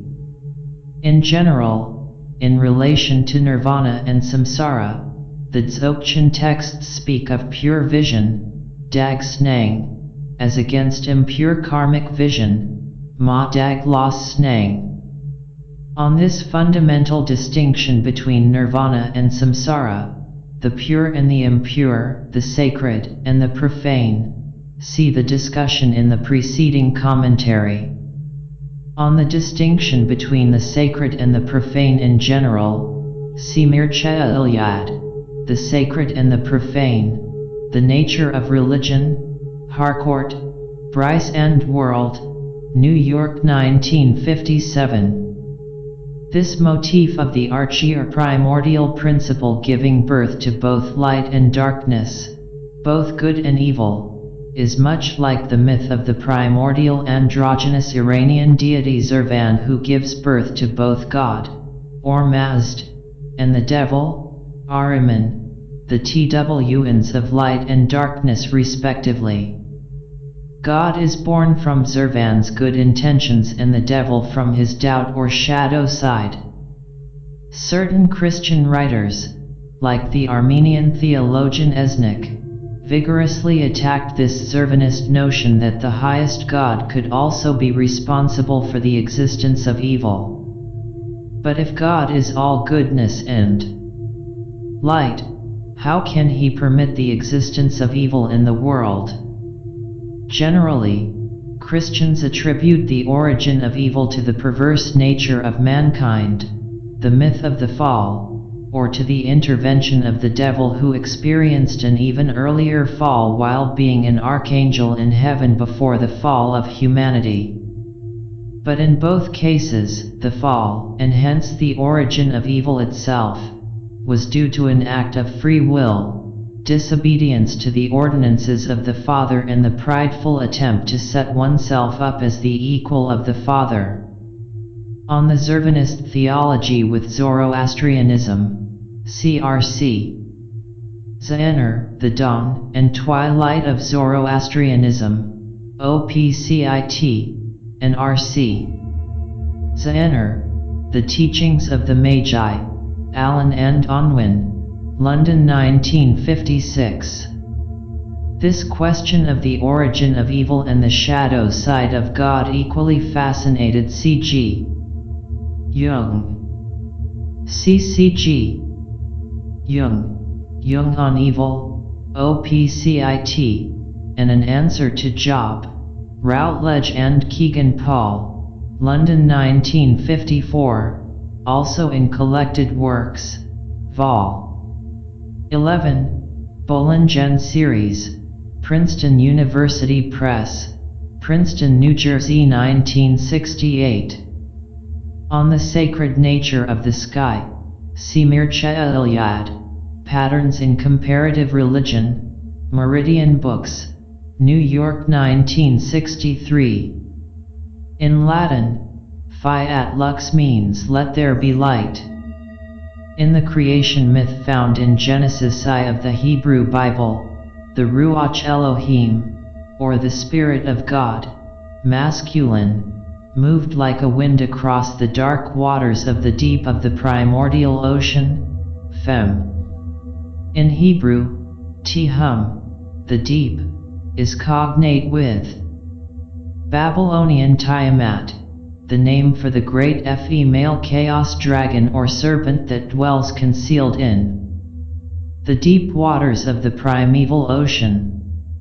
The young hero god, the creator who brings order out of chaos, must first engage and subdue, even slay, this chaos dragon before the world as we know it can be brought into being, that is, before we can have the ordered world of the cosmos.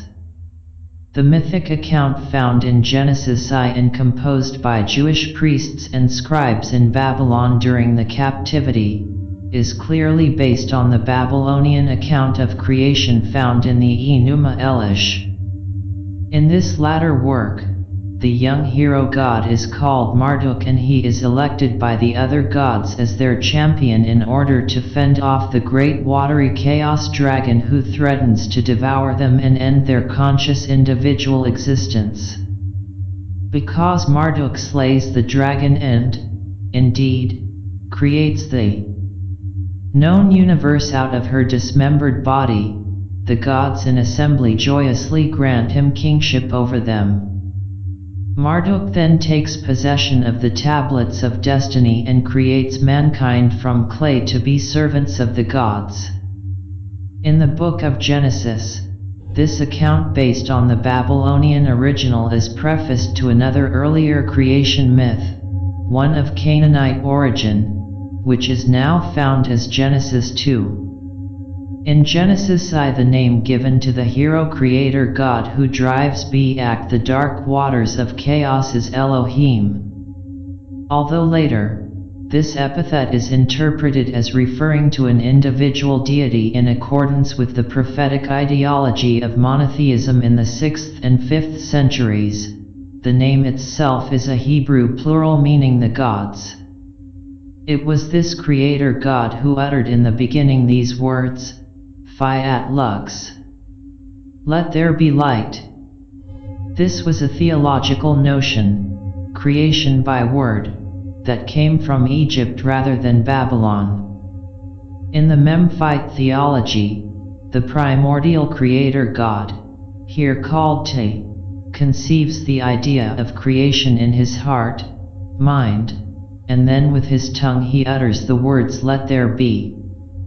And in this way all things and all the generations of gods and men are called into existence. However, there existed a number of different creation myths circulating in ancient Egypt. In the Heliopolitan theology associated with the ancient solar cult of On or Heliopolis in Middle Egypt, the texts speak of the first moment of creation when the brilliant solar disk of the young heroic sun god Adam first rose above Nun, the dark waters of chaos. This first dawn or first light occurring at the beginning of time before the creation of all the things of heaven and earth may be compared to the initial manifestation of the clear light at the onset of the Bardo experience after the experience of the state of Shunyata.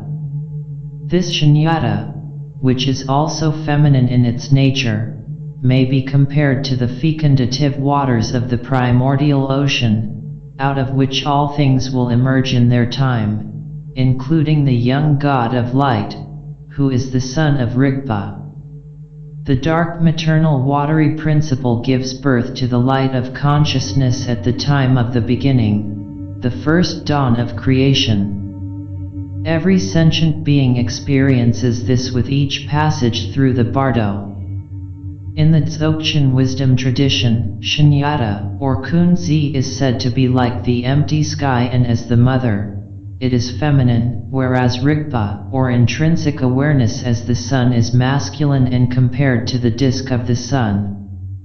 In my own view, the purpose of both myth and religion is to give meaning to human life here on earth, especially a higher spiritual meaning where human life and activity is related to everything else in the universe in symbolic terms. Dzogchen would have this creation of meaning occur at the most radical and existential level at the very moment of our final death, which is at the same time our re-emergence out of the state of shunyata or pure potentiality, this being the moment of rebirth.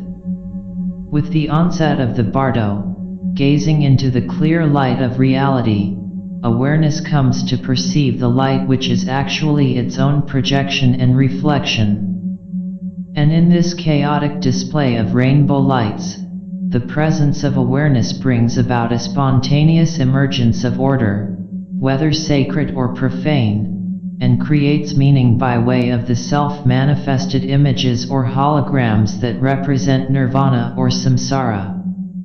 This light of creation may be compared to the first rising of the disk of the sun atom above the dark waters of chaos, known as Nun, in the Heliopolitan theology of ancient Egypt. On the Heliopolitan theology, see Rundle Clark, Myth and Symbol in Ancient Egypt, Thames and Hudson, London 1959. On the Enuma Elish, the Memphite theology, and the Heliopolitan theology also, see Henri Frankfurt, H.A. Frankfurt, John Wilson, and Thorkild Jacobson, Before Philosophy, The Intellectual Adventure of Ancient Man, Penguin Books, Harmondsworth, UK 1949. And on the symbolism of the Great Mother in her relationship to individualized consciousness, see Eric Newman, The Great Mother, OPCIT, as well as his Origins and History of Consciousness, VO1 and 2. Harper Torch Books, New York 1954. The myths of creation in the ancient Near East, such as the famous Enuma Elish of Babylon, had their parallels in ancient India, where water also represented the base element out of which all things arose. But here, when considering the Tibetan books of the dead, water is a metaphor for something much more fundamental. The primeval waters of Vedic and Puranic myth becomes philosophically refined as the shunyata of Buddhism. Water represents, as with the first Greek philosopher Thales, the arche, or first principle out of which all things arise. I examine this question in more detail in relation to water and serpent symbolism in my forthcoming study, The Book of the Serpent. On water symbolism in Indian myth and cosmology, see Zimmer, Myths and Symbols, etc., OPCIT, Ananda Kumaraswamy, Yakshas, Munshiram Manoharlal, New Delhi 1971, and Iliad, Patterns in Comparative Religion, OP.CIT. On Dream Yoga and Dark Retreat as Preparation for Death and the Bardo Experience, see the second volume of this book, The 6 Lamps of the Heart of Enlightenment. Also see my book, Namkhe Norbu, The Cycle of Day and Night, Station Hill Press, Barrytown 1987, as well as Namkhe Norbu and Michael Katz, Dream Yoga and the Practice of the Natural Light, Snow Lion Publications, Ithaca, New York 1992, and W.Y. Evans Wentz, Tibetan Yoga and Secret Doctrines, Oxford University Press, London 1935. On the Wheel of Life diagram in general, see Austin Waddell, The Buddhism of Tibet, or Lamaism, Dover, New York 1972. C.W.Y. Evans Wentz, The Tibetan Book of the Dead, Oxford University Press, Oxford 1927. Also see Detlef Ingolauth, The Secret Doctrines of the Tibetan Books of the Dead, Shambhala, Boulder 1977, and especially on BONPO symbolism. Kunta Zangpo is the cause or the reason for primordial Buddhahood. Da Ni Kun Tub Zangpo Yat. Sangs Rajyaspa Igdan Shwig So. This is because, from the very beginning, he has understood and he has, therefore, never been tainted or mixed up in samsara. For this reason, he has been called the first or the primordial Buddha. In Western religious terms, he could be called the Supreme Being. But this notion of a primordial Buddha should not be confused with Western-style biblical monotheism or with some supposed theistic trend within the development of Buddhist thought itself. The concepts are quite different. Even though Kunta Zangpo understands and has been the Buddha or enlightened from the very beginning, he did not create samsara. Unlike the biblical God, he did not create the world by fiat and then mankind out of clay, by blowing his spirit into an earthen replica of himself.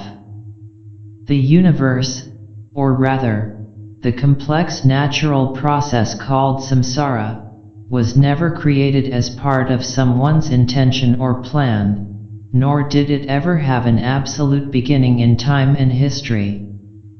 Samsara is cyclical existence as such, and it just goes on, endlessly circulating and revolving from beginningless time. It was not created or brought into existence with some prototypical historical event, such as a Big Bang. Rather, it is an ontological category, a mode of existence.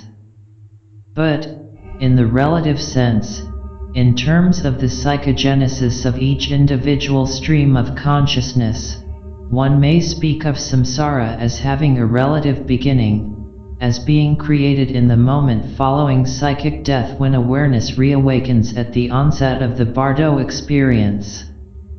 The bardo of the clear light becomes effulgent with nirvanic visions, and the bardo of existence becomes flooded with samsaric visions.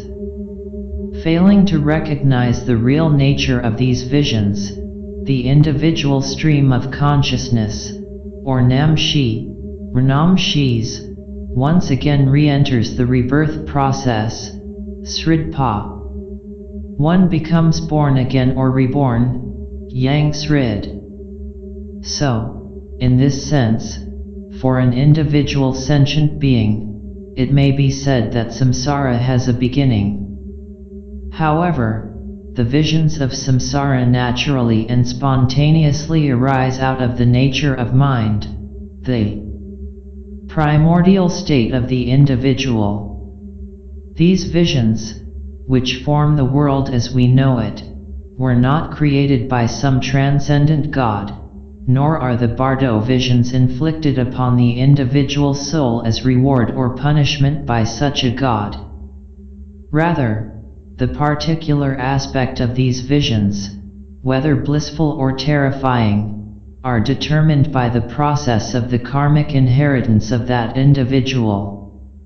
It is karma, an impersonal natural process, which guides and governs the evolution and unfolding of these visions that we call our world, and not some personality transcendent to it.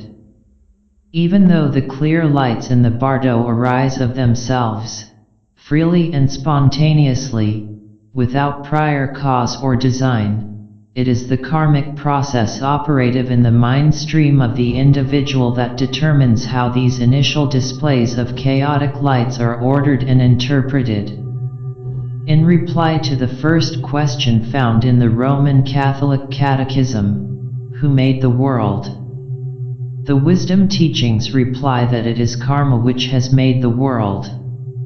In the most profound sense, we are the actual creators of our own reality. Outside, there is only space and light, but it is the intervention of mind that molds and transforms this into the reality of our world. Kunta Zangpo is not the god of biblical theism who first creates the world, then mankind, then expels the first human beings from paradise for disobedience, punishes humanity with a great flood, lays down the law on a mountain, including moral and dietary rules, and favors one human group over all other nations. Kunta Zangpo is not a monarch sitting on his throne at the summit of heaven, ruling over heaven and earth and dispatching his angels on various missions among mankind below. Much like a worldly emperor. These mythological images do exist in Buddhism and Bon, where such roles are played by Brahma and Indra, actually generic titles, but theirs is considered a divine order that still belongs to the conditioned existence of samsara. Brahma and Indra are among the samsaric gods and, although well-intentioned and righteous, they are not Buddhas or enlightened beings. They are sentient beings like ourselves, although much more powerful and wise and longer lived. When their accumulated stock of meritorious karma, which has led them into such an exalted rebirth, is exhausted, they too shall pass away and be reborn elsewhere. Kunta Zangpo is not such a god as they are. Rather, Kunta Zangpo is the exemplar and the archetype of enlightenment, never having had a human existence in time and history. He did not work his way up through the evolutionary ranks from a mineral to a plant to an animal to a human being, then to a bodhisattva, and finally to an enlightened Buddha, as did the various Nirmanakaya Buddhas who have appeared throughout the ages. Yet, because every sentient being, no matter how ignorant or deluded or degraded, participates in Kunta Zangpo as the Dharmakaya harboring within one's breast a spark of his light, so to speak, that one has the possibility, the potentiality, even the destiny to realize that same state of Buddhahood or full enlightenment and liberation which he embodies. Even though the Dharmakaya is parceled out among an infinity of sentient beings throughout all times and all possible universes, its infinity and its plenitude is in no way diminished thereby. Kunta Zangpo is not any less for the fact that, at the core of one's very own being, there is Kunta Zangpo. He is the Bodhicitta, the principle of enlightenment, at the heart of existence. Buddhahood is both singular and universal, as well as being individual and infinite in numbers. It transcends and is not restricted by the logic of the excluded middle, of necessarily having to be either A or not A. See the discussion of this question in terms of the Dharmakaya and the Rupakaya in the appendix of My Self-Liberation Through Seeing with Naked Awareness. The archontic powers refer to the archons or rulers, that is, the planetary powers that dominate and rule man's fate according to Gnosticism and much of later Hellenistic and Roman philosophy. We are still familiar with them today as the 7 planets of classical pre-modern astrology. The Babylonian or Chaldean science of astrology, which developed over the course of many centuries, came to read the fate of the king and the state in the omens and portents of the heavens, both astronomical and meteorological. The Greeks adopted this Semitic science and rendered it, the astronomical part, into a precise mathematical model of the movements of the heavenly bodies. In this way, they came to calculate horoscopes or natal charts for individuals, rather than just divine the fate of the city-state. Although having been rendered with the Greeks into a scientific model of the cosmos, one having great predictive value, the Greeks kept the old divinatory significances associated with the planets, the signs of the zodiac, the aspects, and so on, attributed to them by the Babylonians or Chaldeans. This combination of scientific astronomy and divinatory astrology culminated in the Tetrabilios of Claudius Ptolemy of Alexandria, the classical compendium of Greco-Chaldean astrology, which is still the foundation of modern-day astrology. This Chaldean science of astrology spread throughout the Hellenistic kingdoms following the conquest of Alexander the Great of the city of Babylon, which he made his own capital. And by Roman times this system of astrology had become almost universally accepted as the science of the day, just as since the 17th century Newtonian mechanics provided a model of the cosmos that became our accepted science in the West, at least until recently. With the disintegration of the Greek polis or city-state, and the old temple city-states of the ancient Near East as well, the peoples of the Eastern Mediterranean world began to feel adrift and alienated. They felt little allegiance to the super-states of the Hellenistic kings that succeeded Alexander and to the later Roman emperors. They came to feel that fate was something that no longer represented the will of the gods, but was something malign and cruel that played havoc with men's lives. The old gods of Babylon, transferred to the heavens and given corresponding Greek names, were no longer benevolent, but cruel or indifferent. They came to represent harsh, almost impersonal, forces of fate, imposing an inevitable destiny upon humanity on the earth below, a fate that could be calculated in the majestic movements of the stars and planets, but could in no way be propitiated or resisted.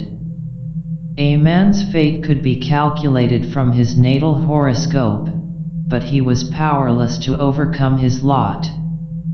The mystery religions, such as Mithraism, offered one route for the individual to escape from one's astral fate allotted at birth, by way of initiation and the soul's ascent above the firmament and the domain of fate, wherefrom it will be liberated into a pure dimension of light and spirit.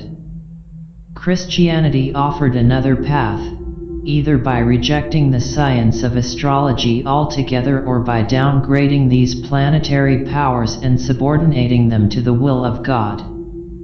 The Gnostic movement in the first centuries of the Christian era went even further. The Gnostics looked to a transcendent realm of light and freedom, the realm of the unknown God revealed by the Christ, located beyond the stars or astral powers that wrote the fate of men, both individually and collectively, in the heavens. The world, actually the lower world which moved under the sway of these astral powers, principally 7 in number, was not the creation of the Supreme Being, the highest God, who dwells outside and beyond the cosmos, but of a lesser power, a lesser deity or archangel, a demiurge. Gr. Demiurgos, who was ignorant of this higher realm of light and believed himself to be the true creator of the world, variously known as Eel Dabaoth, Saklas, Samael, even as Ion, and sometimes identified with the planet Saturn. It was he who spoke to Adam and Noah and Moses in the biblical account. He was a god of law, at times just, but also a tyrant, And it was this Creator God, ignorant of his own true source, that who has kept humanity in ignorance and bondage in the world below. Thus, the way to salvation of the soul from the cruel hands of fate, from these astral powers collectively known as the Hamarmeni, is not obedience to the law of the tyrant, the lesser god who claims to be the creator, but the obtaining of the gnosis. Gnosis is a higher spiritual knowledge, a knowledge which liberates and sets one free. In essence, gnosis is the knowledge of who we really are, from whence we have come and whither we go. This gnosis or knowledge is not a worldly knowledge about the things of this world, but represents a true self-knowledge. It is not discovered by reason or by science, but by a special revelation from above, one coming from the realm of light. Beyond the universe of fate, the Hamarmeni, beyond the Hebdomad, the spheres of the 7 planetary powers. Gnosis derives from a revelation brought by a savior figure, Soter, who voluntarily descended from the transcendent realm of light into this world of darkness below. This savior had come in order to rescue the sparks of light imprisoned in human bodies of flesh and tormented by the minions of the astral powers. Christian Gnosticism identified this savior figure with Jesus Christ, whereas the Mithraists identified him with Mithra. In Mahayana Buddhism, this savior figure is the Buddha, as is made clear in the Saddharmapundarika Sutra or Lotus Sutra, for example. In the cultural mix of Central Asia, the Indian figure of the ascetic Buddha and the divine princely Iranian figure of the god Mithra as the world teacher and savior merged and were assimilated. This gave rise to the splendorous and luminous image of Maitreya, the future Buddha who will come to liberate all humanity. Both names, Mithra and Maitreya, come from the same Indo-Iranian root meaning friendship and contract. The parallels of Gnosticism with Buddhism are very striking, especially with Mahayana Buddhism which, at least in part, originated in the northwest of the subcontinent, an area of mixed Indian and Iranian religious culture. There exists evidence for a strong Indian Buddhist presence in and around Alexandria in Egypt, even before the time of Christ. The possible Buddhist impact on the formation of the Gnostic movement in the lifetime of Jesus of Nazareth, and his connections with it, have not yet really been investigated. But see Gruber and Kirsten, The Original Jesus, Ibid. On the archons or rulers of the planetary spheres who, according to the traditions of Gnosticism, control the fate of the individual human being here below. See Hans Jonas, The Gnostic Religion, The Message of the Alien God and the Beginnings of Christianity, Beacon Press, Boston. 1963. In some Gnostic systems, each of the archons, or planetary powers, embody and personify a particular passion or vice that afflicts the human soul.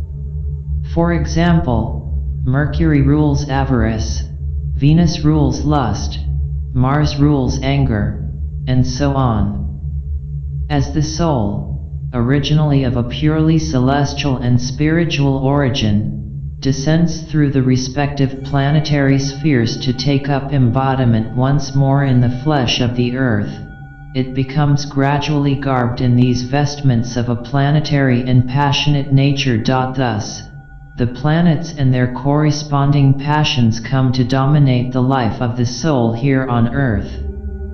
In Buddhist terms, these archons, or rulers, who are the causes or movers of samsara, are the kleshas or the emotional defilements.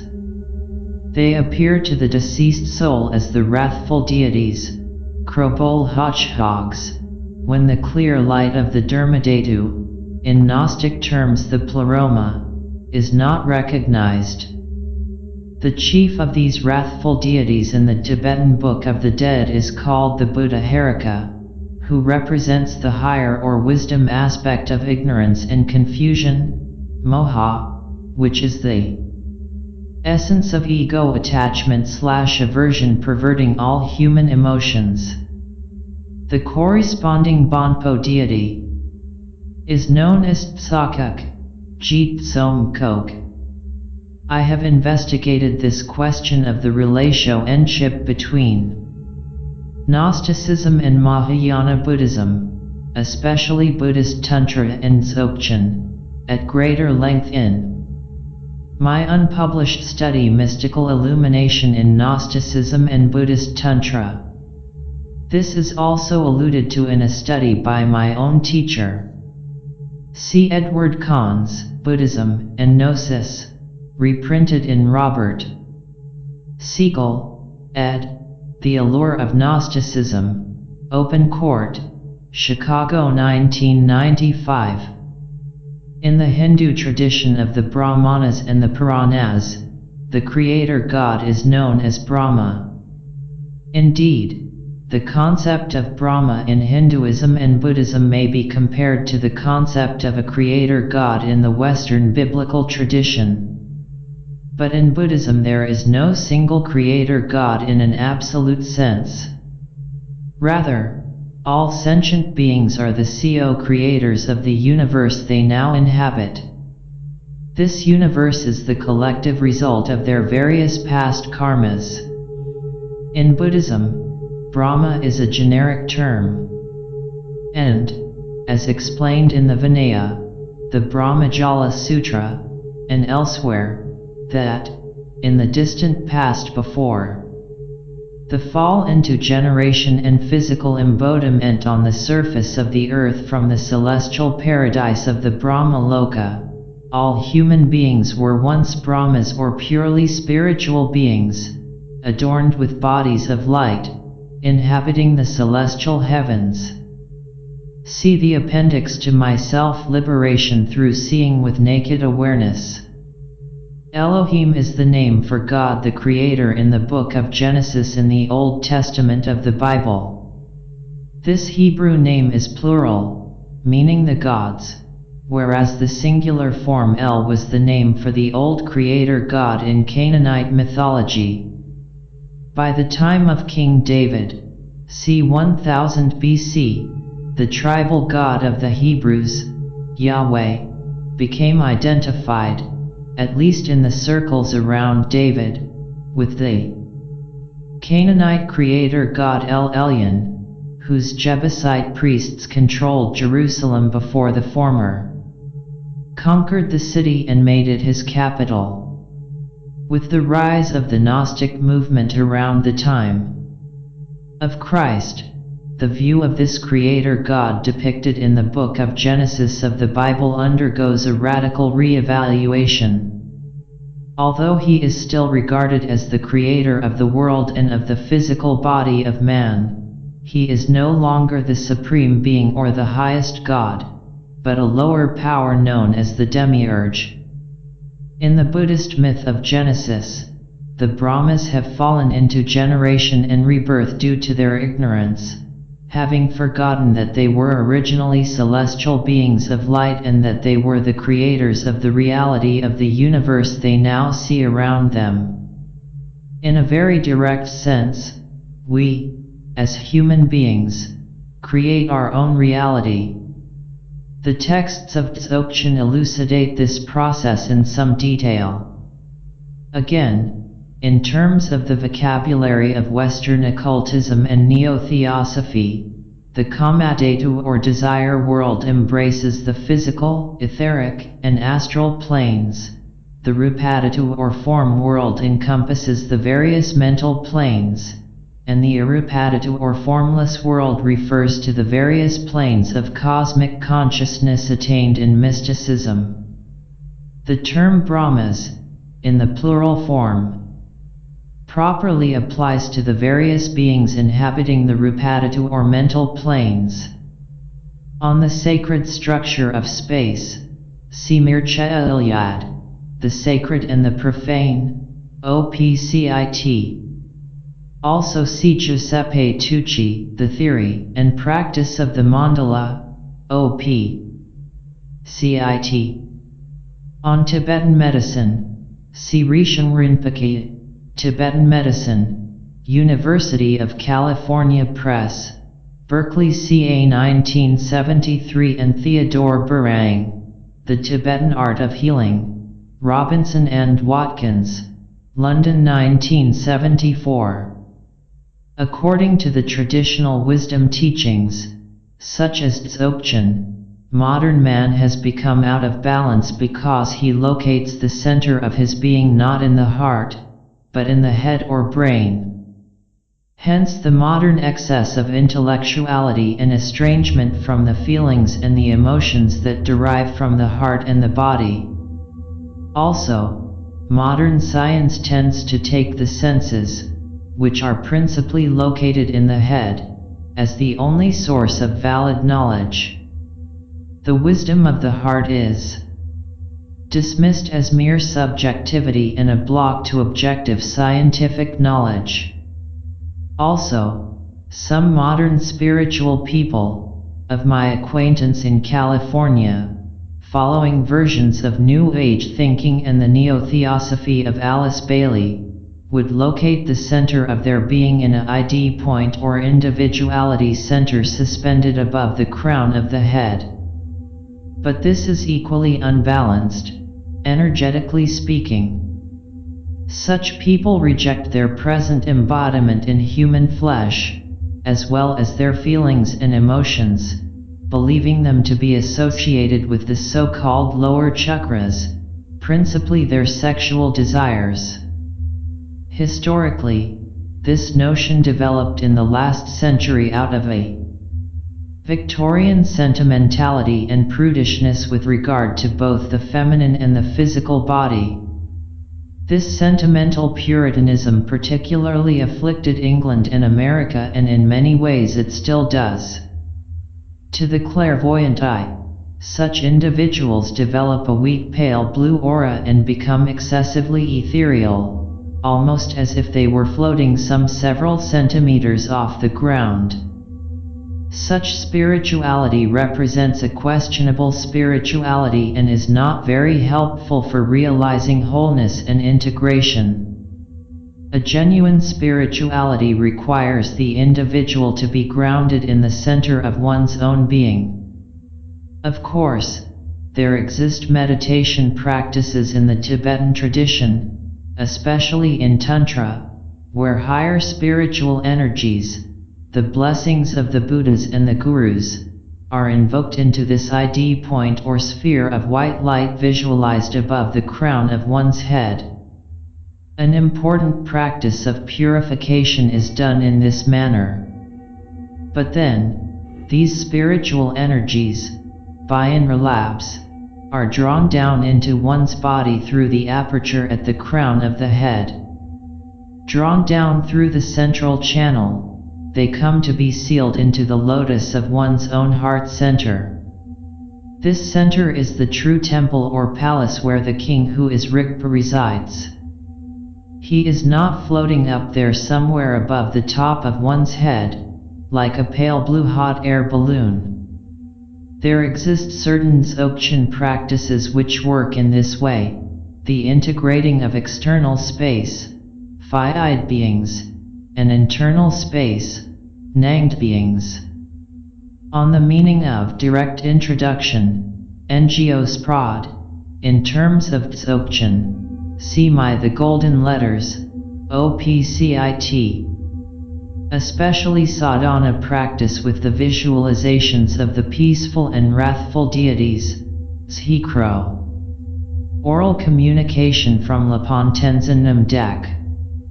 The visions seen in the bardo of the clear light are reminiscent of the experiencing of the archetypes as described by C.G. Jung, and which are said to reside in the collective unconscious psyche. Here, In the visions of the bardo, the practitioner discerns structures in sacred space known as mandalas, but the interpretations of mandalas in Jung and in Tibetan thinking are not precisely the same. CCG. Jung, Mandala Symbolism, Bollingen Series, Princeton University Press, Princeton 1973, and Man and His Symbols, Doubleday, New York 1964. Also see Giuseppe Tucci, The Theory and Practice of the Mandala, Samuel Weiser, New York 1973. The visions seen in the bardo of existence are also in part archetypal and transpersonal, but many are quite personal, the visual representations of the memories and the karma of the individual in question. This bardo would largely correspond to the personal unconscious of the individual according to Freud and Jung. In Gnostic terms, this means ascension of the soul upward through the various heavens, or the 7 planetary spheres of the hebdomad, to become liberated beyond the octoad, or 8th sphere, into the pure vision of the pleroma, the primordial perfection, the archetypal world and sacred order of the Buddha mandala. Or else, the soul descends downward through the planetary spheres to fall once more under the dominion of the dark demonic powers of the archons, the planetary powers who rule the world below. This is the domain of karma or fate called samsara in Hamarmeni. These archons or planetary powers that rule the human soul are, in terms of the dharma, the kleshas, passions, or emotional defilements. Their chief is Mara, the lord of this world, the tempter, and demon of ego delusion. He sits enthroned in the Mara Bhuvana, which is the summit of the hebdomad, the highest among the 7 planetary spheres, and also the summit of the Kamadhatu or desire world, wherefrom he descends into the worlds below to disturb meditating yogins with thoughts of pride and lust, in order to distract their concentration, dhyana, lest they break free from the shackles of the passions and, relieved of their karmic burdens, ascend to the higher planes of existence and thereby attain enlightenment and freedom. Mara, the lord of desire and death, who is also known as Kamadeva, is depicted in Mithraic iconography as the lion-headed god of time, Ion, or Aramenos, and in Gnosticism as Eel Dabaoth.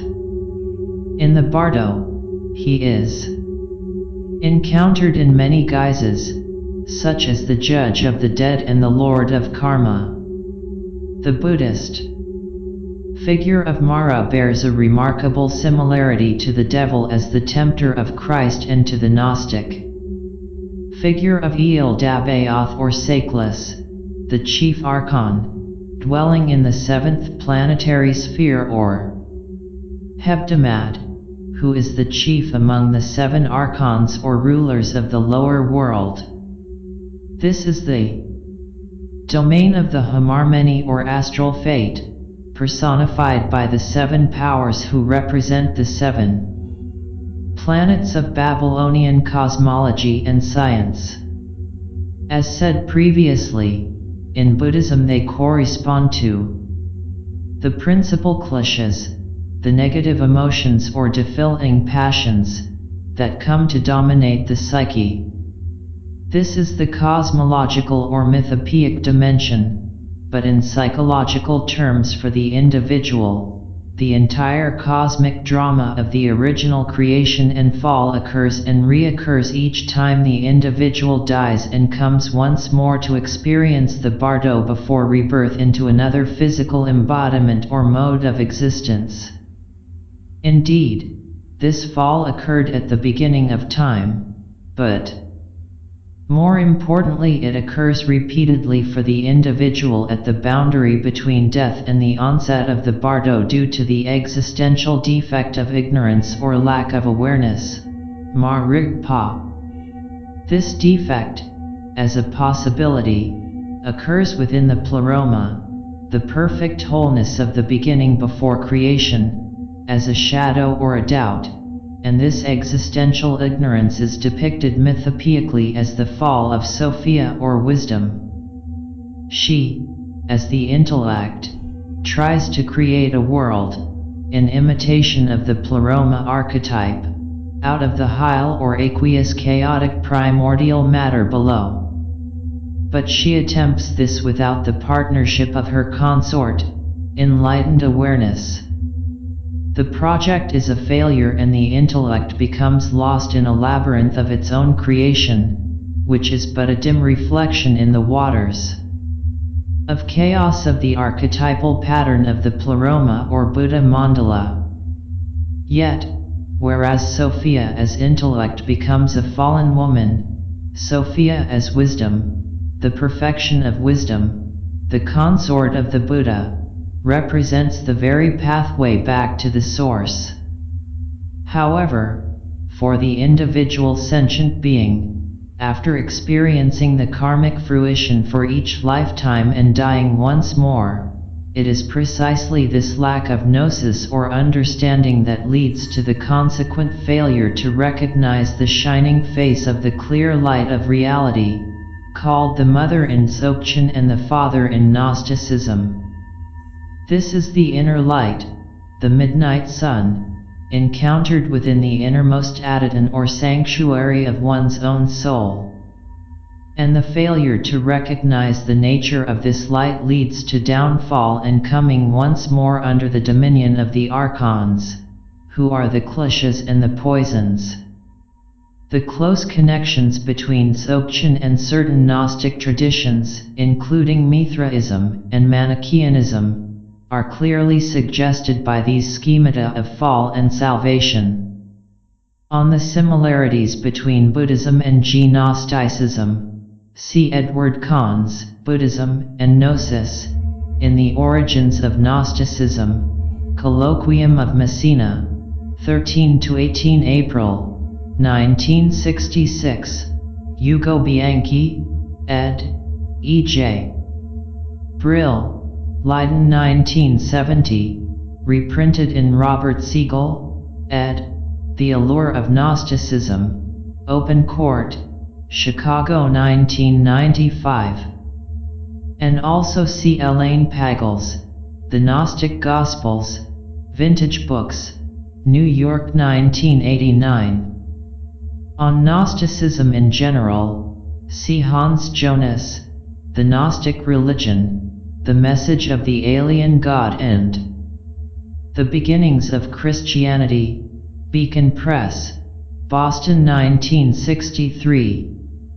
And on Mithraism, see David Delancey, The Origins of the Mithraic Mysteries, Cosmology and Salvation in the Ancient World, Oxford University Press, New York 1989. I have studied this question more extensively in an unpublished study, Mystical Illumination in Gnosticism and Buddhist Tantra, unpublished. Mythologically, the Bardo experience represents the descent of the soul into Hades or Duat, as the ancient Egyptians called it, the underworld of the dead spirits and ancestors, through which the sun, that is to say, Rigpa, takes passage every night.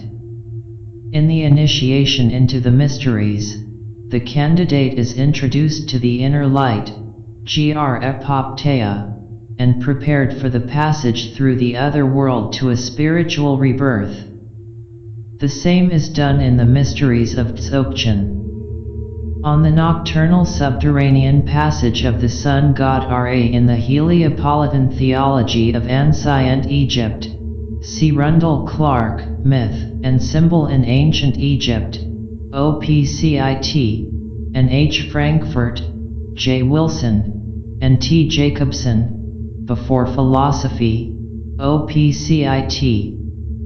And on the mysteries in general, C. S. Angus, The Mystery Religions, A Study of the Religious Background of Early Christianity, Dover, New York 1975, Marvin Meyer, The Ancient Mysteries, a source book, and also Walter Burkert, Ancient Mystery Cults, Harvard University Press, Cambridge Ma 1987.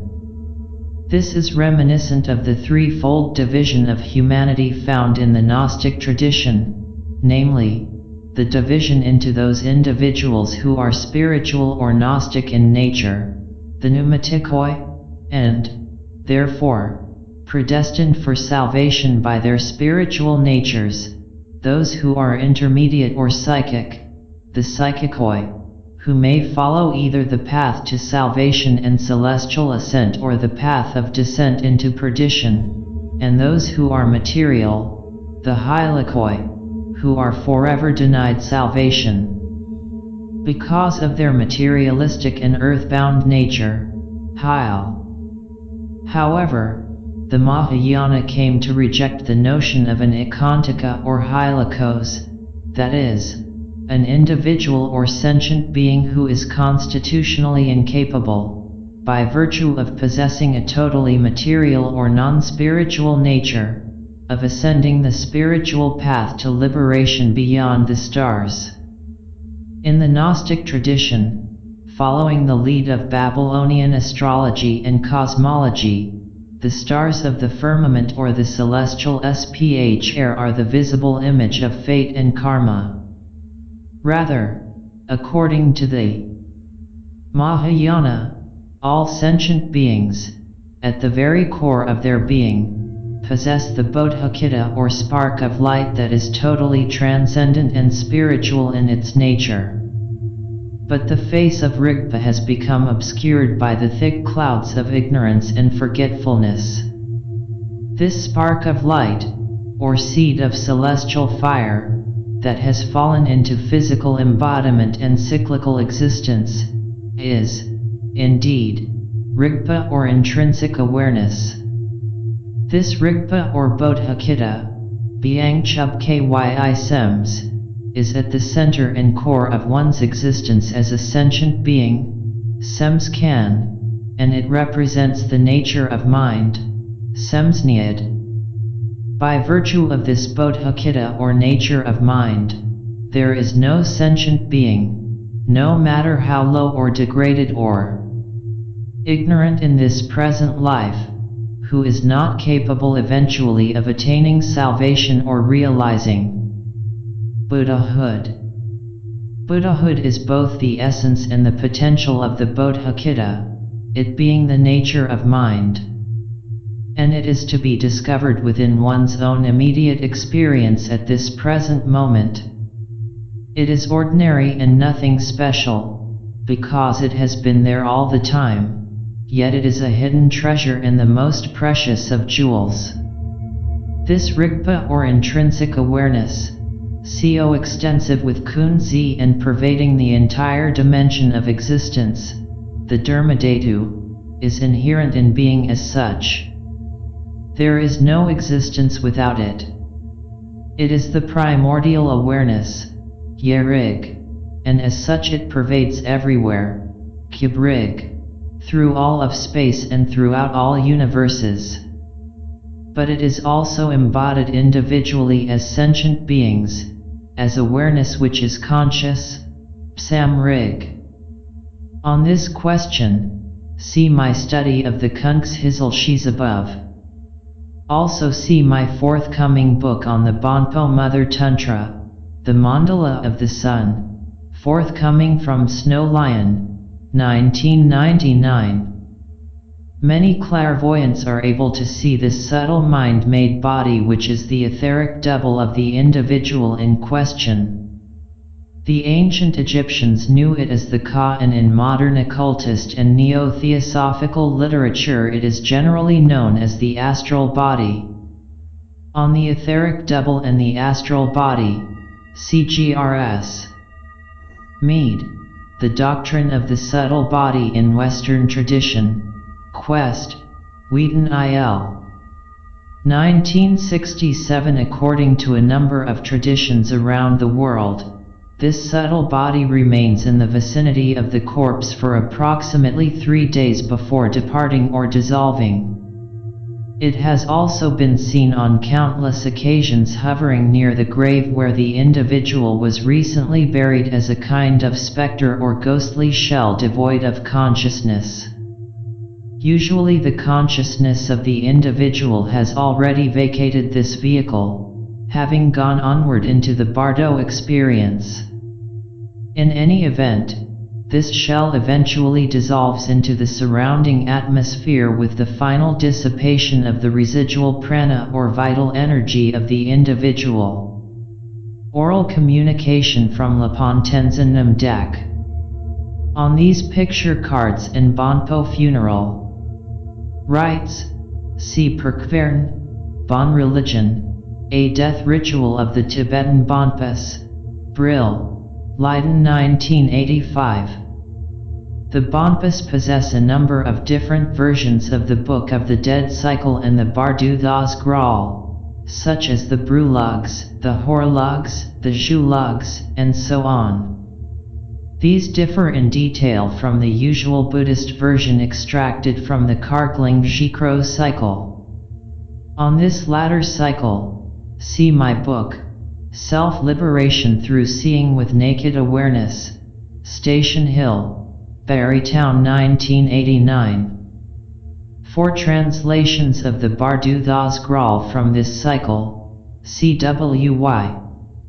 Evans Wentz, The Tibetan Book of the Dead, Oxford University Press, London 1927, and Francesca Fremantle and Kogyam Trungpa, The Tibetan Book of the Dead, Shambhala, Berkeley 1975. On the Eleusinian Mysteries, see Karl Kirinai, Eleusis, Archetypal Image of Mother and Daughter, Bollingen Series, Princeton 1967, George Milanes, Eleusis and the Eleusinian Mysteries, Princeton University Press, Princeton 1961, and Gordon Wasson, C. Ruck, and A. Hoffman, The Road to Eleusis, O.P. CIT. For the Egyptian Book of the Dead in English translation, CEA. Wallace Budge, The Egyptian Book of the Dead, University Books, New Hyde Park, New York 1960, and Raymond Faulkner and Ogden Golet, The Egyptian Book of the Dead, The Book of the Going Forth by Day, Chronicle Books, San Francisco 1995. On the Practice of Tummo, C.W.Y. Evans Wentz, Tibetan Yoga and Secret Doctrines, O.P. CIT. Tummo involves the suspension of breathing or holding the breath, Kum Haka, Tib Bum Kan. This induces an experience of the three immobilities of the body, speech, and mind, which simulates hibernation, suspended animation, or even death. Some yogins in India, who have become masters of the practice of breath control or pranayama, have been able to enter voluntarily into a state of suspended animation and even remain buried alive for a time. Later they are dug up and revived. On the symbolism of breathing, holding the breath, and immobility, see Mircea Eliade, Yoga, Immortality and Freedom, Princeton University Press, Princeton 1969. Some Dzogchen texts refer to the multidimensionality of Kunta Zangpo as the six vast expanses, Klong Drug, but this number 6 is only conventional, because Kunta Zangpo's dimensional extensions are actually beyond counting and can no more be enumerated than infinity itself. But symbolically, 6, like 4, 8, and 10, is a number suggestive of cosmic completion. And thus, one speaks of the 6 destinies of rebirth, although there exist, in actuality, an infinity of them. Some contemporary physicists have become interested in the multidimensionality and the deep structures of space, as well as the inexhaustible supply of energy locked into space itself. On this, see John Davidson, The Secret of the Creative Vacuum, Man and the Energy Dance, C.W. Daniel, Saffron Walden UK 1989, and also see Michael Talbot, The Holographic Universe, O.P. CIT. This long poem by Sir Edward Arnold was very popular in late Victorian times and purports to give an account of the life and teachings of the Buddha Shakyamuni. The poet suggests that the Buddha taught that nirvana is just such a merging of the drop into the sea, the individual mind dissolving into the single universal mind. Indeed, many modern neo-theosophists, including Evans Wentz himself, interpret this extinction of individual consciousness as the ultimate goal of the Buddhist spiritual enterprise. For this, C.W.Y. Evans Wentz, The Tibetan Book of the Great Liberation, Oxford University Press, London 1954. But this extinction of individuality into the oceanic one mind is not the ultimate goal of nirvana as defined in either Mahayana Buddhism or in Dzogchen. The Buddhist teachings on enlightenment, nirvana, and shunyata are far more subtle than this. If an enlightened being merely dissolved into the comfortable warm waters of the great cosmic ocean of the one mind, that enlightened being would be of no further benefit to or influence on anyone. That being would merely be extinct and, therefore, non-existent. The Buddha would only be a memory in the minds of those left behind in samsara. Such a Buddha is without compassion, and so, by definition, no Buddha at all. For a critique of this neo-theosophical view from the Buddhist perspective, see My Self-Liberation Through Seeing with Naked Awareness, OPCIT. The Aditan is the innermost sanctuary in a classical temple.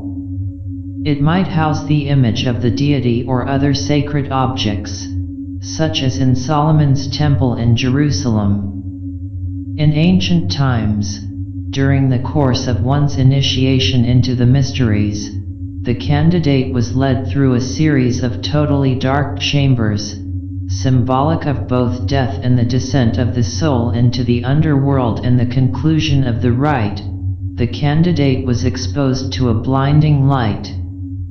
This was known as the epopteia or illumination, and represented symbolically the moment of revelation and transformation, even of apotheosis.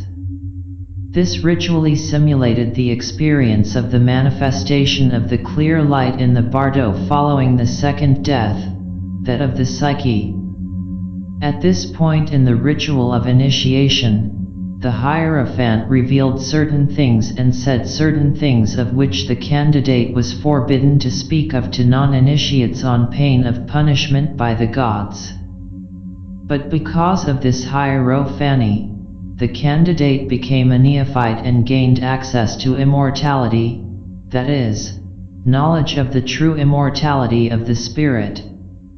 The culmination of the initiation ritual was the revelation of the inner light at the core of one's being and the proof of the individual's celestial origin, what is known in Dzogchen as the clear light of reality. With the famous Eleusinian mysteries, it appears that, rather than some dramatic reenactment of the death and rebirth experiences, the candidates for initiation were given a drink, kaikan, that was laced with ergot, in which LSD is the active ingredient. During the all-night vigil inside the totally dark interior of the teleasterion, this psychedelic brought on visions of light. In this way, an experiential knowledge of the immortality of the spirit was gained. The candidate need no longer fear death. The initiations into the various mystery cults of antiquity were structured around the motifs of death and rebirth. Hence the similarities of the mysteries, of which there were a number of such cults in Hellenistic and Roman times until their suppression by the triumphant Christian Church, to the Tibetan books of the dead. On the mysteries in general, C.S. Angus, The Mystery Religions, OPCIT, Marvin Meyer, The Ancient Mysteries, OPCIT, Walter Burkert, Ancient Mystery Cults, OPCIT, John Ferguson, The Religions of the Roman Empire, Robert Graves, The Golden Ass of Apuleius, The Pocket Library, New York 1954, and Gordon Wasson, C. Ruck, and A. Hoffman, The Road to Eleusis. The two aspects or two sides of the primordial base, which is the natural state, are its primordial purity, ka-dag, which is emptiness, stong-panyad, and its spontaneous self-perfection, lhung-grub, which is its clear luminosity, chsil-ba. Therefore, the natural state, although having its emptiness side, stong-cha, equally has the inexhaustible potentiality to bring forth all possible forms on its clarity side, chsil-cha, including the rupakaya, the pure luminous form of an enlightened being or Buddha. What specific forms emerge out of the clear light depend on secondary causes, such as the purification of obscurations, both subtle and gross. When the clouds which are obscurations are removed or dissolved, the face of the sun, which is the rupakaya, is revealed naturally and spontaneously. Thus, there is always present within any individual stream of consciousness the potentiality for enlightenment. But, in the same way, because of the presence of residual karma that has not been purified, there exists always the probability of impure forms re-emerging out of the pristine state of emptiness. Nevertheless, the advent of these impure forms in no way taints or corrupts the natural state, just as the reflections in a mirror, whether good or bad, beautiful or ugly, in no way change or modify the nature of the mirror, Mabkos Pa. Because the karma of an individual stream of consciousness is impressed or implanted within the very fabric of space itself, like the sowing of seeds in the earth of a fertile field, the individuality of that stream of consciousness re-emerges out of the space of the state of emptiness, initially as clear light. This process is only natural and it is unceasing, Ma Gags Pa. Like a mother, empty space gives birth to light and awareness incessantly. This represents the side of clear luminosity and spontaneous self-perfection. But the specific forms that these manifestations may take depends upon the karma of the individual. Notes to the commentary on the 19th Little Nail. On the sacred nature or hierophany of the sky and of the sun, see Mircea Eliade, Patterns in Comparative Religion. On the question of confidence, in relation to the practice of Dzogchen, see The Golden Letters, Snow Lion, Ithaca 1996. In Western spiritual tradition, the best known example of the body of light and the manifestation of the rainbow body is the transfiguration and the resurrection of Jesus Christ. After 3 days his tomb was opened and no physical remains were found. Nonetheless, he appeared to his disciples for 40 days in a body of light in order to teach them the secrets of the gnosis. There are found some close parallels in the life of Christ with those of Garbled and Tapirite Saw. See the golden letters. Although the body of light is pure luminosity and insubstantial, it is perceptible by all the senses, including touch. Thus, the disciples of Jesus, like those of Tapirite Saw, were able to touch him with their hands. Even in recent times, there have been a number of rainbow bodies in Tibet, even cases witnessed by the Chinese authorities. See Kokyam Trungpa, born in Tibet, George Allen and Onwin, London 1966. Sharjah Rinpoche was an example in this century of the rainbow body among the BONPOs, 1935. Normally, when a practitioner intends to manifest the rainbow body, he or she goes into a solitary retreat in a special hut which is not opened again until after 7 days, so that the process of the dissolution and reversal of the physical elements of the body may complete itself undisturbed. In that case, only the hair, nails, and clothing are found because consciousness is thought not to reside in these items. However, on a number of occasions such a retreat has been prematurely interrupted and the shrunken body of the Lama was found inside the hut. A number of these miniaturized human bodies have been preserved in monasteries in Tibet as holy relics, as for example in Gyurong. Oral communication from Tenzin Wangyal Rinpoche. Oral communication from Lapon Tenzin Namdak. Also on the Jalu and the Pho Wh see the golden letters. David Jackson briefly discusses the symbols of the lion cub and the Garuda with regard to instantaneous enlightenment and the delayed manifestation of enlightenment. See his article, Birds. In the egg and newborn lion cubs, metaphors for the potentialities and limitations of all at once. Enlightenment, IATS, Narita Conference, Japan 1990. Body and Gnosis, SKU Dang Yeshis, refer to extension and awareness which have been inseparable from the very beginning.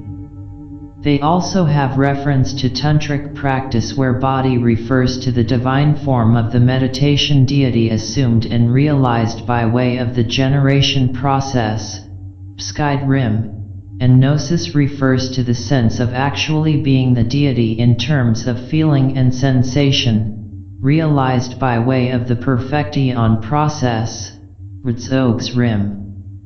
This ultimate realization is known as the gnosis of bliss and emptiness, BDE Stong Yeshis.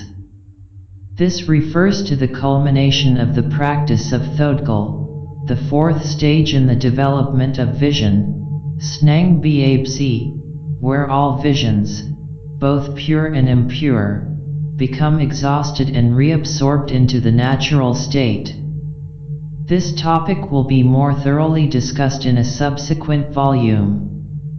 But needless to say, the natural state, as the after-death experience of the bardo of emptiness, does not represent a chill dark nothingness, a death of the spirit, as modern materialism would have it.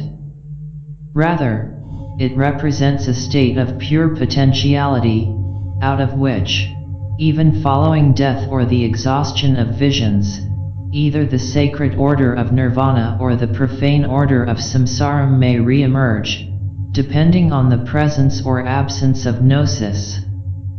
Solve et coagula, as the alchemists would say.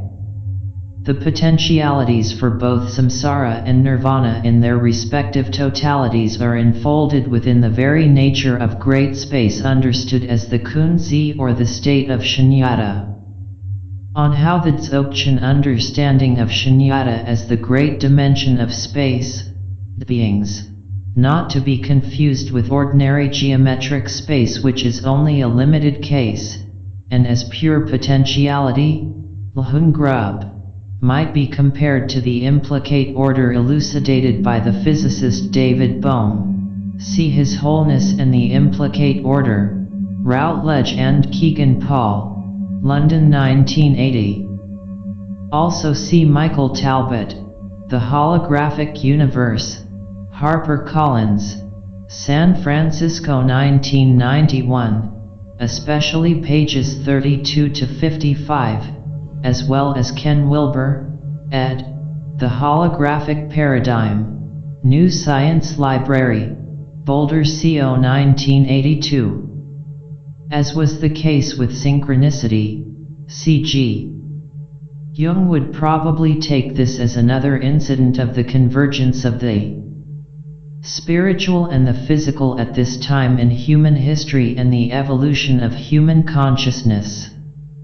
On this convergence in general, see Marilyn Ferguson, The Aquarian Conspiracy, Routledge and Kegan Paul, London 1981. The illusion body, Sciolus, is a miniature subtle body in the form of one's udam constructed in one's heart by way of the extensive practice during one's lifetime of the generation process, Pskide Rim, and the perfection process, Ritzogs Rim. In many ways, this subtle body represents the culmination of the practice of tantric transformation. At the time of death, when the physical body dies, the practitioner transfers one's consciousness into this subtle body and survives in the bardo in this form. Then through transformation practice, one is able to choose consciously one's future rebirth. However, this illusion body is still impure and does not represent real liberation, because the mind stream remains afflicted with many subtle layers of obscuration. Oral communication from Lepontense Namdek.